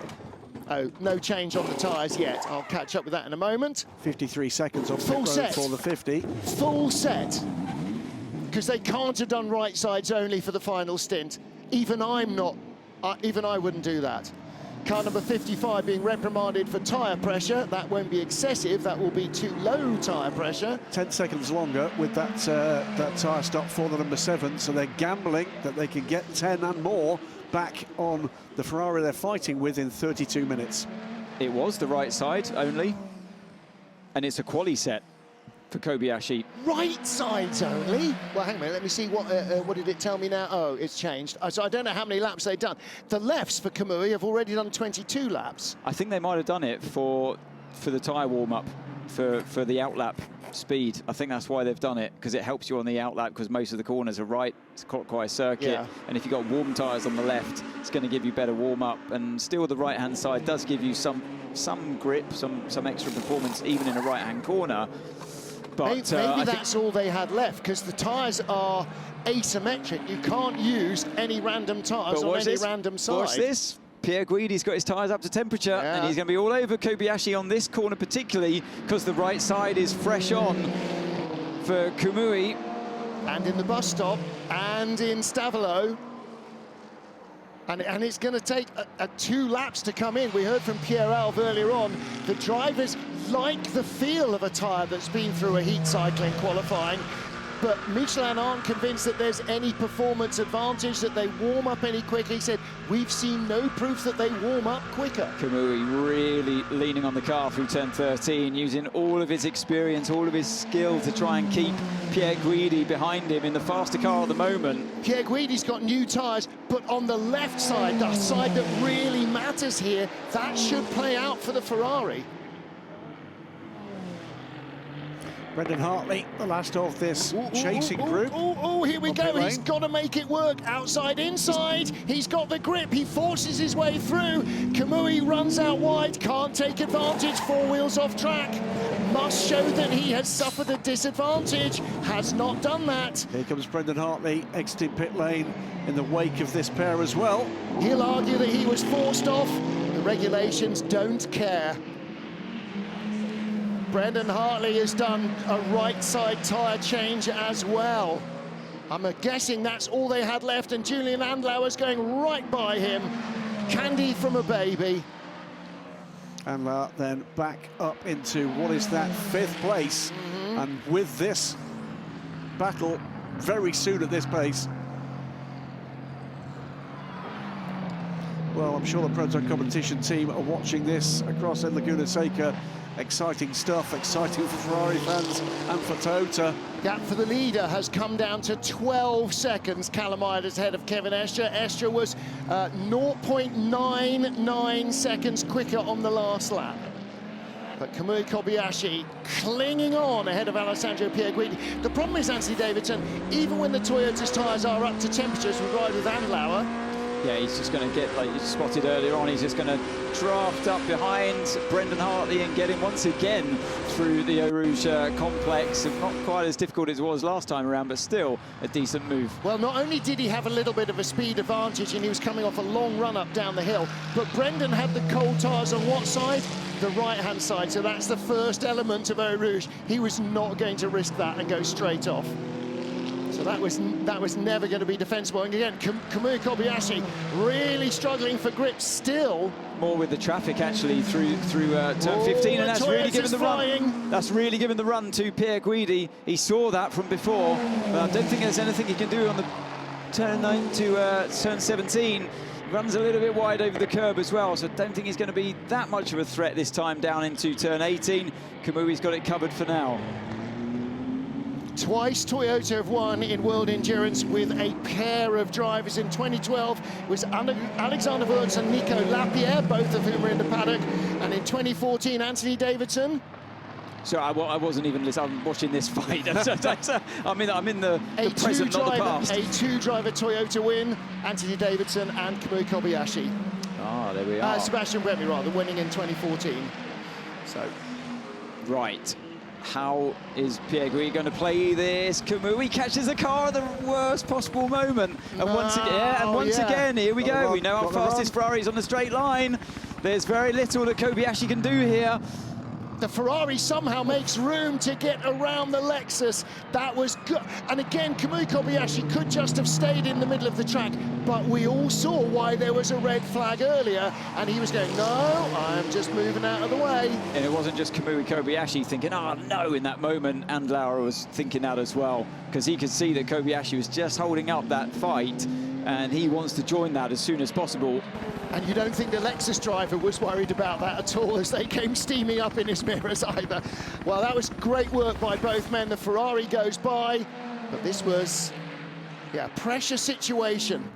Well, this was the aftermath, really. The important part was what happened through Eau Rouge. I spotted it straight away with the slower car, and I knew it was going to it was the worst possible moment in the apex of turn 4 to lift out of it when you're catching the slower GT cars, and it just kills your momentum. Combined with the fact that the Ferrari's been super quick on the straight line all day, I could just see it playing out straight away, but nothing that Kobayashi could have done in that moment. Absolutely right. He was just hampered in the wrong place. And now the best Toyota is in 5th. We've got 2 Porsches, 2 Ferraris in the top 4. Then Toyota, Porsche, Toyota, Ferrari. The best of the rest, Peugeot and Alpine. 2 French cars in the points. Astonishing stuff. 26 minutes to go. Callum Ilott still leads this race, and by an increasing margin. Again, that was the Ferrari. Was there contact with Kobayashi and the Aston Martin? The Aston Martin had a big sideways moment. It might have been that he just chased the throttle trying to stay out of the way of the Toyota. I think I was watching what you were seeing, Graham. I wasn't watching the Toyota. I wasn't watching the Toyota. I was watching. I think we're going to see it. So this is on board with Kobayashi. Watch the Ferrari. Goes to the inside. Late on the brakes, outbrakes himself, goes off the track. And retains that position. Did Kobayashi touch the Aston while we were watching that? But, I mean, again, traffic at the bus stop, like traffic at Eau Rouge, really hard, really hard. Against what we've seen before, I think Pierre Guidi's got to give that up. Wow. He took advantage over the GT car by retaining the position he'd gained by going off track. I think he'll be okay. Kobayashi didn't, and nobody complained about that. I think Pierre Guidi will be okay with that one because he rejoined in the way you're supposed to rejoin. Ooh, swap for positions, 9th place. That's Jules Gounon just in the car, by the way, just 6-7 minutes ago for the first time. But we're talking about teams, drivers, cars with improved form, and we can't ignore what's been going on today with the Alpine Endurance team. They've been in the top 10 for most of the afternoon. Callum Ilott, by the way, in the lead of the race. He's just seen on he's driving brilliantly on older right-hand side tyres than Kevin Estrup. Jules Gounon, by the way, right sides only at the last stop, and so he's got older tyres on the left. The Peugeot with 31-lap-old tyres all round. Battle of the big French marks, of course. Peugeot versus Alpine. That's going to be a building story as these two programmes bed in. Notice Bruno Fama in the Alpine garage this weekend. Of course, he was the head of Peugeot's LMP1 programme, so hugely successful and resourceful man. Davide Rigon, by the way, on his final pit stop now, dropping back down the order to where that car will sit for its final 20 minutes plus battle. United Autosports to the lead of LMGT3. Gregoire Saucy 3.2 seconds ahead of a charging Klaus Bachler, with Frank Pereira catching both of them in the Lamborghini. Gounon getting on the full headlight flashes there, trying to upset Mikkel Jensen. Jensen, as the other Peugeot, is in a 2-driver lineup. It's Jensen and Nico Muller, because there's no Jev this weekend. Jarek Van, like Stoffel van Dorn in the other car, racing in Formula E this weekend in Berlin. It's 8:30 in the evening here at Spa-Francorchamps, an hour and a half after we should have finished this race, and the grandstand opposite us is still absolutely packed. Exactly. 8:30 in the evening, and still no one's going home. We've got 23 minutes of racing to go, and here comes Gounon trying to find a way back past Mikkel Jensen. Look at that. Great work by the young Frenchman. Reserve driver, remember, and Ferdy Habsburg injured in testing. Ferdy, I'm sure, will be watching this and cheering on his teammates. Not too loud, because probably still pretty sore. Don't want to be yelling too much. You don't want to be coughing or laughing, so no more gags to make Ferdy laugh. So great move by the Alpine, back up into 9th place. And that 35 car needs to get some points on the board. 7th place they were in Qatar, but they were only 15th after that first corner collision that took both Alpines out, both Peugeots and both Alpines out of the race last time out in Imola. Yeah, that Peugeot was fully off the track, wasn't it, in turn 4 on the inside, and had a great run because of it, but couldn't do anything by the time they got to Le Combe. This is how that move unfolded on the exit of turn 19. Just way better traction on the Alpine on the exit, and then you see the chopper cross. Probably no, you don't, just because the grandstand was in the way. The move from but did look as if the Peugeot was somewhat helpless there, didn't it? Side by side, this is the number 60 car.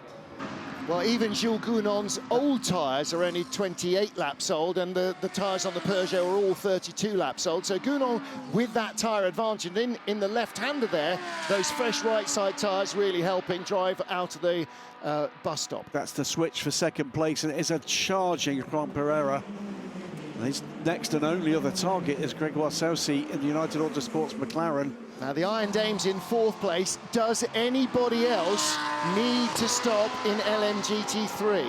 United Autosport lead by 2.7, as you say. Franck Pereira in the yellow Iron Lynx car. This would be a very fine result for that crew.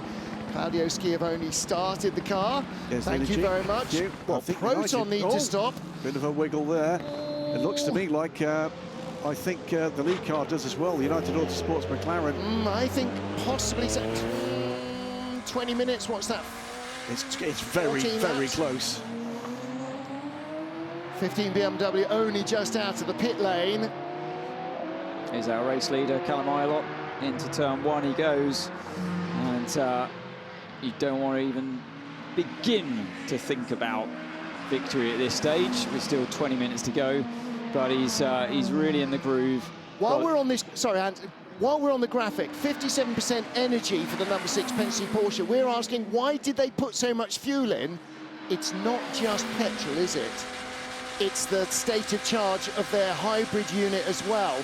So actually, they've got a little bit of a brake problem.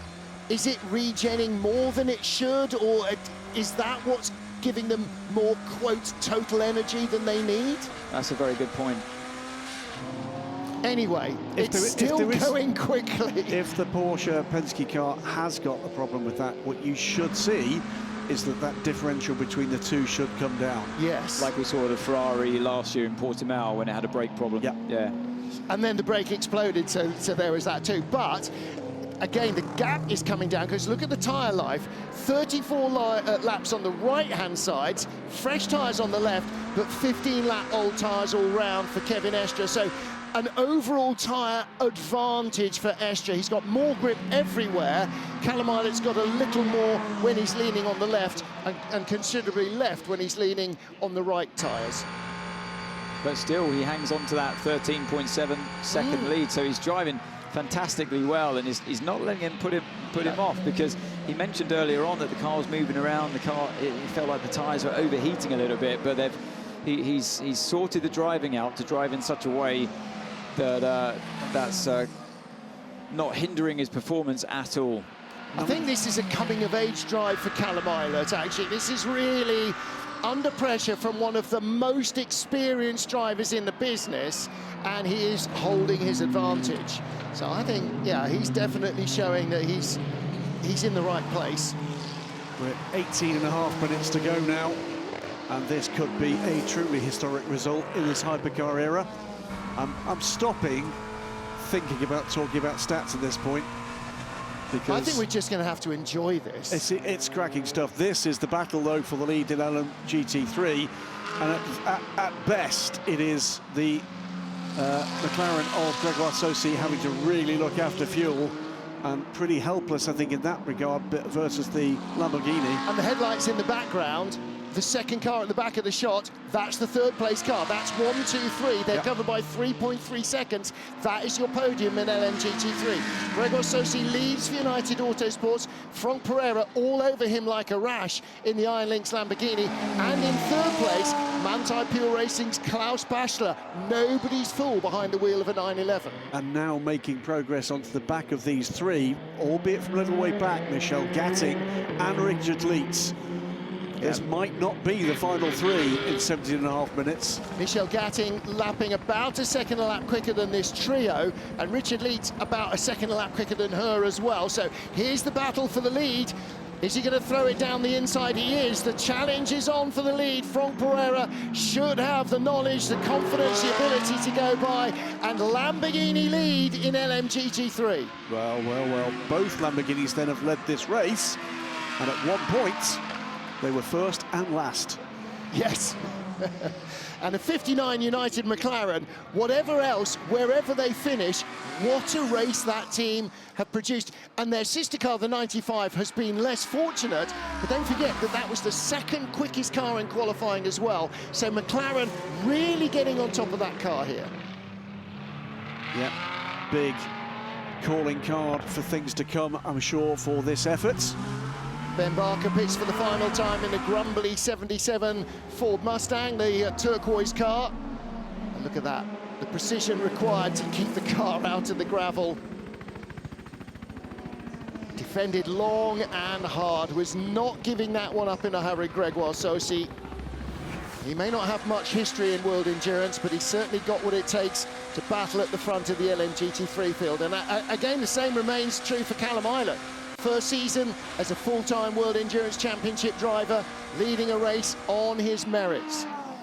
Almost 14 seconds clear now from Kevin Est, 16 minutes to go.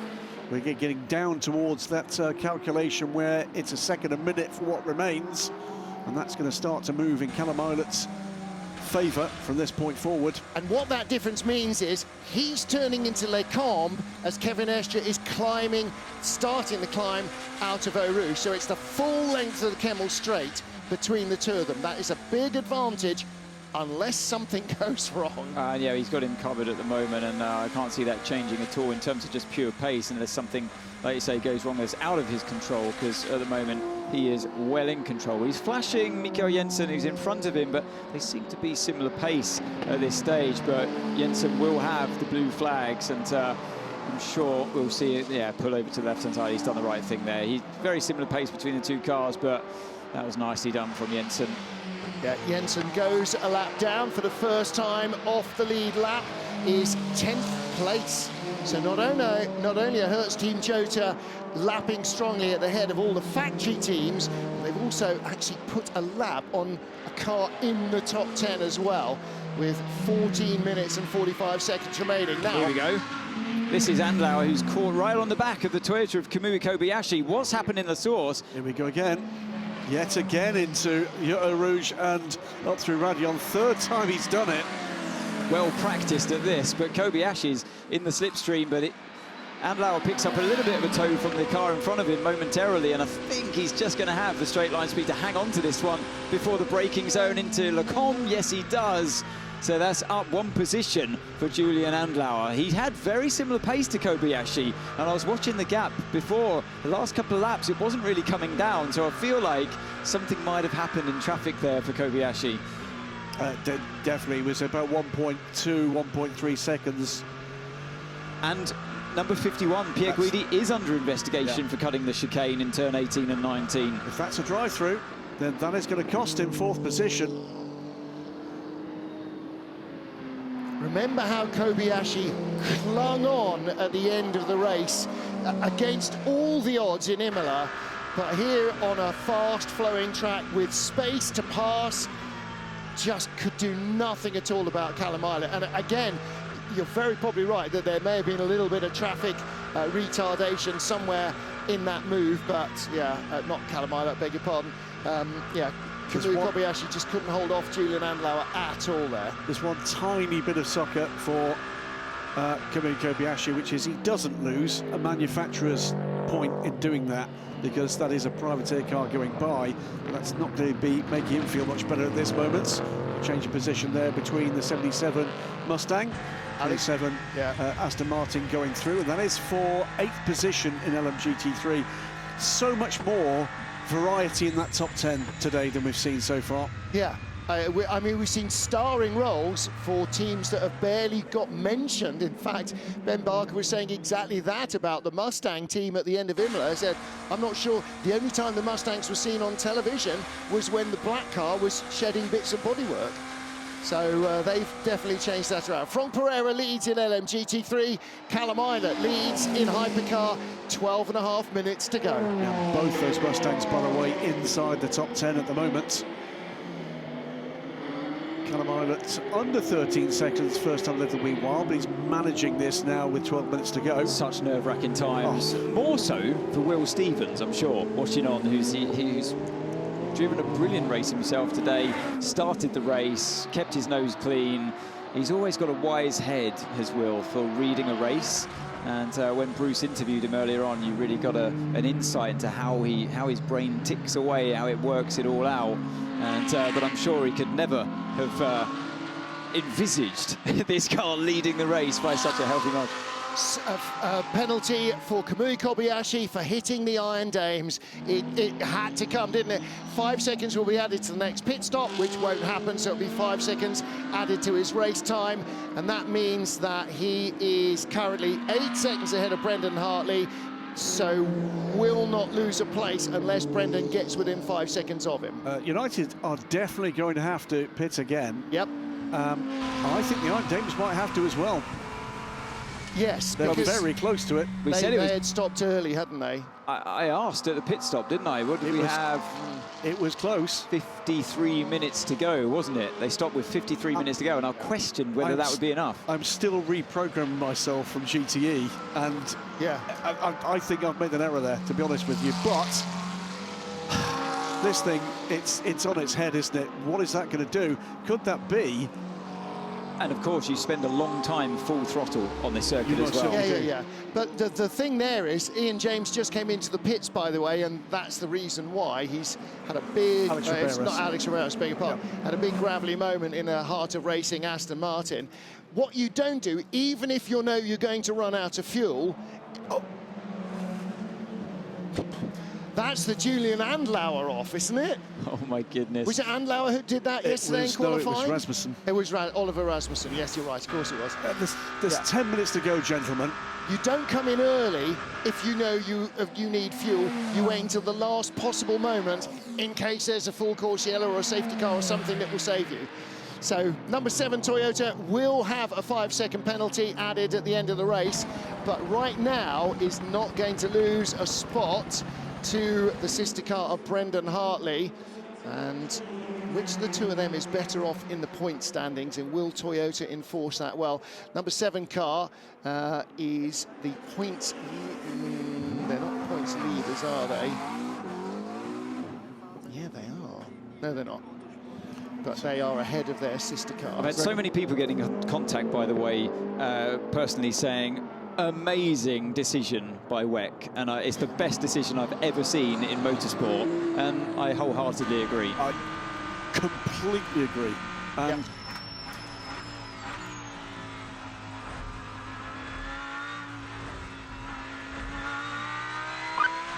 big push this lap, we need to undercut on the McLaren.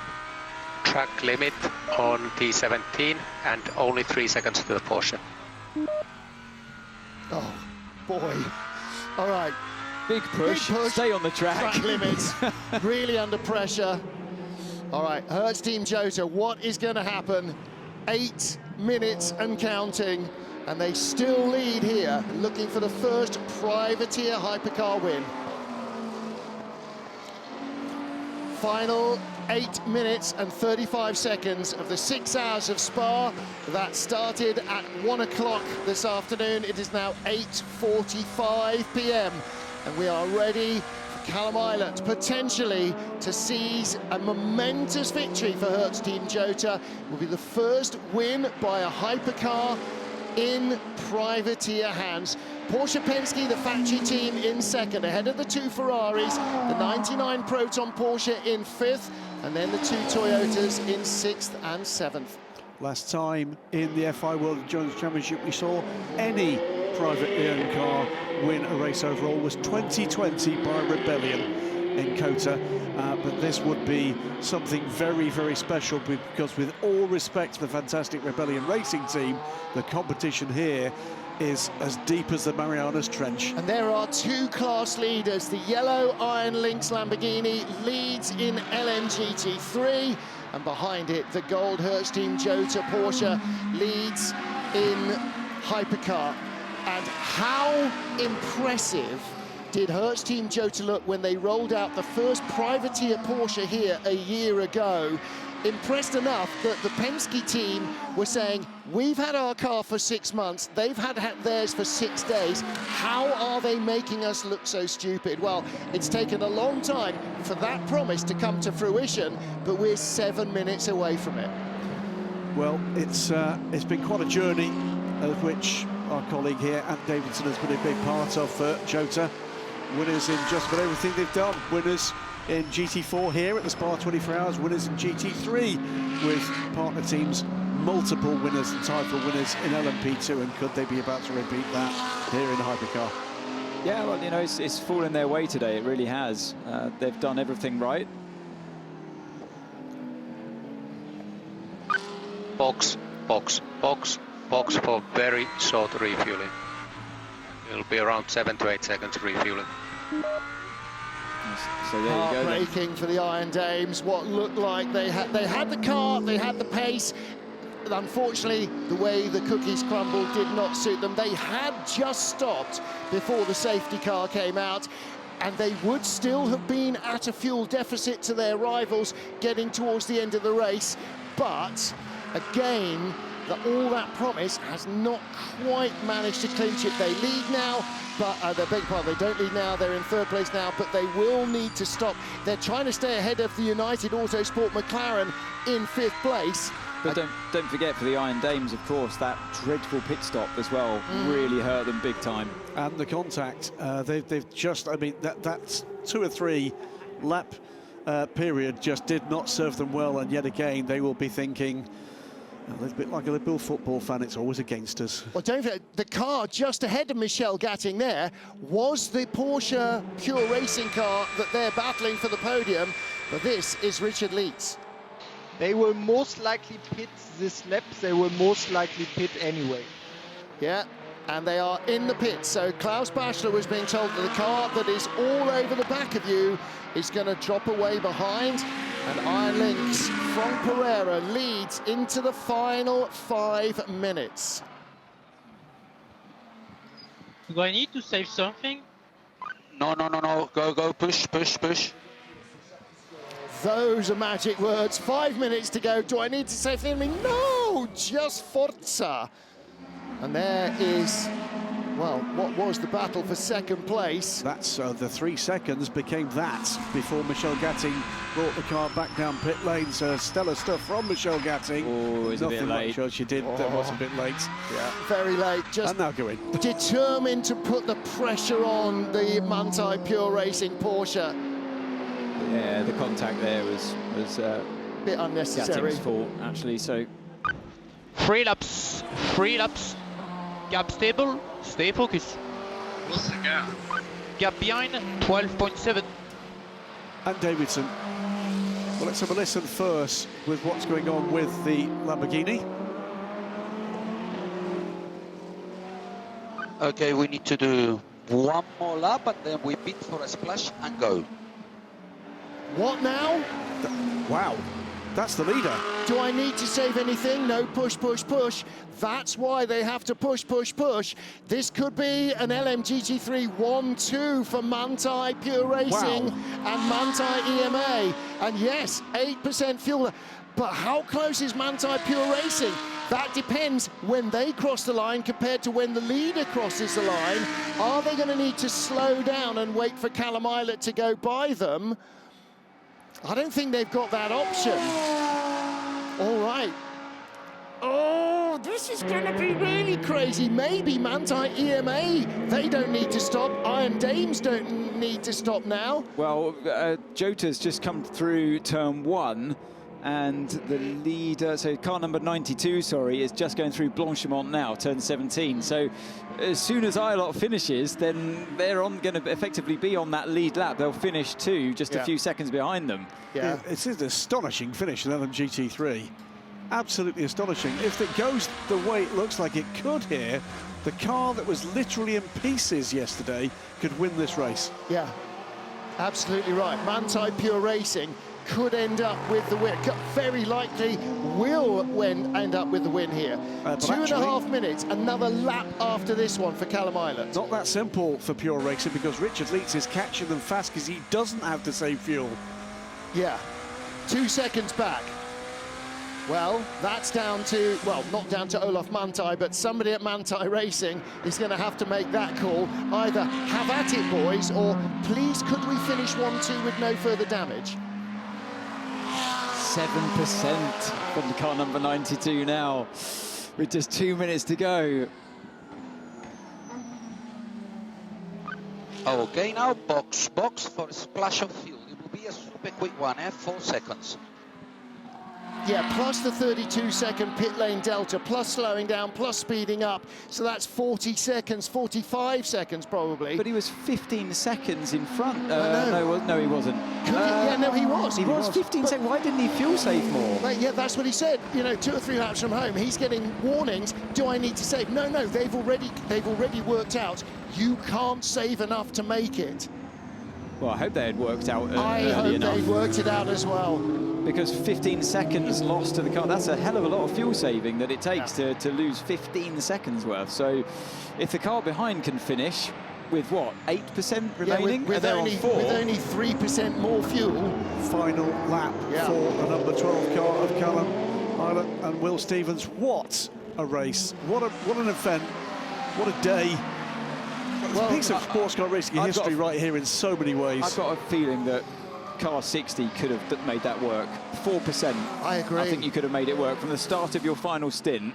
If you had just gone at it with, right, I'm just going to fuel save as much as I possibly can at any given opportunity, I think they probably could have saved themselves this tiny little splash. I agree. I think that's a real calamity. I think that's, again, you know, we don't know the ins and outs of it, but it does seem like fairly major mismanaging of, you know, they're within 2% maybe of making it.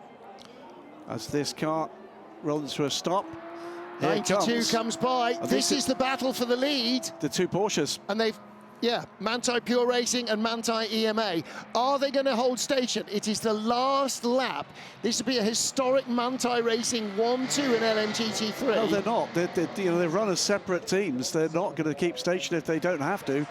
With just 4% remaining on the final lap, then they're surely going to have to be lifting coasting quite a bit in the car number 92. What is 91 going to do here? And it's got a better run through Eau Rouge, you know. He's going to take the lead.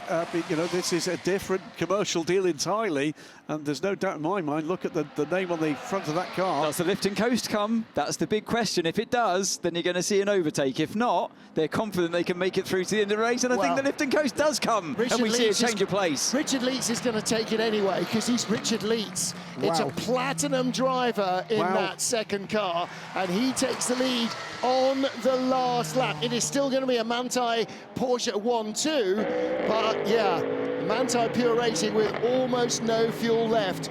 Callum Ilott, you superstar. What a drive. Inside to the checkered flag. Victory in the longest 6-hour race you have ever seen in your life. That will be part of why 2024 Spa is remembered.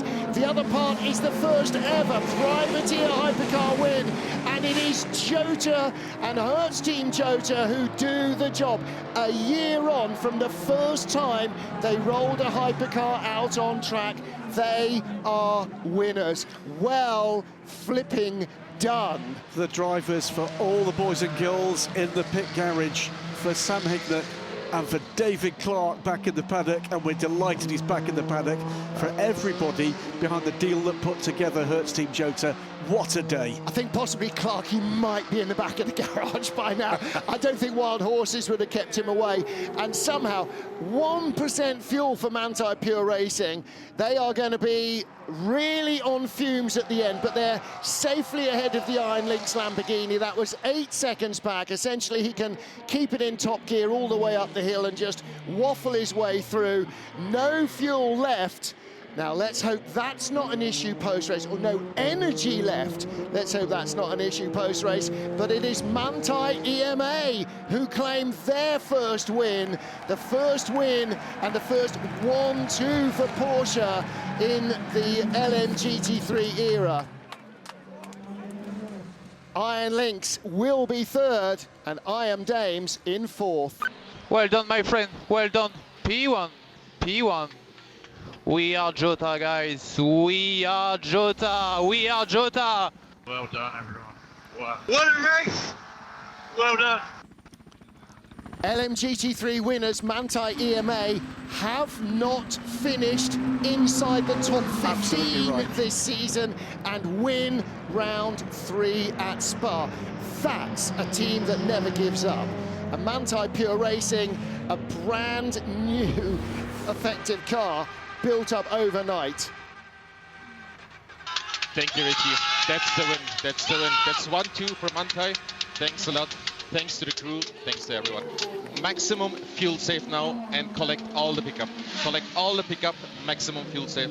See you on the podium. Now, maybe they ought to get the old boy to come back more often. Olaf Manthey in the garage to watch a historic double-class win for Porsche. Change, by the way, as we're coming right at the end of that race, a switch between the two Toyotas, which puts Brendan Hartley ahead of Kamui Kobayashi. I think that's going to cost them in the Drivers' Championship stakes. So I'm looking at just exactly where we can expect to see the two Hertz Team Cota cars. Now, I don't think they changed position. Don't forget, it was a 5-second penalty. Was, of course. So Brendan got within a couple of seconds because he actually finished 3.3 ahead of Kamui Kobayashi. So he was only about 1.8 behind at the line. So Yasser Shaheen, Moritz Schuring and Ricky Leitz. Rich has brought the car across the line and taken the win on the final lap. Wow. What a day for Cota. I mean, proper up and down race, wasn't it? One car out of the race, the other car wins the race. And with an awful lot of bad luck at one point, an awful lot of good luck at another point. But the important thing is they beat car number 6, Porsche, with the same strategy, fair and square. The World Championship leaders, and I think that result is going to mean that Will Stevens and Callum Eilert finish today second in the World Drivers' Championship, leapfrogging the leading Cota and the other Porsche that, of course, did not finish today. And the other factor that means that their teammate Norman Nato cannot now be world champion. They can.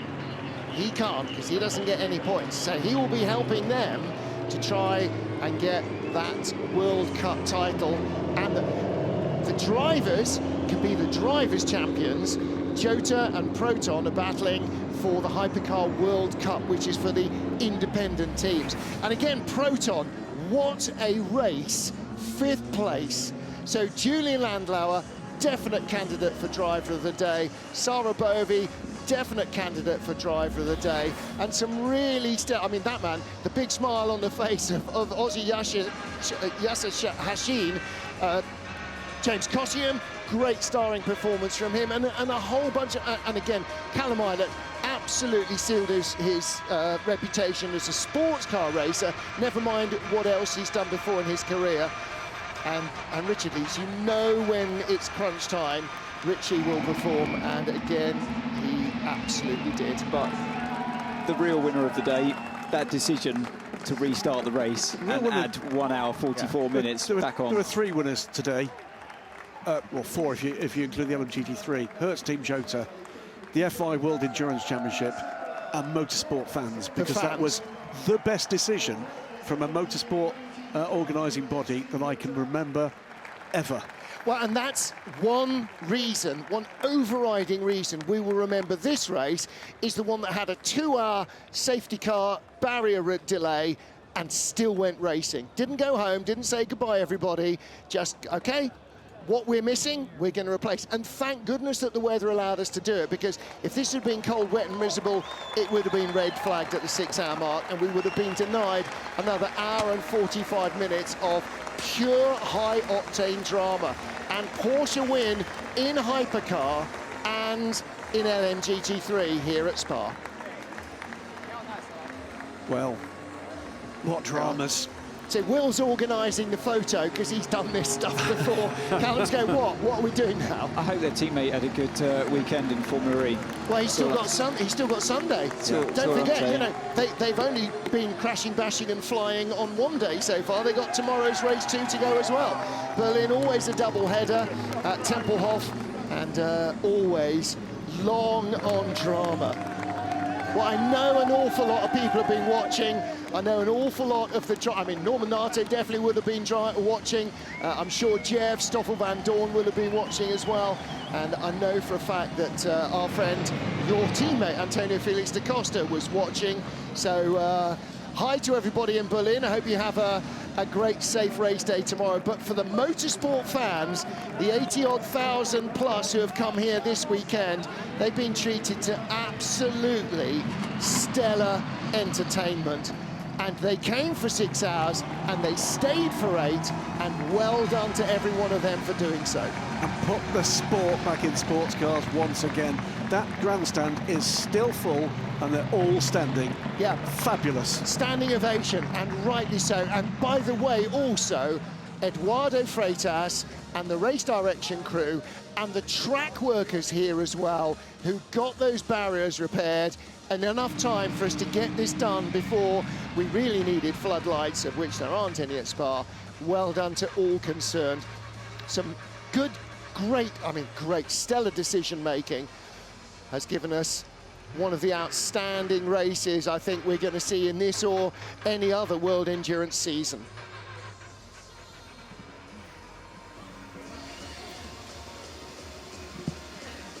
Callum, Eilert, what a drive, Will. Amazing race today. You're the winner of the 6 hours of Spa. It's great, man. I mean, a year since we got the car, so that's very special.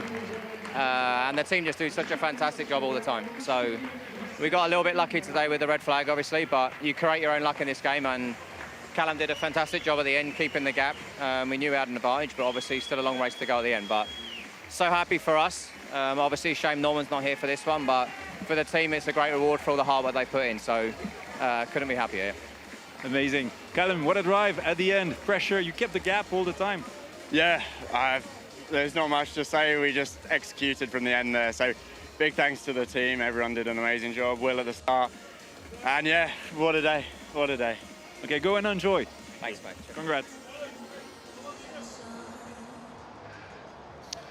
Congratulations to Hertz Team Jota, from everybody in the management through to all the team, the driver lineup. Yeah, I'm sure Norman Nato is absolutely gutted not to be here, but what a performance. And for Porsche EMA, their first points, it's a maximum score. They win in Spa.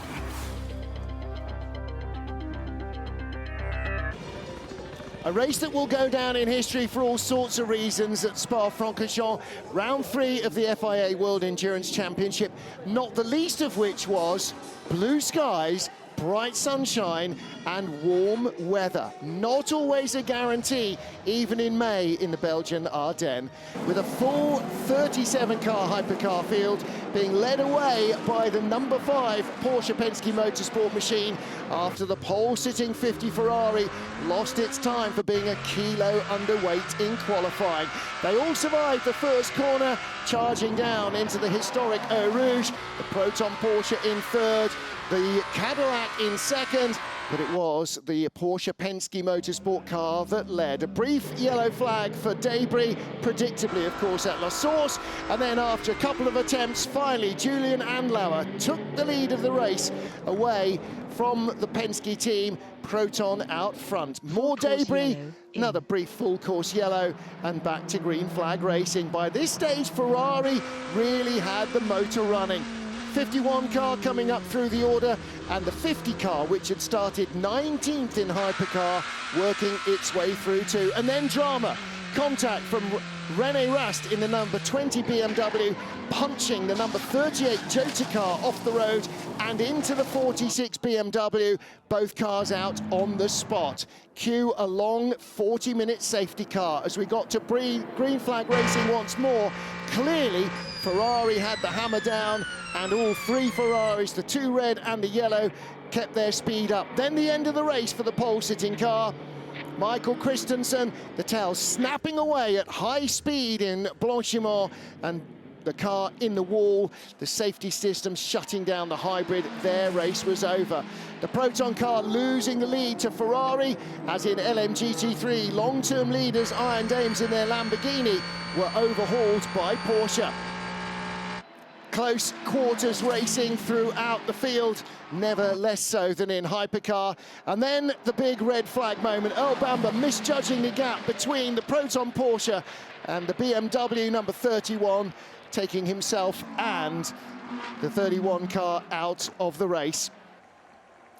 Long barrier repairs ensued, but fortunately both drivers were A-OK. And then after nearly 2 hours stationary, the field were ready to restart. Some had to pit immediately for fuel and then come back in for a full fuel, and that shuffled the deck. Kevin Escher in the number 6 Porsche, chasing Callum Eilert in Hertz Team Jota. Iron Dame's chance of a win in LMGT3 went away with a loose pit stop and fuel strategy that didn't help them. 51 Ferrari fighting its way into the lead. And in the closing stage is the number 60 Lamborghinis. Late pit stop, a lap from the end, left a Porsche 1-2. Richard Leitz taking the lead, and in the end, the win for Porsche EMA, ahead of Manthey Pure Racing. And it was Callum Eilert who took the checkered flag first, a year on from the debut of the first privateer Porsche in Jota's hands. They claimed the first privateer win here in Spa.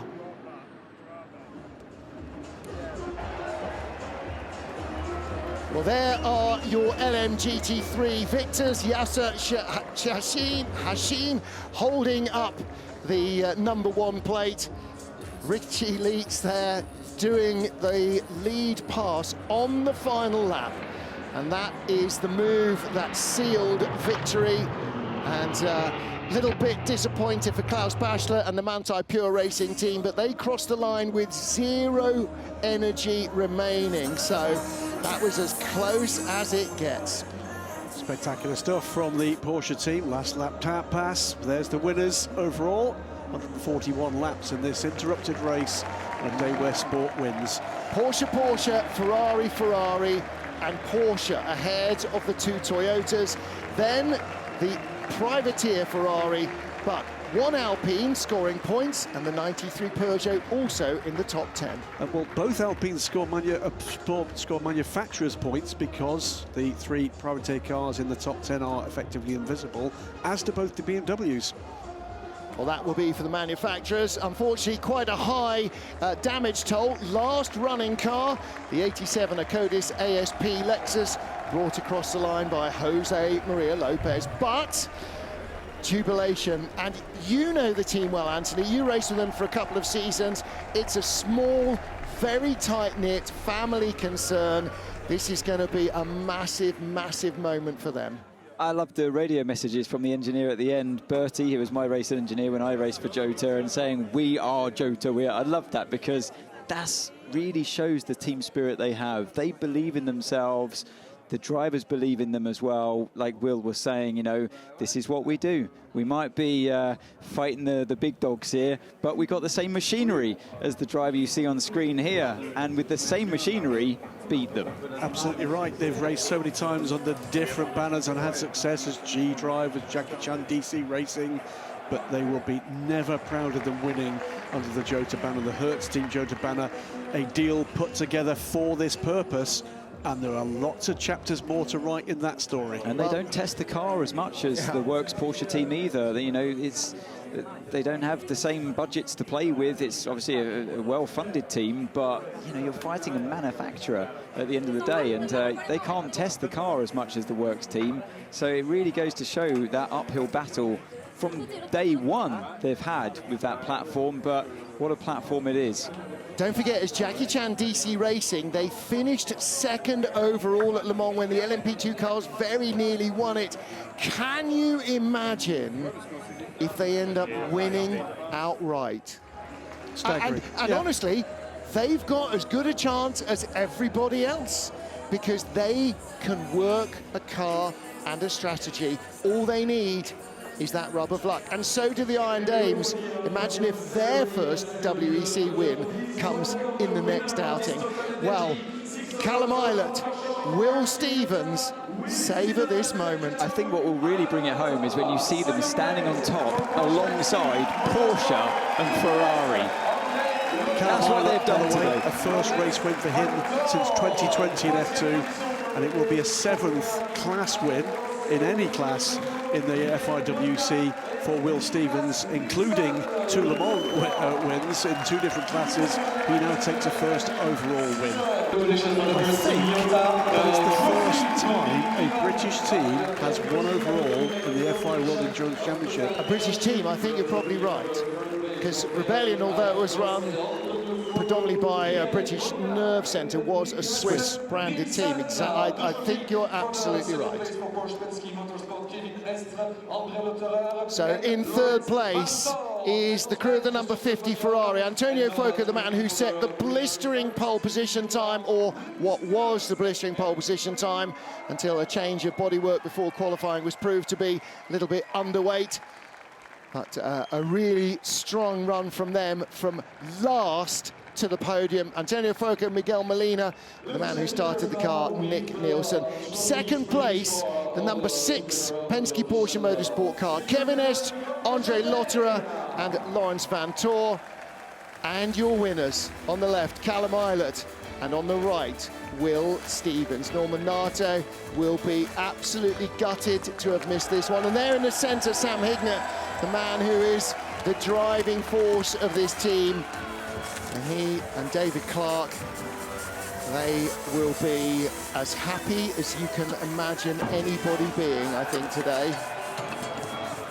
All of that gamble, all of that brass neck to get a global brand like Hertz on board for a small British privateer team without factory backup, all of that paid off right here. Yeah, Gautier Coloni, it's the TotalEnergies head of competition handing out these trophies, but there's a couple of other trophy presenters who will be getting a big cheer for their parts in what's happened here today. There it is, 141 laps, 12.3 seconds the gap, and that was pretty much static for the last stint of that race, with Callum Eilert holding off Kevin Estre, and that's not an easy thing to do. Then the 50 Ferrari, a full minute back and in close competition with its teammate. Proton Competition, what a run they had to 5th overall, and they'll be on a podium shortly. They're 8.6 seconds back from the 2 factory Ferraris before we get to the 2 Toyota Gazoo Racing Giro 10s, AF Corsa 83 car, and then Alpine Endurance with their 35, Peugeot in the top 10. So Hertz Team Jota extend their advantage over AF Corsa in the World Cup. That's the independent teams. Lotterer, Estre, Van Tor lead, but now up to second in the points. Callum Eilert, Will Stevens, they are 22 points back, but it's double points next time out. And Kamui Kobayashi, Mike Conway and Nick de Vries, the winners in Imola, are third in the standings.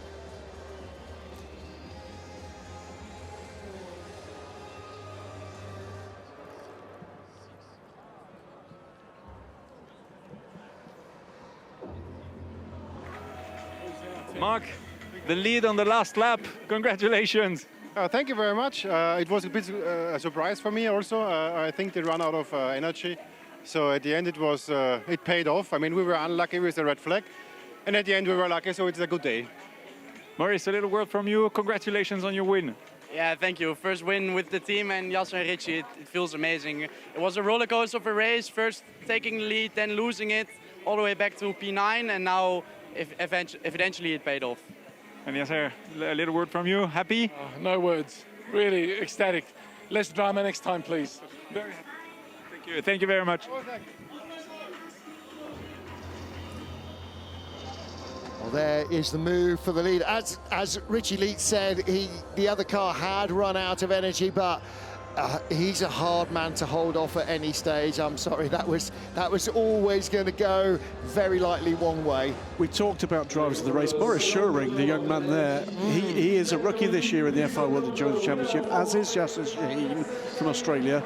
Both of them drove well. Maurice Schuring, I think when we look back at the averages here, we'll see something quite special from him. Yeah, young Maurice Schuring, Porsche Mobil 1 Super Cup driver last year as a rookie, and making his debut in World Endurance this year. So it's a 1-2 Doppelsieg for Manthey. Manthey Racing EMA and Manthey Pure Racing a 1-2 in third place. Iron Lynx, well, smiles on their faces. 3 LMGT3 races so far in the FIA World Endurance Championship, and 3 different winners so far, albeit 2 from the same team. Cracking stuff. A big result for the 60 car as well. They're the sort of forgotten child almost of the Iron Lynx, Iron Dames lineup. And in the centre there, the man who makes all of this happen, the man who is responsible for Iron Lynx existing, Claudio Schiavone, with Matteo Cressoni and Franck Pereira, their first podium in World Endurance. And by the way, I sort of trailed a little earlier. Amaury Bertolme is the Spa-Francorchamps circuit CEO, and he and his staff have had a major part to play in making this event a success. This is a job that has some history, and not very good history in terms of his predecessor here, and meeting a terrible end. And this has been a tough job to take on. What a place, what a crowd, and what an event we've had. And one of the challenges facing Spa-Francorchamps as a venue is that it has been slightly robbed of support and the potential of maybe not having a Belgian Grand Prix, but they are continuing to work to make this continue to be one of the greatest racetracks on the planet. And every time you come here, you're aware of the history, good, bad, and otherwise, and the weather. But what you're really aware of in the last few years we've been coming here is how much better it is for the tens of thousands of fans who come here.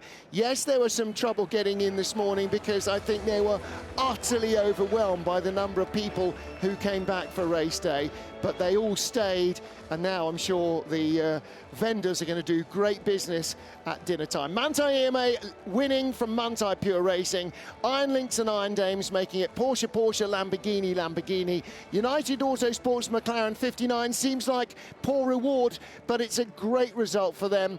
And the sister United 95 car, although that retired with a gearbox failure, that car was very quick in qualifying. So look forward to seeing that resurgence continue. Manthey Pure Racing lead comfortably. WRT's 31 car taken out of the race through no fault of their own. Tied for second with Harter Racing, just ahead of the 46 WRT car. It is close behind. Look at that. From second all the way down to the bottom of the top 10, there's just 20 odd points in it.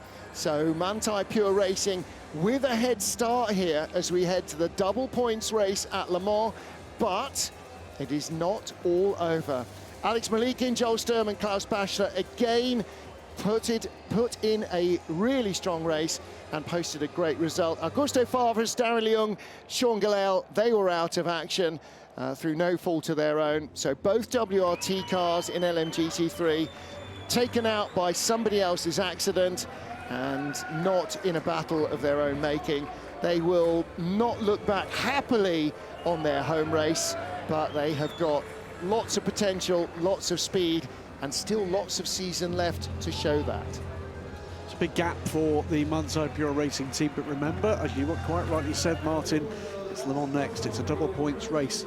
If they don't finish in the points and one of their pursuers wins that race, they will not finish Le Mans as the championship leaders. No. It's not that big a gap when you take into account what we've got to come. In an eight round championship, you have to have a good race at Le Mans. You can't afford to have a DNF there. You're absolutely right. First, third and second, by the way, so far this year, Manthey Pure Racing. They have been serial podium botherers. Back on the top of the podium it is the Hertz Team Jota guys, but they've given Louise Beckett over the years down the pit lane. It's been a crushing blow to their budget for so long, but now they're freed from that boat anchor. Well, and now look what it does. Yes, they're not having to provide PG tips for Louise, and suddenly they've got the finances left to win a race outright. So other T brands are available. Louise, correct. We are crying as well, Louise. Absolutely. So, you know, there's so many friendly faces and friendly teams in this paddock. Everybody is so welcoming to the TV crew and to the full access crew and everybody else. It's just a joy to work with it. We call it work, otherwise we can't invoice, but this is just pure fun, pure delight with all these crews this whole time. Big shout out as well to the number 99 car crew, just standing to Will Stevens' right-hand side, left-hand side as we look at them. Julian Andlauer, what a drive from him today. Definitely one of the stars out there. And Neil Janney, we know what he's capable of. And the team as well. Yeah, cracking start. Absolutely cracking start to the race. They were the team to beat at the start of the race today. Yeah, could so easily have been them on the top step of the podium. There could be a fair number of factory drivers up and down that pit lane. They're going to be hoping that their team boss doesn't have Julian Andlauer's phone number, because that was incredibly impressive. Well, now, remarkably, Porsche's team bosses have had his phone number and have chosen not to use it. Well, their loss is Proton's gain. Christian Ried's nobody's fault, and I'm sure, watching from Laguna Seca, he's a very happy man. Well, I hope you are as well, wherever you were watching us. Don't forget, we will be back next time out in Le Mans, but from the 8-hour, 6 hours of Spa. Don't forget the inside story in full access in a couple of weeks. This one you are going to want to watch. For Bruce Ioane, for Graham Goodwin and Anthony Davidson and the whole TV crew, thanks for being with us. Bye for now.